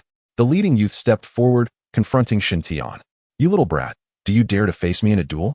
If you lose, you shall leave Kyoto. The divine creation plan is not meant for you. It rightfully belongs to my elder brother. Ouyang Wu, do refrain from seeking trouble unnecessarily. The divine creation plan was established by the first seat. If you disagree, take it up with him. Chu family head, do you still have the audacity to speak? Everyone knows that Shen Tian is your favored protege. You even went so far as to offer your daughter to win him over. The divine creation plan was indeed set by the first seat, but it is you who has been whispering in his ear, given the first seat's numerous responsibilities. Being deceived by you is entirely plausible. Are you out of your mind? If you have an issue with your intellect, seek medical assistance. Chu Kuiyun, visibly angered, recognized the gravity of the divine creation plan. When the first seat established it, no one opposed. As a direct descendant of the Ouyang family, Ouyang Wu should be well aware of this. Yet today, he foolishly jumped forward to question it. Observing his demeanor, it seemed he would not relent until he provoked Shen Tian into action. Allow me, Shen Tian interjected, his gaze icy. I trust you are not foolish enough to deny the truth. Confess who is pulling the strings behind your actions, and I may spare your life. Such arrogance. I am a direct descendant of the Ouyang family. Do you dare to kill me? Why would I hesitate? The celestial spear appeared out of thin air as Shen Tian thrust it forward, piercing Ouyang Wu's abdomen. Ouyang Wu's eyes widened in shock. You bang. His lifeless body collapsed to the ground. Do you dare to kill within the Demon Slaying Guild? Shen Tian, you have violated the guild's laws. You are doomed. You talk too much. Uft. Another thrust, and the speaker fell dead on the spot. After slaying two in succession, the remaining 20 or so dared not utter another word. With some even turning to flee. Try to run without my permission. Upon hearing this, the fleeing individuals immediately halted and returned obediently. I shall ask once more. Who instructed you to cause this disturbance? Speak, and you may live. Remain silent, and I shall kill you one by one. Shen, my young friend, you shouldn't act this way. The Chu family head need not say more. I am well aware of what I am doing. Chu Kuiyun fell silent, watching to see how Shen Tian would handle the situation. Have you made up your mind? Bang! The celestial spear struck the ground, leaving the group trembling and exchanging fearful glances. What are you all doing gathered here? Do you not know that you cannot enter the vicinity of Shen Tian's residence without permission? 30 miles away, a group approached, with the leader shouting angrily, Second uncle. A murder has occurred here. Shin Tian has killed Xiao Wu. One person exclaimed, vigorously waving his arm. Shin Tian glanced at him with his spiritual vision. He too was from the Ouyang family. A murder? All of you follow me. I am Ouyang Ba, the chief enforcer of the demon-slaying guild. A murder incident has taken place, and thus we are entering Shin Tian's residence. As Ouyang Ba walked, he communicated through his intercom. Soon, he arrived at the scene with a team. Shin Tian, how dare you commit murder upon your arrival at the headquarters of the Demon Slayer Guild? Do you consider the headquarters regulations mere decorations? Or do you believe that being a candidate for the God-making project grants you the liberty to act recklessly, disregarding human life? I do act recklessly. What can you do about it? Ouyang Ba's timing was too fortuitous, as if everything had been preordained. He arrived shortly after the death of Ouyang Wu, and both were members of the Ouyang family, indicating a deeper issue at play. How audacious of you! Allowing someone like you to be a candidate for the God-making project is a calamity for our dragon nation. As the captain of the enforcement team, I have the authority to arrest you and them for interrogation. Come with me immediately. You are unworthy. Shin Tian crossed his arms, gazing coldly. The women, including Ma Qian, stood firmly behind him, creating an overwhelming sense of pressure. Ouyang Ba was well aware of Shin Tian's strength and dared not act rashly. Very well, Shin Tian. Do you intend to defy the headquarters orders? Surrender now, or even the chairman cannot save you. Ouyang Ba, I advise you to know your limits and refrain from provoking me further. Otherwise, your fate will be identical to theirs. Upon hearing this, Ouyang Ba hesitated, realizing the gravity of the situation. Shin Tian was formidable. If pushed too far, he would not hesitate to retaliate. Kill him. Just as Ouyang Ba contemplated retreating, a low command resonated in his earpiece. This is a test from the divine. Eliminate him, and you shall receive divine grace. At the mention of the divine, Ouyang Ba's eyes ignited with fervor. Shin Tian has publicly committed murder and defied the headquarters orders. With my authority as captain of the enforcement team, I command you all to take him down. With that command, the enforcement team surged forward. Shin Tian remained indifferent, channeling his spiritual energy. In an instant, the beast armor was unleashed, releasing an overwhelming pressure that pinned Ouyang Ba and his men to the ground. The pressure from a Lord-level practitioner's beast armor was beyond what a mere intermediate like Ouyang Ba could withstand, rendering him immobile. Speak. Who is behind you? Shin Tian discerned that Ouyang Ba was merely a pawn. The true mastermind had yet to reveal themselves. I will kill you.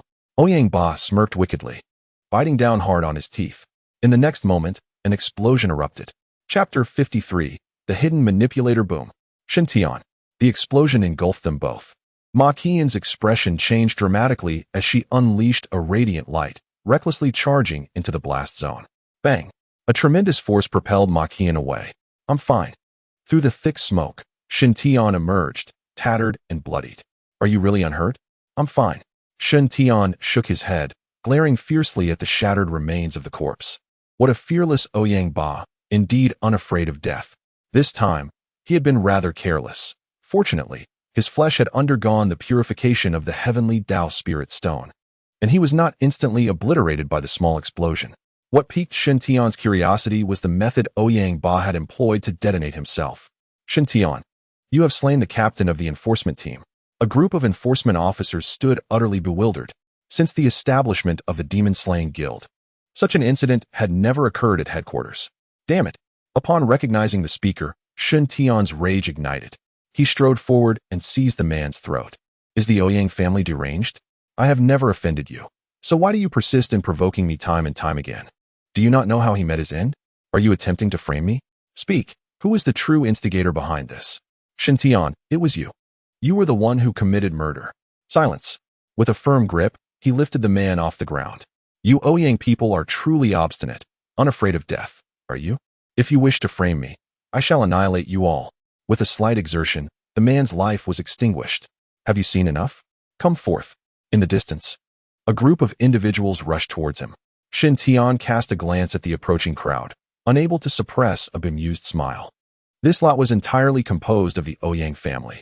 The Ouyang members within the enforcement team immediately rushed to join forces, while the other enforcement officers quietly retreated behind Chu Kuiyun for protection. Shin Tian paid no heed to the group, his gaze fixed solely on the Ouyang faction. Shin Tian, you have wantonly harmed my Ouyang family members. Do you believe us to be easy prey? The leader bellowed, spiritual energy rippling through the air around him. Such brutal methods. You are undoubtedly sent by the dark forces, deliberately causing chaos at headquarters, aiming to obliterate the elite talents of our dragon kingdom. Very well. Such a despicable conspiracy.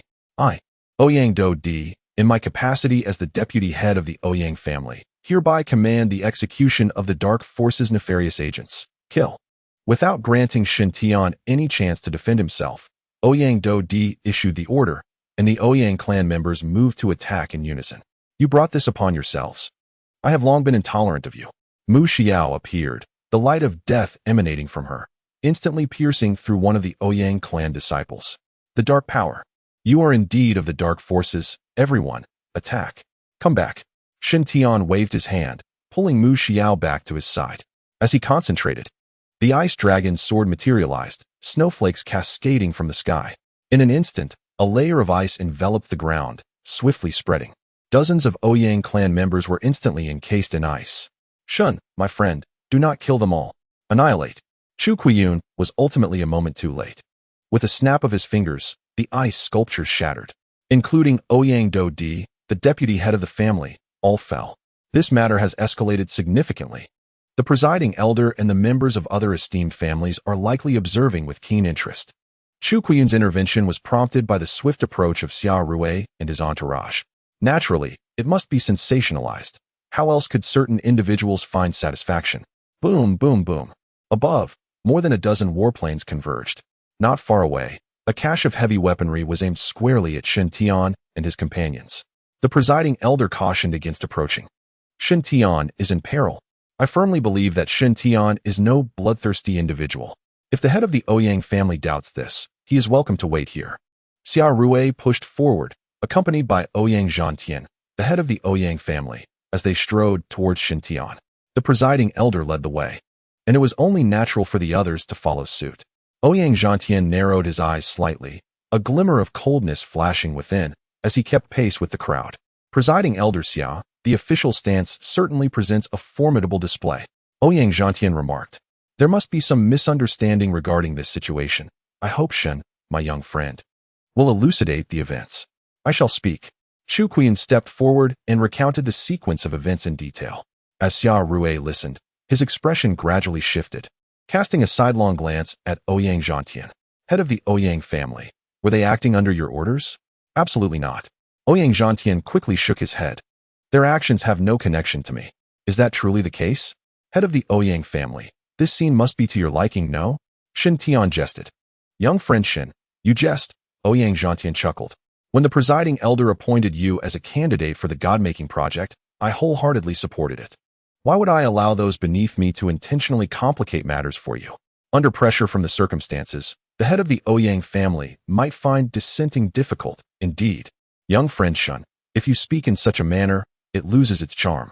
Indeed, it does, Shen Tian concurred, his gaze piercing into Ouyang Zhantian's eyes. A cold smile suddenly manifesting. Perhaps I ought to kill you.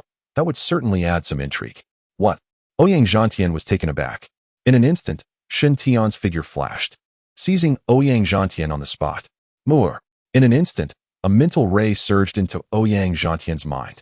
The mental interference took hold, leaving Ouyang Zhantian dizzy. Moments later, excruciating pain surged through his nerves. Blood poured from his mouth as Ouyang Zhantian glared furiously at Shen Tian. With a mere flick of his fingers, snowflakes began to dance in the air. All members of the Ouyang family present were encased in ice, leaving only Ouyang Zhantian, whose legs were frozen, rendering him immobile. The Ouyang family head must possess some rather unique dental features, I presume. After employing mental interference, Shen Tian swiftly pried open Ouyang Zhantian's mouth, easily extracting a mouthful of teeth. Presiding elder Xia, please have someone examine his teeth. No need, Xia Rui waved his hand. As a middle-aged man in military attire stepped forward to accept the bloodied teeth from Shen Tian's grasp. After a brief examination, the expression turned grave. The report indicated that within the teeth lay a miniature explosive device, one small in size yet immense in power, hidden within the dental structure, capable of detonation with a mere bite. Indeed, it was as suspected. Since the self-detonation of Ouyang Ba, Shen Tian had harbored suspicions. He surmised that the bomb might be concealed within the teeth. The recent confrontation with Ouyang Zhantian was intended to gather evidence. Moreover, this matched precisely with the explosives utilized by the dark forces we had captured, all bearing the skull insignia. Indeed, at the root of the tooth, there was a tiny skull. Immediate orders were issued to secure all members of the Ouyang family. No sooner had the command been given than explosions erupted from a nearby high-rise. Boom, boom, boom. The relentless detonations occurred at the headquarters of the Demon Slayer Guild. Ouyang Zhantian, with his legs encased in ice, laughed maniacally, his contorted face revealing a toothless grin. Ha ha, capture me? Not a chance. Xia Rui, you foolish simpleton. The Tao of Heaven cannot save humanity. Only the deities from beyond can redeem us. You fail to comprehend the greatness of the mission my Ouyang family undertakes. Ouyang Zhantian, you have forsaken your humanity. Your choices have led the entire Ouyang family down an irreversible path. Chapter 54. The Affection of Men and Women, a Common Human Emotion. You are speaking nonsense, Xia Rui. You do not understand that only the deities from beyond can save us. Ouyang Zhantian's frantic screams expressed his viewpoint, leaving the onlookers shaking their heads in despair. There was no need for further discourse. Mu'er, subdue his mind. I must know the location of the Dark Forces headquarters. Yes. By Mu'er's eyes shimmered as she infiltrated Ouyang Zhantian's consciousness. Moments later, Ouyang Zhantian's gaze became vacant. Tell me, where is the headquarters of the Dark Forces? The Northwest Tower. Ouyang Zhantian suddenly shrieked, convulsing and foaming at the mouth. What is happening? His mind had been shattered. Bai Mu'er's complexion turned slightly pale. It is a very peculiar force, akin to a curse. I nearly fell victim to it myself.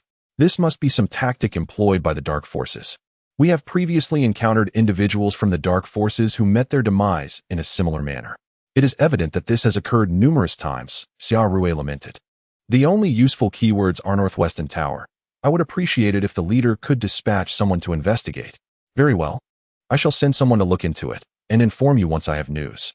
Everyone, disperse and prioritize the repair of the damaged headquarters. The exposure of Ouyang Zhantian triggered significant repercussions. All members of the Ouyang family present at the headquarters resorted to self-detonation, dragging innocent lives down with them. Meanwhile, the Ouyang family from the capital surged into the streets, unleashing a frenzy of slaughter. Who could have anticipated that the Ouyang family, one of the 4 great clans of the Dragon Kingdom, was indeed part of the Dark Forces? Xia Rui has already dispatched personnel for urgent matters, and for the time being, Shen Tian and his companions have returned to the villa to rest. Before long, a substantial quantity of spiritual stones was delivered to the residents. Xiao, you shall absorb the spiritual orbs here first, swiftly elevating yourself to the pinnacle of the intermediate 9th tier. The rest of you, please accompany me. Among the group of women, only the newly joined Mu Xiao had a low level. The others had all achieved the complete 9th tier and merely needed to fulfill their advancement tasks to break through to the Lord level. Leading the 6 women to a quiet chamber, Shen Tian summoned the Heavenly Tao spiritual stones.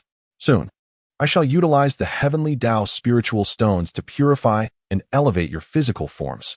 The speed of this process will vary depending on your comprehension abilities. The 6 women sat cross-legged as Shen Tian summoned the stones. A dazzling array of colorful light enveloped them, bathed in the cleansing brilliance of the Heavenly Tao. The women visibly transformed. Time passed silently, and once Mu Xiao finished absorbing her spiritual orbs, she was called in by Shen Tian to partake in the Heavenly Tao baptism.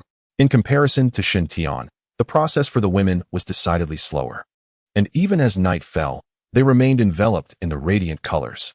Shen Tian left the quiet chamber, leaving behind the Heavenly Tao spiritual stones.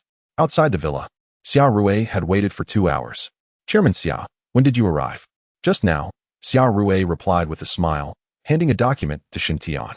Based on the keywords left by Ouyang Zhantian before his demise, we have reviewed all recent reports from the northwestern region of Dragon Country. After continuous investigation, it appears that the most likely headquarters of the Dark Forces is the TMU Basin. Upon receiving the document, Shen Tian promptly opened it and studied it meticulously. The northwestern region, being vast and sparsely populated, has been a disaster area since the resurgence of demon beasts. Thanks to collective efforts, the situation has been largely controlled. However, the TMU Basin remains perplexing. According to satellite imagery, there has been no demon beast activity since the resurgence began. Moreover, the demon beasts surrounding the basin had been cleared before we mobilized our forces. Currently, fierce sandstorms and whirlwinds surround the basin, making exploration impossible, and satellites cannot capture the internal conditions. Indeed, Shen Tian nodded silently after reviewing the document. Various signs suggest that the TMU Basin is most likely the headquarters of the Dark Forces. How do you intend to proceed? Once my beast women complete their training, we shall set off immediately, heading south first, then west, and finally north to reach the TMU Basin. Isn't that a bit hasty? Chairman, do you not grasp the gravity of today's events? Even if the Ouyang family is not part of the Dark Forces, they will still pose challenges for me. Securing a position in the God-making project has effectively offended all the prominent families in Dragon Country. While today's intimidation has been successful, some will inevitably stab me in the back. Shen Tian is not afraid of a direct confrontation, but the convoluted machinations behind the scenes are indeed troublesome, like a bothersome fly, incessantly buzzing. Nevertheless, you have access to the resources for your cultivation, which can be retrieved at any fortress at your convenience. With a permission card in hand, and none would dare obstruct you. Should anyone attempt to hinder your progress, you may act at your discretion. I shall bear the consequences for you. With that reassurance from the esteemed leader, I felt a sense of calm. This journey will also serve to cleanse the spirit realm. I would appreciate it if you could provide me with a list of the spirit realms yet to be officially explored. I shall promptly dispatch someone to deliver it to you.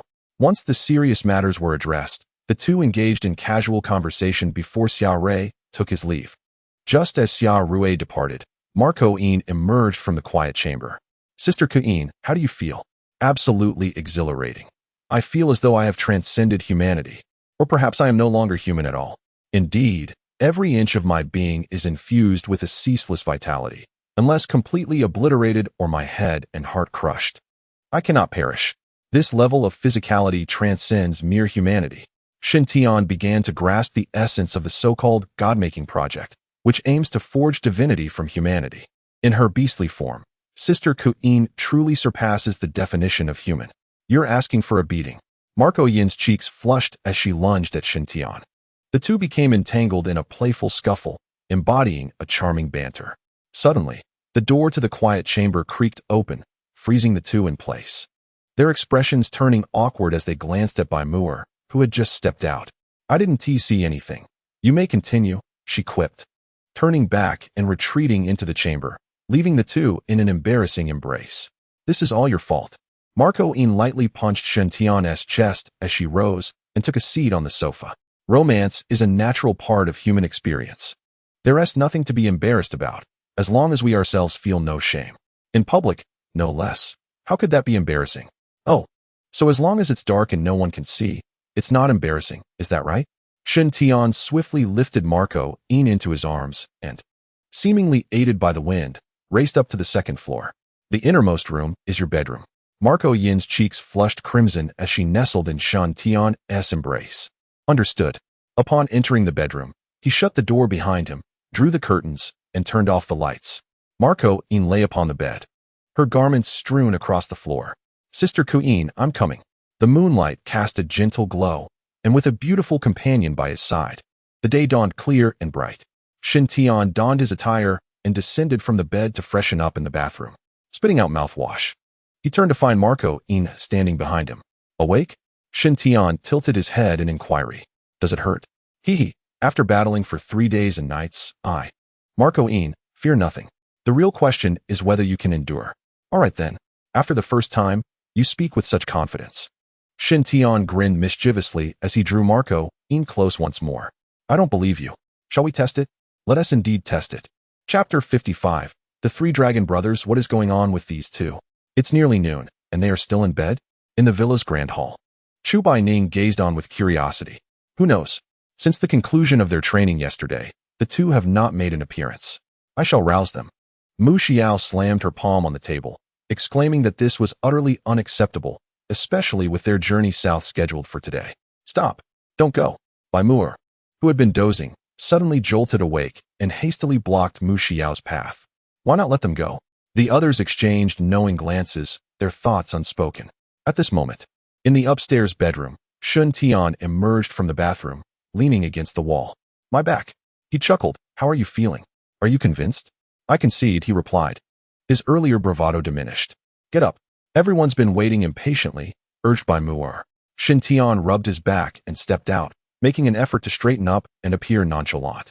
This depletion of energy was severe. It would take at least 10 days to recuperate fully, and he must exercise restraint. After taking a deep breath, Shintian descended the stairs. The women's gazes converged on him, some with mischievous smiles, while others expressed regret for not acting sooner. You actually decided to rise. I've been waiting for you all morning.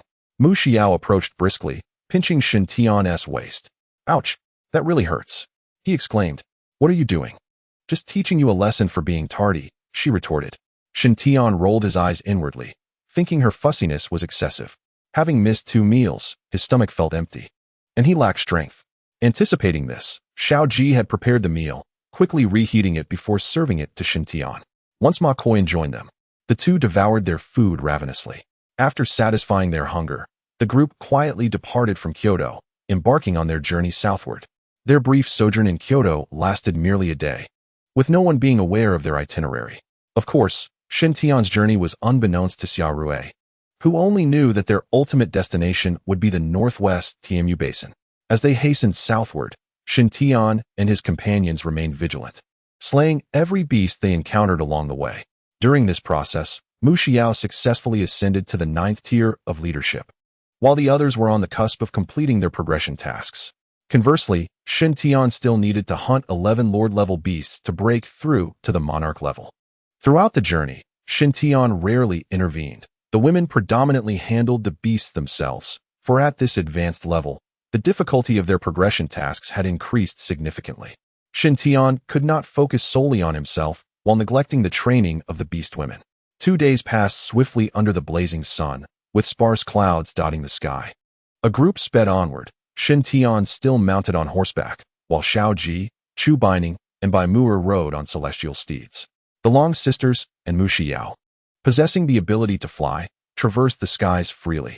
We have arrived. Ahead lies our first stop on this southern journey, Shintian announced, as the women's gazes converged on the imposing mountains in the distance.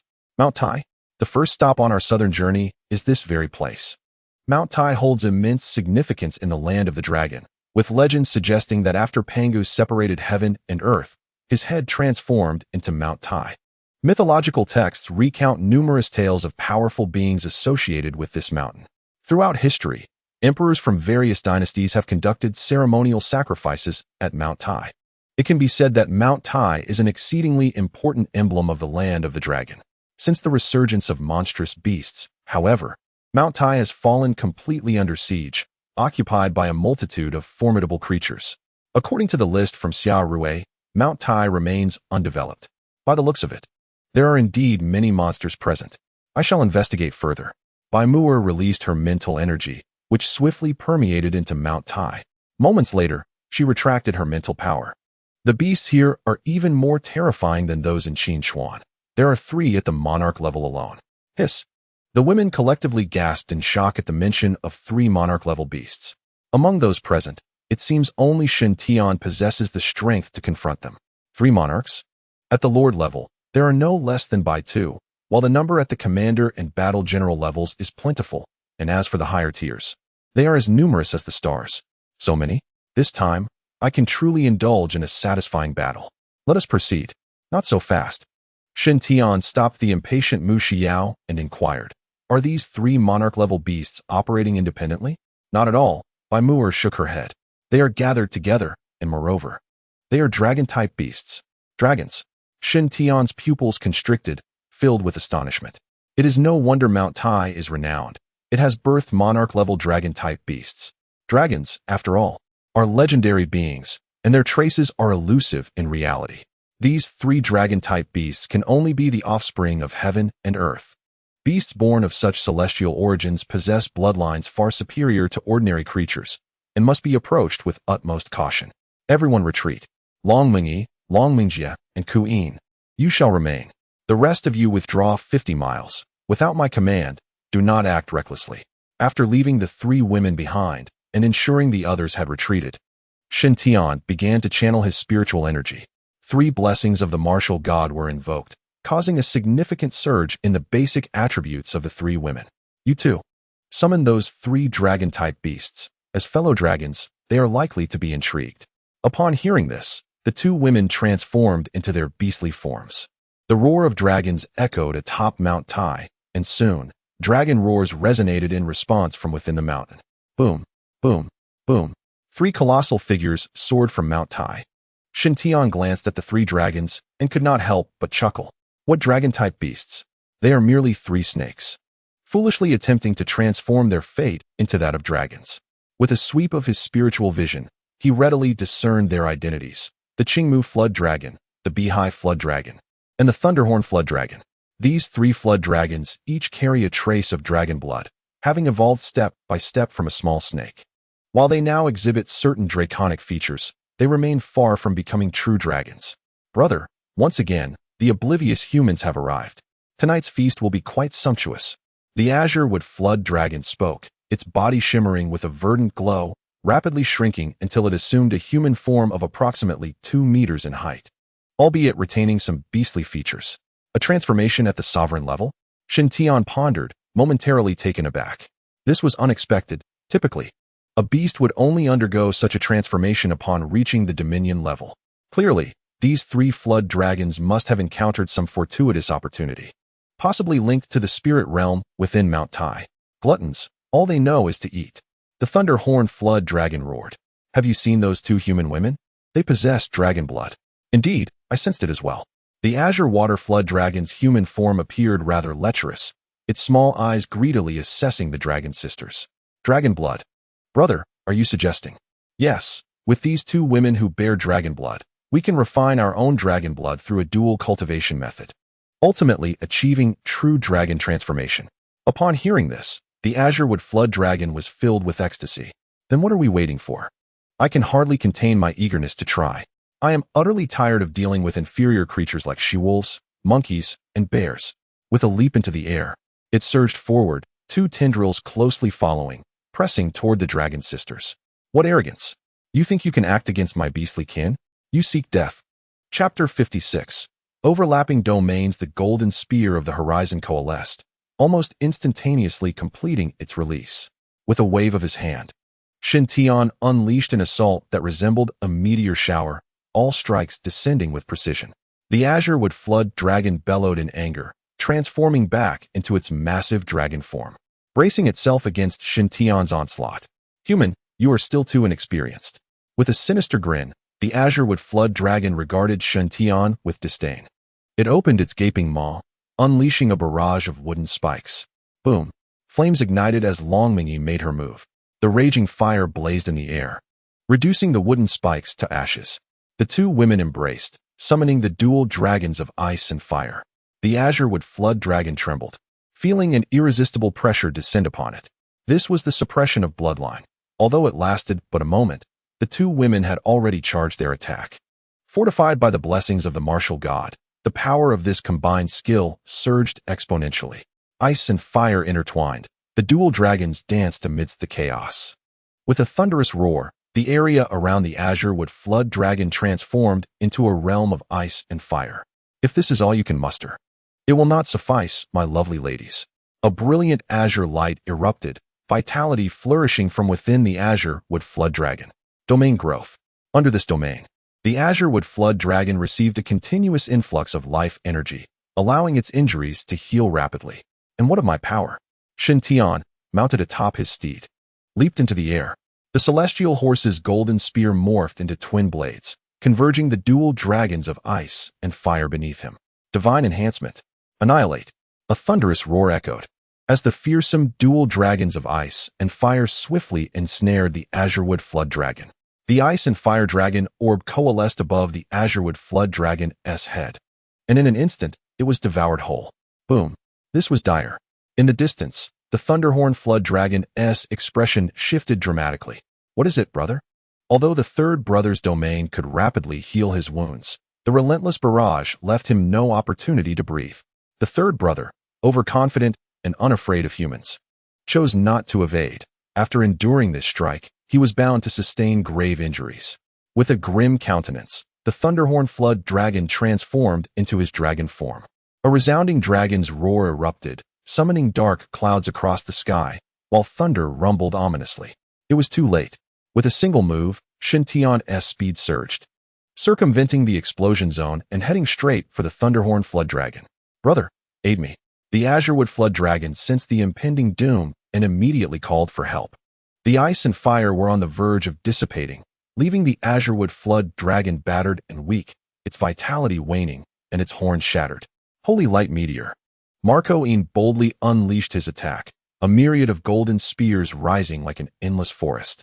The intent to kill spread widely, enveloping the Azurewood Flood Dragon. The Azurewood Flood Dragon's face turned ashen. He was certain that this strike was lethal. "Brother, save me." The ground trembled. "Do you dare?" The Thunderhorn Flood Dragon bellowed in rage, as lightning began to coalesce within the dark clouds, forming a mighty thunder hammer. Suddenly, a mental assault pierced his mind, interrupting the Thunderhorn Flood Dragon's skills. 50 miles away, Baimuer's face turned pale. Crossing two realms to unleash such power drained her energy considerably. The anguished cries of the Azurewood Flood Dragon reverberated through Mount Tai, as countless wounds were pierced into its flesh beneath the Holy Light Meteor. Marco Ian descended amidst the onslaught, his spear piercing through the Azurewood Flood Dragon's skull, impaling it through to its chin. The sovereign-level Azurewood Flood Dragon fell lifelessly. "Damn it!" The Thunderhorn Flood Dragon seethed with fury, lightning swirling around him in a frenzy. "Second brother, employ your domain." The Azurewater Flood Dragon resolutely intervened, rippling waves of water cascading across the sky. "Domain, water prison." A colossal water prison took shape, ensnaring Shintion within. Lightning descended, striking the water prison. The cacophony of crackling thunder quickly approached. "Domain, forest of thunder." The two domains overlapped, plunging Shintion into peril. The lightning surged along the water waves, encircling him. Zing! The current struck his flesh, leaving charred marks. Yet, in mere moments, his skin returned to normal. What an intriguing human. The Thunderhorn Flood Dragon squinted, perceiving that Shintion's physique was far from ordinary. After being tempered by the heavenly laws, Shintion's body had transcended. Such an extent of assault caused him negligible harm. The only vexation was how to dismantle this dual domain overlay. Send the order. Annihilate them all. The Thunderhorn Dragon roared furiously. And from within the majestic mountains of Taishan, an overwhelming swarm of flying demon beasts surged forth, descending upon Marco Ian and his companions. Even Baimuer and her group, situated 50 miles away, found themselves besieged. They were unable to come to your aid. I shall observe how you managed to extricate yourself from this predicament. The Thunderhorn Dragon exuded confidence, its form dissipating and merging with the thunderous energies around it. This domain, the Thunder Forest, was composed of countless bolts of lightning, resembling an endless, dense thicket. The Thunderhorn Dragon could seamlessly blend into the lightning, launching sudden assaults from every corner. The Azurewater Dragon possessed similar abilities. Both of their domain skills allowed them to merge with the environment, striking with an elusive ferocity. Let us put this to the test. With the Ice Dragon Sword and the Flame Dragon Sword in hand, Shintion spoke coldly. The Ice Dragon's sword in his left hand pierced into the water surface. Absolute zero. Snowflakes danced as ice spread forth. Water was not merely an element that the Thunderhorn Dragon could manipulate. Boom! The dense thunder exploded, shattering the newly formed ice under its fierce assault. Thunder spears. Countless spears of lightning coalesced around Shintion. In an instant, the thunder spears rained down with ferocity. Shintion's expression remained unchanged as he activated his domain. In that fleeting moment, everything seemed to pause. The waves and thunder within this domain halted, suspended in time. With a flickering motion, Shintion swiftly navigated through the thunder spears. Although a lord-level figure could not reach full power against a sovereign, he still seized the opportunity to counterattack. The briefly suspended thunder spears began to move slowly once more, but at such a pace, evasion was effortless. The voice of the Thunderhorn Dragon echoed, tinged with disbelief, as it realized Shintion's domain had astonished it. Shintion dismissed the need for conversation. If you perceive this as a domain of time, then you must grasp the essence of time itself. This momentary halt could easily obscure the spatial factors involved, merely appearing as a brief pause caused by the flow of time. Second brother. A thunderous call erupted as the Azurewater Dragon emerged from the waves. Shintion's pupils widened in shock as the dragon grinned menacingly. Young one, I merge with the water, appearing in whatever form I choose. In truth, while my elder brother appears to be the main attacker, I am the one who provides the greatest support, though I may seem inconspicuous. Its massive form constricted, ensnaring Shin Tian completely. Spiraling around him, Shin Tian found himself utterly trapped, with no possibility of striking back. Despite this, Shin Tian remained calm, his expression unwavering. Hidden within the Thunderhorn dragon felt a pang of anxiety. This boy, ensnared in a seemingly fatal situation, remained so composed. What could he be relying on? Or was he simply unafraid of death? Damn it, in such a critical moment, how can one afford to be distracted? Allow me to send you on your way. Crackle. Thunder erupted, colliding with ferocious intensity, transforming into numerous orbs of lightning. Beyond the battlefield, Marco Inin unleashed his full firepower, slaying demonic beasts while keeping a vigilant eye on Shin Tian's movements. When the Azure Water Flood Dragon ensnared Shin Tian, Marco Inin sensed impending peril. Casting a glance at the advancement task in his information panel, he summoned his spiritual energy to its fullest, unleashing a radiant meteor of holy light. Beneath the resplendent glow, the golden spear wreaked havoc, mercilessly claiming the heads of the demonic beasts. Enough! With a resounding roar from within, Marco Inin completed his advancement task, a surge of spiritual energy erupting from his dantian as he stepped into the realm of a lord. Grasping the celestial horse golden spear, he pivoted and charged directly into the domain of the two dragons. Chapter 57, Elemental Separation. Ascension to Sovereignty. The holy light shone with an unparalleled brilliance as Marco Inin plunged into the dual domains. Shin Tian, usually composed, momentarily altered his expression. Marco Inin's sudden intrusion disrupted his meticulously laid plans. Despite possessing the dark demon nirvana technique, which ensured his survival, Shin Tian found himself momentarily flustered by Marco Inin's arrival. Internally cursing his misfortune, he activated the time-space stasis with all his might. Brother, put in more effort. This kid is rattled. Boom, boom. 2 consecutive thunderous roars echoed.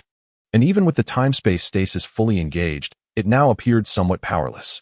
The 2 Lord-level dragons unleashed their full might, assaulting Shin Tian's domain head-on.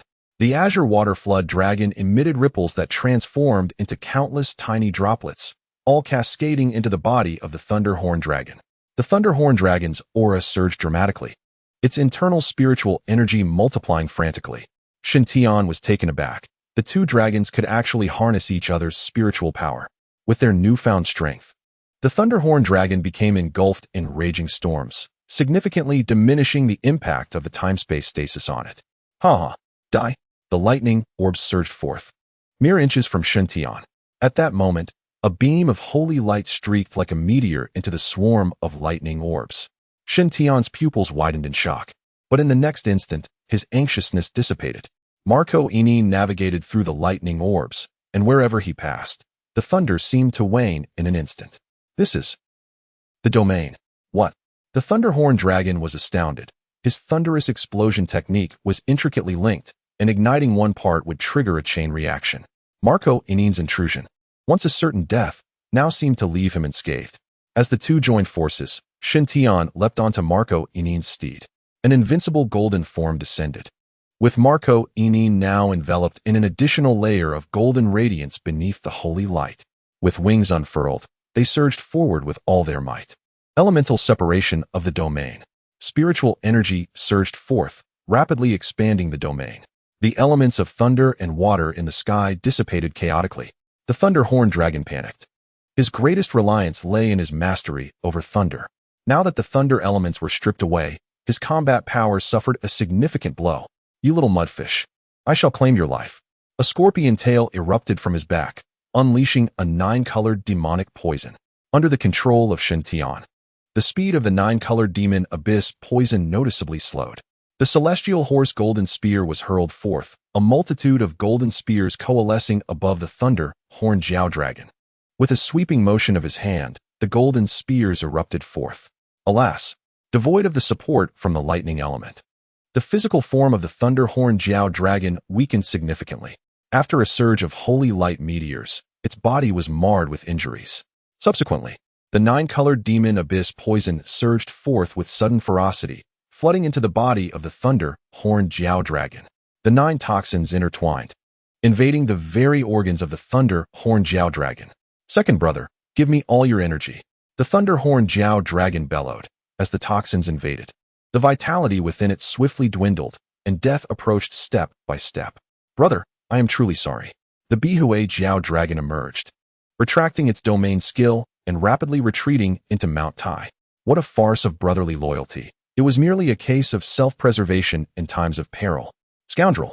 The Thunder Horn Jiao Dragon was enraged, utterly astounded that in its final moment, it would be betrayed by its own kin. The Ice and Fire twin dragons materialized, their dragon orbs hovering upon the forehead of the Thunder Horn Jiao Dragon. A resounding dragon roar echoed, the suppression of its bloodline descending upon it. Yet, the Thunder Horn Jiao Dragon, unwilling to concede, summoned its internal spiritual energy to resist desperately. Humph! Shen Tian scoffed, his eyes shimmering with a pink glow. Fox charm. In an instant, the Thunder Horn Jiao Dragon's spiritual energy was abruptly severed. Boom! A series of explosions erupted around the Thunder Horn Jiao Dragon. Ice and fire rampaged repeatedly, its colossal body writhing as its domain gradually dissipated. Die! Marco Eam bellowed as the dark clouds above parted, revealing the blazing sun. Crown of the sun. A miniature sun plummeted from the sky, crashing down upon the head of the Thunder Horn Jiao Dragon. The searing flames of the sun ravaged it, melting its head, marking the fall of a once mighty sovereign. Though it appeared as if attacks were incessant, the final strike transpired in but half a minute. Such is the cruel nature of battle. In the blink of an eye, life and death are decided. Can you still escape? Having vanquished the Thunder Horn Jiao Dragon, Shen Tian turned to pursue the Bihue Jiao Dragon. Human, do not overstep your bounds. I am merely acting on that fellow's orders, not seeking enmity with you. As the saying goes, one should leave a line for others. Spare me today, and in the future, you may slay any other beasts of Mount Tai as you wish. You must be in dire need of the Spirit Pearl, correct? In a bid for survival, the Bihue Jiao Dragon cast aside its pride and chose to plead for mercy. However, upon uttering these words, a cacophony of roars erupted from the multitude of beasts within Mount Tai. The Bihue Jiao Dragon had incurred the wrath of the masses. As a top-tier sovereign of Mount Tai, it had betrayed its kin for the sake of its own life, disregarding the lives of its brethren, even inviting others to slay them at will. Such behavior was utterly intolerable. Scoundrel! For the sake of survival, you dare promise anything. You are right. One should indeed leave a line for others. After all, we may meet again in the future. With these words, Shen Tian observed as the speed of the Bihue Jiao Dragon diminished. Turning to face it with a smile, he remarked, indeed, cooperation leads to mutual benefit. However, you are not human. Why should I leave a glimmer of mercy? With a swift motion, Marco's speed surged exponentially, and in an instant, the two arrived at their destination.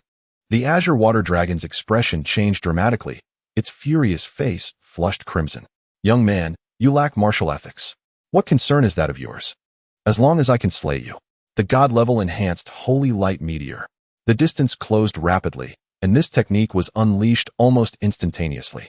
No matter how quick the Azure Water Dragon's reflexes, it was futile at this moment. Moreover, Marco had continuously activated elemental stripping, leaving no trace of water elements in the air. This strike was unavoidable for the Azure Water Dragon. Bang! Bang! Bang! The sound of countless golden spears erupted like a rain of arrows. In the blink of an eye, the sky was filled with a shower of flesh and blood. The already massive form of the Azure Water Dragon was pierced by the Holy Light Meteor, and torrents of blood rained down from above, resembling a crimson downpour. After slaying 3 monarch-level beasts, Shen Tian's gaze turned icy as he retrieved a segment of the celestial bamboo, absorbing its essence with all his might. Marco, alongside Shen Tian, plunged into a throng of flying monster beasts. Empowered by the domain, Marco's combat prowess soared to new heights, making it effortless to confront these aerial monstrosities. Shen Tian swiftly absorbed the energy from the celestial bamboo, replenishing his own spiritual power. After expelling a breath of turbid air, Shen Tian brandished the heavenly horse golden spear and leaped into the air. The beasts of Mount Tai sensed imminent danger, having witnessed the slaughter of 3 monarch-level beasts. They dared not engage Shen Tian directly. Unconcerned by their fears, Shen Tian rampaged through the mountain, wielding the heavenly horse golden spear. Today, I shall tread upon your corpses and ascend to monarch level. The time-space stasis domain activated, rapidly extending for miles. Shen Tian moved swiftly through the mountains, targeting and annihilating the Lord-level beasts. The cries of agony echoed through Mount Tai as one beast after another fell victim to his onslaught. The last one, puncture. The heavenly horse golden spear pierced the chest of a bear, claiming yet another Lord-level beast. The advancement task was successfully completed, and immense energy surged within his dantian. Boom! A wave of energy rolled forth, radiating outward from Shen Tian. At this moment, he officially entered Monarch level. Chapter 58, The Domain of the Ladies, the Spiritual Realm's Ceiling. Spiritual energy flowed ceaselessly, amplifying Shen Tian's battle intent to an even greater fervor. The violent battle spirit reached its zenith, and the time-space stasis domain expanded once more. With dual swords in hand, ice and fire, the twin dragons playing with pearls. This time, the ice and fire dragon pearls appeared above Shen Tian's head. As he traversed Mount Tai wielding his swords, the twin dragons followed in his wake, leaving a trail of dead beasts engulfed in ice and fire. Within a radius of 2,000 miles, the landscape transformed into a realm of ice and fire in mere minutes. Bang! With a powerful stomp, he soared into the air. The time-space stasis domain was lifted into the sky, rendering all flying beasts above utterly motionless. Kill! Upon receiving the command, the ladies unleashed their full might. A multitude of flying beasts was effortlessly annihilated.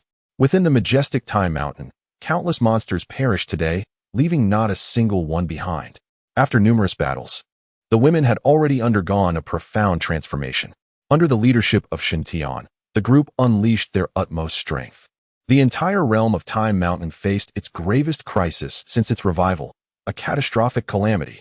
As half a day passed, a profound silence enveloped Time Mountain. With no beast left to mourn, the women, stained with the blood of their foes, exchanged glances and erupted into laughter. Following this fierce confrontation, all the women ascended to the realm of lords. Even Mu Xiao, who joined later, stepped into the rank of lords, each awakening their unique domain skills. By Mu'er's domain, the mirror world allowed her to conjure shadows that matched her opponent's strength, completely under her control. Xiao Ji's domain, the endless hell, enabled her to summon the undead and skeletons to do her bidding. Chu Binding's domain, the bone poison domain, amplified all her toxic attacks by 200%. Moreover, within this domain, an array of toxins pervaded the air, silently infiltrating her enemies' bodies. Long Mingyi's domain, the scorching fire field, and Long Mingjia's domain, the snow world, could be combined to form the fusion domain, the ice and fire dragon dance.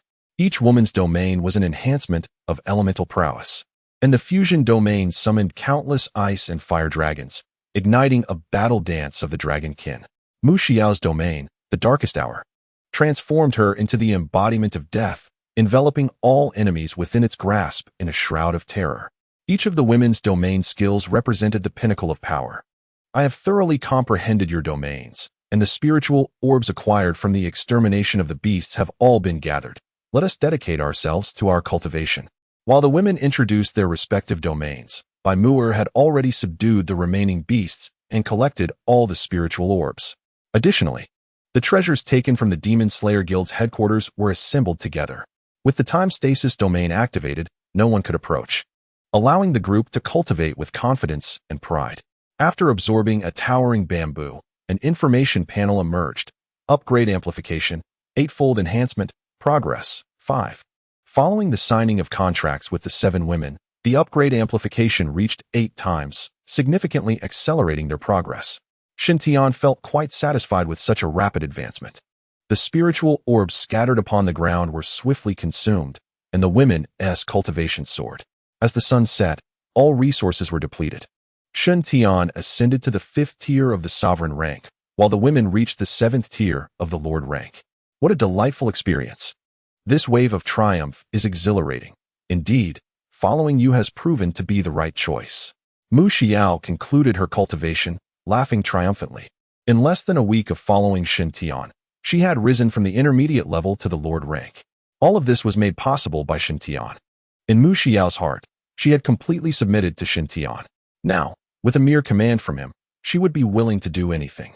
The next step was to venture into the spirit realm to uncover its mysteries. The primary intention of their journey to Mount Tai was indeed to explore the spirit realm. Exterminating these monstrous beasts was merely a trivial task. As they proceeded, they reached the summit of Mount Tai. A blood-red gate loomed before them, strikingly vivid. The group stepped through, and the world spun, engulfed in chaos. Moments later, they landed safely. Once grounded, Shen Tian surveyed his surroundings. Before him lay an unbroken chain of mountains. Their landing spot was also a towering peak, but its summit was distinctly circular. Was this a formation? There was also an altar adorned with offerings. The group quickly examined the area, and Shen Tian furrowed his brow, deep in contemplation. The formation beneath their feet and the offerings on the altar undoubtedly indicated that something significant had transpired here. The nearby mountains bore a striking resemblance to those of the Blue Star. To a certain extent, the spirit realm mirrored the familiar landscape, and this place was no exception. If his conjecture was correct, this site was likely a location for a Fengshan sacrificial rite. Although the sacrificial ground appeared desolate, traces of its former grandeur could still be discerned through subtle clues. Were there no monstrous beasts? Indeed, this realm was entirely different from the spirit realm they had previously entered. No, there were beasts. While the others were perplexed, Bai Mu'er had already unleashed her spiritual awareness. At that moment, her mind's eye revealed numerous monstrous beasts climbing the Mount Tai of the spirit realm. Look below. The group rushed to the edge of the cliff and peered down, where a throng of skeletons was frantically scaling the mountain. Shen Tian was taken aback and activated his spirit vision. Indeed, they were monstrous beasts. In his 2 lifetimes, this was the first time Shen Tian had heard of skeletal beasts. Reflecting on his past life, he recalled no such accounts. Suddenly, a fragment of memory flashed in his mind, and he recalled vividly. In his previous life, during the 7 awakenings of the monstrous beasts, Mount Tai had always been firmly under their control, never breached by humanity. Moreover, in that life, Mount Tai was occupied by 3 dragon-class, emperor-level beasts, with countless rulers among them. Such a terrifying force would render humanity's most potent weapons futile. How could humans, already at a disadvantage in the apocalyptic resurgence of the beasts, hope to reclaim Mount Tai? With this realization, Shen Tian's doubts dissipated. He felt fortunate that their first stop southward had indeed been Mount Tai. Allowing those 3 dragon serpents to grow unchecked would undoubtedly spell disaster for the Dragon Kingdom in the future. In his past life, they were truly the legendary triple-headed emperor dragons. This meant that the opportunities of these 3 dragon serpents were extraordinarily formidable. Having successfully evolved their bloodlines to the true dragon level through the repeated awakenings of the monstrous beasts, not only below, but also amidst the distant mountains, an unceasing tide of skeletons surged forth. Bai Mu'er spoke, pulling Shen Tian's thoughts back to reality. When soldiers arrive, one must defend. When water comes, one must bury it. Whatever comes, we shall vanquish. Indeed, the women immediately dispersed, with Shen Tian joining them, each taking up positions in 8 distinct directions. Slay! With a furious roar, their skills were unleashed. Shen Tian raised his hand, invoking divine level enhancement along with Holy Light Meteor. After stepping into the Lord level, the activation of skills underwent a transformation. The Holy Light Meteor no longer required a charging phase. Instead, he simply hurled forth the celestial spear, resulting in a rapid convergence of numerous golden spears. Attacking from above inherently conferred a geographical advantage.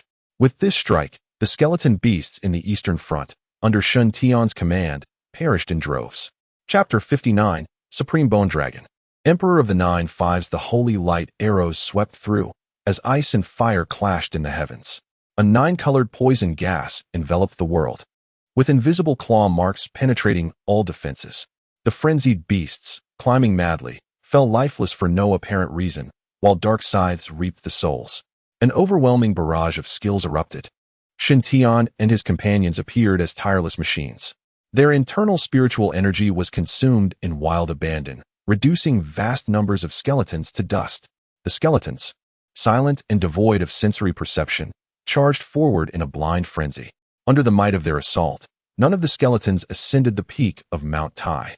Shen Tian narrowed his eyes slightly as the spiritual energy from his dantian surged forth. Upon entering the Lord level, a sea of energy was established within his dantian, allowing for a continuous replenishment of spiritual power. In prolonged battles, Shen Tian harbored immense confidence. The skeletons amidst the mountains appeared to him as an inexhaustible resource for cultivation. At that moment, beneath Mount Tai, a military force arrived quietly. Leading the charge was a contingent of beast tamers and beast maidens. "Commander Kong, have we arrived too late?" A middle-aged man clad in battle attire wore a grave expression. He was Kong Kong, the commander-in-chief of the Qilu fortress, overseeing all fortresses within the Qilu domain. Upon learning of the battle erupting at Mount Tai, Kong Kong promptly mobilized personnel to rush to the site. Since the resurgence of the beasts, Kong Kong had previously launched 2 large-scale extermination campaigns against the beasts in Mount Tai, all of which had ended in failure. Upon hearing of the conflict, he immediately considered the possibility that the first seat had dispatched personnel. After contacting Xiao Rui, he learned that no actions had been taken against Mount Tai. However, Kong Kong also became aware of another possibility. The one slaying demons in Mount Tai was likely none other than Shen Tian, the figure behind the divine creation plan. During the third resurgence of the beasts, Shen Tian's performance in the dragon incident had shocked the entire nation. With this speculation in mind, Kong Kong did not linger, swiftly leading his men directly to Mount Tai. To his surprise, upon arrival, he found only a landscape strewn with the corpses of the beasts. Had the formidable figure behind the divine creation plan already departed? No, not yet. Kong Kong shook his head. He must have entered the spirit realm. At the summit of Mount Tai, the striking crimson blood gate stands out with remarkable prominence. I am willing to lead individuals into the spirit realm to assist Shen Tian in eradicating the beasts within. Absolutely not. Kong Kong firmly declined. What level of strength does Shen Tian possess? Does he truly require our assistance? The entire array of beasts on Mount Tai has been vanquished by him and his beastly companions. Do you truly believe we are needed? Moreover, the circumstances in the spirit realm remain unknown. What if our aid inadvertently complicates matters? His subordinates nodded in agreement, pondering the potential consequences of their interference.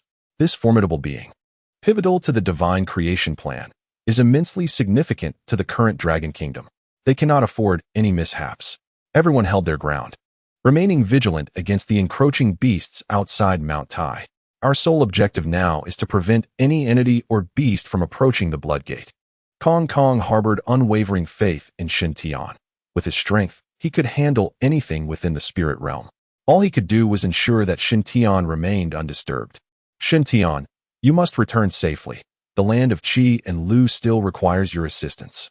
The beasts in the Yellow Sea have been stirring restlessly, likely incited by that group from Fusang. I still need your help, Kong implored softly, gazing toward the eastern sea with a grave expression etched across his face. Within the spirit realm of Mount Tai, the battle had escalated to an intense climax. The initial waves of low-level skeletal beasts had been nearly annihilated, while subsequent waves of skeletal foes grew increasingly formidable. Shen Tian now faced the commanding level of skeletal adversaries.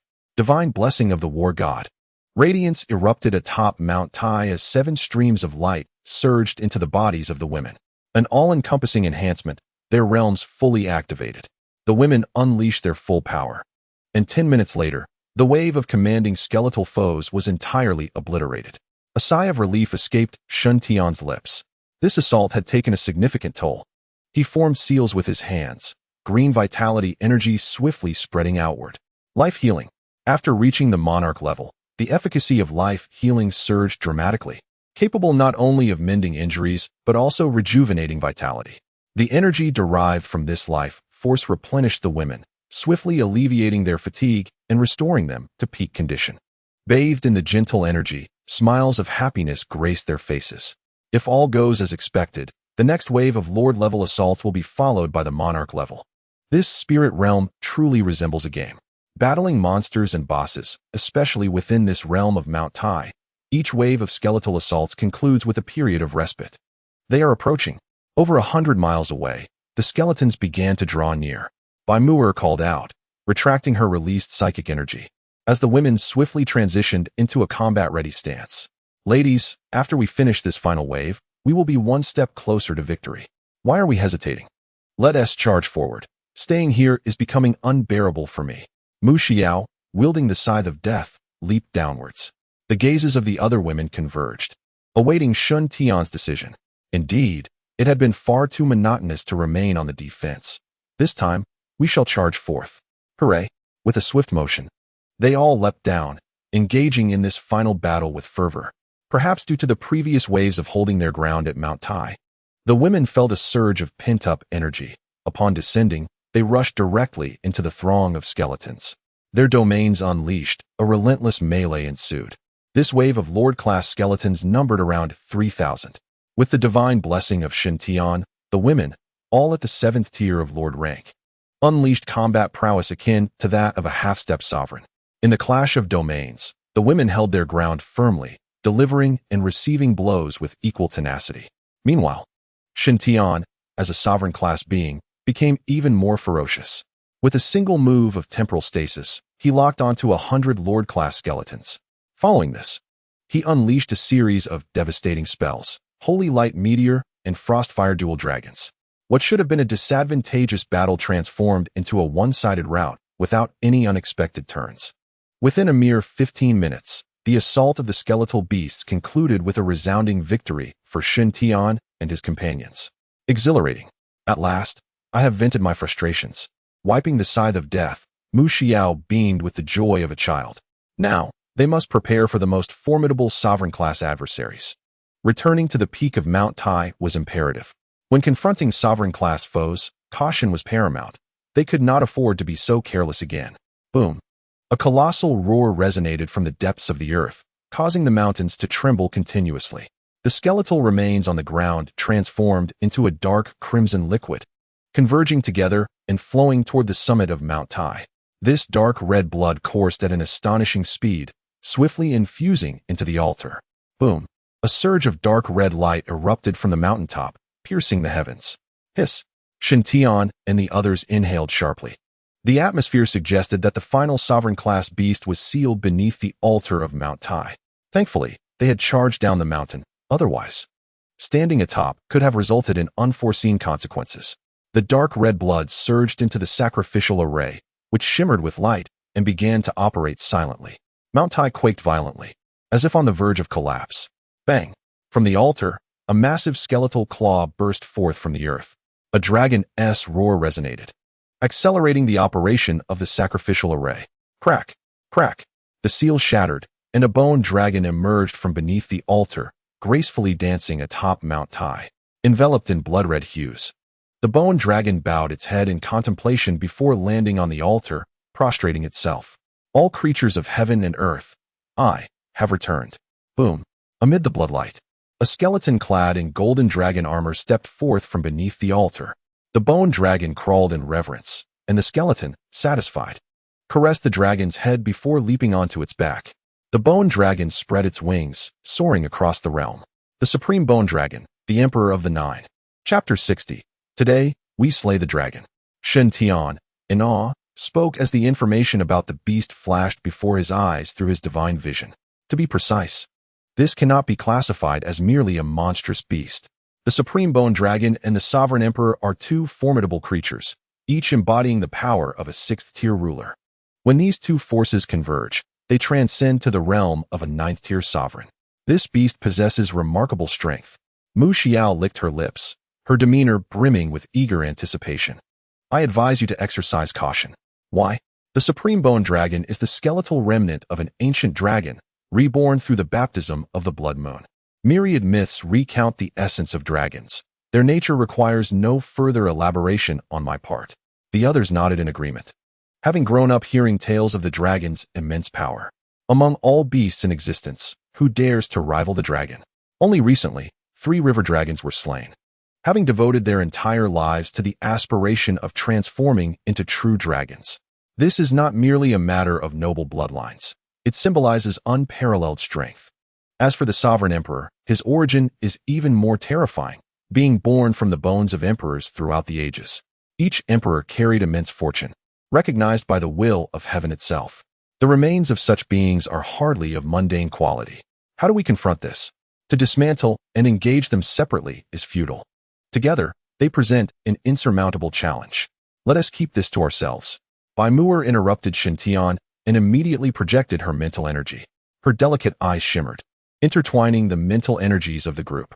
This mental sharing allows us to connect our consciousness, enabling us to remain aware of our ally situations during the battle. In that case, Let us fight while communicating, adapting as necessary. Boom.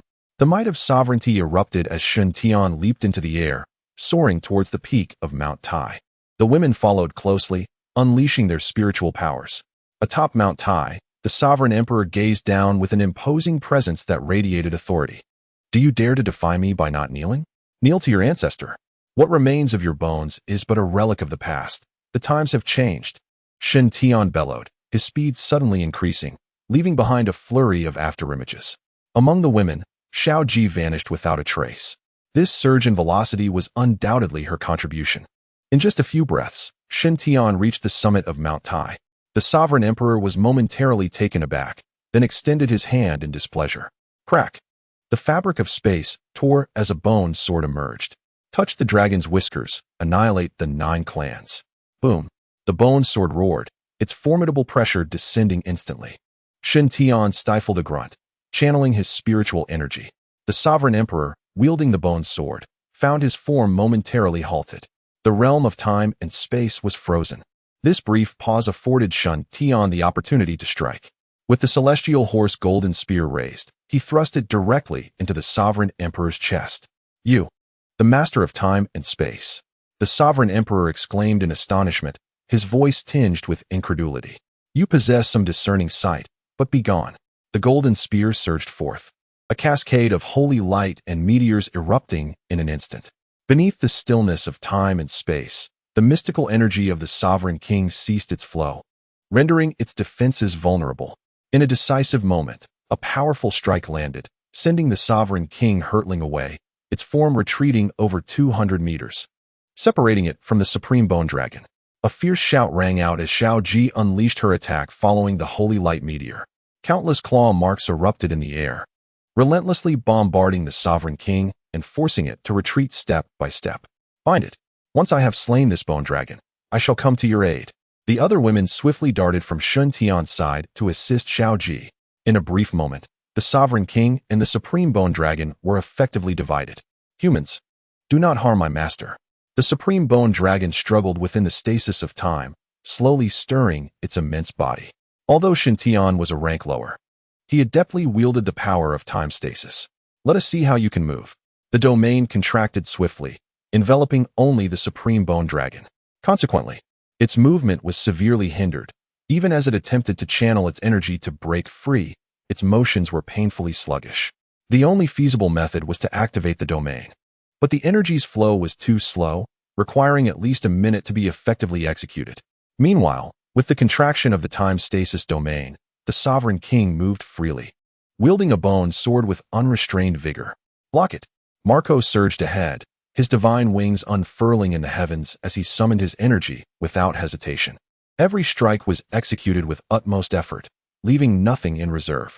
Others followed suit, and with Bai Muer's mental assault aiding them, they interrupted the sovereign king's abilities multiple times. Yet, the sovereign king remained a ruler of its tier, its resilience barely affected. Enraged by the relentless assault from the women, it ceased its pretense and struck with lethal intent. Thus, the pressure fell upon Shen Tian.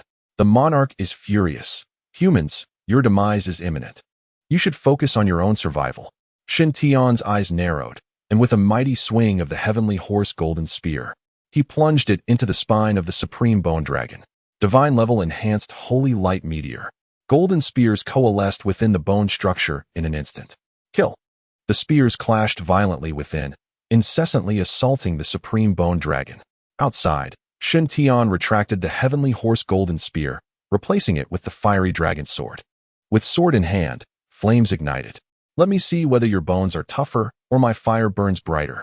Beneath him, a fire dragon took form. Go. The sword was released, and the fire dragon spiraled forth, ensnaring the supreme bone dragon. The two dragons entwined, fierce flames igniting every inch of the supreme bone dragon's body. In midair, Shen Tian's gaze was cold as ice. Divine level enhanced solar explosion, drawing upon the sun's heat. He fused it with the essence of earthly fire. Above Shen Tian, a colossal sun blazed into existence. The skeletal dragon's countenance shifted dramatically, the surging heat in the surroundings instilling a profound sense of dread. Today, you shall slay the dragon. The furious proclamation echoed through the heavens as Shen Tian, cradling the blazing sun, locked eyes with the skeletal dragon. The unwavering gaze of certainty left the dragon in a state of shock. For a fleeting moment, the supreme skeletal dragon perceived the human before it as the true sovereign. There was no disdainful pressure of superiority, only an overwhelming presence that seemed to dominate the cosmos, wielding the terrifying power to obliterate all with a mere gesture. Annihilate.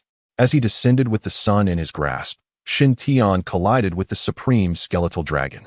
Boom. Waves of fire erupted, cascading outward and engulfing the distant emperor of the 9-5. The emperor, taken aback, turned to witness the sun erupting in a fiery explosion that enveloped the entire space. The skeletal dragon's form ignited amidst the inferno, while countless golden spears shot heavenward from the flames, carrying with them an aura of divine judgment. Emerging from the blaze, Shin Tian took a step forward. As he had declared, today he fulfilled the promise of dragon slaying. Even faced with a higher tier, it remained an effortless task for him to vanquish. With a single hand, I can extinguish you. With that ominous declaration, Shin Tian disregarded the burning skeletal dragon and instead exchanged glances with the emperor of the 9-5. All of you retreat, Shin Tian commanded, the women halting their assault and rapidly withdrawing, leaving the battlefield to the two of them. You are formidable, capable of slaying my steed, truly a talent. Kneel and pledge your allegiance as my general, and I shall overlook the past and spare your life. With a cold chuckle, he gestured with his empty left hand, summoning the ice dragon sword. Become your general? To abandon my corporeal form and be reduced to mere bones? I regret to inform you, I harbor no interest in a skeletal being devoid of the 5 senses. This is the grace I bestow upon you. Do you dare refuse me? Chapter 61. Dragon Bone. Imperial Bone soared the withered bones that escaped from Hell dare to proclaim themselves as emperors? Today, I shall grant you total annihilation, denying you entry into reincarnation. Hold. The emperor of the 9-5 was thoroughly incensed, a ripple of golden energy emanating from the bone sword. The domain reigned supreme. Boom. The heavens and earth trembled, an invisible pressure descending upon them. The women turned pale, blood spilling from their mouths as they plummeted rapidly. The sovereign-level domain's pressure was beyond the capacity of mere lords to withstand. Even Shin Tian felt a constriction in his chest. Thus it is. Shin Tian sneered, realizing why this individual remained confident even without the supreme skeletal dragon. The domain harbored a trace of the will of the heavenly path. And that was the source of your confidence, was it not? However, it ends here. A resplendent 9-colored light erupted from his forehead. The heavenly path spirit stone shooting forth and hovering above Shin Tian. The oppressive aura of sovereignty was momentarily halted.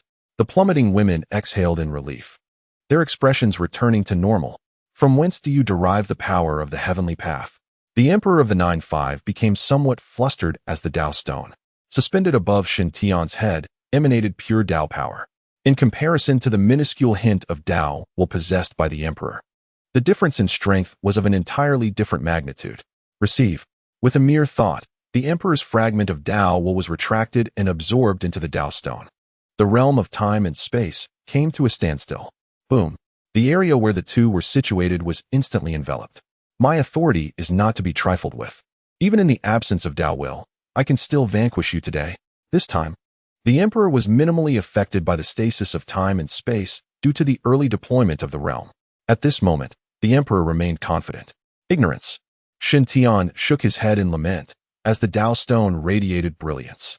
A layer of Tao power enveloped the domain of stasis. Boom. Like invisible ripples spreading forth. The emperor's body became rigid, rendered immobile. The new function of the Tao stone had been successfully unlocked. It was the emperor's use of the realm that inspired Shin Tian, revealing how the power within the Tao stone could be combined with the skill realm to exponentially enhance combat effectiveness. This time, even with the emperor's remarkable abilities, he would be unable to break free from the bindings of time and space stasis. Dual dragons of ice and fire spiraled beneath Shin Tian's feet. With a flick of his fingers, the dragons soared upwards, enveloping the emperor. Explosive flames and frigid ice simultaneously cloaked him, and the emperor's withered form was ultimately reduced to ashes in the realm of ice and fire.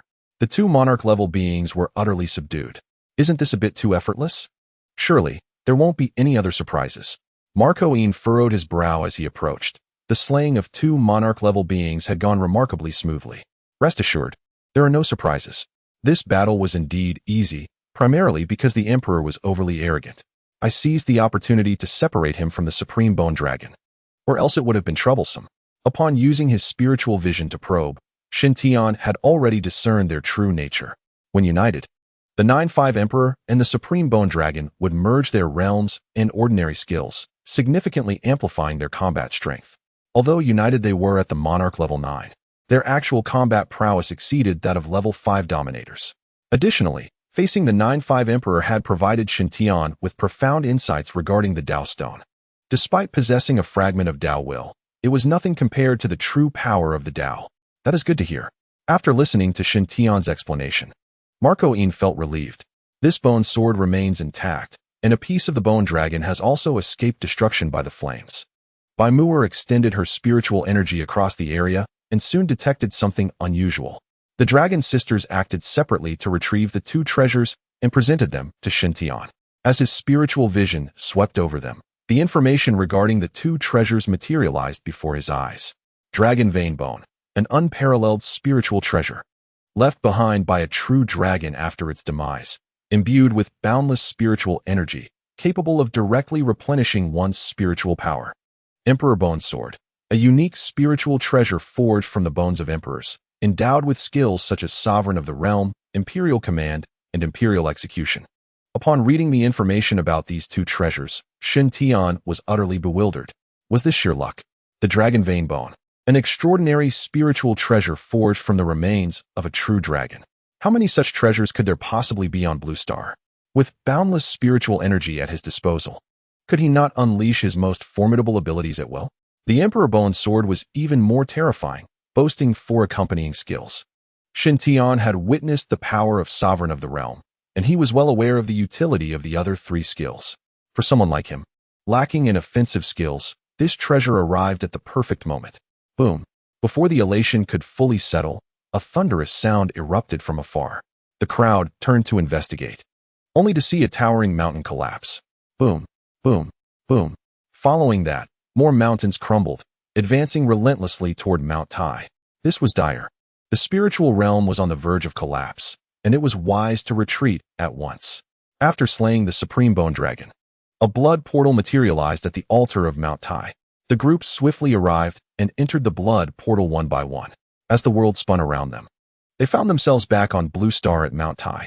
As soon as they landed, Mu Xiao charged forward, her death scythe coalescing in her hands, aimed directly at a nearby group of people. Hey, hold your fire, it's us. I am Kong Kong, the commander of Qilu Fortress. Xiao, stand down. Shintian hurriedly interjected, while Xiao Ji dashed out to restrain Mu Xiao. You need to temper that temper of yours, he chided with a hint of exasperation. My apologies. Commander Kong. Upon leaving the headquarters of the demon-slaying guild, the Grandmaster Xiao Rui had provided Shintian with a roster of commanders from various fortresses, complete with photographs. Naturally, he recognized Commander Kong of Qilu Fortress, especially since their first stop was Mount Tai, located in Qilu territory. It was only prudent to be informed, given the significant events that had transpired. No, this is my fault. I brought so many people here, and misunderstandings were inevitable.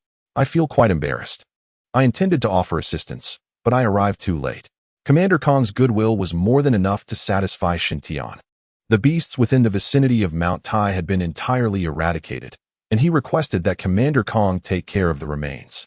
I have already ventured into the spiritual realm of Mount Tai, and from henceforth, I entrust this blood portal to you. Crack. A sudden sound interrupted him, causing Shintian to turn back apprehensively. He noticed a fissure forming on the blood portal. Crack. Crack. Like a shattered mirror, the portal soon became riddled with cracks. Boom. Ultimately, the blood portal exploded, scattering fragments everywhere. Shintian scratched his head, a sense of foreboding washing over him. The foundation of this spiritual realm lies in the 2 artifacts that were taken away, whether it be the Dragon Vein Bone or the Imperial Bone Sword. Both are unparalleled treasures, particularly the Imperial Bone Sword, which is irreplaceable in this world. With the removal of these 2 items, the significance of the Taishan spiritual realm has naturally dissipated. This is indeed fortuitous. Without this blood gate, the beasts of Qilu will no longer frantically converge upon Taishan, allowing me a respite. Noticing Shintian's difficulty in expressing himself, Kong Kong promptly intervened. The entourage behind him quickly echoed his sentiments, boldly asserting that the absence of the Blood Gate is a monumental blessing. Young friend Shin, you have greatly assisted our Qilu today. As the commander of the Qilu fortress, I would like to invite you to a modest meal as a token of my gratitude. Might you have the time for this?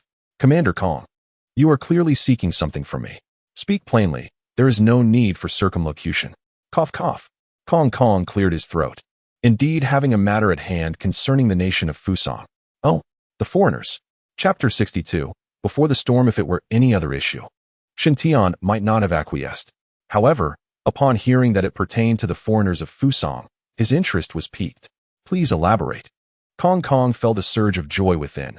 Shin Tian's inquiry suggested that there may be hope for this matter. Since the resurgence of the beast horde, Fusang has been increasingly restless, intruding upon our Dragon Kingdom's maritime territory repeatedly. Initially, the beasts were not particularly formidable, and our heavy artillery was sufficient to suppress them, easily repelling the intruding Fusang forces. Yet, as time progressed, the beasts grew stronger, and our weaponry became less effective. Fusang has once again encroached upon our maritime domain. And more perplexingly, the sea creatures did not attack them. There have been numerous instances where the Fusang forces and the marine beasts coordinated their assaults on our naval vessels, leaving us in a precarious position in the Yellow Sea. This is likely due to the influence of the psychic beast maidens. The alliance between the sea creatures and Fusang is inherently improbable. Humans and beasts are naturally adversarial, with no possibility for collaboration.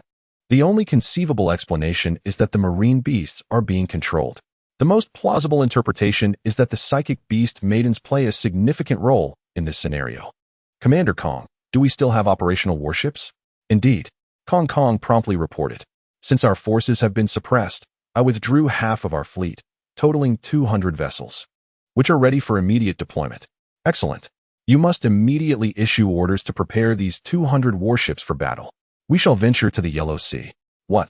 Commander, should we not discuss and formulate a battle plan? No need. With me, Shin Tian, present, there is no cause for concern. With the formidable strength of a fifth-tier monarch, enhanced by the newly acquired artifacts, Shin Tian believed himself invincible in the Blue Star. The insignificant Fusang poses no threat. You shall issue the command. I will depart immediately, hoping that by the time I arrive, the warships are fully prepared. With that declaration, Shin Tian and the group of women ascended into the air, heading straight for the Qilu maritime region. Commander, what shall we do? Immediately inform Captain Deng to prepare for departure, and once Shin Tian arrives, all actions shall be directed by him. Understood. Everyone, swiftly return to the Qilu fortress. Kong Kong sensed a foreboding. Shin Tian's journey would likely stir up a tempest. He needed to hasten back to the Qilu fortress to report to Chief Xiaorue. After departing from Mount Tai, Shin Tian deliberately slowed his pace. Although the distance to Highway Fortress was not great, advancing at full speed would allow for quick arrival. The deliberate deceleration served two purposes: to allow the warships at Highway Fortress to prepare, and to enable the others to recover their spiritual energy. Perched upon his steed, Shin Tian retrieved the dragon vein bone. The women gathered closely around him as he infused a modicum of spiritual energy into the bone. A gentle dragon's roar resonated, and immense spiritual energy radiated from the dragon vein bone, enveloping them all. The energy coursed into their bodies, swiftly transforming into spiritual power. Truly, this extraordinary spiritual treasure was unlike any other, restoring energy at a pace 100-fold faster than using spiritual pearls. After an hour, the group arrived at Highway Fortress. In the land of Qilu, two fortresses held paramount significance. Qilu Fortress, which commanded the entire province, and Highway Fortress, the main base for warships, possessing even greater overall combat strength. Upon their arrival, a middle-aged man aboard one of the warships suddenly opened his eyes wide, flanked by two beast women, one of whom sported wings. As Shin Tian's group appeared, the winged beast woman took flight to guide Shin Tian's descent. I am Deng Chong, the commander of Highway Fortress and the admiral of the fleet. Captain Deng, I appreciate your assistance. You may simply call me Shin Tian. According to our latest intelligence, the Fusang warship is currently docked in the northern part of the Yellow Sea, seemingly harboring ulterior motives. Since we know its location, there is no need for delay. We shall set sail directly. Are you certain? Deng Chong furrowed his brow, noting the multitude of sea monsters, many of whom follow the orders of the Fusang. We may be discovered the moment we embark. In my opinion, we should strategize, sending reconnaissance aircraft ahead to chart a course through areas with fewer sea beasts. Commander Deng's suggestion is indeed sensible, yet it is rather sluggish. Shen Tian, lacking the expertise of Deng Chong, naturally acknowledged his plan. However, its execution would be too slow and waste precious time. Controlling the sea monsters is not a capability exclusive to Fusang. The people of Longwo possess even greater strength. Muir, demonstrate to the Admiral. Yes, enhanced by her beast-woman form, by Muir, with her delicate pink eyes and swaying fox ears, unfurled 9 snowy white tails. An invisible mental force rapidly spread outward, extending toward the sea. Boom. The waters churned as numerous sea monsters leaped from the depths, their eyes shimmering with a pink glow. What do you think? Deng Chong and the crew stared in astonishment. The great sea creature circled near the coast, obediently bowing its head, akin to a docile puppy. Within this scene, there existed a beast controlled by Fusang. Bai Muir opened her eyes with a smile, stating, however, it has already been subdued by me. And the mental control exerted by Fusang remains intact. This illustrates her superiority in level, as a Lord-class psychic beast girl. Bai Muir can be hailed as the foremost in Blue Star, unmatched in her psychic prowess. In the realm of mental control, Bai Muir not only possesses the ability to seize dominion, but also ensures her adversary remains oblivious, foolishly believing they are in command. Truly remarkable. Thus, we shall advance unimpeded, suddenly appearing before the Fusang fleet to deliver a decisive blow. This battle shall be victorious. Captain Deng, you need not lift a finger in this engagement. Simply accompany me. For your mission lies ahead. All shall heed your command. Captain Deng bowed respectfully and promptly ordered the fleet to set sail. 200 warships moved in unison, heading straight for the northern Yellow Sea. On the boundless ocean, swarms of sea beasts roamed, guarding the fleet. Each warship proudly displayed a red sun on a white flag. Within the main ship's lounge, a Fusang man, sporting a bristle-brush mustache, leisurely savored sashimi. Surrounding him were 20 exquisite women, kneeling and diligently attending to his needs. Sharing in the sashimi were 6 women, all his contracted beast girls, adorned in kimonos of various colors and painted with pale makeup, resembling specters. Fangzi, is there any movement at High Fortress? Sato-kun, the Longwo warships remain anchored near the coast. Baka, a bunch of worthless fools. Sato Ichiro slammed the table, kicking aside 2 naked women beneath it. The Longwo people, cowardly as mice, believe that hiding in High Fortress renders me helpless? Sato-kun, do we have a next course of action? Indeed, since the Longwo dare not emerge, I shall strike. The 6 women dining at the table wore serious expressions, their gazes fixed on Sato Ichiro, awaiting his command. Tomorrow at dawn, we shall assault High Fortress.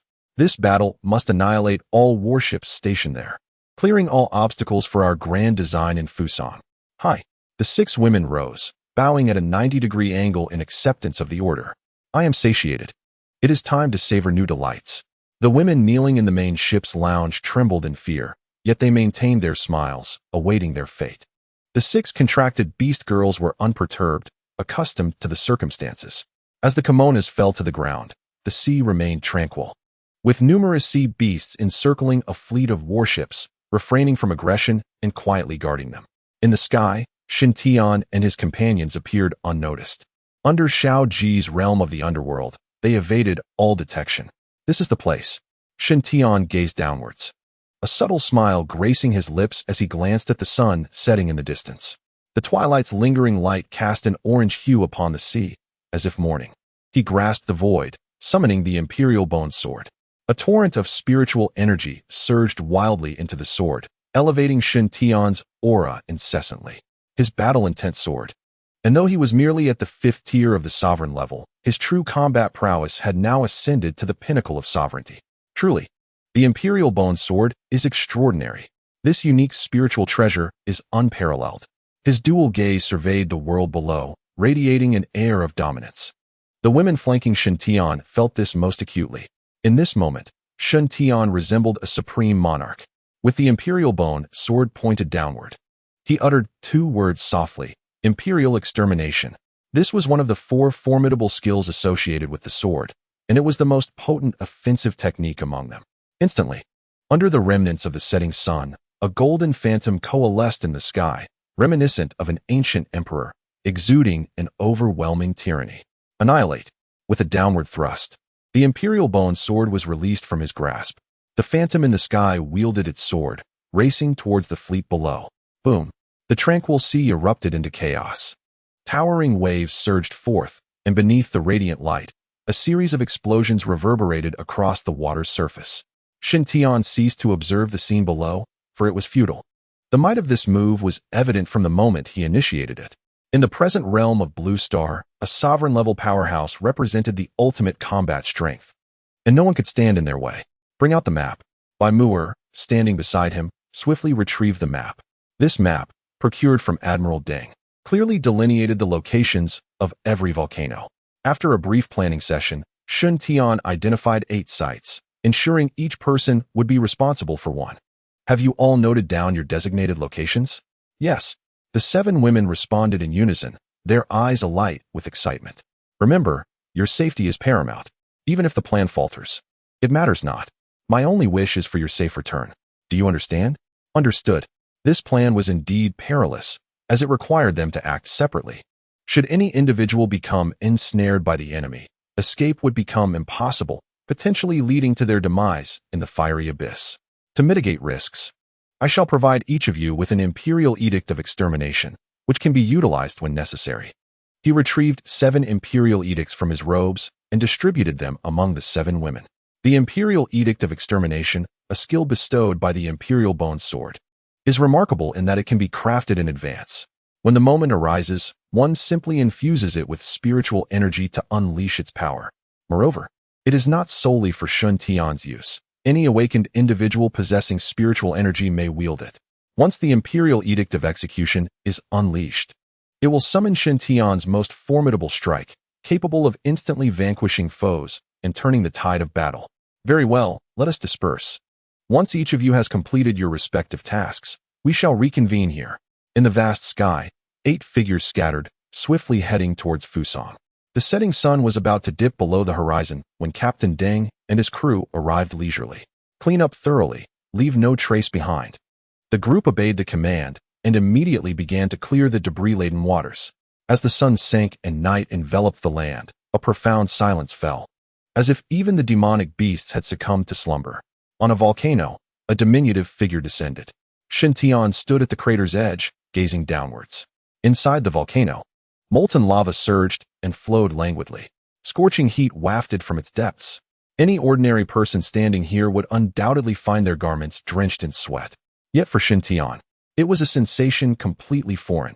Having undergone the baptism of the heavenly Tao, his physique had transformed dramatically, rendering him adaptable to myriad environments. Such temperatures posed no concern whatsoever. Time slipped away unnoticed as Shen Tian observed the watch on his wrist.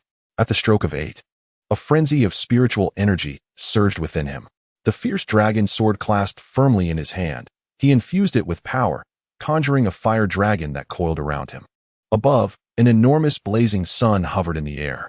The dark night was abruptly illuminated as if it were day. Blazing sun explosion. With a roar, he wielded the luminous orb above his head and, with all his might, struck it into the volcano. The spiraling fire dragon emitted a fierce cry, joining the blazing sun as it plunged into the depths of the volcano. As spiritual energy coalesced beneath his feet, Shen Tian leapt into the air. Boom, boom, boom. 3 successive thunderous eruptions resounded as scalding lava erupted from the volcano. Simultaneously, volcanic eruptions occurred in 7 other directions. It appeared that everything was progressing smoothly. The anxiety that had lingered in Shen Tian's heart could finally be set at ease. Lava surged skyward before plummeting swiftly to the earth below. The 8 volcanic eruptions triggered a monumental chain reaction, igniting countless other volcanoes in a spectacular display. The principle of pulling one thread to move the whole tapestry was exemplified here. Shen Tian had deliberately selected these 8 volcanoes in his strategy, intending to incite an eruption across the entire region. The earth trembled violently, and lava surged forth in torrents. Wails of despair echoed through the air. Yet Shen Tian remained unfazed, retracing his steps along the path he had taken. This night stretched on interminably, for to some, they would remain forever suspended in this evening's embrace. Returning to the skies above the daytime sea, 7 women arrived one after another from various directions. Below, Captain Deng awaited Shintian and his group. Shintian, however, did not hasten to descend, but stood beneath the night sky, gazing into the distance. Amidst the vast darkness, a brilliant 9-colored light flickered, racing toward Shintian and his companions. Be cautious.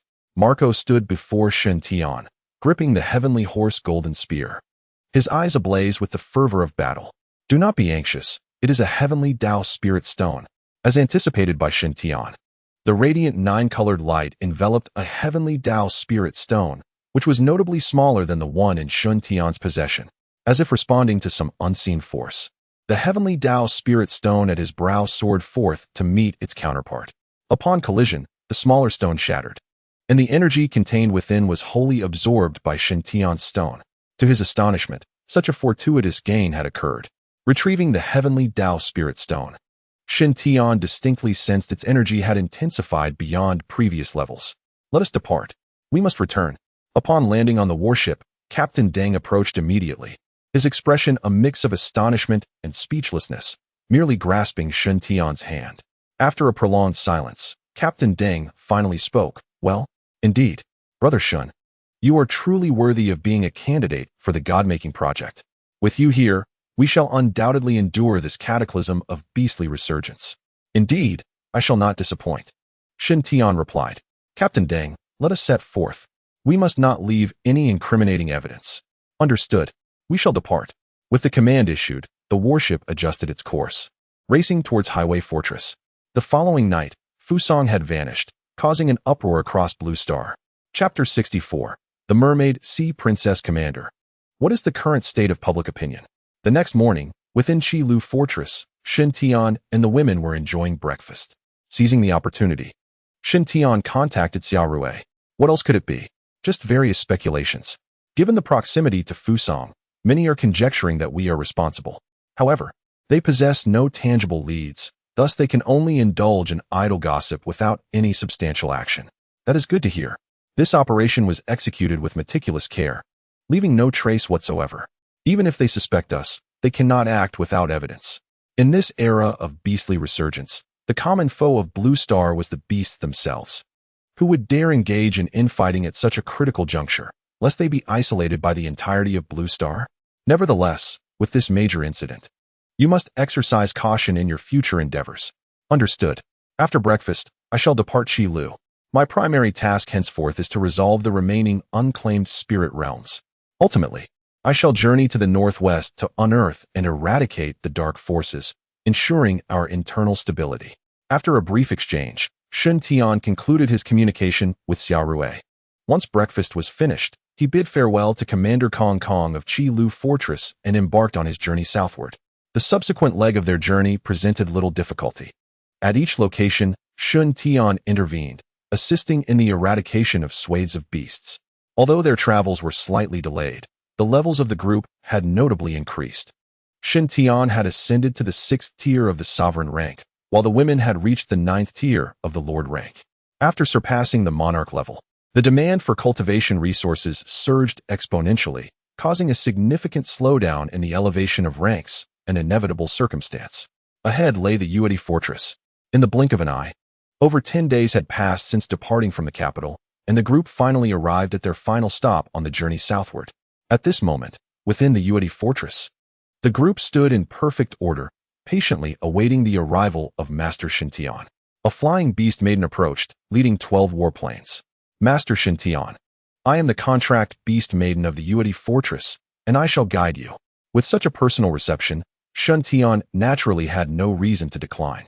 As the beast maiden descended into the fortress, Commander Yize hurriedly approached with a beaming smile.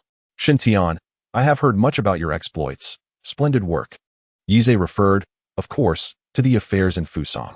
This matter had been brewing for over 10 days, and everyone was already well aware of it. Particularly within the Dragon Kingdom, the commanders of various fortresses had heard of Shintian's journey to Qilu. Shintian's prowess had already been demonstrated during the events in Longzhou. He was indeed the only one capable of such grand deeds. Commander Yi, I merely passed through this region. There was no need for such an elaborate reception. Ah, you are a hero, and this modest gathering is but a humble tribute. Come, Allow me to introduce you to the individuals at my fortress. After a round of courteous introductions, Yize accompanied Shun Tian to the headquarters of the Yuedi fortress. Upon entering a reception room, everyone else graciously exited, leaving only Shun Tian and his companions, along with Yize and a young girl. Young friend Shin, your original destination was the Abyssal Bloodgate. I took the liberty of intercepting you here because I have a matter to entrust to you. Please, Commander Yi, speak. If it lies within my capabilities, I shall not hesitate to assist. My Yuedi fortress is perilously close to the sea, facing threats from both land and sea beasts. Recently, we have suffered numerous casualties among the beast maidens and beast masters. With the fourth wave of beast resurgence drawing near, I fear we may not withstand the onslaught. I understand. Commander Yi wishes for me to remain and help defend against the impending tide of the fourth beast resurgence, correct? Precisely. Not an issue. Shin Tian readily agreed. As a candidate for the God-making project, he was prepared to shoulder his responsibilities. When the Yuedi fortress faced adversity, he would not stand idly by.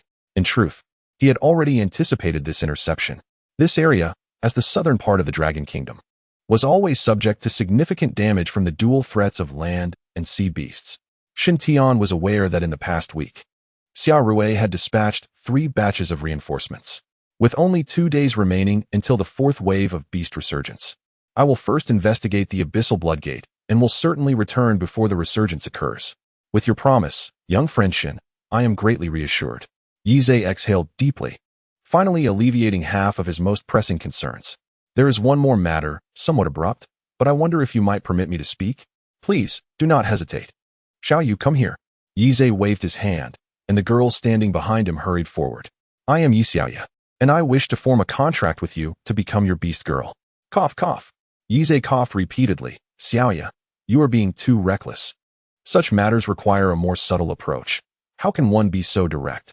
Shin Xiaoyu, this is my granddaughter, who has long admired you. She has yet to contract with any beast master. In her words, across the entire blue star, only Shin Tian can make me willingly become his beast girl. No one else is worthy. Today, I humbly present this old face of mine to request your consideration. Old Yi, you speak too gravely, Shin Tian replied with a smile. As his spiritual eyes fell upon Yi Xiaoya, revealing her information, his pupils slightly contracted, and he inwardly mused. SSS level talent, Mermaid Sea Princess. Innate skill, control of the sea. Whether it be her talent, beast girl form, or innate skill, all are exceptionally remarkable. The SSS level talent speaks for itself, perfectly aligning with Shun Tian's requirements. The Mermaid Sea Princess form is indeed a rare existence among beast girls. Only those living near the sea could awaken such a form. Yi Xiaoya has awakened as the Mermaid Sea Princess, placing her among the aristocracy of mermaid-type beast girls with an incredibly pure lineage. This can be inferred from her innate skill as well. The control of the sea skill allows her to harness the power of the ocean for her own use. Given that Blue Star is predominantly oceanic and remains largely unexplored, the mysteries contained within are boundless. One could say that with this skill, Yi Xiaoya is the darling of the sea. Shin Xiaoyu, if it is a burden, then it is of no matter. Yize observed Shin Tian's silence, feeling a tinge of disappointment. It seemed his granddaughter ultimately fell short. Yi Xiaoya felt similarly, nervously tugging at the hem of her clothing. It was difficult to accept being rejected after mustering the courage to express her feelings. Indeed, Miss Yi, your talent is quite impressive. Shun Tian feigned a look of difficulty, displaying a hint of hesitation. I understand now. I have overestimated myself. Yi Xiaoya took a deep breath and bowed to Shin Tian. Though you have turned me down, in my heart, you remain my idol. I will strive to improve and hope to catch up to your footsteps. Even if I can merely catch a glimpse of your silhouette, I would feel content. With that, Yi Xiaoya had expressed all she wished to convey. After bowing to Shin Tian, she turned to leave. Miss Yi, without contracting with a beast master, you will remain at a high level for your entire life. How can you hope to catch up to me? Even at a high level, I can still, she retorted. Such a stubborn girl. Shin Tian shook his head.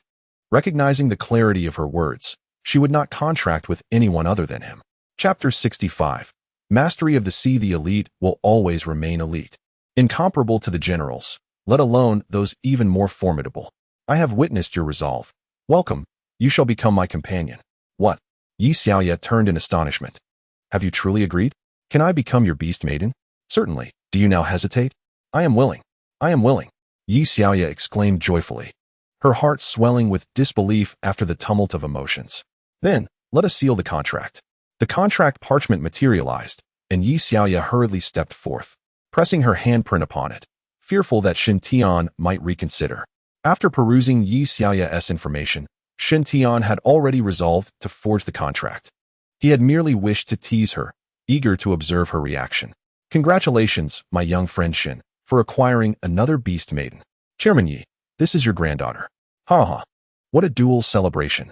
Such a development was certainly what Yi Zhe had longed for. Shen Tian now held a position of great significance. A chosen candidate for the god-making project, nurtured with the might of the nation.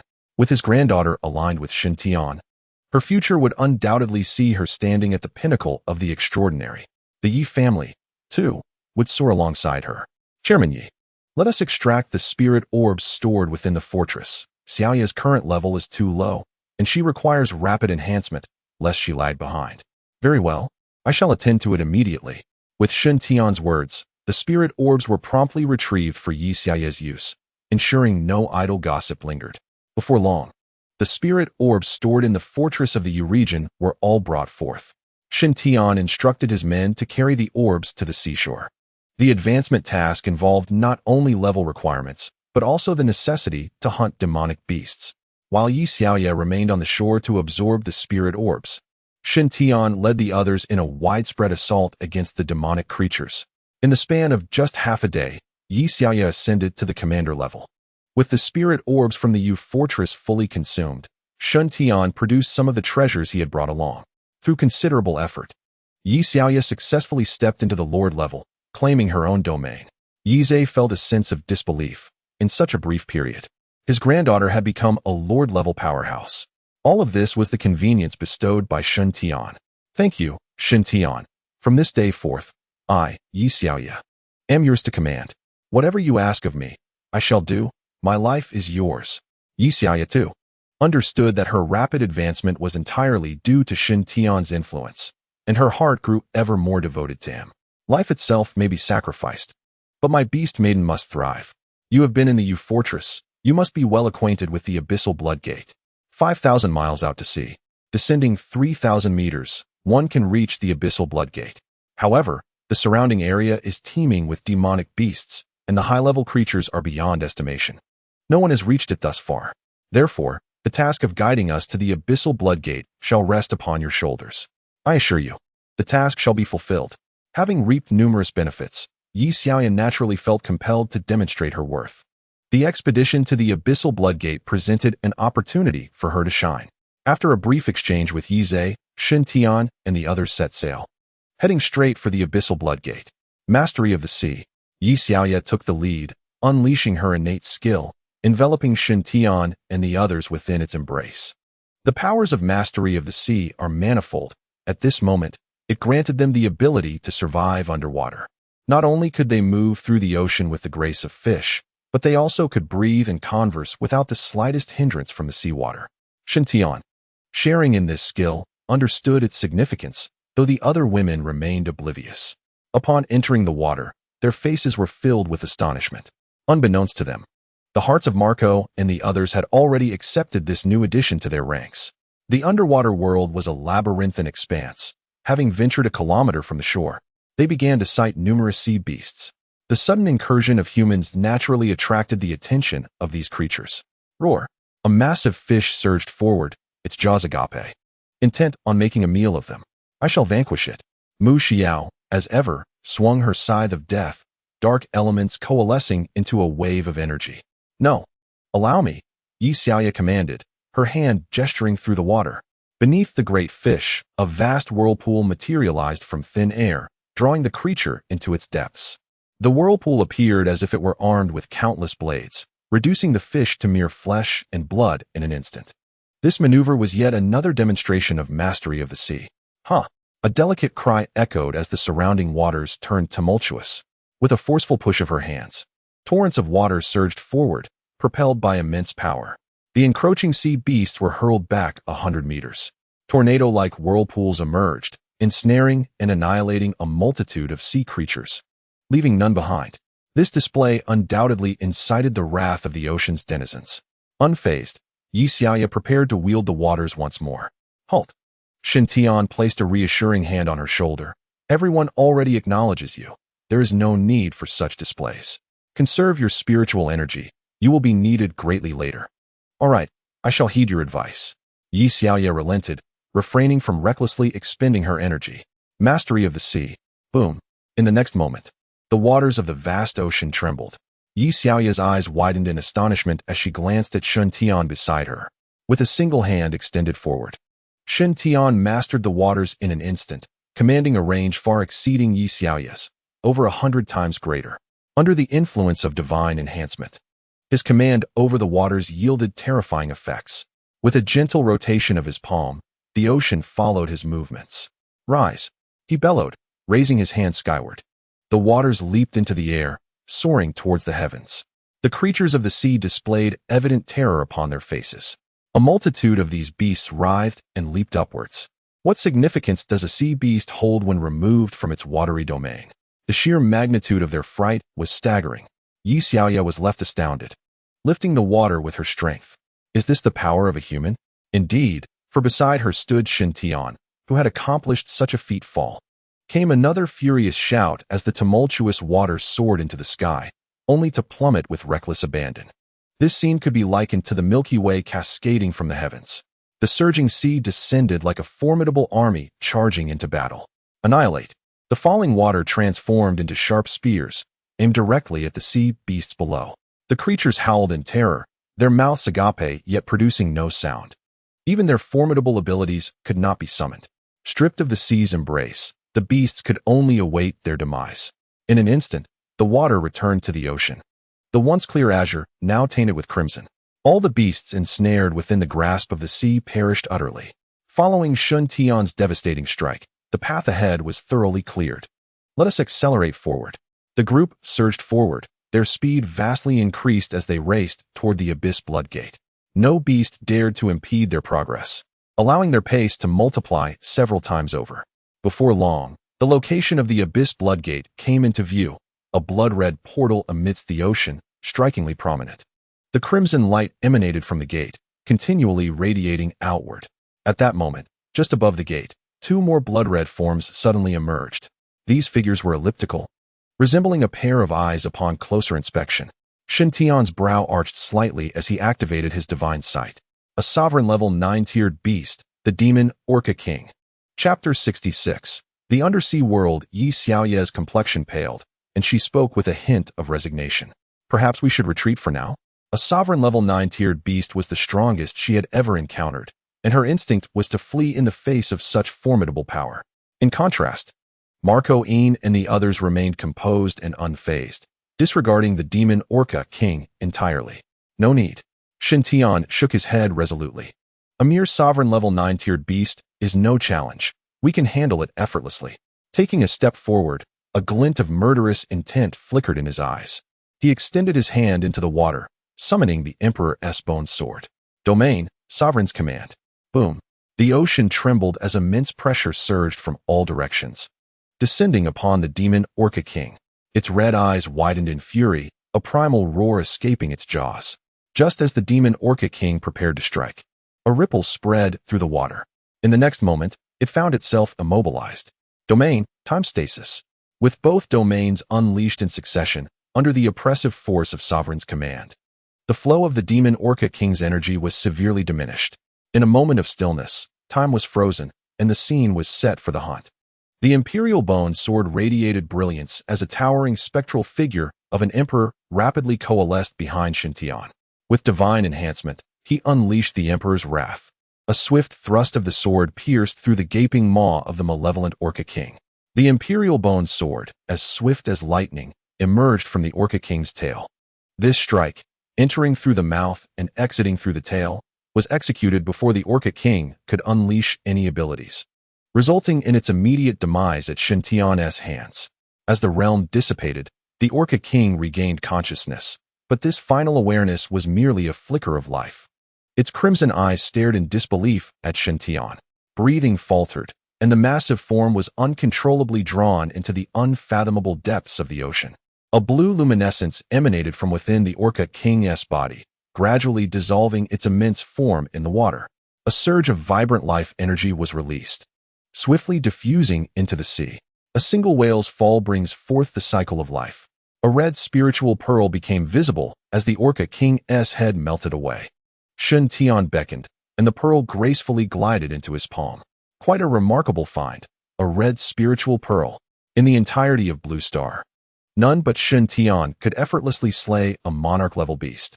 The red spiritual pearl was a rarity, known only to Shen Tian and his accompanying beast maidens.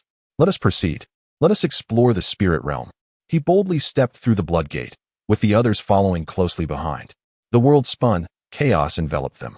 As Shen Tian sensed the tumultuous waters, he exerted his mastery over the sea, ensuring the safety of the maidens entering the spirit realm. In the dim depths of the ocean, there lay an unfathomable trench. Torrents of water surged from all directions, pouring into the chasm. A tremendous suction emanated from below, drawing in a multitude of aquatic beasts that thrashed desperately against the pole, unwilling to be engulfed by the abyss. Shen Tian narrowed his eyes, contemplating the mysteries of this spirit realm. Surely, something formidable resided beneath the trench. Diving recklessly would be unwise. Beaching, I leave this to you, Shen Tian said with a light chuckle, gesturing for Chu Beaching to take action. Fear not. Chu Beaching stepped forward with confidence, for she was most suited to act in this domain. Transforming into her beast maiden form, the scorpion beast armor enveloped her. Her scorpion tail swayed in the water, releasing a plume of green venom that spread through the currents. The ensnared aquatic beasts writhed in agony upon contact with the virulent toxin, which seemed to possess a life of its own, devouring their flesh and blood. This technique was known as devouring green venom. After the release of the green poison, a blue gas began to spread. In the sight of the onlookers, the monsters infected by both toxins exhibited peculiar transformations. The green poison devoured flesh, leaving no bones behind. Such an extraordinary phenomenon was a result of the bone-transforming blue poison. Following the blue toxin, a red gas was unleashed. The red poison was even more domineering. Upon mere contact, the bodies of the monsters began to dissolve rapidly. What a fearsome technique! Upon witnessing Chu Binding wield her poison for the first time, Yi Xiaoya felt an overwhelming sense of dread in her heart. At the same time, she encouraged herself to swiftly enhance her strength, vowing not to be outdone by the other beast maidens. This is my melting red poison, indeed one of the more formidable techniques I currently possess, Chu Binding stated. Are there even more potent techniques? Yi Xiaoya inquired eagerly, to which Chu Binding nodded in affirmation. Certainly. The purple poison emanating from the scorpion tail causes the affected monsters to rot at an accelerated pace. The corrosive purple poison, once it makes contact, spreads rapidly, along with the debilitating green poison. Under the influence of the debilitating green poison, numerous monsters suddenly fell silent. This poison works to weaken the vital organs of the beasts, slaying them from within. Yi Xiaoya gasped in astonishment, instantly comprehending the gravity of the situation. Chu Binding's poisons were all lethal, functioning as wide-ranging weapons of destruction. The 9-color demon prison poison. With the completion of 5 techniques, Chu Binding unleashed her full power. The most potent 9-color demon prison poison swiftly enveloped the surrounding sea. As 9 different toxins erupted simultaneously, the sea creatures drawn in seemed to find themselves in a hell rife with poison, and without a sound, they were effortlessly obliterated. Together, you two are truly invincible at sea, remarked Shen Tian, causing Yi Xiaoya's previously disheartened mood to improve significantly. Xiaoya, do not feel inferior or disheartened. You are formidable in your own right.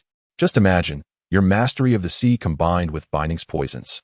Who could possibly contend with the two of you? As the favored child of the ocean, Yi Xiaoya could effortlessly command the currents. Immersed in the sea, she could decisively influence the flow of water. At this moment, as Chu Binding released her toxins, Yi Xiaoya was there to control the situation, using the seawater to disseminate the poisons. Thus, the vile monsters lurking in the depths were bound to face dire consequences. The impending 4th resurrection of the beasts presented an excellent opportunity for the two of them to collaborate. Indeed, Yi Xiaoya nodded earnestly. I shall not disappoint you during the beast tide triggered by the 4th resurrection. Encouraged, Yi Xiaoya's confidence soared, achieving Shen Tian's aim. Redirecting her gaze, She focused entirely on the depths of the ocean trench, where numerous sea creatures met their demise under Chu Binding's toxins, which flowed downwards with the currents, saturating the ocean floor. Logically, the monstrous beast hidden beneath the ocean trench should have reacted by now. An ethereal cry echoed from the depths of the trench. The frenzied waters, which had been surging downwards, suddenly ceased their tumult. In but an instant, the sea erupted from the trench. Was it a backflow? No, it was not. Shen Tian's expression grew grave. The beast below was approaching. With a singular force, it propelled the waters in an upward reversal. Such power could surely surpass even that of the sovereign level. Activating his divine sight, Shen Tian fixed his gaze intently upon the depths of the trench. Amidst the rapidly rising waters, a colossal creature gradually came into view. Evade! The creature ascended with astonishing speed, hurtling towards Shen Tian and his companions. Summoning the mastery of the sea, Shen Tian swiftly maneuvered the women to safety. The immense sea beast brushed past them, its furious eyes as large as 2 football fields. Chapter 67. The ruler of Kunpeng. The surging waters acted like a powerful shockwave, propelling Shen Tian and his party upwards. Faced with such a situation, Shen Tian did not resist. While safeguarding the women, he followed the rising tide. As the waters surged upward 5,000 meters, they broke free from the ocean's surface. Towering sea columns reached skyward, as if connecting the ocean to the heavens. The gargantuan creature was a great fish, leaping from the sea and hovering in midair. Amidst its ethereal roar, the fish radiated a brilliant light, sprouting wings and transforming into a magnificent rock. Kunpeng.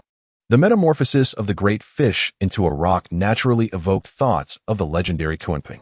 Mythical tales indeed spoke of the existence of such a being. Through the lens of divine sight, Shen Tian discerned the essence of the Kunpeng. It was a second-tier ruler, the abyssal Kunpeng. The world beneath the waves was truly wondrous beyond imagination. Within its enigmatic depths lay unfathomable power. Presently, on Blue Star, the only beings of the ruler level were likely the sea beasts. Ruler level. At this moment, the group could no longer remain composed. If it were merely sovereign level, they might possess the strength to contend. However, this was a ruler, a full tier above. Shen Tian forced himself to remain calm, gripping the emperor bone sword tightly. You will remain here, ready to act at my command. With a flash, he soared skyward, the emperor bone sword aimed directly at the abyssal Kunpeng. The Kunpeng lowered its head, its eyes filled with disdain. To it, Shen Tian seemed insignificant. The Kunpeng spread its wings, and the sea churned violently.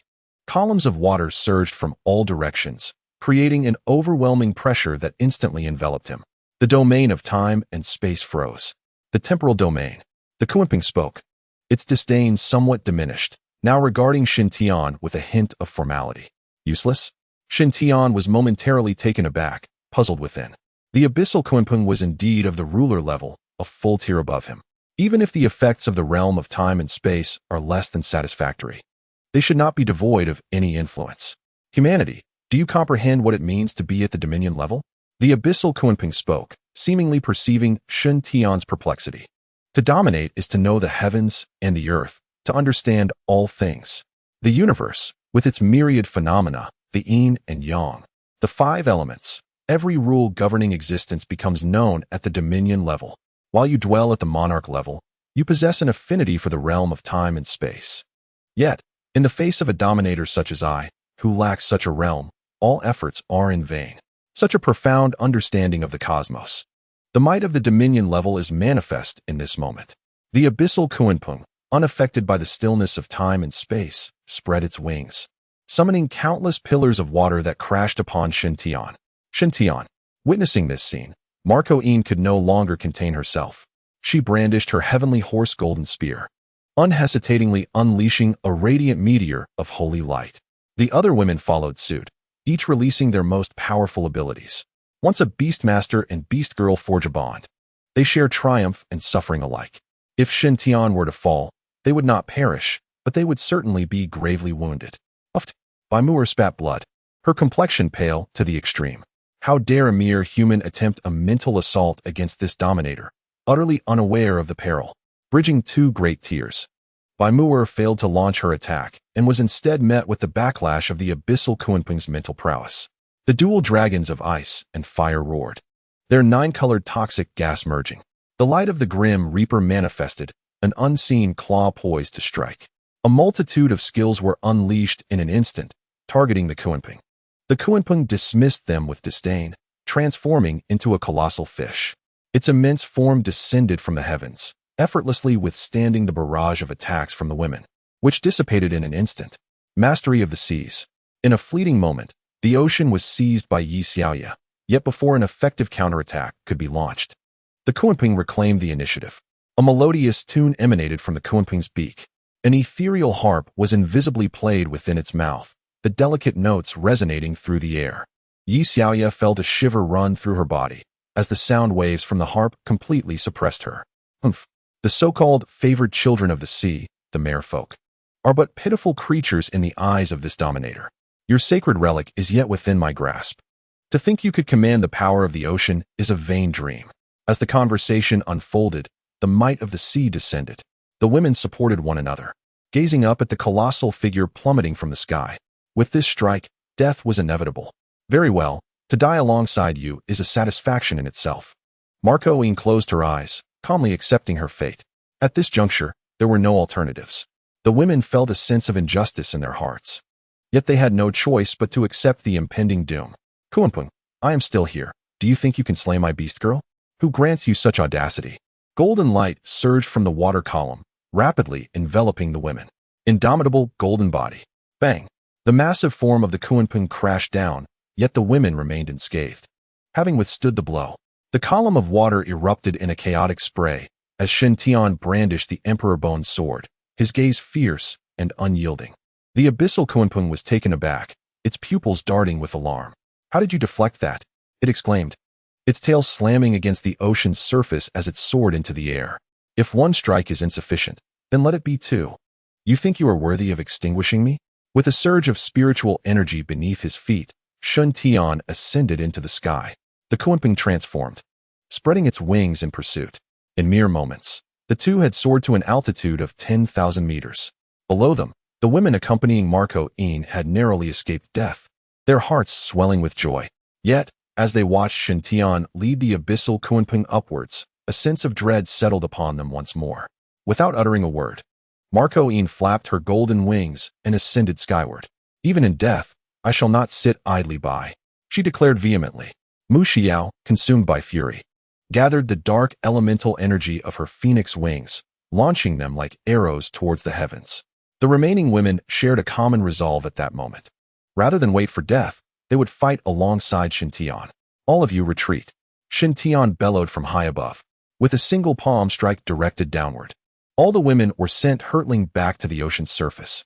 Since you have chosen to follow me, Shen Tian, I shall not allow you to perish here. Wait for me obediently. His voice softened, yet his gaze remained icy. What audacity you possess, human, the abyssal Kunpeng praised. Had you not intruded upon my domain, you would not face certain death. The outcome of today's encounter remains to be seen. You rejoiced too soon. Oh, the Kunpeng seemed intrigued, transforming into human form once more against the backdrop of the sky. Standing at an impressive height of 2.5 meters, its physique was robust and imposing. Long hair cascaded over its shoulders, a tuft of fur swaying in the wind. Its visage was resolute, arms muscular, exuding an aura of rugged masculinity. Shen Tian was hardly surprised by the Kunpeng's ability to assume human form. It had been a while since he encountered a being with such confidence. Today, I shall entertain you, reveal all your hidden cards. The tranquil depths of the spiritual realm lay vast and silent, the abyssal Kunpeng having lived in solitude for eternity. The sudden appearance of such an intriguing human piqued its interest. Instead of swiftly eliminating him, it desired to engage in playful combat. Do you take me for a mere monkey? Shen Tian discerned the Kunpeng's intentions and smirked coldly. You just claimed that a sovereign-level being comprehends the cosmos and understands all things, did you not? Indeed. Then, have you ever heard of the way of heaven? Boom. As the words way of heaven escaped his lips, the abyssal Kunpeng's expression shifted dramatically. A tremendous roar reverberated through the heavens and the earth. Your ability to evade my domain's constraints is merely a reflection of your understanding of the rules of time and space, yet you remain a sovereign being. A sovereign being, I presume, as yet to grasp the way of heaven. Its cold, piercing gaze radiated disdainful mockery. This scene bore a striking resemblance to the first encounter between the abyssal Kunpeng and Xintian, albeit with their roles now reversed. Have you perhaps comprehended the will of the way of heaven? A cold snort escaped, and a myriad of colors blossomed upon the forehead. The abyssal Kunpeng was thrown into disarray, exclaiming in astonishment, "The pure power of the heavenly Tao. Impossible. Absolutely impossible." Chapter 68. The incompatibility of heaven and earth to comprehend the universe and all within it. What does that matter? The myriad things of heaven and earth. The rules of the world, all arise from the heavenly Tao. In the face of pure heavenly Tao power, even the mightiest sovereign is but an ant beneath one's feet, easily crushed. The moment the heavenly Tao spirit stone manifested, the spiritual energy within Xintian was marked by the heavenly Tao. Henceforth, every move he made would be imbued with the power of the heavenly Tao. What's impossible? Xintian retorted fiercely, his eyes betraying no hint of mercy. Raising his arms high, he seized control of the ocean in an instant. The abyssal Kunpeng was now utterly flustered, feeling as though it had been forsaken by the very sea it ruled. In the name of the heavenly Tao, I shall eradicate you in this place today. Boom, boom, boom. The heavens resounded thrice, and all that the abyssal Kunpeng relied upon was snatched away by Xintian. Under his dominion, the towering pillars of water rose, all falling into Xintian's grasp. With a gentle wave of his hand, the water pillars surged forth, attacking from all directions. No, the abyssal Kunpeng roared, transforming into a great fish, its tail sweeping across the water pillars. Bang! The water pillars, as unyielding as walls of fortitude, collided with the abyssal Kunpeng, remaining unshattered. Instead, deep crimson marks were left upon its tail. Countless water pillars crashed upon it, leaving the abyssal Kunpeng in excruciating pain. It emitted a mournful cry, a haunting sound echoing through the sky, transforming into a great rock. Even if the sovereign is abandoned by the ocean, I still have the sky. With a cold laugh, the heavenly Tao spirit stone radiated brilliance. The nine-colored luminescence reverberated through the heavens, an immense pressure descending from above. The abyssal Kunpeng's eyes widened in horror, forcibly reverting from its rock form back to that of a fish. No. Why? Heaven, why do you not accept me? Cast aside by the ocean and now forsaken by the sky, the abyssal Kunpeng could be aptly described as unloved and uncared for. Without the heaven and the sea, what remains of its worth? No, I refuse to accept this. At the brink of death, how could the abyssal Kunpeng resign itself to fate? This realm of spiritual energy was its absolute dominion, having ruled here for countless years. Even in death, it would not submit easily. Opening its gaping maw, it summoned a harp that shimmered with light. The enchanting melodies concealed the tumultuous roar of the ocean waves. Xintian narrowed his eyes slightly.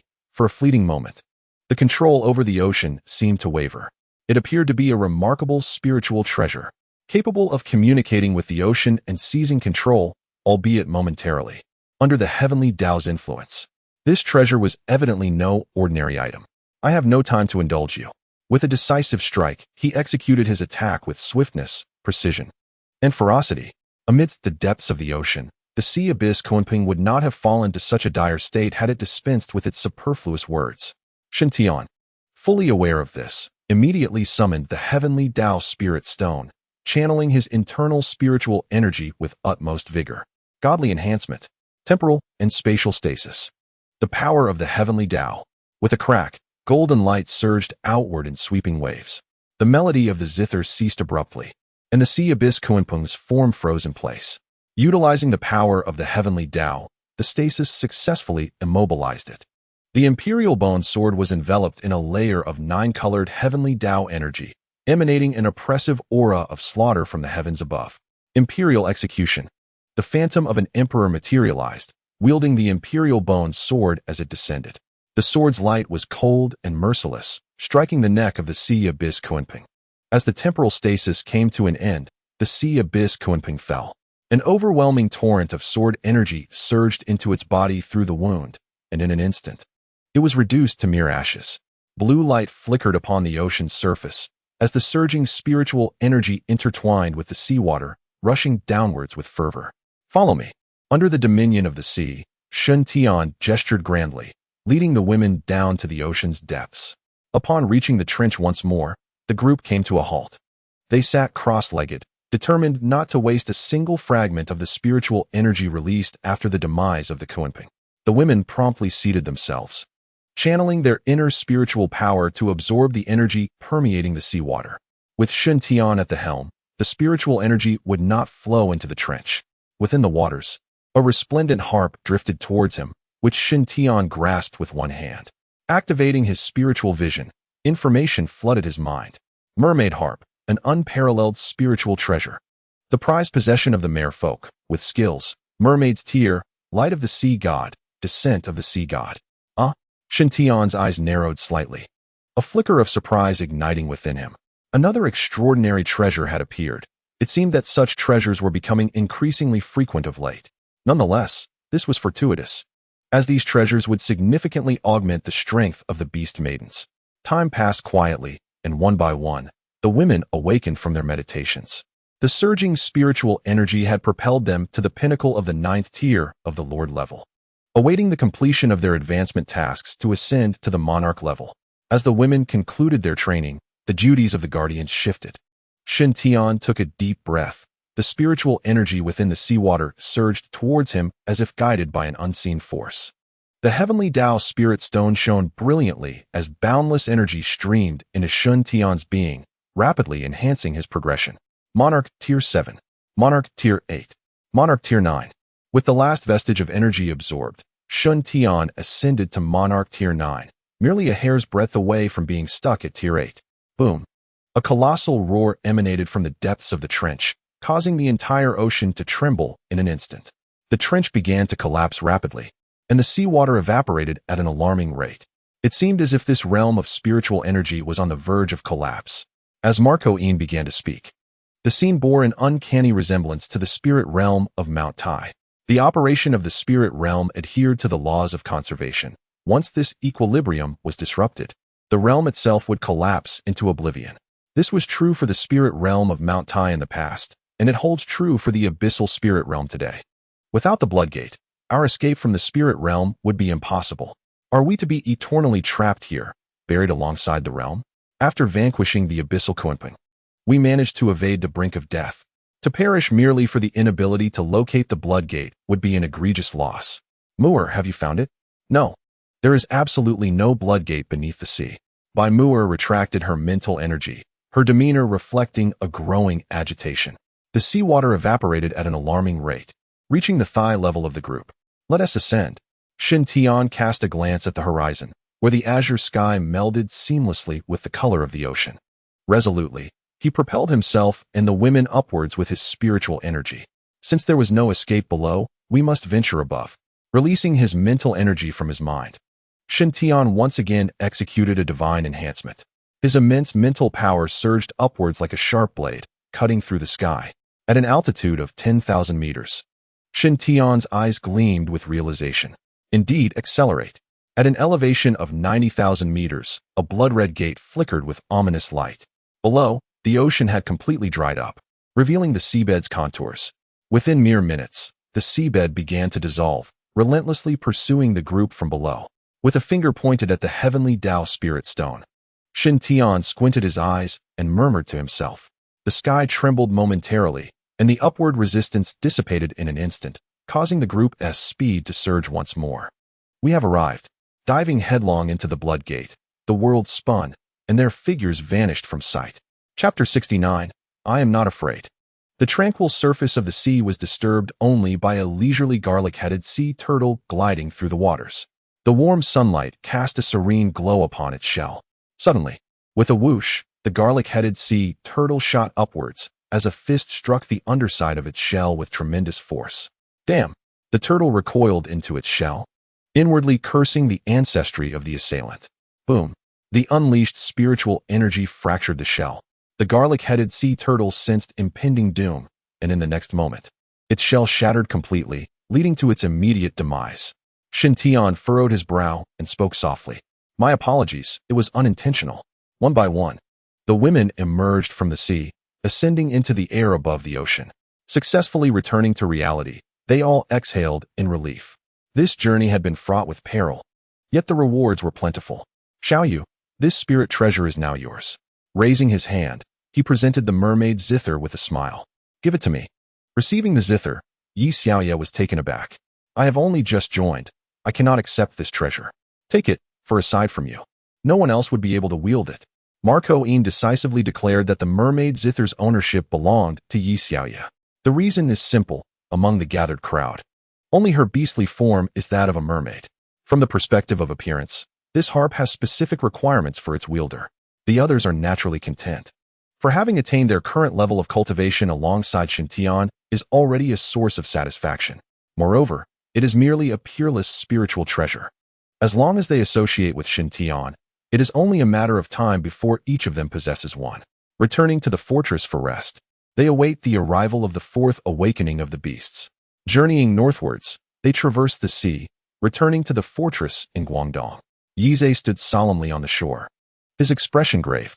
Upon spotting Xintian and his companions, he let out a long breath of relief.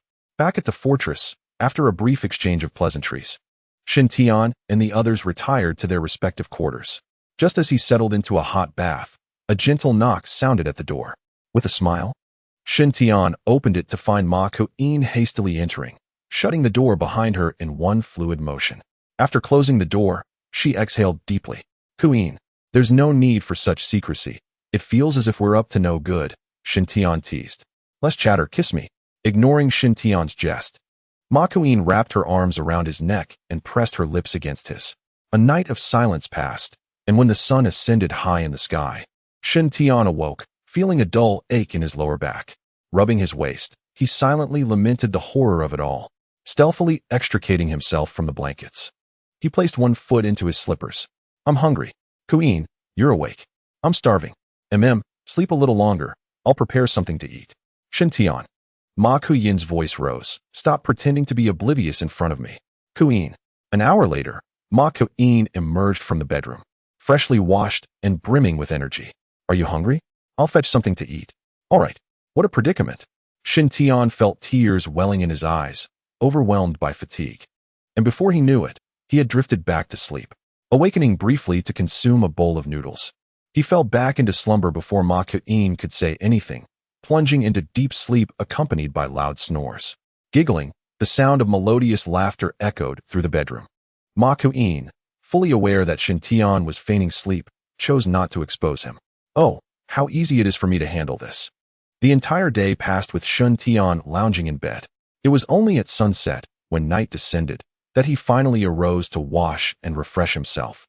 After a light meal downstairs, he stealthily slipped out of the quarters arranged by Yizhe and made his way to the nearby coast. At this moment, the shore was bustling with activity, a throng of people engaged in the relentless operation of various machines, urgently constructing defensive walls.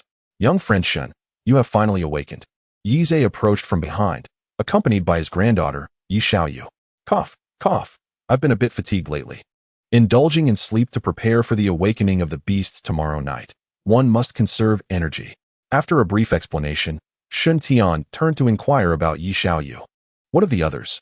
The elder sisters, finding leisure, have gone shopping. At this hour, they are likely enjoying hot pot. Excellent. This group of women did not invite me to the hot pot gathering. It was Sister Gui who mentioned that you seemed a bit weak and needed rest. Hence you were not summoned. What nonsense. What nonsense. Xintian's face flushed crimson. He felt perfectly well, merely a bit fatigued and in need of a day's respite. Xiaoye, do not heed her groundless claims. Indeed, I trust in your vitality. Yi Xiaoye turned seriously, stating that she needed to inspect the progress of the defensive wall. Grandfather, you may converse. After Yi Xiaoye departed, Xintian sighed with relief inwardly.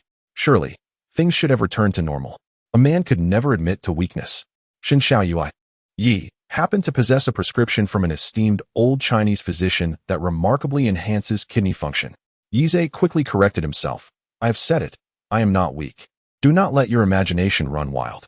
Ah, yes. Yizhe acknowledged his impetuosity. Xin Xiaoyu, feel free to wander. I have some official matters to attend to. So I shall take my leave. Bowing respectfully, Yizhe turned to exit.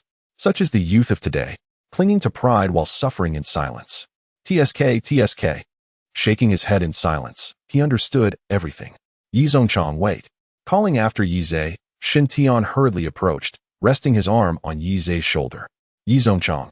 Could you provide me with a copy of that prescription? Let me clarify, I am not weak.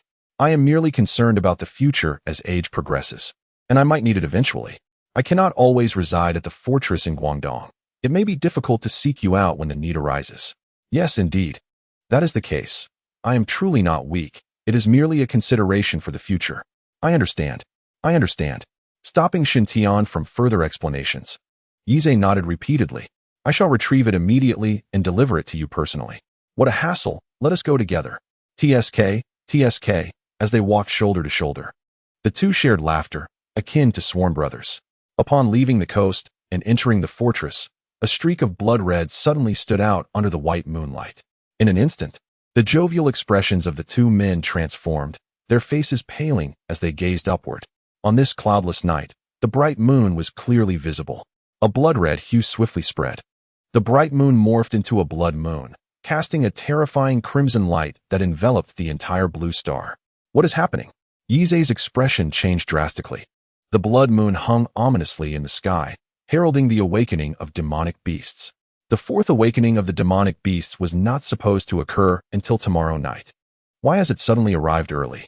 Yi Zongchang, quickly issue the order to withdraw all personnel from the coast and summon all beast tamers and beast maidens from the demon-slaying guild. Under the sudden emergence of the demonic beasts, all plans were thrown into disarray. Almost simultaneously, chaos erupted across the entire Blue Star. The leaders of various nations on Blue Star had been informed by the heavenly Tao that the awakening of the demonic beasts was scheduled for 8 o'clock tomorrow night. With this sudden advancement, panic ensued. A slight warmth pulsed at his forehead as Xintian pressed his hand against it. Within the depths, the celestial spirit stone exuded an overwhelming sense of unease. Something was amiss with the celestial path. This was Xintian's immediate conclusion. During his previous conversation with Xia Rui, he had speculated about the potential troubles facing the celestial path concerning the awakening of the spirit stones, which had not yet manifested during the anticipated third resurgence of the monstrous beasts. The premature arrival of the fourth resurgence further corroborated his fears. The celestial path of Blue Star was likely entangled in grave turmoil. Beneath the crimson light, the beasts stirred restlessly. The entire Blue Star quaked, while vast trails of luminescence cascaded rapidly from the heavens. Chapter 70. Premature Awakening. It was the awakening spirit stones. Xintian's eyes widened in astonishment. The spirit stones, which were supposed to emerge during the third resurgence of the monstrous beasts, had appeared with the fourth. In the distance, Marco Een and others raced towards him. The moment the blood moon hung in the sky, the women set aside their bowls and hurried to find Xintian. Outside the fortress, they gathered, each visage marked by solemnity. Such unforeseen events often foreshadowed dire consequences. The crimson light lingered ominously, and the roars of the beasts echoed relentlessly from all directions. This was the evolution of resurrection. Under the shroud of bloodlight, the beasts' bloodlines would rapidly ascend. Concurrently, their cultivation levels would rise accordingly. The awakening spirit stones had already fallen in various locations, and Yize had ordered the commencement of searches. Yet, the blood moon showed no signs of abating. Shen Xiaoyu, the first seat wishes to speak with you. Yize arrived hastily, handing over the communicator to Xintian. First seat, this is Xintian. Are you aware of what has transpired? I do not know. On the other end, Xia Rui's voice was fraught with anxiety. The connection with the celestial path has been severed. What? Upon hearing this, Xintian was rendered speechless with shock. The disconnection from the celestial path implied that the impending catastrophe of the monstrous beast resurgence could potentially escalate further. Without the celestial path's protection, the extent to which these beasts would evolve under the bloodlight was unfathomable. Xintian, I have initiated the second contingency plan. We must brace for the worst. If the blood moon does not recede soon, you must return to Kyoto immediately. Does the second plan entail abandoning most of the fortress? Indeed. Xia Rui's voice trembled slightly. We have no alternative. If it truly comes to the worst, we must proceed thus. I understand. After ending the communication, Xintian found his breath constricted. In the face of disaster, one felt so insignificantly small. Without the safeguarding presence of the celestial path, the forces from beyond would likely awaken even more formidable beasts. As time flowed slowly, the monstrous roars grew increasingly terrifying. Across the boundless sea, various aquatic creatures leaped from the depths, evolving under the bloodlight, becoming even more powerful. A profound sense of helplessness enveloped all, weighing heavily on their hearts. Yizhe endeavored to maintain his composure, mobilizing a diverse array of weaponry. Strategically positioned upon the fortress walls, ever prepared to confront the impending beast tide. Thus, half an hour slipped by. The sanguine moon in the night sky began to wane, yielding to the ascendant brilliance of white light. The crimson glow gradually dissipated, signaling the imminent conclusion of this resurgence of monstrous creatures. Once again, a communication from Xia Rue materialized, and without hesitation, Shen Tian connected. What is the situation? I have re-established contact with Tiandao. Speak swiftly. Tiandao sounded feeble, merely informing me that all was well, yet the intensity of this resurgence was undoubtedly greater than before. However, the originally anticipated 7 resurgences of the beasts would now be reduced by 1. I understand. So the 5th resurgence of the beasts has also erupted prematurely, correct? Precisely. With this affirmation, Shen Tian exhaled a sigh of relief. If it were merely the premature emergence of the 5th resurgence, then the outcome was not overly dire. At least with Shen Tian's current strength, he was capable of managing it. Moreover, the timelines for the last 2 resurgences had also been advanced, occurring half a month and a month earlier, respectively. Understood. I shall endeavor to elevate my level swiftly during this interval. Calculating. There remained only a month and a half in this world. During this time, Shen Tian must ascend to the Emperor level. Only by reaching the Emperor level could he establish his foothold in this world after the complete revival of the beasts. The beast tide is upon us. A voice cried out from the coastline. After severing the communication, Shen Tian and the women hastily rushed toward the shore. Before them, monstrous creatures surged forth from the ocean in droves, rapidly advancing toward the coast. The throngs of beasts churned the waters, conjuring colossal waves that threatened the shoreline. Control of the sea.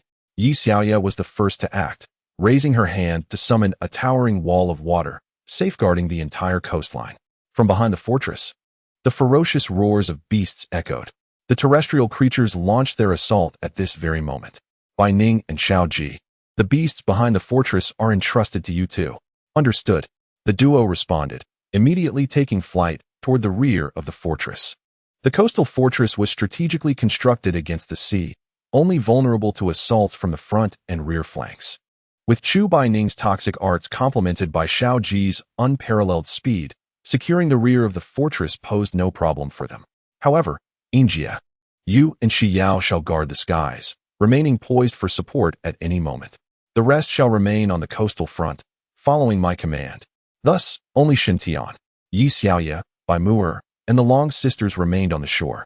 Yi Xiaoya, possessing mastery over the sea, would significantly enhance her combat prowess within the ocean. The Long Sisters, endowed with formidable fusion abilities, could deliver devastating blows to the aquatic beasts. As for Bai Mu'er's mental control, it required no elaboration. Her intervention could summon a multitude of sea creatures to aid them. Onward, the sea beasts drew ever closer, prompting Shen Tian to immediately issue the command to attack. Armed with the Pegasus Golden Spear, he leaped onto the surface of the ocean. The spear's blade led the way, parting the waters to either side. With swift strides, he surged into the throng of sea monsters. Brilliant holy light burst forth from the heavens, as golden spears materialized out of thin air. With a thunderous roar, Shen Tian unleashed a meteor shower of divine light, striking with devastating force. The foremost of the beasts suffered massive casualties in an instant. The Pegasus Golden Spear was retracted, transforming into twin swords. A stirring dragon's roar resonated from the depths of the sea. The waters beneath him churned violently, forming a colossal whirlpool. Twin dragons of water and fire soared from the depths, wreaking havoc upon the surface. The anguished cries echoed across the vast ocean. The vanguard of the beast tide was shattered by Shen Tian's onslaught. Next came Yi Xiaoya. As the entire sea surged with energy, waterspouts formed before Shen Tian, racing towards the second wave of approaching sea beasts. Ahead of the waterspouts, icy mist spread rapidly. Wherever it passed, numerous sea creatures were transformed into ice sculptures. Under the subsequent onslaught of the waterspouts, the beasts fell in droves, leaving no survivors. In the night sky, a fire dragon danced gracefully. Long Mingyi wielded the fiery dragon sword, with a blazing sun condensing above the dragon's head. The radiant light illuminated the darkness, as if the sun had risen in an instant, heralding the dawn. The blazing sun erupted, Beneath the night sky, the sun exploded into countless fireballs, crashing into the ocean with searing flames. Instantly, clouds of white mist rose from the water. In the extreme heat, the sea boiled. The skin of many sea beasts scorched, and in mere moments, the flames penetrated their bodies. Before the water could extinguish the fire, their forms were charred beyond recognition, their innards destroyed. United in their efforts, the three women annihilated the second wave of attacking beasts. Turbulent waves surged from the distant sea, heralding the arrival of a relentless third wave of monsters. Undeterred by the losses of their predecessors, on the shore, Baimuer's pupils glowed with a pink hue. She smiled enchanting as all beings were captivated by her charm. Her innate skill, Fox Charm, activated. A tremendous psychic force surged through the waves, reaching the forefront of the beasts in an instant. The monsters quivered, a flicker of pink flashing in their eyes, before they turned and fled. The first two waves of beasts were generally weak, and Baimuer had patiently awaited the third wave before making her move. The creatures now under her control were no less than battle general rank, their strength formidable. The fourth wave of sea beasts was caught off guard. As Shen Tian had anticipated, the third wave of beasts suddenly turned against their kin, attacking the forthcoming fourth wave. Faced with this betrayal, the formation of the fourth wave was instantly thrown into disarray. Chaos erupted upon the sea, as different sea creatures engaged in a fierce battle against one another. The entire sea was stained a deep crimson. Beneath the night sky, Shen Tian and the three women stood suspended in midair, witnessing the brutal clash of sea creatures. Above the fortress, Marco Een wielded the dragon Veinbone, continuously releasing streams of spiritual energy to replenish the strength of those around him. The onslaught upon the sea had momentarily subsided. However, the land beast tied behind the fortress was in no better condition. The roaring tide surged forward, encountering no obstacles along its path. In a frenzy of excitement, the monstrous beasts displayed their fervor. As they neared the fortress, a sudden spread of toxic gas emerged from the desolate earth. In the realm of the nether, Chu Binding concealed her form, effortlessly unleashing various toxic spells. The area of effect expanded rapidly, and in an instant, thousands of monsters succumbed to the poison. Even the formidable beasts were not immune to its effects. Enraged, they charged towards the source of the toxic fumes. Among them was a recently ascended monarch-level red leopard, its body ablaze with flames, a striking sight against the night. Although affected by the poison, which significantly impaired its combat prowess, it still rushed forward with the swiftness of the wind. "I shall deal with it," Xiao Ji declared, bending low before launching herself forward. With her short blades clashing, she swiftly confronted the red leopard. In a flurry of light and shadow, the blades gleamed. The leopard's head was severed, collapsing into a pool of blood. Chu Binding revealed her form in the darkness, a faint smile gracing her lips. Together, they had repelled 5 waves of the land beast tide. Under the influence of the toxic spells, numerous lower-ranking monsters could not withstand the assault. Even those at the monarch level who survived were met with Xiao Ji's lethal strikes for the final blow. As spiritual energy surged rapidly, the two women exchanged a knowing smile. After catching their breath, they resumed their watch over the distant tide of beasts. Billowing clouds of dust obscured the sky and moon, heralding the approach of another group of monsters. Chu Binding narrowed her eyes, gradually distinguishing the forms of these creatures as she adjusted to the night. Thud, thud, thud. The rhythmic sound emanated from the beasts, their equine-like figures becoming clear under the moonlight.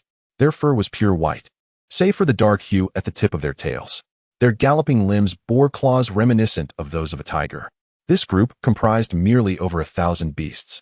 Yet the momentum they generated while charging far surpassed that of the previous waves, which numbered in the tens of thousands. Chu Binding's expression shifted slightly. As one born into one of the 4 great clans, she was well-versed and recognized these creatures. "What is it?" Xiao Ji inquired immediately, sensing Chu Binding's unease. "Monsters from the mountains and seas, the bow." "What? Monsters from the mountains and seas? Isn't that a myth?" Xiao Ji exclaimed in astonishment, her heart racing. Indeed, above the fortress, Marco Een also took note of this scene. His expression grew peculiar, murmuring to himself, "Mythical beings have descended, the monsters from the mountains and seas. This marks the 5th resurgence of beasts. It seems this revival bears significant changes." Recalling the recent conversation between Shen Tian and Xia Rui, Ma Kuyin's expression returned to normal as she extended the dragon Veinbone in her hand. You stay here. I shall assist Bai Ning and the others. No. Let me go?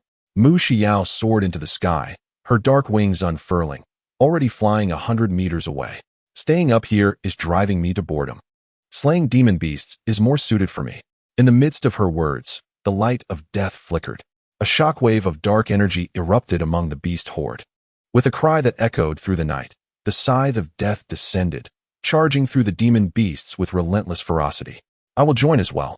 Xiao Ji melded into the shadows, accelerating with rapid movements to quickly join the fray. Meanwhile, Chu Bai Ning stood her ground, unleashing a 9-colored poisonous eruption. With her fingers poised, she exhaled a word of command. The 9 hues of poison intertwined, coalescing into a massive emerald scorpion that swiftly felled 2 demon beasts. On the sea, Shen Tian and his companions were dealing with the aftermath. Thanks to Bai Mu Air's intervention, 2 waves of marine beasts were effortlessly dispatched. With a single strike, Shen Tian vanquished a severely weakened demon beast, but a sense of foreboding stirred within him. At that moment, Ma Ku-in communicated telepathically on land. We have discovered the mountain sea aberrations. What? The mountain sea aberrations? Shen Tian was taken aback, quickly calming his emotions. Understood. In the distance, among the rolling waves, a unique demon beast seemed to surge forth. If the mountain sea aberrations were appearing on land, then surely there were comparable beasts in the sea as well. Activating his divine sight, he discerned the hidden demon beasts beneath the waves, their information manifesting before him. Mountain sea aberrations, the tiger jiao. With the body of a fish and the tail of a serpent, its head resembled that of a mandarin duck, complete with sharp, copper-fanged teeth. Then came the ran yu. This creature also boasted a fish's body, yet its head was serpentine, adorned with 6 agile legs that glided swiftly through the water. Among the ran yu, dark red and black turtles traversed the waves, sporting serpent tails while their heads resembled avian forms. These were the xian gui. A mere glance revealed 3 types of mountain sea aberrations. Given the current circumstances, it appeared that the mythical aberrations were on the verge of awakening.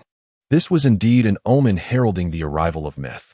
Perhaps in the next resurgence of demon beasts, even more formidable beings from the annals of mythology would spring forth across the lands of Blue Star. As the distance gradually diminished, Shen Tian felt a growing excitement within him. You need not intervene. Allow me to handle this. The mountain sea aberrations were undoubtedly stronger than ordinary demon beasts. Faced with such formidable entities, Shen Tian's fighting spirit ignited. With each step he took across the water, the icy ground surged forward 100 meters. The distance between the 2 parties continued to close. Among the horde of sea beasts, the advancing tiger, Jiao, slowed its pace. The xian gui formed a barrier ahead, aided by the ran yu that propelled the waves, causing the xian gui's speed to escalate. Amidst the surging waves, the xian gui retreated into its shell. The swift promotion of the tortoise shell stirred the sea surface, creating rippling waves that clashed with the approaching ice layers. Boom, boom, boom. The ice shattered in succession, leaving no trace of damage on the surface of the spinning tortoise. The shell is quite sturdy, Shen Tian marveled, as he elegantly wielded the flame dragon sword. Slicing forward with a single stroke, the fire dragon skimmed the ocean's surface, carrying a conflagration that spread across the ice. The spinning tortoise, retreating into its shell, charged headlong into the flames. Burn! A furious roar echoed as the fire dragon unleashed its mighty roar, reverberating continuously. The temperature of the flames surged rapidly. Is there no escape while hiding in the shell? It's a direct roast. Under the intensifying heat, the rotating body of the spinning tortoise grew increasingly crimson, its dark hues fading away. Wisps of white smoke began to rise. Under the searing heat, the tortoise group was compelled to halt, their heads emerging to cool off. If this continued, they would truly be roasted. At this moment, the ran fish launched an offensive, propelling the waves forward with remarkable speed. Wave after wave harnessed the power of their momentum, surging forth. In a brief span, they made contact with the flames. The intense heat was swiftly diluted as the spinning tortoise descended rapidly, vanishing beneath the surface of the waves.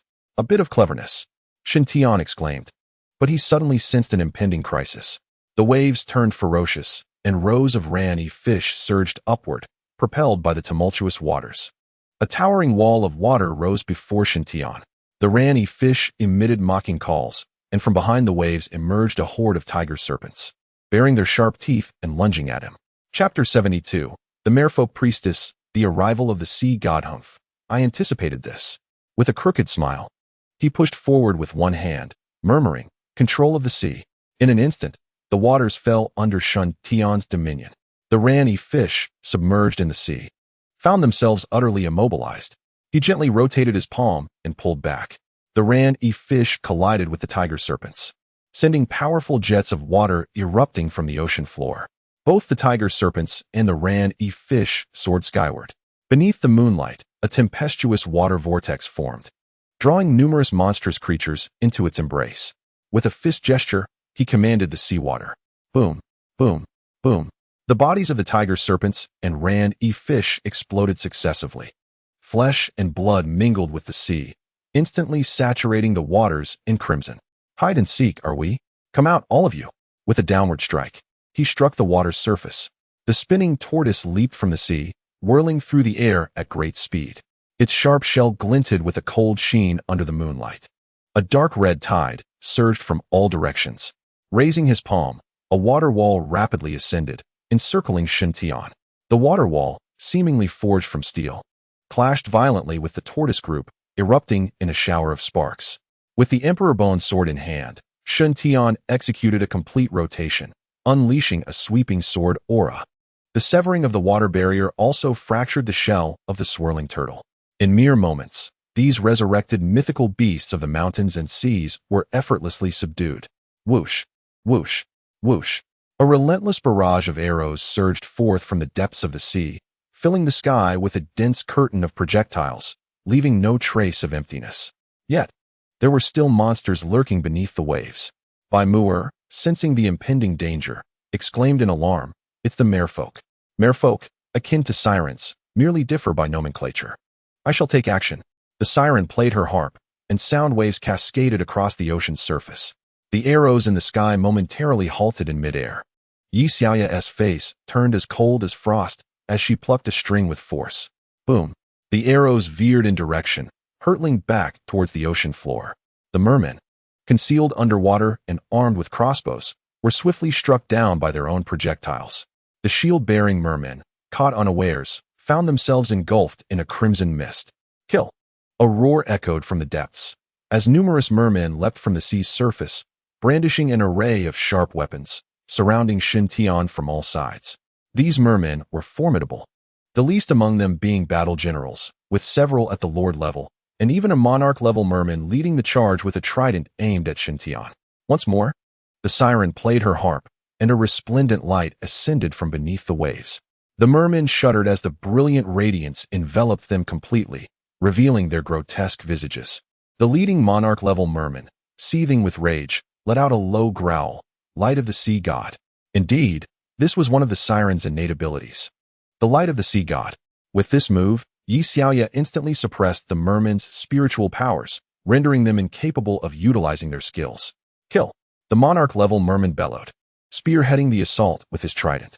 Behind him, the mermen surged forth, determined to slay Shun Tian, even at the cost of their own flesh.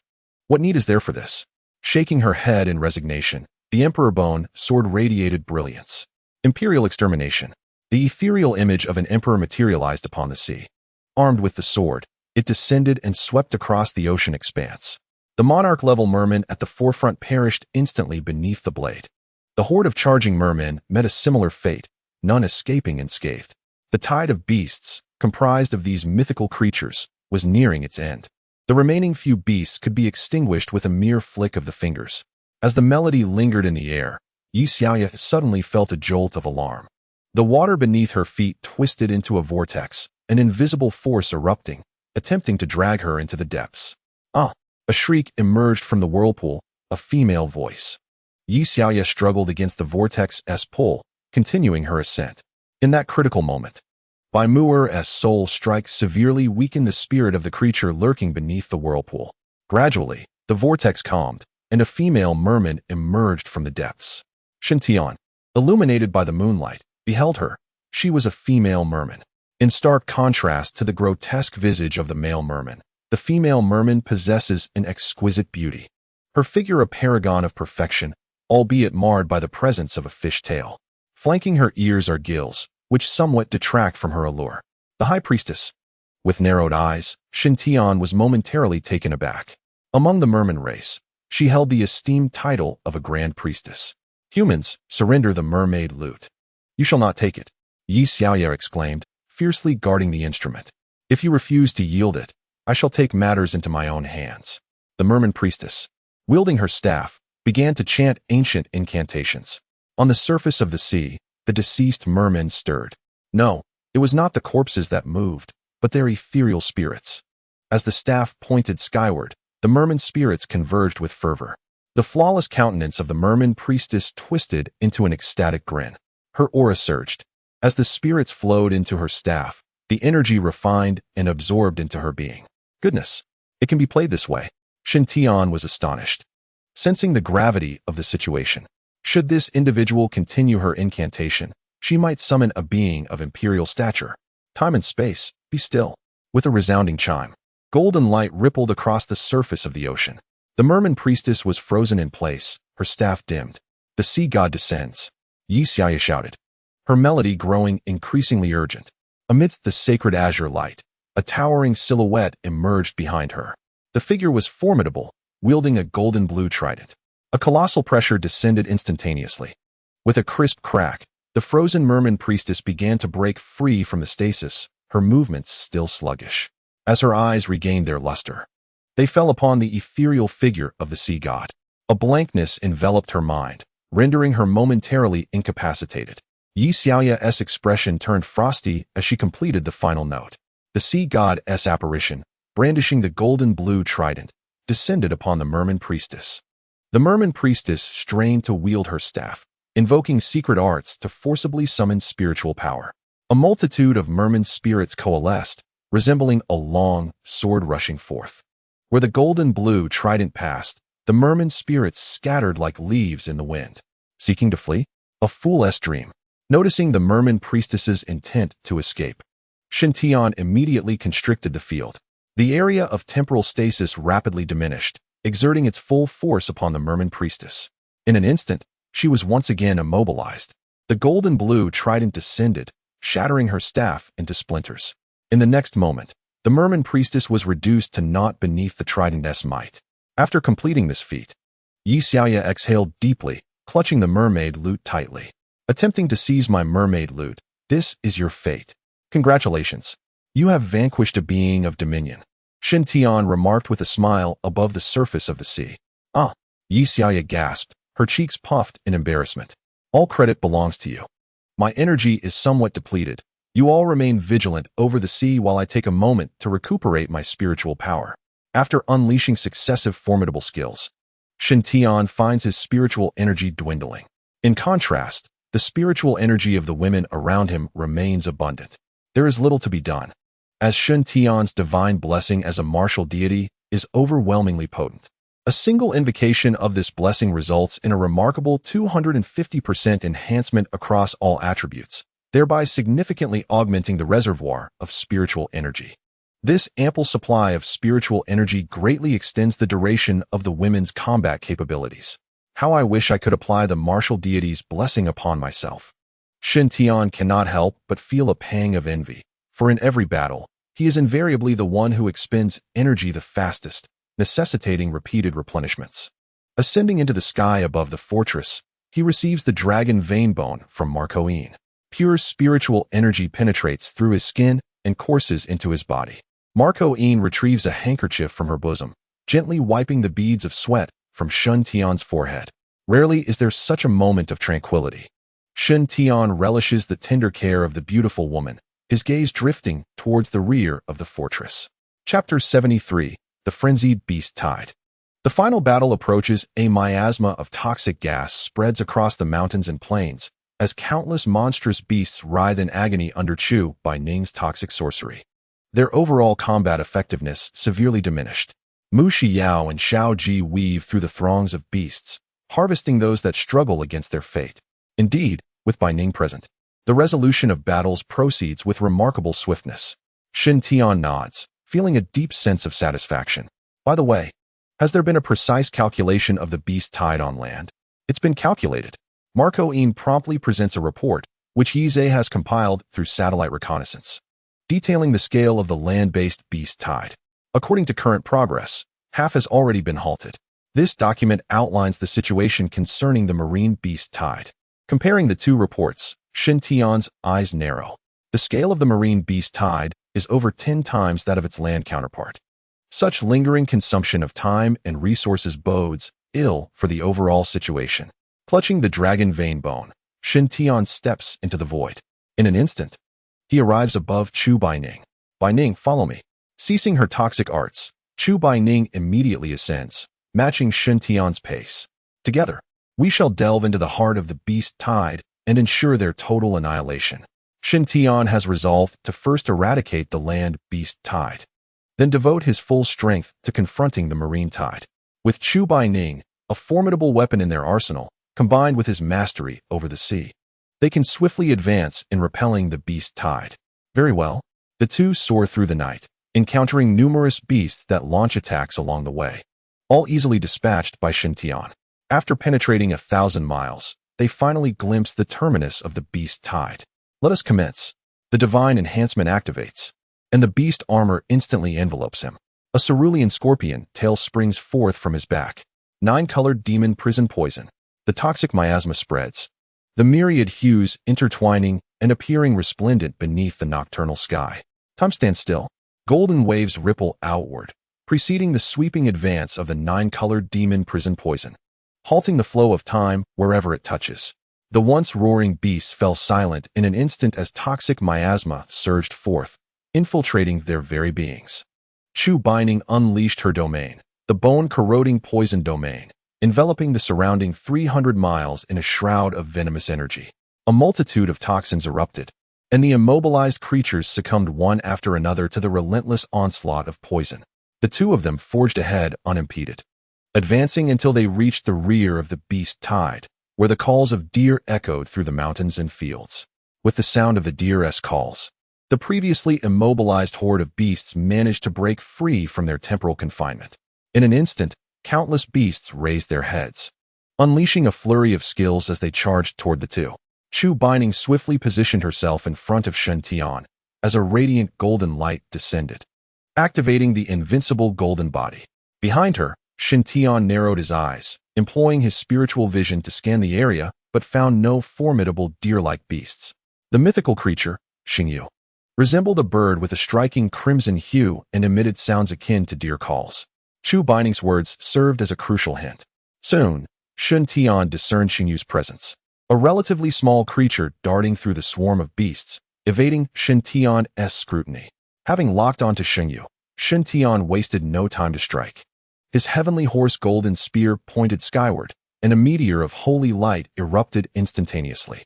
The golden spears rained down, piercing through the throng of beasts. Realizing the gravity of the situation, Xingyu beat its wings and soared into the sky. How could a mere creature lead a tide of beasts and not face defeat? With the heavenly horse golden spear retracted, Shen Tian directed the ice dragon sword toward the ground. Snowflakes swirled as the ground became encased in ice. One beast after another was instantaneously transformed into frozen statues. With the tide turning against him, Xingyu attempted to flee. Yet, Shen Tian would not allow it to escape. After all, it was a 9th-tier sovereign beast. To let a tiger return to the mountains would only mean facing a greater threat in the future, as it could rally more beasts to assault the fortress. The fiery dragon's sword materialized in midair, and with both hands gripping the weapon, he pursued relentlessly. Beneath his feet, ice and fire dragons coalesced. Shen Tian stood upon each dragon, their roars resounding through the night sky. In a display of elemental duality, the two dragons danced around the pearl of power that manifested at Xingyu's tail, embodying the harmonious interplay of ice and fire. As the dragons surged forth, a chilling aura intertwined with an intense heat, relentlessly closing in on Xingyu.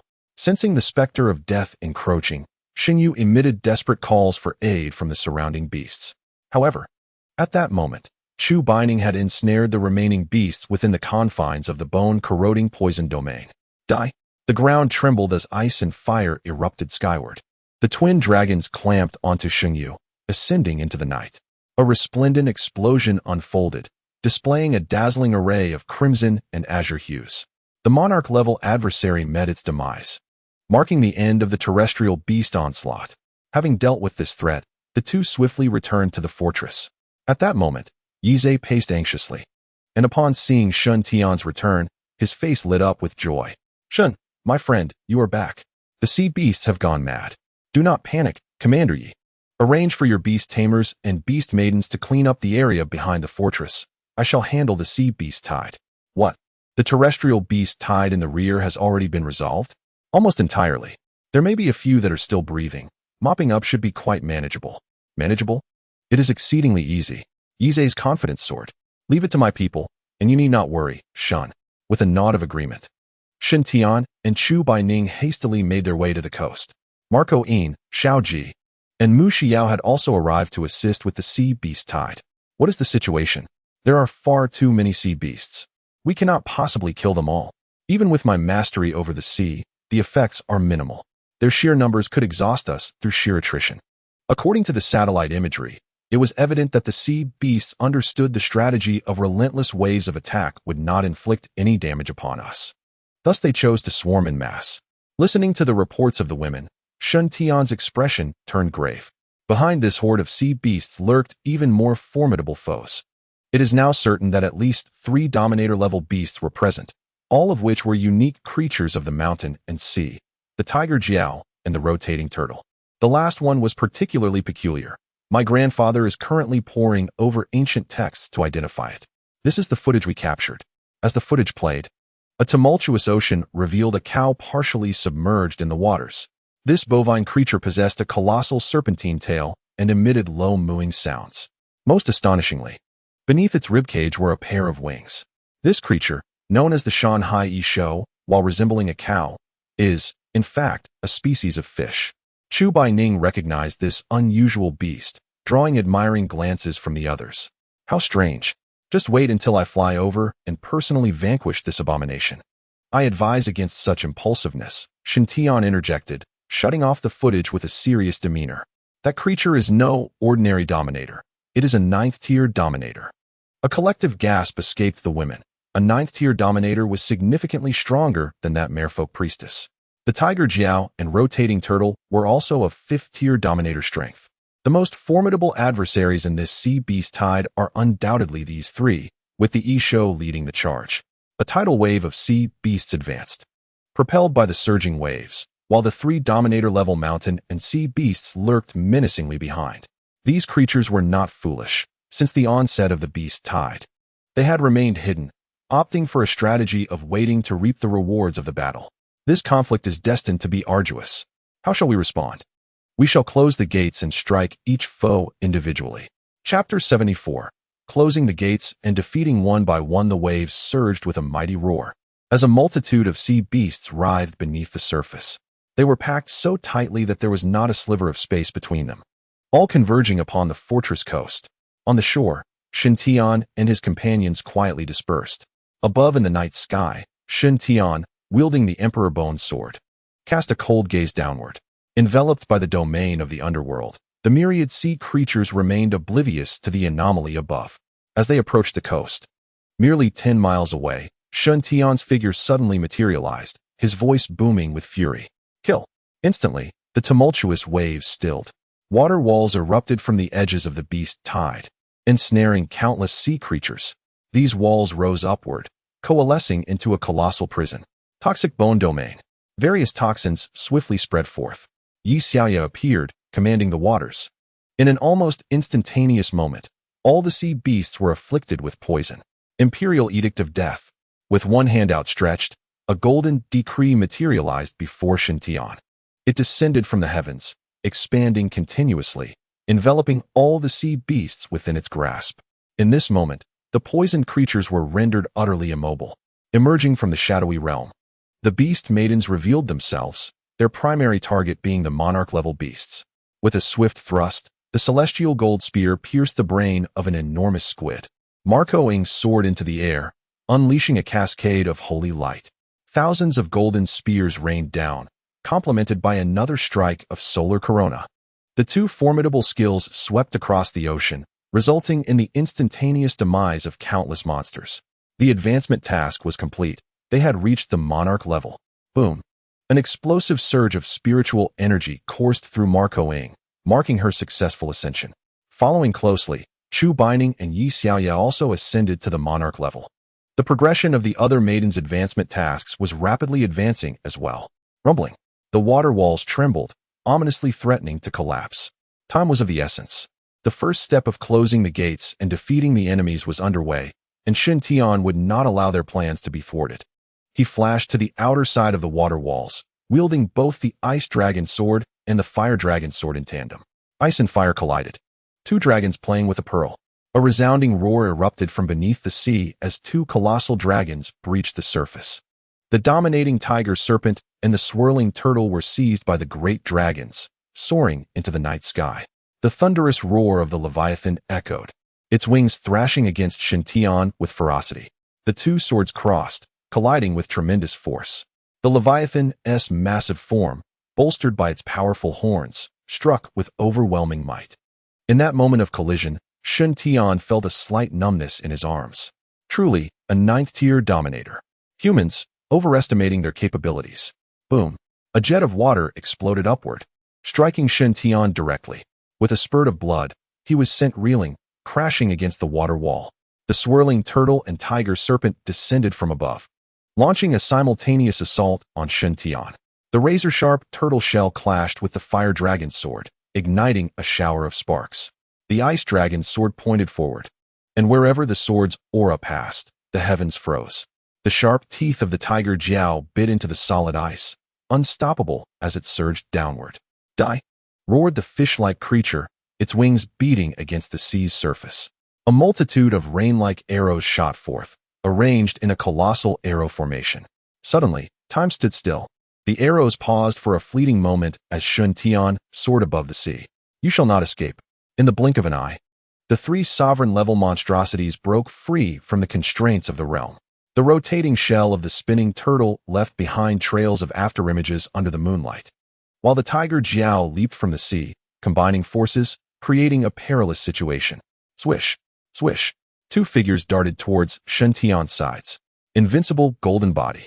Two beams of radiance descended, enveloping the two women in golden light, enabling them to withstand the assaults of the tiger Jiao and the spinning turtle. Thus, they afforded Shen Tian the opportunity to strike. Two swords flew forth, transforming into colossal dragons. Ice and fire intertwined, with twin dragons wreaking havoc upon the vast sea. The crisis was averted, thanks to the timely intervention of Marco Ying and Mu Xiao. From behind, the water wall descended, and within the domain of bone poison, a throng of women stepped forth, each exuding the aura of sovereigns. While eliminating other beasts was essential, the most crucial aspect was their breakthrough in the heat of battle. All the women ascended to sovereign level, enabling the next phase of their strategy to dismantle the enemy piece by piece. Proceed according to the original plan. The dragon sisters superimposed their domains, with ice and fire rising above the sea. The realm of blazing fire. The realm of snowy world. Fiery flames blazed in the sky. Snowflakes danced in the air. The tiger Jiao, caught in the midst, experienced intense discomfort from the sudden shifts in temperature. Yet, that was not the worst of it. The dragon sisters transformed into two massive dragons, gracefully dancing in the realm of ice and fire. Their resounding roars echoed across the sea. Ice and fire swirled together, morphing into dragons. In an instant, thousands of dragons took to the skies in a magnificent display. The fusion domain of ice and fire dragon dance. Under this realm, countless ice and fire dragons emerged. With the two women engaged in combat against the tiger Jiao, they could certainly hold their own for a time. However, to ensure against the tiger Jiao's escape, Yi Xiaoya would join forces with the two. In the abyssal sea domain, below the ice and fire dragon dance, a massive whirlpool suddenly formed within the sea. The whirlpool spun rapidly, creating an invisible wall of air that completely confined the tiger Jiao within this marine domain. Meanwhile, the spinning turtle sovereign faced its own dilemma. Mu Xiao wielded the scythe of death, invoking the domain of the darkest hour. The once illuminated sea, bathed in moonlight, transformed into a realm of darkness. The spinning turtle's vision became utterly obscured, forcing it to rely solely on instinct to fight.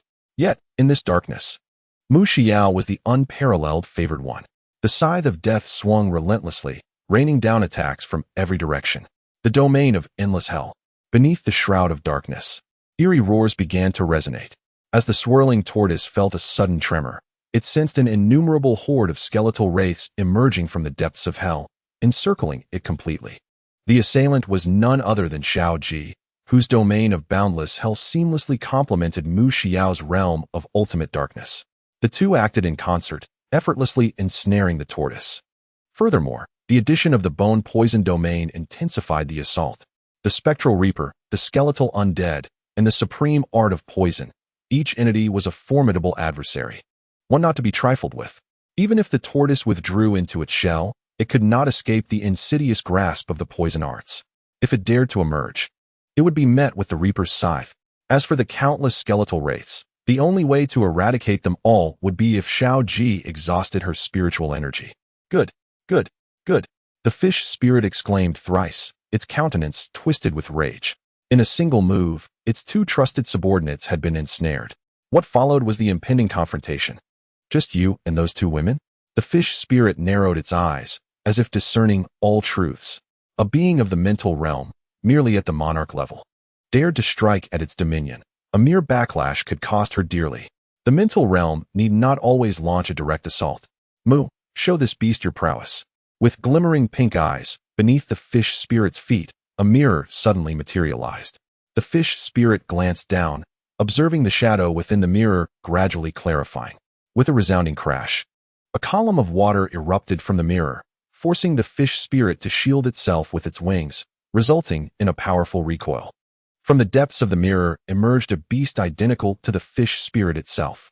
This was by Mu'er's domain of the mirror world. This skill allowed her to replicate the shadows of all beings within her domain, rendering them entirely subservient to her will. After employing this technique, Mu'er felt her strength wane, utterly depleted. The energy expended to replicate a Dominion-level beast was immense. Fortunately, Marco had prepared a clone for Mu'er, preventing her from plunging into the depths of the sea.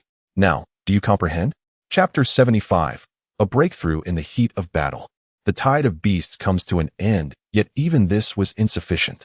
At this moment, the fish spirit remained brimming with confidence. At the 9th tier of Dominion, it was merely a step away from the Imperial level. Such a realm was nearly invincible in the world. Yet still, it was not enough. Shintian, calm and composed, retrieved the dragon vein bone. Before the fish spirit, he bit down on a segment at the lower end. What do you intend to do? Break through to Dominion. With sheer determination, Shun Tian swallowed the dragon vein bone, his visage contorting in agony. Vast spiritual energy surged wildly within him, unable to be assimilated by his body. Ha ha ha, are you jesting with me, the Dominator? The spiritual treasure in your possession merely restores spiritual energy. If you consume it, you shall meet a catastrophic demise. The fish spirit, well versed in the ways of the world, must surely have heard of the power of the heavenly Tao. A radiant light erupted from its forehead, and pure heavenly Tao energy surged into its being. The spiritual energy, previously unassimilable, was now wholly transformed. The progress bar displayed a rapid surge. Damn it! The protagonist gritted his teeth. Pure celestial power was an external force that even the mightiest could not ignore. With murderous intent igniting, he no longer hesitated and launched into action. Kill! The shadowy figure dove, clashing with the protagonist, their horns locked in a fierce struggle. Elemental detachment. Marco entered the battlefield, unleashing his domain. The elements within this space began to dissipate rapidly, as if the world were fading into shades of gray. The protagonist unleashed his skills without a moment's hesitation, aiming to swiftly eliminate the shadowy figure and Marco. Power of the sea. Boom. Blue light erupted as the protagonist forcefully broke through the elemental detachment, drawing strength from the ocean. His wings, akin to razor-sharp blades, sliced through the air. The shadowy figure, mimicking the protagonist, unleashed the same skill. For a moment, neither side could gain the upper hand. Marco danced across the sky, continuously launching attacks against the protagonist. This battle was destined to reach an impasse. Damn it! The protagonist roared in fury, the will of the celestial path exploding forth. Stepping into the realm of dominion, he grasped the essence of celestial will. Empowered by this divine force, the protagonist's strength surged, his form expanding to double its size. With a powerful stomp, he landed upon the back of the shadowy figure. The sound of cracking bones echoed clearly as the shadowy figure roared in defiance, struggling to retaliate. You are merely a shadow of the true dominion. Do you think you can turn the tide? A shadow is but a shadow, lacking both substance and celestial will. The situation shifted instantly, with the shadowy figure being overwhelmingly suppressed. Die. Behind the protagonist, a phantom coalesced, identical to his own form. Life's essence cleaved. A deafening roar surged downwards, crashing onto the shadowy figure. Under this strike, the shadowy figure had no chance to retaliate and was slain on the spot. Little fly, it's your turn. With a powerful flap of wings, the protagonist pursued Marco-Ian. A massive hoof descended from above, the weight of dominion rendering Marco-Ian immobile. In this moment of peril, golden light descended. Invincible golden form. The hoof pressed down upon Marco-Ian, plunging him into the depths of the sea. Splatter. The invincible golden form's duration expired, and Marco-Ian coughed up blood. Another beam of light fell, healing his life force. His fragile vitality was instantly restored. Beast. I am here. Domain reigns supreme. Boom. The protagonist trembled, sensing an overwhelming pressure. Looking up, he saw Shin-Tian hovering above. In that moment, Shin-Tian had evidently ascended to the level of dominion. A small fragment of dragon vein bone had yet to be fully absorbed, and the spiritual energy within him continued to digest rapidly. With flickering afterimages, Shin-Tian rescued Marco-Ian from beneath the hoof. Returning to the ocean's surface, he entrusted Marco-Ian to Baimur. Shin-Tian, wielding the imperial bone sword, faced off against the sovereign of the catfish that emerged from the water. Have the woman buy you some time, you useless fool. Mere words. Shin-Tian scoffed coldly, unleashing the pure power contained within the heavenly Tao spirit stone. With a single gesture, he pointed directly at the catfish sovereign. Reap. In an instant, the Taoist will of the catfish sovereign was stripped away, causing its previously swollen form to revert to its normal size. You. Enough prattling. Prepare to receive my strike. The imperial bone sword pointed skyward, and an ethereal figure of an emperor materialized from thin air. Godly enhancement. Power of the heavenly Tao. Imperial execution.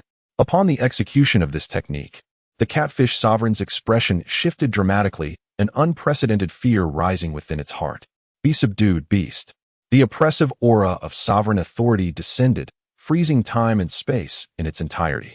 The two formidable domains overlapped, enveloped in a colorful aura of heavenly Tao power. In that moment, despair engulfed the catfish sovereign. The vibrant figure of the emperor, sword in hand, descended. One strike severed the horns, another cleaved the wings beneath its ribs, and the final blow beheaded the catfish sovereign. 3 strikes, the battle concluded.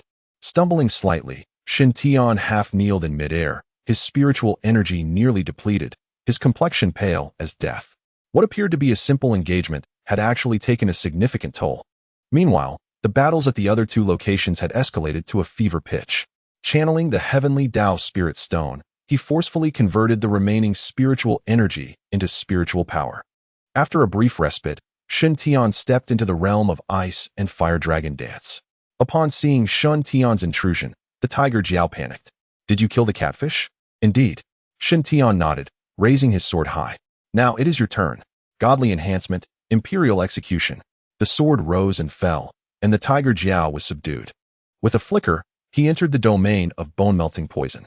The rotating turtle, engrossed in its shell maneuver, remained oblivious to Shin-Tian's arrival. It was only when an overwhelming force suddenly descended that the rotating turtle sensed impending doom. A single strike shattered its shell, and the rotating turtle was cleaved in 2 beneath the imperial bone sword. It is over. Shin-Tian exhaled deeply, having slain 3 sovereigns. The beast tide finally came to an end. The residual spiritual energy within him, though restrained by the heavenly Tao power, continued to surge violently through his internal organs. Sitting cross-legged in midair, Shin-Tian immediately entered a state of cultivation. Bathed in the radiant light of the heavenly Tao spirit stone, he was enveloped within its brilliance. The women gathered around him, standing vigilantly to protect him. This stance endured throughout the night. As dawn broke and the sun ascended in the east, Shin-Tian expelled the stagnant energy from his body, opening his weary eyes. All of his spiritual energy had been fully assimilated, and his level had successfully risen to the 4th tier of sovereign. However, Shin-Tian's true combat prowess now far exceeded his level, even when confronting an emperor-level beast. He possessed the strength to engage in battle.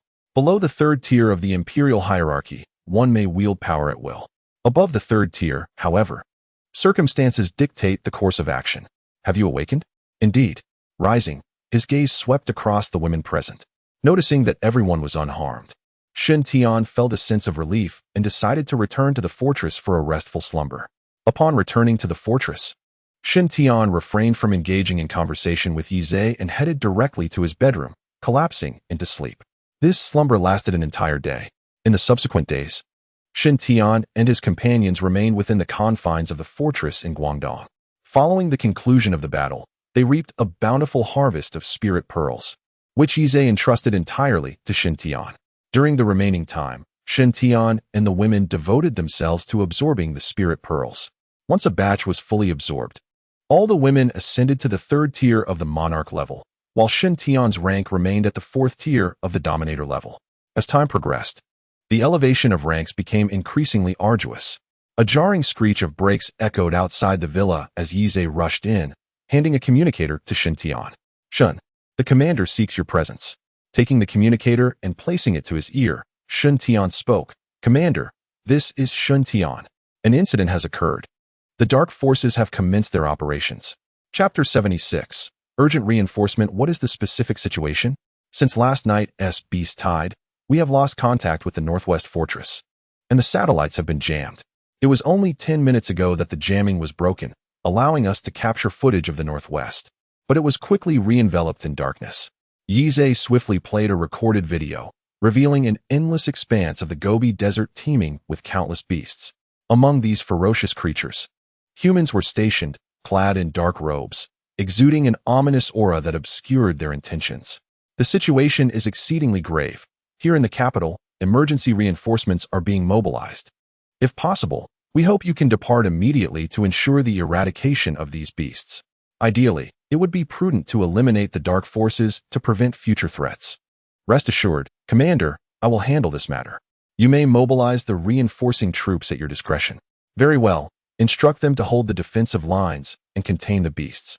Shen Tian was not adept at commanding operations. Such matters were best left to professionals. His task was merely to maintain the defensive lines and prevent the beasts from breaching the Northwest. After concluding the communication, the group quickly finished their meal, tidied up briefly, and boarded the swift aircraft.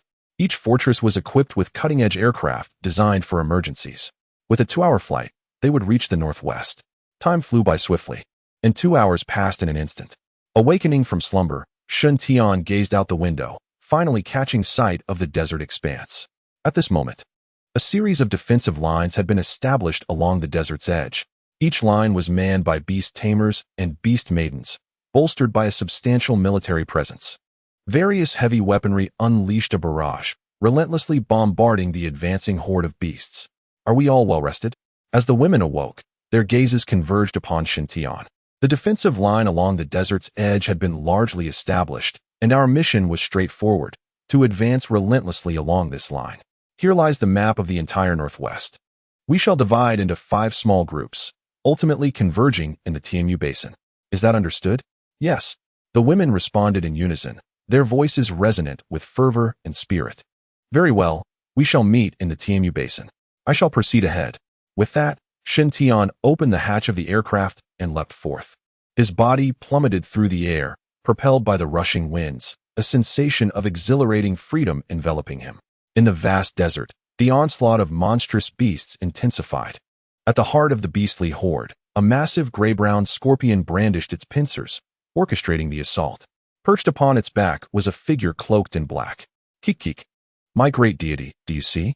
Your faithful are battling for victory. Attack. Annihilate their defenses. The furious roar erupted from the scorpion's maw. In an instant, a sandstorm erupted, barreling toward the defensive line. Following the tempest, a significant number of weapons on the front line lay in ruins. The storm had obscured visibility, allowing a throng of beasts to breach the defenses. Kill! A beastmaster bellowed, unleashing their full might. In that moment, the cacophony of battle cries reverberated across the desolate expanse of the Northwest. A colossal python joined the fray, its formidable form rampaging through the defenses, leaving a trail of crimson in its wake. Die! A blade of energy descended from above, and the python sensed impending doom. It looked up just in time to see the lethal strike descending, offering no chance for evasion. The sword cleaved through its vital point, and it fell lifelessly. "Rescue is at hand," cried a beast girl, invigorating the spirits of those within the defenses. In midair, Shun Tian ceased his descent. Grasping the celestial horse golden spear, he conjured an array of golden lances in an instant. Divine enhancement. Holy light meteor. Annihilate. The golden spears surged forth, an aura of slaughter permeating the air. The sky transformed into a golden expanse as countless spears rained down with ferocity. The defenders stood in stunned silence. The holy light meteor spanned a full 200 miles, obliterating every beast within its reach, leaving no survivors. The figure cloaked in black atop the scorpion was likewise reduced to a pool of blood beneath the golden barrage. Throughout the ordeal, Shin Tian had not once regarded the figure with any significance. Merely an ant, he mused. Who truly notices the ants crushed underfoot during one's journey? Who is he? Is this within the realm of human capability? A beast girl exclaimed in astonishment, reflecting on how a single strike had annihilated the horde they had battled for 3 hours. Such terrifying power was utterly extraordinary. He had transcended the bounds of humanity. A beast master spoke, instantly capturing the attention of countless onlookers. He was a formidable figure in the god-making project, Shin Tian. His strength was unfathomable, and it was he who orchestrated the recent incident. In an instant, admiration ignited in the eyes of the crowd. The events in Fusang were well known to all. Shin Tian was viewed as a hero in the eyes of the people, and to witness him in person today felt like a fulfillment of life's purpose. "I am Shin Tian. All shall heed my command and steadily advance the front line." "At your command." The crowd below responded in unison, leaving Shin Tian momentarily stunned. This level of cohesion was unparalleled in the Dragon Kingdom of Blue Star. Without further delay, he soared forward, making steady progress. Each assault he initiated resulted in the annihilation of tens of thousands of beasts. The reinforcements that followed served primarily to clear the battlefield and collect spiritual pearls. Having advanced 1,500 miles, Shin Tian's battle spirit surged, exuding a sharp aura of lethality. In the northwestern desert, multitudes of beasts congregated. Yet, the true level of these beasts was not particularly high. Until this moment, the strongest he encountered was merely at the Lord level. For others, this was an insurmountable presence. But to Shin Tian, it was simply a matter of a single sword strike. The endless tide of beasts continued to surge forward. At this juncture, a figure cloaked in black suddenly opened his eyes. His gaze glowed with a blood-red hue, and his mount was a strange creature known as a Bihuan, which also possessed blood-red eyes. "Who dares to thwart our plans and slay so many of my subordinates?" His mental energy surged forth, traversing the spatial distance. Within his sight, he beheld Shin Tian. With a simultaneous flourish of his dual swords, icy flames descended from the heavens, sweeping across the entire desert. Beneath the onslaught of ice and fire, no beast survived. Even his most trusted allies fell victim to Shin Tian's relentless assault. Shin Tian of the God-making project. The figure in black sneered. "Come forth. Today, I shall be the one to slay you. Bihuan, advance." The Bihuan snorted in fury, its claws sinking into the sand. It leaped into the air, charging forward. At that moment, Shin Tian had just executed his technique, the twin dragons playing with pearls. He effortlessly sensed a probing mental force. Without any sign of panic, he remained composed. "I await you. If you possess the courage, come seek me out, so I need not hunt you down." With that, he brandished his ice dragon sword. Snowflakes danced across the arid expanse, and as Shin Tian moved forward, a multitude of beasts became ensnared in the frost. Annihilate. Crack. Crack. The ice sculptures shattered, scattering into a myriad of shards, mingling with the remains of the beasts. Under the scorching sun, the already sweltering desert seemed unbearable. Yet, the ice did not show any signs of melting. Shin Tian advanced for 300 miles, finally encountering his anticipated foe. In the distance, a colossal beast charged through the air with wild fervor. The colossal beast before him was none other than the mythical Bylin. Chapter 77, A Sword to Slay. Shin Tian, I have finally found you. A sinister laugh echoed from afar. Having just vanquished the monstrous creature below, Shin Tian hovered in midair, confronting the figure across the distance. Activating his spiritual vision, the individual's details materialized before him. A Lord-level adversary. Shen Tian experienced a fleeting moment of astonishment.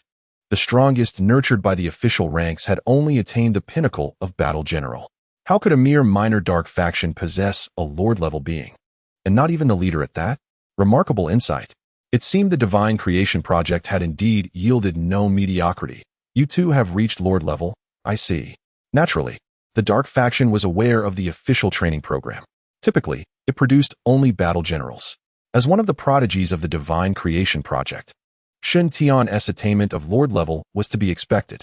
However, little did they know, Shen Tian had long surpassed that threshold. Allow me to introduce myself. I am He Wei, one of the 5 heavenly kings of the Divine Court, a lord of the 5th tier. His proclamation bordered on the absurd, boasting of 5 heavenly kings. As for your reckless approach towards your demise, I find myself at a loss for words. Kik. He Wei chortled. Shen Tian, as fellow lord-level beings, we are evenly matched. Yet, this Bylon at my command is a monarch-level beast. Together, can you still maintain your composure? Kik. I find it amusing. Do I imitate you well? Shen Tian tilted his head, regarding them as nothing more than a troop of jesters. Mere frogs at the bottom of a well, or a small loach. Even if you did not seek me out, I would have hunted each of you down and eliminated you. Arrogance. He Wei bellowed. Provoking the Divine Court is the gravest mistake of your life. Shen Tian, you are woefully ignorant of the Divine Court. Do not presume that being lord level makes you invincible. Both of our Divine Court's emperors are monarch-level powerhouses, and the sovereign is a perfected monarch of the 9th tier. The beasts under our control include even the sovereign level. Do you truly believe you can contend against the Divine Court alone? Ah, how impressive. I am so frightened. And rightly so. He Wei, evidently oblivious to Shen Tian's sarcasm, continued unabated. In truth, your abilities are highly regarded by the Divine Court. Should you choose to join us, I am certain the sovereign would greatly value your contributions. Perhaps you may even receive the blessings of the divine, and when the deities descend, you shall encounter unparalleled opportunities. I have said all I needed to. The choice is yours. Do not blame me for not offering you a chance. Well, is that all? Raising the imperial bone sword high, a murderous intent surged forth in an instant. Do you know? When you prattle on, you bear a striking resemblance to a circus clown. The so-called Divine Court and the deities you revere are nothing but refuse in my eyes. Just as you stated, do not assume that being lord-level renders one invincible. What I wish to impart is this. Do not let the presence of sovereigns in the Divine Court inflate your arrogance. Before I sever your head, I shall obliterate your wretched Divine Court. As for the deity, the moment he manifests on Blue Star, I, Shen Tian, shall unsheathe my sword and slay him. Madman, since you seek death, let us embark on this journey. Bayan, tear him apart. Roar. Bayan howled, traversing the void. Its razor-sharp claws slashed through the air, leaving behind scars in the fabric of space. With a swing of the imperial bone sword, a keen blade of energy descended upon Bayan's claws. A wail erupted as Bayan's paws were thrust into the air. Blood gushed forth, staining the desert floor. What? He Wei was taken aback, his countenance shifting dramatically. Kill. With a thunderous roar, Shen Tian soared into the heavens, disappearing into the clouds. Imperial judgment. Boom. Golden light rippled, and the white clouds in the sky transformed into a golden hue in an instant. Beneath layers of golden radiance, the towering phantom of an emperor emerged. It swung a sword downwards from the heavens, and the emperor's shadow descended. Bayan, charging ahead, was instantly crushed beneath the blade. He Wei turned pale, utterly incredulous. It cannot be. Absolutely impossible. Were you not a lord-level being? When did I ever claim to be a lord? Without the deity's grace, how could you possibly advance so swiftly? He Wei exclaimed, confusion etched across his face. I understand now. Suddenly, He Wei erupted into laughter. Shen Tian, you too have received the deity's blessing. We are of the same kind, are we not? You must be mad. Making a gesture across his throat, the emperor's phantom descended with sword in hand. He Wei was obliterated under the blade. With just 2 strikes, the battle concluded. It was not that the foes were too weak, but rather that Shen Tian was exceedingly formidable. After vanquishing He Wei and Bayan, Shen Tian traversed the void. As he replenished his spiritual energy with the dragon vein bone, he continued to slay the beasts, advancing steadily. Meanwhile, the progress of Marco Een and others was also accelerating. The other 4 groups coordinated in pairs. 2 lord-level powerhouses effortlessly dispatched the beasts. Along the way, they encountered the 5 heavenly kings of the divine court, all of whom met their demise without exception.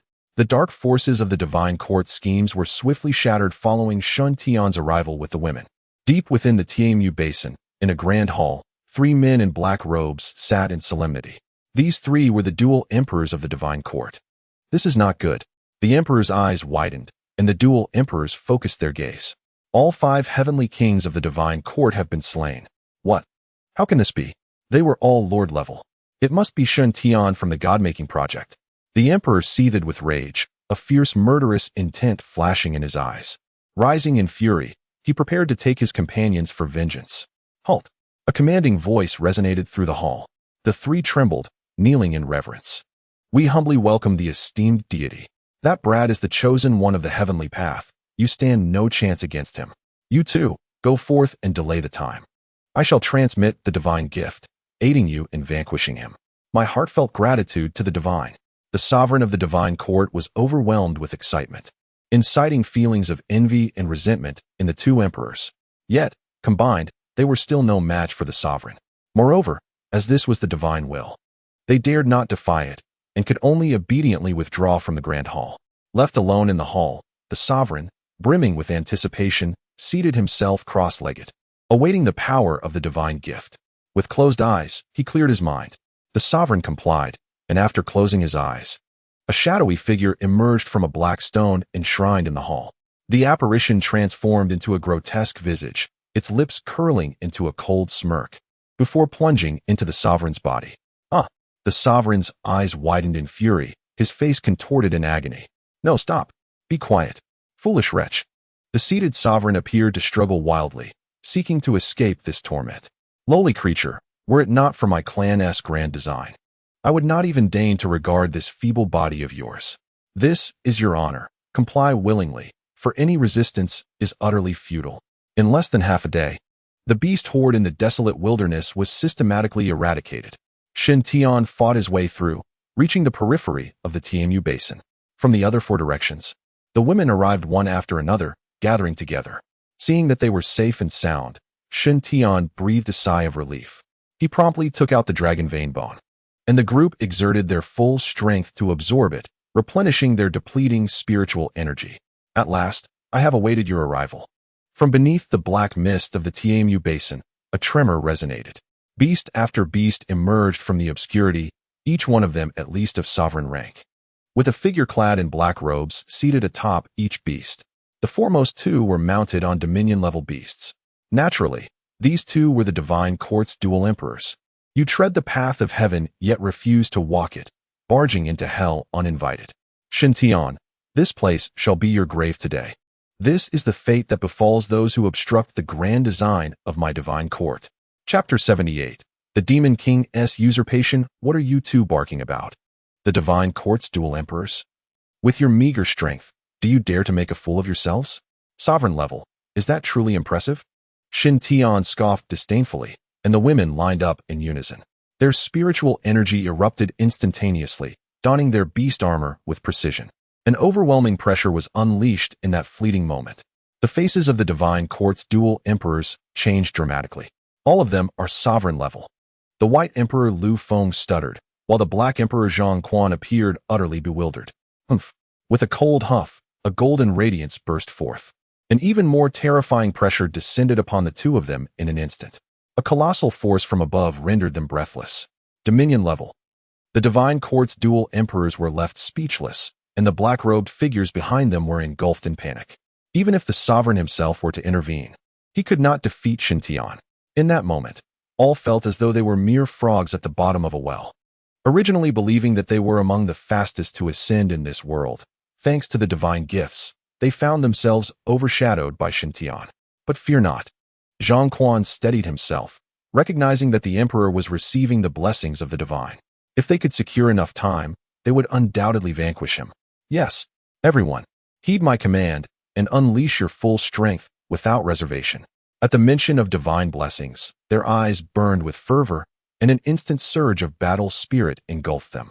Each individual harnessed their spiritual energy, preparing to unleash their skills. Leave it to you. Shun Tian did not intend to intervene against these insignificant foes. No problem. By Moor. with her 9 tails swaying behind her, possessed mesmerizing pink eyes. Soul slaughter. Her mental energy coalesced into a sharp sword, striking with thunderous force into the brains of the group and the minds of the controlled beasts. The interruption of their skills, coupled with the impact of her mental force, left the Divine Court's members dazed and disoriented. The roar of the dragon reverberated through the heavens, echoing over the TMU basin. Red and blue dragons descended from the skies, bringing forth an uncountable array of ice and fire, engulfing the entire TMU basin in their wake. In mere moments, the basin transformed into a realm of ice and fire. The feeble figures in black robes perished on the spot, while the controlled beasts, caught amidst the elemental chaos, cried out in agony. The 9-colored poisonous gas spread rapidly into the TMU basin. The 9 toxins intertwined, penetrating every crevice. A single breath was enough to induce poisoning, as the toxins proliferated within, overwhelming their internal organs. Light of the Grim Reaper. Mu Xiao, wielding the scythe of death, hovered above, condensing dark elements as waves of light shot forth. In that moment, she resembled a laser cannon. The rapid consumption of spiritual energy allowed the light of death to sweep across the TMU basin. Damn it! The Black Emperor Zhang Quan's face contorted as his companions fell one by one, while the beasts beneath him grew increasingly frantic, teetering on the brink of losing control. Holy Light Meteor! An angry shout echoed in his ears as Marco Ng brandished the celestial horse golden spear. Behind him, an endless forest of golden spears stood tall. With a single thrust downward, he unleashed a brilliant meteor from the heavens. Completely locked on, Zhang Quan had no means of evasion. He could only grit his teeth and command his beast to shield him. Swish, swish, swish. An uncountable barrage of golden spears erupted, piercing through the beast's body and leaving behind massive bloodied holes. Zhang Quan, hiding behind, desperately maneuvered to evade. However, how could he possibly escape such a relentless onslaught? A golden spear pierced his abdomen, blood spraying onto the sandy ground. Kill! The beast before him exploded, flesh and blood scattering. Marco Ng, clad in golden beast armor, resembled a Valkyrie descending from the heavens. The celestial horse golden spear in his grasp shone with a brilliance that was almost blinding. With a thrust, the golden spear pierced Zhang Quan's chest, and he felt the essence of life ebbing away. In the blink of an eye, he met a sudden demise. Upon Zhang Quan's death, Lu Feng realized the tide had turned against him. Seizing the moment, he piloted the beast out of the TMU basin. Thinking of fleeing? Have you consulted me? A figure materialized before Lu Feng. Before he could discern the stranger's features, countless razor-sharp claws tore through the space, descending upon him in an instant. By the heavens, the claws, akin to blades, shredded Lu Feng's flesh. The excruciating pain extinguished any thoughts of resistance. He merely wished for a swift end to his suffering. Allow me to deliver the final blow. Mu Xiao appeared in a flash, wielding the scythe of death. She plunged it from Lu Feng's back, piercing through his heart. The dual emperors of the Divine Court had perished.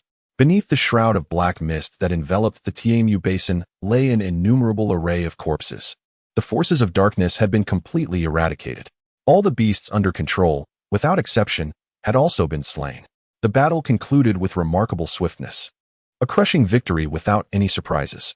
The air was thick with the scent of blood, and the sandy ground beneath was stained crimson. I hadn't even made my move. And yet it's over, Yi Xiaya pouted, somewhat discontented. Your abilities primarily shine at sea.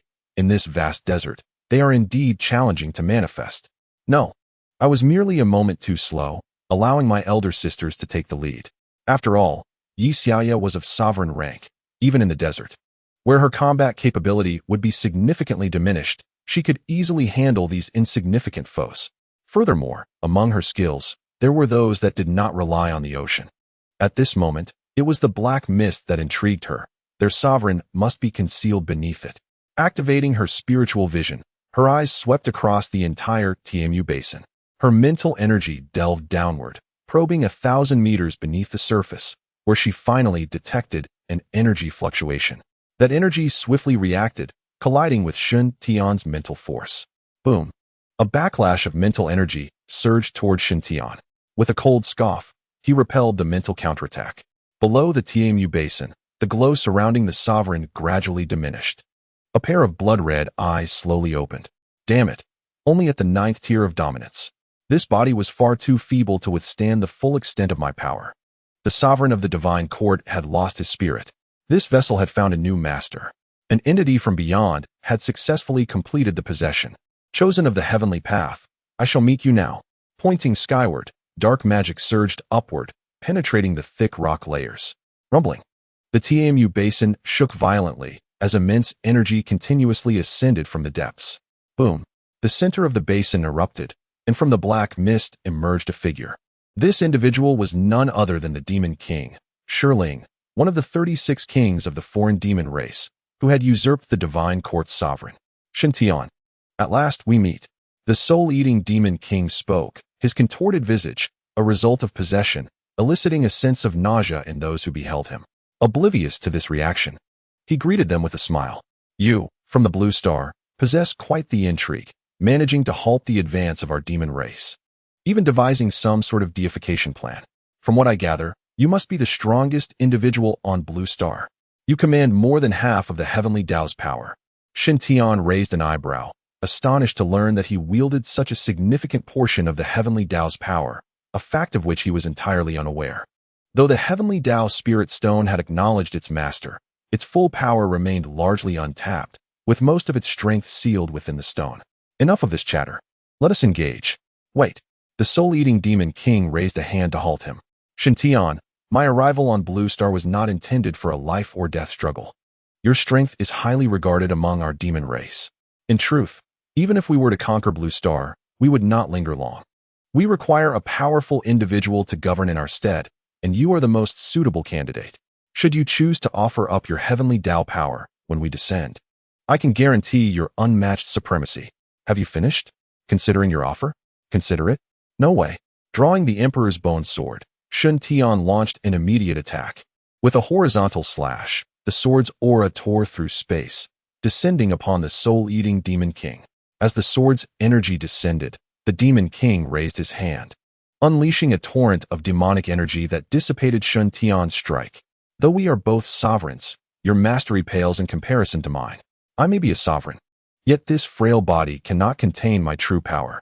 If you persist, you shall not withstand 3 exchanges. You are delusional. With a clang, the Emperor's Bone Sword resounded as Shun Tian deftly traced patterns in the air. In an instant, a divine decree took form. Divine enhancement. Imperial decree kill. Those who offend humanity shall be struck down by my sword. With a thunderous roar, the Emperor's Bone Sword grew 100-fold in size, descending with ferocity. Alas, overestimating your capabilities. The soul-eating Demon King sighed and shook his head, his eyes filled with pity for Shintian. As he formed a demonic seal with his palm and chanted incantations, a magical shield rapidly expanded, enveloping him. As the Emperor's Bone Sword struck down, the magical barrier quivered slightly. Demonic finger. A finger reached skyward, colliding with the sword. Clang. The soul-eating Demon King's finger, as resilient as adamantine, clashed against the Emperor's Bone Sword, showing no signs of damage. Do you see now? This is the disparity. Fury surged within Shintian. The extraterrestrial demon race certainly presented themselves convincingly as formidable foes. Channeling the heavenly Tao Spirit Stone, a radiant light burst forth from his forehead. A kaleidoscope of colors enveloped him, shrouding Shintian in a layer of heavenly Tao power.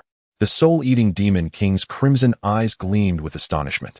This is the power of the heavenly Tao. Truly impressive. However, you are ultimately not the embodiment of the heavenly Tao. What can you do to me? With a mere gesture, a surge of demonic light erupted, aimed directly at Shintian. The power of the heavenly Tao. Divine enhancement. Imperial execution. Boom. An ethereal figure of an emperor rose behind him, suspended in the heavens.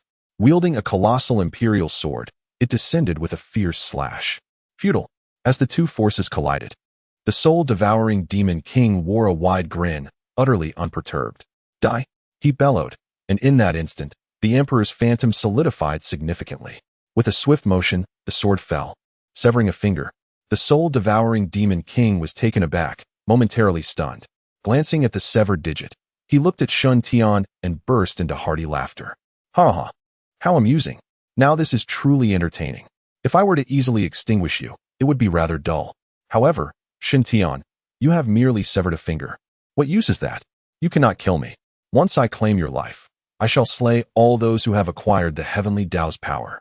You, the people of the Blue Star, shall remain shrouded in the shadow of my demonic race.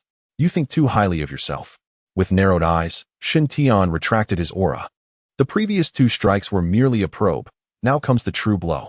The power of the heavenly Tao reigns supreme. Boom. The domain activated, instantly overwhelming the soul-devouring Demon King. Time stood still. Boom. As the 2 domains overlapped, the soul-devouring Demon King was momentarily frozen in place. Having come to the Blue Star, one must abide by its rules. Every being within the Blue Star is bound by the heavenly Tao. As long as the heavenly Tao of the Blue Star exists, even if you are of the demonic race, you must abide by its constraints. A heavenly Tao spirit stone emerged from his forehead, and a spectral figure quietly materialized behind Shen Tian. In that moment, Shen Tian seemed transformed. The aura of the Imperial Bone Sword underwent a cataclysmic change. Even the sound of his voice became indistinguishable, neither male nor female. Soul-devouring Demon King, meet your end. Imperial Execution. This time, the Imperial Execution was not propelled by spiritual energy, but purely by the power of the heavenly Tao. The Emperor's phantom transformed entirely into a spectrum of colors. A light of divine supremacy cleaved through the air with this sword strike. Crack! The soul-devouring Demon King broke free from the temporal stasis, yet the sword was already poised above his head.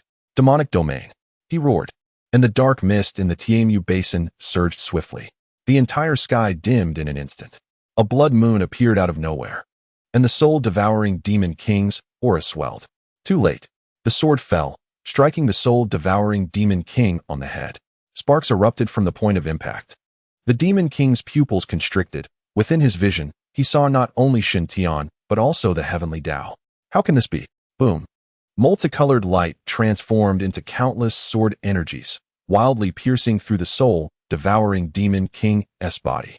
Under the resplendent power of the heavenly Tao, the corporeal form of the soul-devouring Demon King shattered. The turbulent waves of energy surged outward, continuing for a full 3 minutes before gradually dissipating. Shen Tian, with a radiant glow upon his forehead, held the Imperial Bone Sword, his gaze fixed upon the dim horizon. Why does this demonic realm persist? Logically, the soul-devouring Demon King had been slain. Consequently, the realm he summoned should have vanished. In the distance, the women braced themselves against the residual energies of battle. Their anxious eyes all turned toward Shen Tian. Unbeknownst to him, a dark mist coalesced behind, taking on a humanoid form. Be careful, they exclaimed in unison, prompting Shen Tian to whirl around. The specter of the soul-devouring Demon King lunged at him, penetrating his very being. Ha ha ha, merely destroying one body is inconsequential. I can easily procure another. Shen Tian, little did you anticipate that my arrival here was solely for you. The demonic energy violently invaded his form, compressing Shen Tian's spirit bit by bit, or rather, devouring it. The reason the demon clan dispatched the soul-devouring Demon King was due to his ability to consume souls. Once a being's spirit is seized, only a lifeless shell remains. As Shen Tian felt his essence being torn apart, he experienced an agony worse than death, desperately struggling to channel the scant spiritual energy within him. Futile. Surrender obediently. The soul-devouring Demon King licked his lips greedily, his gaze fixated on the colorful luminescence upon Shen Tian's forehead. The power of the heavenly Tao shall belong to me. He raised his spectral hand, descending directly upon Shen Tian's brow. The radiant glow seared the Demon King's hand with intense heat.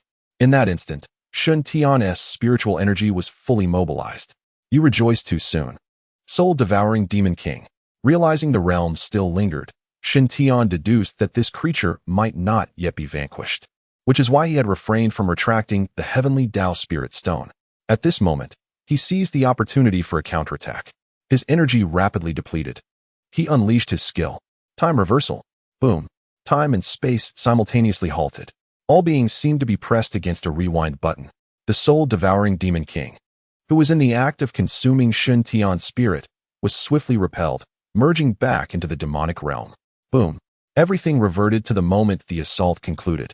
As the residual energies expanded, Shen Tian, wielding the Imperial Bone Sword, unleashed a brilliant radiance from the heavenly Tao Spirit Stone. The disembodied soul-devouring Demon King emerged from the demonic realm, bewildered. What is happening? He stammered, having been in the midst of seizing Shintian only to find himself returned to the moment just after the battle had ceased. Moreover, the spirit concealed within the demonic realm had been revealed. Prepare to meet your end. Chapter 80. The demonic clan's conspiracy. The Imperial Bone Sword traced an arc through the air, rapidly forming a decree. Mental energy surged forth, embedding itself into the decree. In my name, I condemn your divine form. Power of the heavenly Tao. God-level enhancement. Imperial Edict of Slaughter. Boom. The mental force transformed into a sharp sword, piercing directly into the ethereal body of the soul-devouring Demon King. The sword energy erupted, morphing into countless tiny mental blades. Slicing fiercely, the sword wreaked havoc, shattering the Demon King's spirit into fragments. Death. With a resounding explosion, the ethereal form disintegrated, and the soul-devouring Demon King fell lifeless upon the ground. The battle concluded, but Shintian, drained of mental energy, appeared pale and on the verge of collapse. The women rushed to his side, catching him just in time. What a close call. He nearly lost his life here. Had it not been for his breakthrough to the Dominator level and the successful unsealing of his innate skill, time reversal, defeat would have been inevitable. With the demise of the soul-devouring Demon King, the ominous black mist that shrouded the Tam Basin quietly dissipated. Light returned, revealing vast structures. A faint aura of demonic energy began to spread outward, only to be neutralized by the heavenly Tao Spirit Stone. Before long, the army arrived.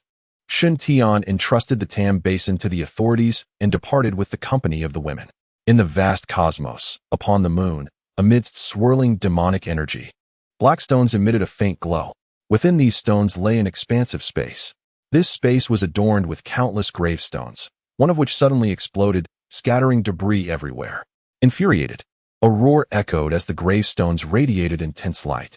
Powerful demons emerged from the tombstones, and all eyes converged upon the shattered gravestone. The Soul Devourer is dead. How could this insignificant human slay a king of our race? What could this possibly mean?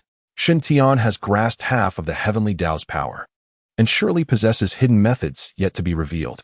The Demon Emperor must avenge the Soul Devourer. Indeed, our demon race, having traversed the cosmos undefeated, has suffered a grievous injury to a king on Blue Star. This is an immense humiliation.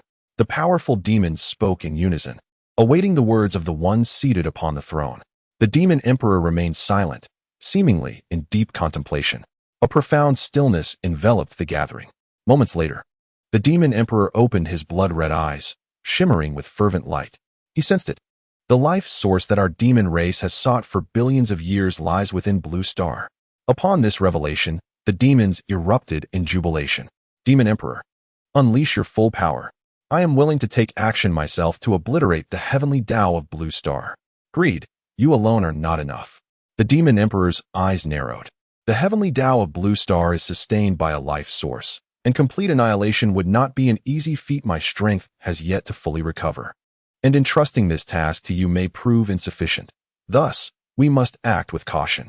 After billions of years of warfare, the last great battle left the Demon Emperor severely injured, and he is still recuperating. Had it not been for this, the heavenly Tao of Blue Star would have already fallen. However, with the strength I have regained, I possess means to thoroughly destroy the heavenly Tao of Blue Star. Jealousy Demon Lord and Lust Demon Lord, each of you shall select 4 Demon Kings to remain in the Demon Tomb and refrain from any reckless actions. Others, immediately take action against the heavenly Tao. I shall send you to the Blue Star at the moment when its defenses are most vulnerable. As for your mission, I will inform you shortly.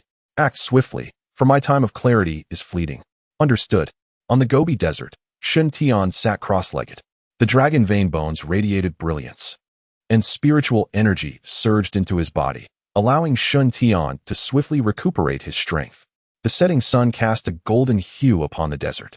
Shintian opened his eyes, fully restored to his prime condition.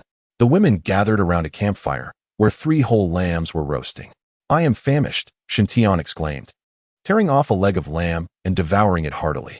After a day of battles, he was utterly exhausted. In his ravenous consumption, 1 entire lamb was soon devoured. You truly have an insatiable appetite. With so many of us, only 2 remain. My apologies. Shintian scratched his head, feeling a bit sheepish. I am full now. You all make do for a moment while I venture out to procure more food. No need for that. Once we have satisfied our hunger, we shall head directly to the Northwest Fortress, Marco Ian stated, cutting off a piece of lamb and sending it to his mouth. The commander located us via satellite, and we have already established contact with the Northwest Fortress. This time, we have eradicated a significant number of monstrous beasts, acquiring a plethora of spiritual pearls, all transported to the Northwest Fortress. The commander has instructed us to proceed there directly to enhance our strength. Oh, that sounds feasible. The current state of the Northwest region, after this fierce battle, has seen the monstrous beasts nearly annihilated. Overall, it is now a considerably safe place.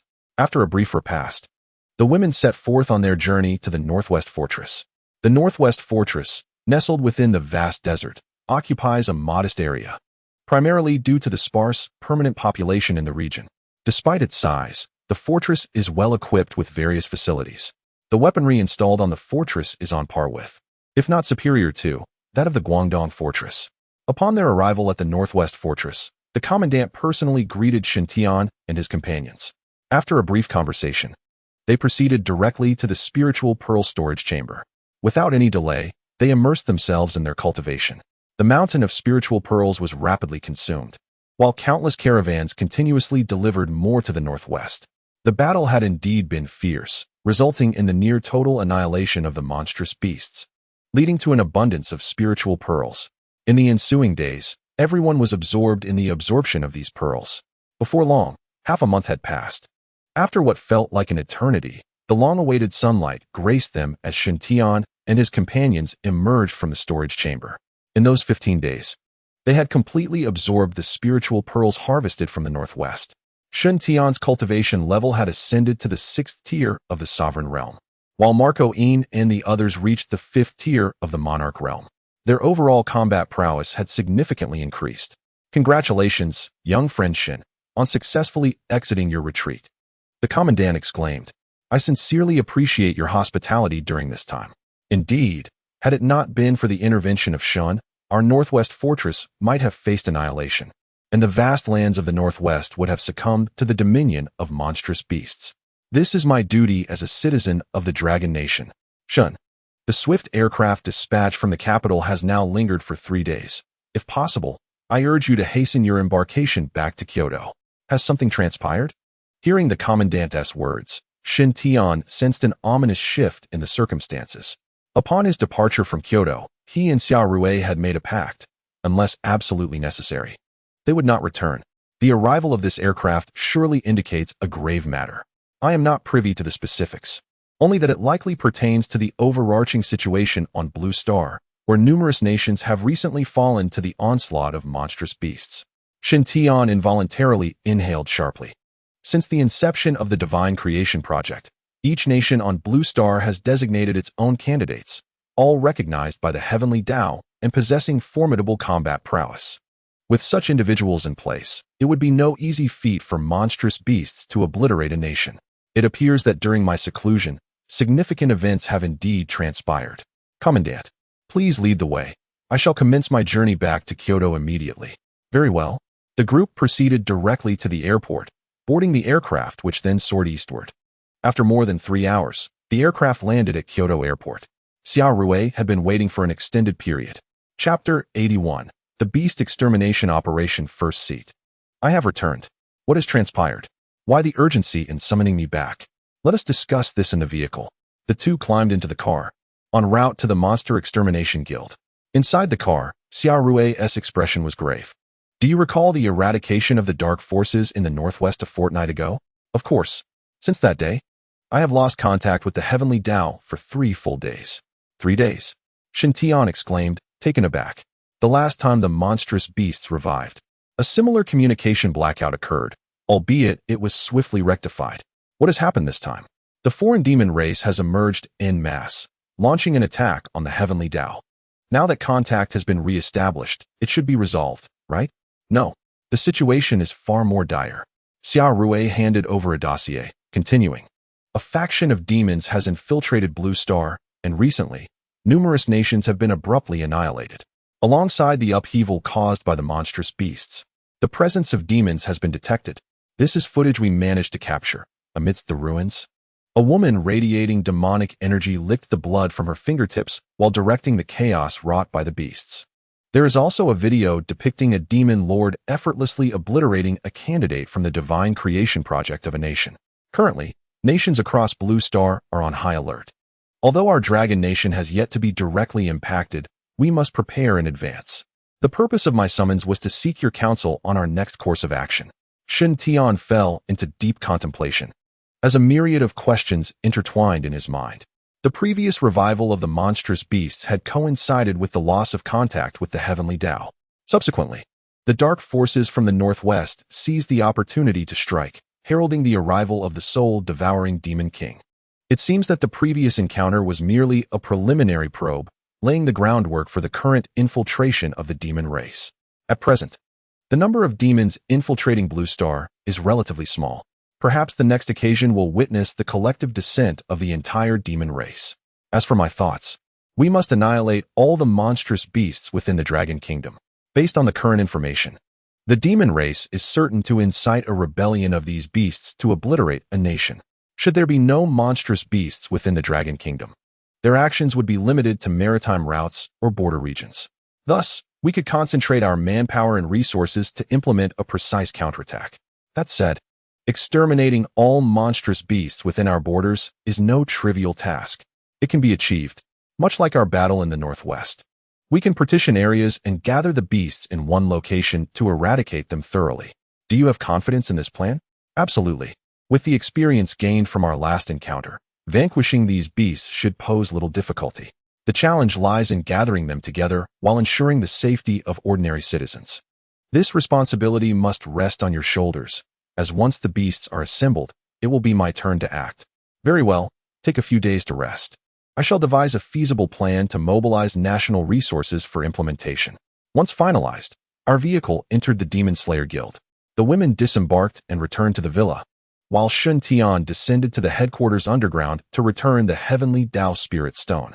Harnessing the power of the Heavenly Tao Spirit Stone, he swiftly catalyzed the growth of spiritual treasures. By now, Shen Tian had become proficient in controlling the Heavenly Tao Spirit Stone.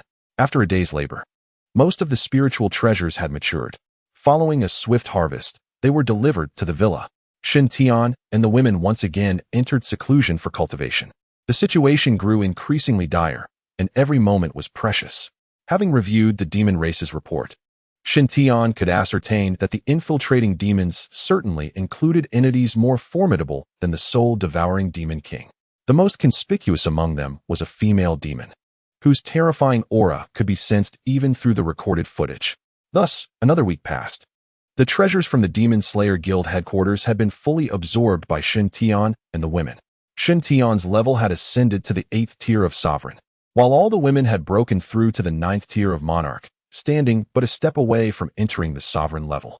Meanwhile, Xia Rui had devised a comprehensive plan and initiated its promotion nationwide.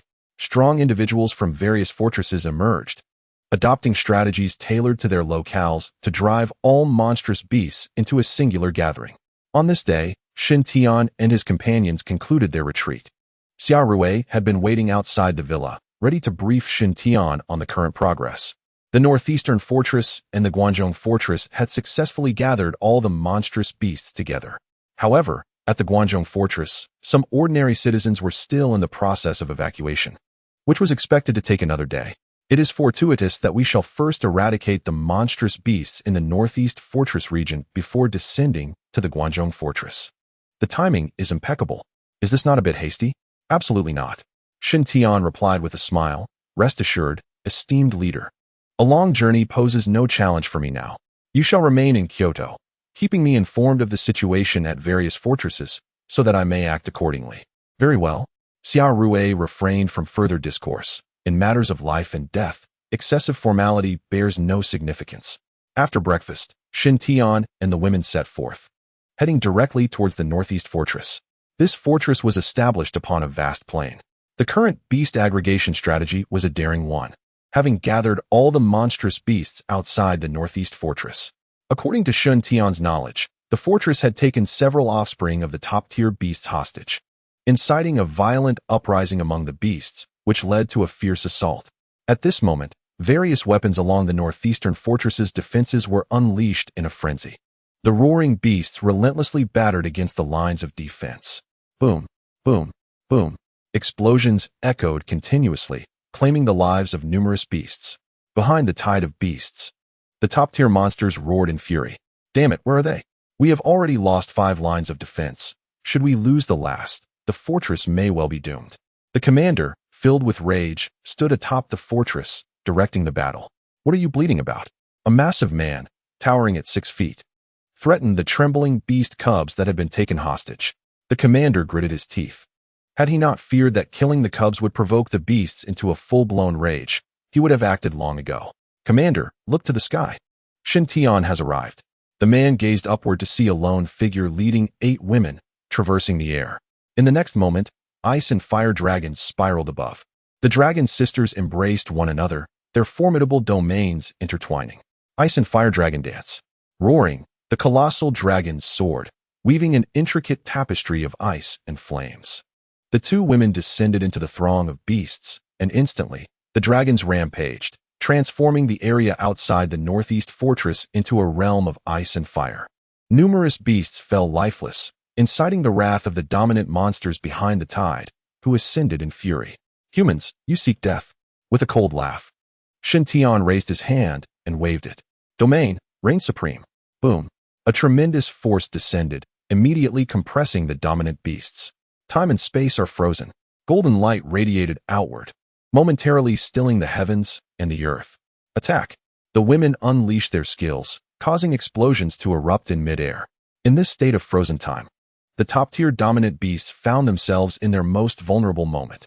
Under the concentrated assaults from the women, they were soon riddled with wounds, barely clinging to life. Holy Light Meteor. A multitude of golden spears surged forth as Marco Een swung downward with fierce resolve. Annihilate. Chapter 82. The jealous demon Emperor Golden Light rippled in layers, while splendid explosions illuminated the sky like fireworks. Streams of golden radiance erupted from the blasts, as Marco stood resolutely, his power surging. A flash of colorful light shot forth from his forehead, infusing him with the essence of the heavenly Tao. Marco officially ascended to the Dominator level. Congratulations, Sister Queen, on your formal ascension to the Dominator level. A respectful salute was exchanged from afar, but Marco simply smiled and remained silent, ready to engage in battle once more. He thrust his spear through the chest of a Dominator-level beast.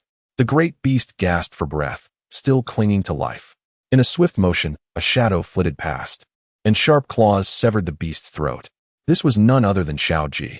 Another burst of colorful light was released, signifying Xiao Ji's own ascension to the Dominator level.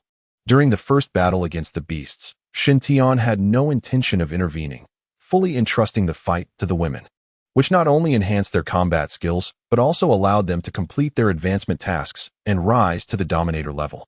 The only uncertainty Shin Tian harbored was regarding the essence of the heavenly Tao acquired after reaching the Dominator level. Logically, the essence should be granted by the heavenly Tao itself. However, it appeared to be conferred through the heavenly Tao spirit stones in his possession. Such an anomaly raised subtle concerns. What had transpired with the heavenly Tao of Blue Star? Lost in thought, a flash of colorful light surged forth.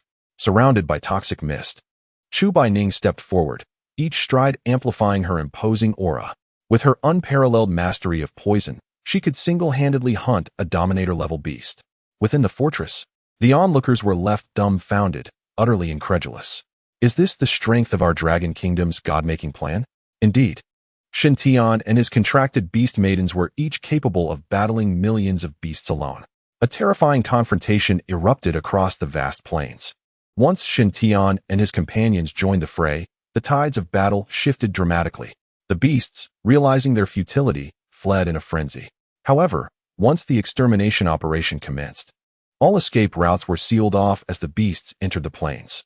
Awaiting them was only endless slaughter until their kind was eradicated. 2 hours later, on the plains outside the northeast fortress, the corpses of the beasts piled high like mountains. This battle utterly annihilated all beasts within the fortress's vicinity. Upon landing within the fortress, the commander immediately ordered the collection of spirit orbs. Shin Tian and the women were arranged in a secluded area. Spirit orbs flowed in continuously, and the group quickly absorbed them to elevate their levels.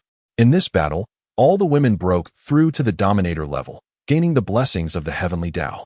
The number of beasts slain reached 5 to 6 million, and the spirit orbs obtained were beyond counting. In truth, there was no need for such enumeration. The fortress commander simply instructed his men to deliver the spirit orbs, leaving all other matters entirely unmonitored. The battle concluded swiftly. Yet the absorption of the spirit orbs was a more gradual process. By the following dawn, all the spirit orbs had been absorbed. Shun Tian ascended to the 9th tier of dominion, while the women accompanying him advanced to the 3rd tier. Without a moment's pause, they journeyed southward towards the Hanzhong fortress. In the following period, Shun Tian and his companions traversed various regions of Long Country, embarking on a vigorous campaign to eradicate the beasts. A bold initiative that naturally captured the attention of other nations within Blue Star. Xia Rui did not withhold information, explaining the situation to the other countries. The beast extermination campaign gained recognition across Blue Star, prompting various nations to initiate their own plans. However, lacking a powerhouse like Xintian, their efforts met with considerable difficulties and substantial losses. After more than 2 months, the monstrous beasts within the borders of Long Country were nearly eradicated. Xintian and his companions returned to the capital. Throughout the 2-month campaign, Xintian remained at the 9th tier of dominion, having yet to encounter a mythical grade beast, thus stalling his progression. During this time, the women gradually broke through to the 7th tier of dominion. Xintian, you have worked hard during this period. Tonight, we shall host a banquet in your honor. The first seat, given the calamity we face, perhaps it would be best to forego the celebration. We ought to maintain a heightened state of vigilance until we have truly resolved the crisis. Very well, we shall heed your counsel. Xia Rui, as the first seat, held great respect for Xintian, and the reason was simple. Absolute strength is paramount in this apocalyptic era. There are still 5 days until the next resurgence of the beasts, correct? Currently, the terrestrial beasts no longer pose a threat. Our focus should shift to maritime defenses. Strong individuals from various regions have begun to mobilize to fortify our coastal areas. This time, the beast's resurgence will undoubtedly be well prepared. That is reassuring. After exchanging a few more words, Xintian returned to the headquarters residence. After a modest meal, he retreated to his bedroom for a refreshing bath. Do you require a massage? The door swung open, revealing Marco Ian, smiling cheerfully. Indeed, I do. After finally completing this hectic period, I could use some indulgence. My shoulders are nearly in agony. Their relationship had become somewhat of an open affair, and Marco Ian felt no need for pretense in Xintian's presence. As she began to knead Xintian's shoulders, a subtle, intimate atmosphere enveloped the room. As night deepened, they extinguished the lights and succumbed to slumber. Meanwhile, across Blue Star, it was still daylight. The ferocious beasts wreaked havoc on various structures, rampaging unchecked, resulting in the tragic demise of countless innocents. Upon a towering edifice, 2 demon emperors coldly surveyed the chaos below. These humans are relentless, concocting some extermination initiative, one remarked dismissively. And what of it? Under the assault of our demon kin, they shall crumble effortlessly, the lust demon emperor retorted, his breathtaking visage captivating all. Since the commencement of the beast extermination campaign, the demons' plans had been significantly disrupted, leaving them with no choice but to intervene personally more frequently. Today, for instance, the 2 demon emperors took matters into their own hands, successfully obliterating an entire nation. As the next assault on the heavenly path draws ever closer, my plans have reached a substantial completion of 2/3. However, a source of great vexation arises from the Eastern Dragon Kingdom, which initiated the beast extermination campaign. This move has significantly disrupted our grand design, causing considerable delays in our timeline. Jealousy, speak plainly without any circumlocution. The lust demon emperor cast a disdainful glance at the man beside him, his eyes brimming with contempt. Yet he made no effort to conceal it. You shall take 2 demon kings and infiltrate the dragon kingdom to resurrect some of their ancient relics through demonic means, timing it for the day before we launch our assault on the heavenly path. This strategy aims to fracture the dragon kingdom as strength, ideally causing Xintian to be reassigned. Meanwhile, I shall concentrate the forces of the oceanic beasts for a large-scale offensive. Is this trivial task truly worthy of my personal involvement? I do not trust ordinary demon kings with this. Hence it must be you who leads the expedition. Humph. The lust demon emperor snorted, stretched lazily, and summoned 2 demon kings before soaring into the air, observing the alluring figure recede into the distance. The jealousy demon emperor's eyes flashed with malice. Wretched demon, what pretense is this? Were it not for your dalliance with the demon sovereign, what right do you have to act so arrogantly before me? Shen Tian, you must act decisively. Eliminate this wretched demon. And I cannot believe the demon sovereign will remain composed. It would be best if he were to break free ahead of schedule and forcefully breach the heavenly path. By that time, the entire source of life shall belong to me. Jealousy. Chapter 83. The resurrection of the Terracotta Warriors. Time flows quietly and swiftly. In the headquarters of the Kyoto Demon-Slaying Guild, Shen Tian and his companions have spent several consecutive days within the villa.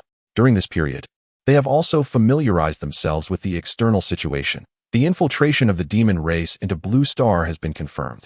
The nations of Blue Star, under the command of the demon race's beastly onslaught, have dwindled to a mere 20 or so. With the impending resurrection of the beasts tomorrow night, it is feared that several more nations will fall. Setting aside the documents received that morning, Shen Tian furrowed his brow, a visage of deep concern etched upon his face. Based on the currently available information, the male and female demon race powerhouses are likely of imperial caliber, and among the imperial ranks, they are undoubtedly top-tier existences. Even Shen Tian, should he encounter them now, would find it exceedingly difficult to withstand their might. Shen Tian, we are in grave peril. Summer Rue rushed in, flustered, slapping a series of photographs onto the table. Upon examining the images, Shen Tian's expression shifted drastically. The photographs clearly captured the figure of a demon race powerhouse, surrounded by a multitude of terracotta warriors. However, these terracotta warriors emanated malevolent energy, appearing almost alive, wielding various weapons in fierce combat. The terracotta warriors have awakened. Chaos reigns. Everything is in disarray. By the time the news arrived, a fortress had already been obliterated, and the demon race has begun their assault on us. Summer Rue paced anxiously, initially believing that by resolving the beastly threats within our territory, they could focus solely on the oceanic beasts. Little did they anticipate that the demon race possessed such a tactic. Do not panic, leave it to me. Shen Tian promptly rose to his feet, summoning the women around him. After boarding the swift aircraft, they headed directly towards the location of the Qin Shi Huang Mausoleum. At that moment, within the mausoleum, the spectral flame demon king navigated through a series of intricate mechanisms, arriving at the heart of the tomb. Surrounding a colossal golden coffin lay the remains of a dragon skeleton. According to human myth and legend, this dragon was likely the last of its kind. How pitiable. To be imprisoned here, serving as a guardian for a mere mortal, ultimately reduced to a pile of desiccated bones. The spectral flame demon king's words were laced with both lamentation and mockery. Circumventing the dragon skeleton, he ignited a ghostly blue flame upon his palm. With a decisive strike, he slammed his hand onto the golden coffin, causing it to glow a deep crimson under the searing flames. How intriguing! The azure inferno surged forth, enveloping the entire tomb in a tempest of demonic energy. The golden radiance began to melt beneath the onslaught of the infernal fire. Upon inspecting the coffin, he discovered not a human corpse, but rather a solitary bone, neither too large nor too small, lying quietly within. This bone bore an uncanny resemblance to that of a human, yet emanated an overwhelming draconic aura, as the dragon's might permeated the air. The dragon bones surrounding the golden coffin trembled ever so slightly. The spectral flame demon king was taken aback, a flicker of astonishment crossing his gaze. So that is it. No wonder the source of life could be found on Blue Star. This place was once the cradle of a magnificent civilization. Even within the vast cosmos, it stood as a paragon of greatness, far surpassing my own demon clan. With a sense of reverence, the spectral flame demon king reached for the bone, chanting incantations as demonic energy swirled around it. The potent draconic power surged back, and he struggled momentarily to contain it. Great Demon Emperor, I beseech your aid. Thousands of miles away, the lustful Demon Emperor received the transmission. His exquisite visage displayed a hint of impatience as he retorted sharply, Incompetent fool, do you require my assistance? Great Demon Emperor, this mausoleum is extraordinary. You shall understand upon your arrival. It may be connected to the source of life. Upon hearing the repeated entreaty, the lustful Demon Emperor's interest was piqued. The source of life. Without further ado, he set off in the direction of the Qin Shi Huang Mausoleum. 2 hours later, Tian and his companions arrived, alighting from their swift aircraft. Gazing down from above, they beheld an endless array of demonically transformed terracotta warriors, meticulously arranged, exuding an overwhelming aura of slaughter. Activating his spiritual vision, Tian surveyed the warriors below. All were of the battle general rank. Tian was astonished. The ordinary, demonically transformed terracotta warriors began at the battle general level. Among them were many captains, lords, and even sovereigns.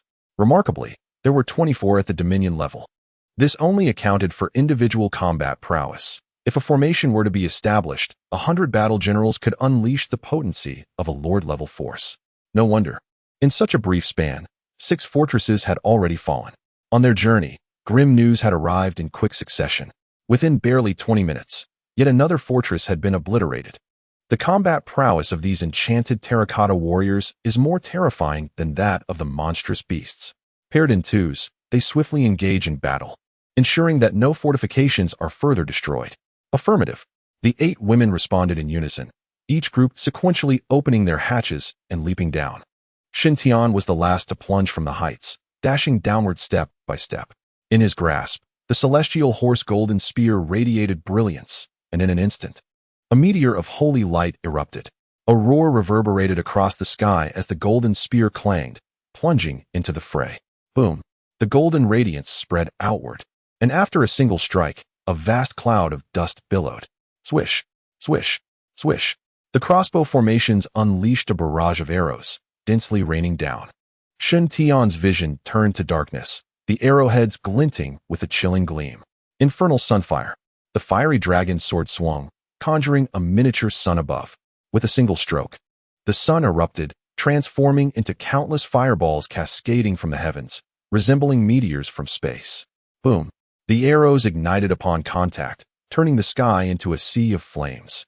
The ice dragon's sword was summoned from thin air, and a flurry of snowflakes began to swirl. Layers of ice spread rapidly across the ground, encasing over 20 battle formations in frost. Explosion. Bang! Bang! Bang! The ice sculpture shattered, leaving a litter of icy shards.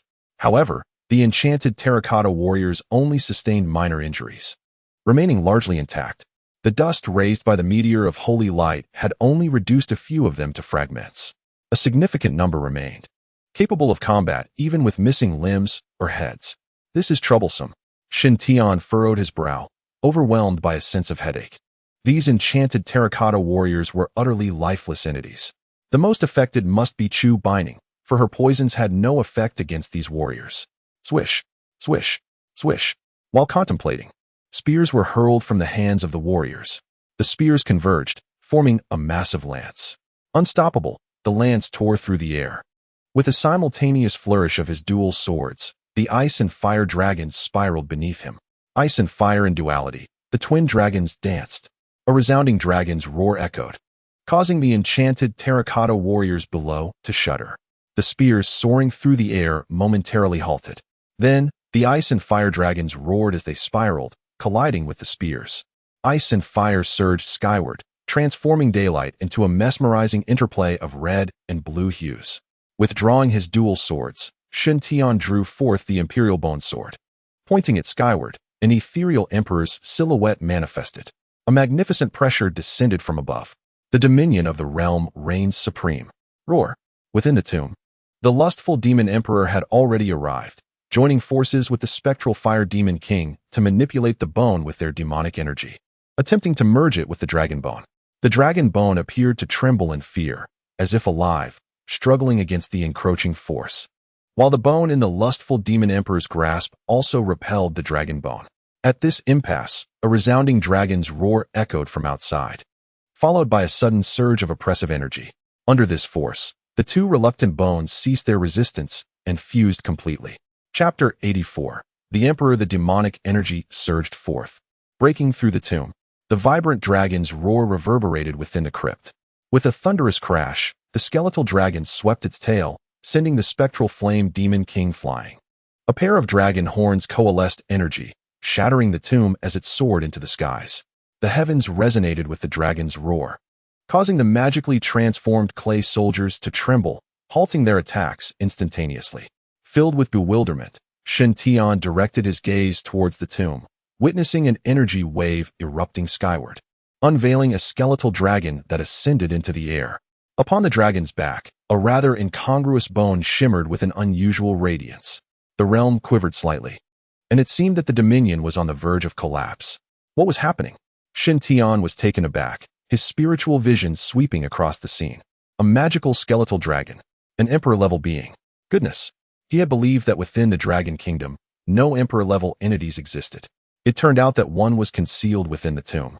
Though this skeletal dragon was not awakening on its own, it had been summoned by the demon clan. Shen Tian quickly perceived this, and a sense of vigilance surged within him. Within the tomb, the lustful demon emperor had not departed but remained, observing quietly. The spectral flame demon king, having been sent flying by the dragon's tail, seethed with repressed fury, forced to bide his time behind the lustful demon emperor. You should be stronger than that soul devourer. Naturally, if the skeletal dragon is incapacitated, you shall strike down Shen Tian. This is a test I impose upon you. When the demon sovereign awakens, you shall be richly rewarded. Understood, my lord. The spectral flame demon king's heart raced, eagerly anticipating the dragon's defeat so he could act directly. In the sky, Shen Tian gripped the emperor's bone sword, focusing intently on the skeletal dragon's back. Power of the heavenly path. Boom. The heavenly path spirit stone erupted from his forehead, enveloping his entire being in a kaleidoscope of colors. Shen Tian dared not underestimate this emperor-level skeletal dragon.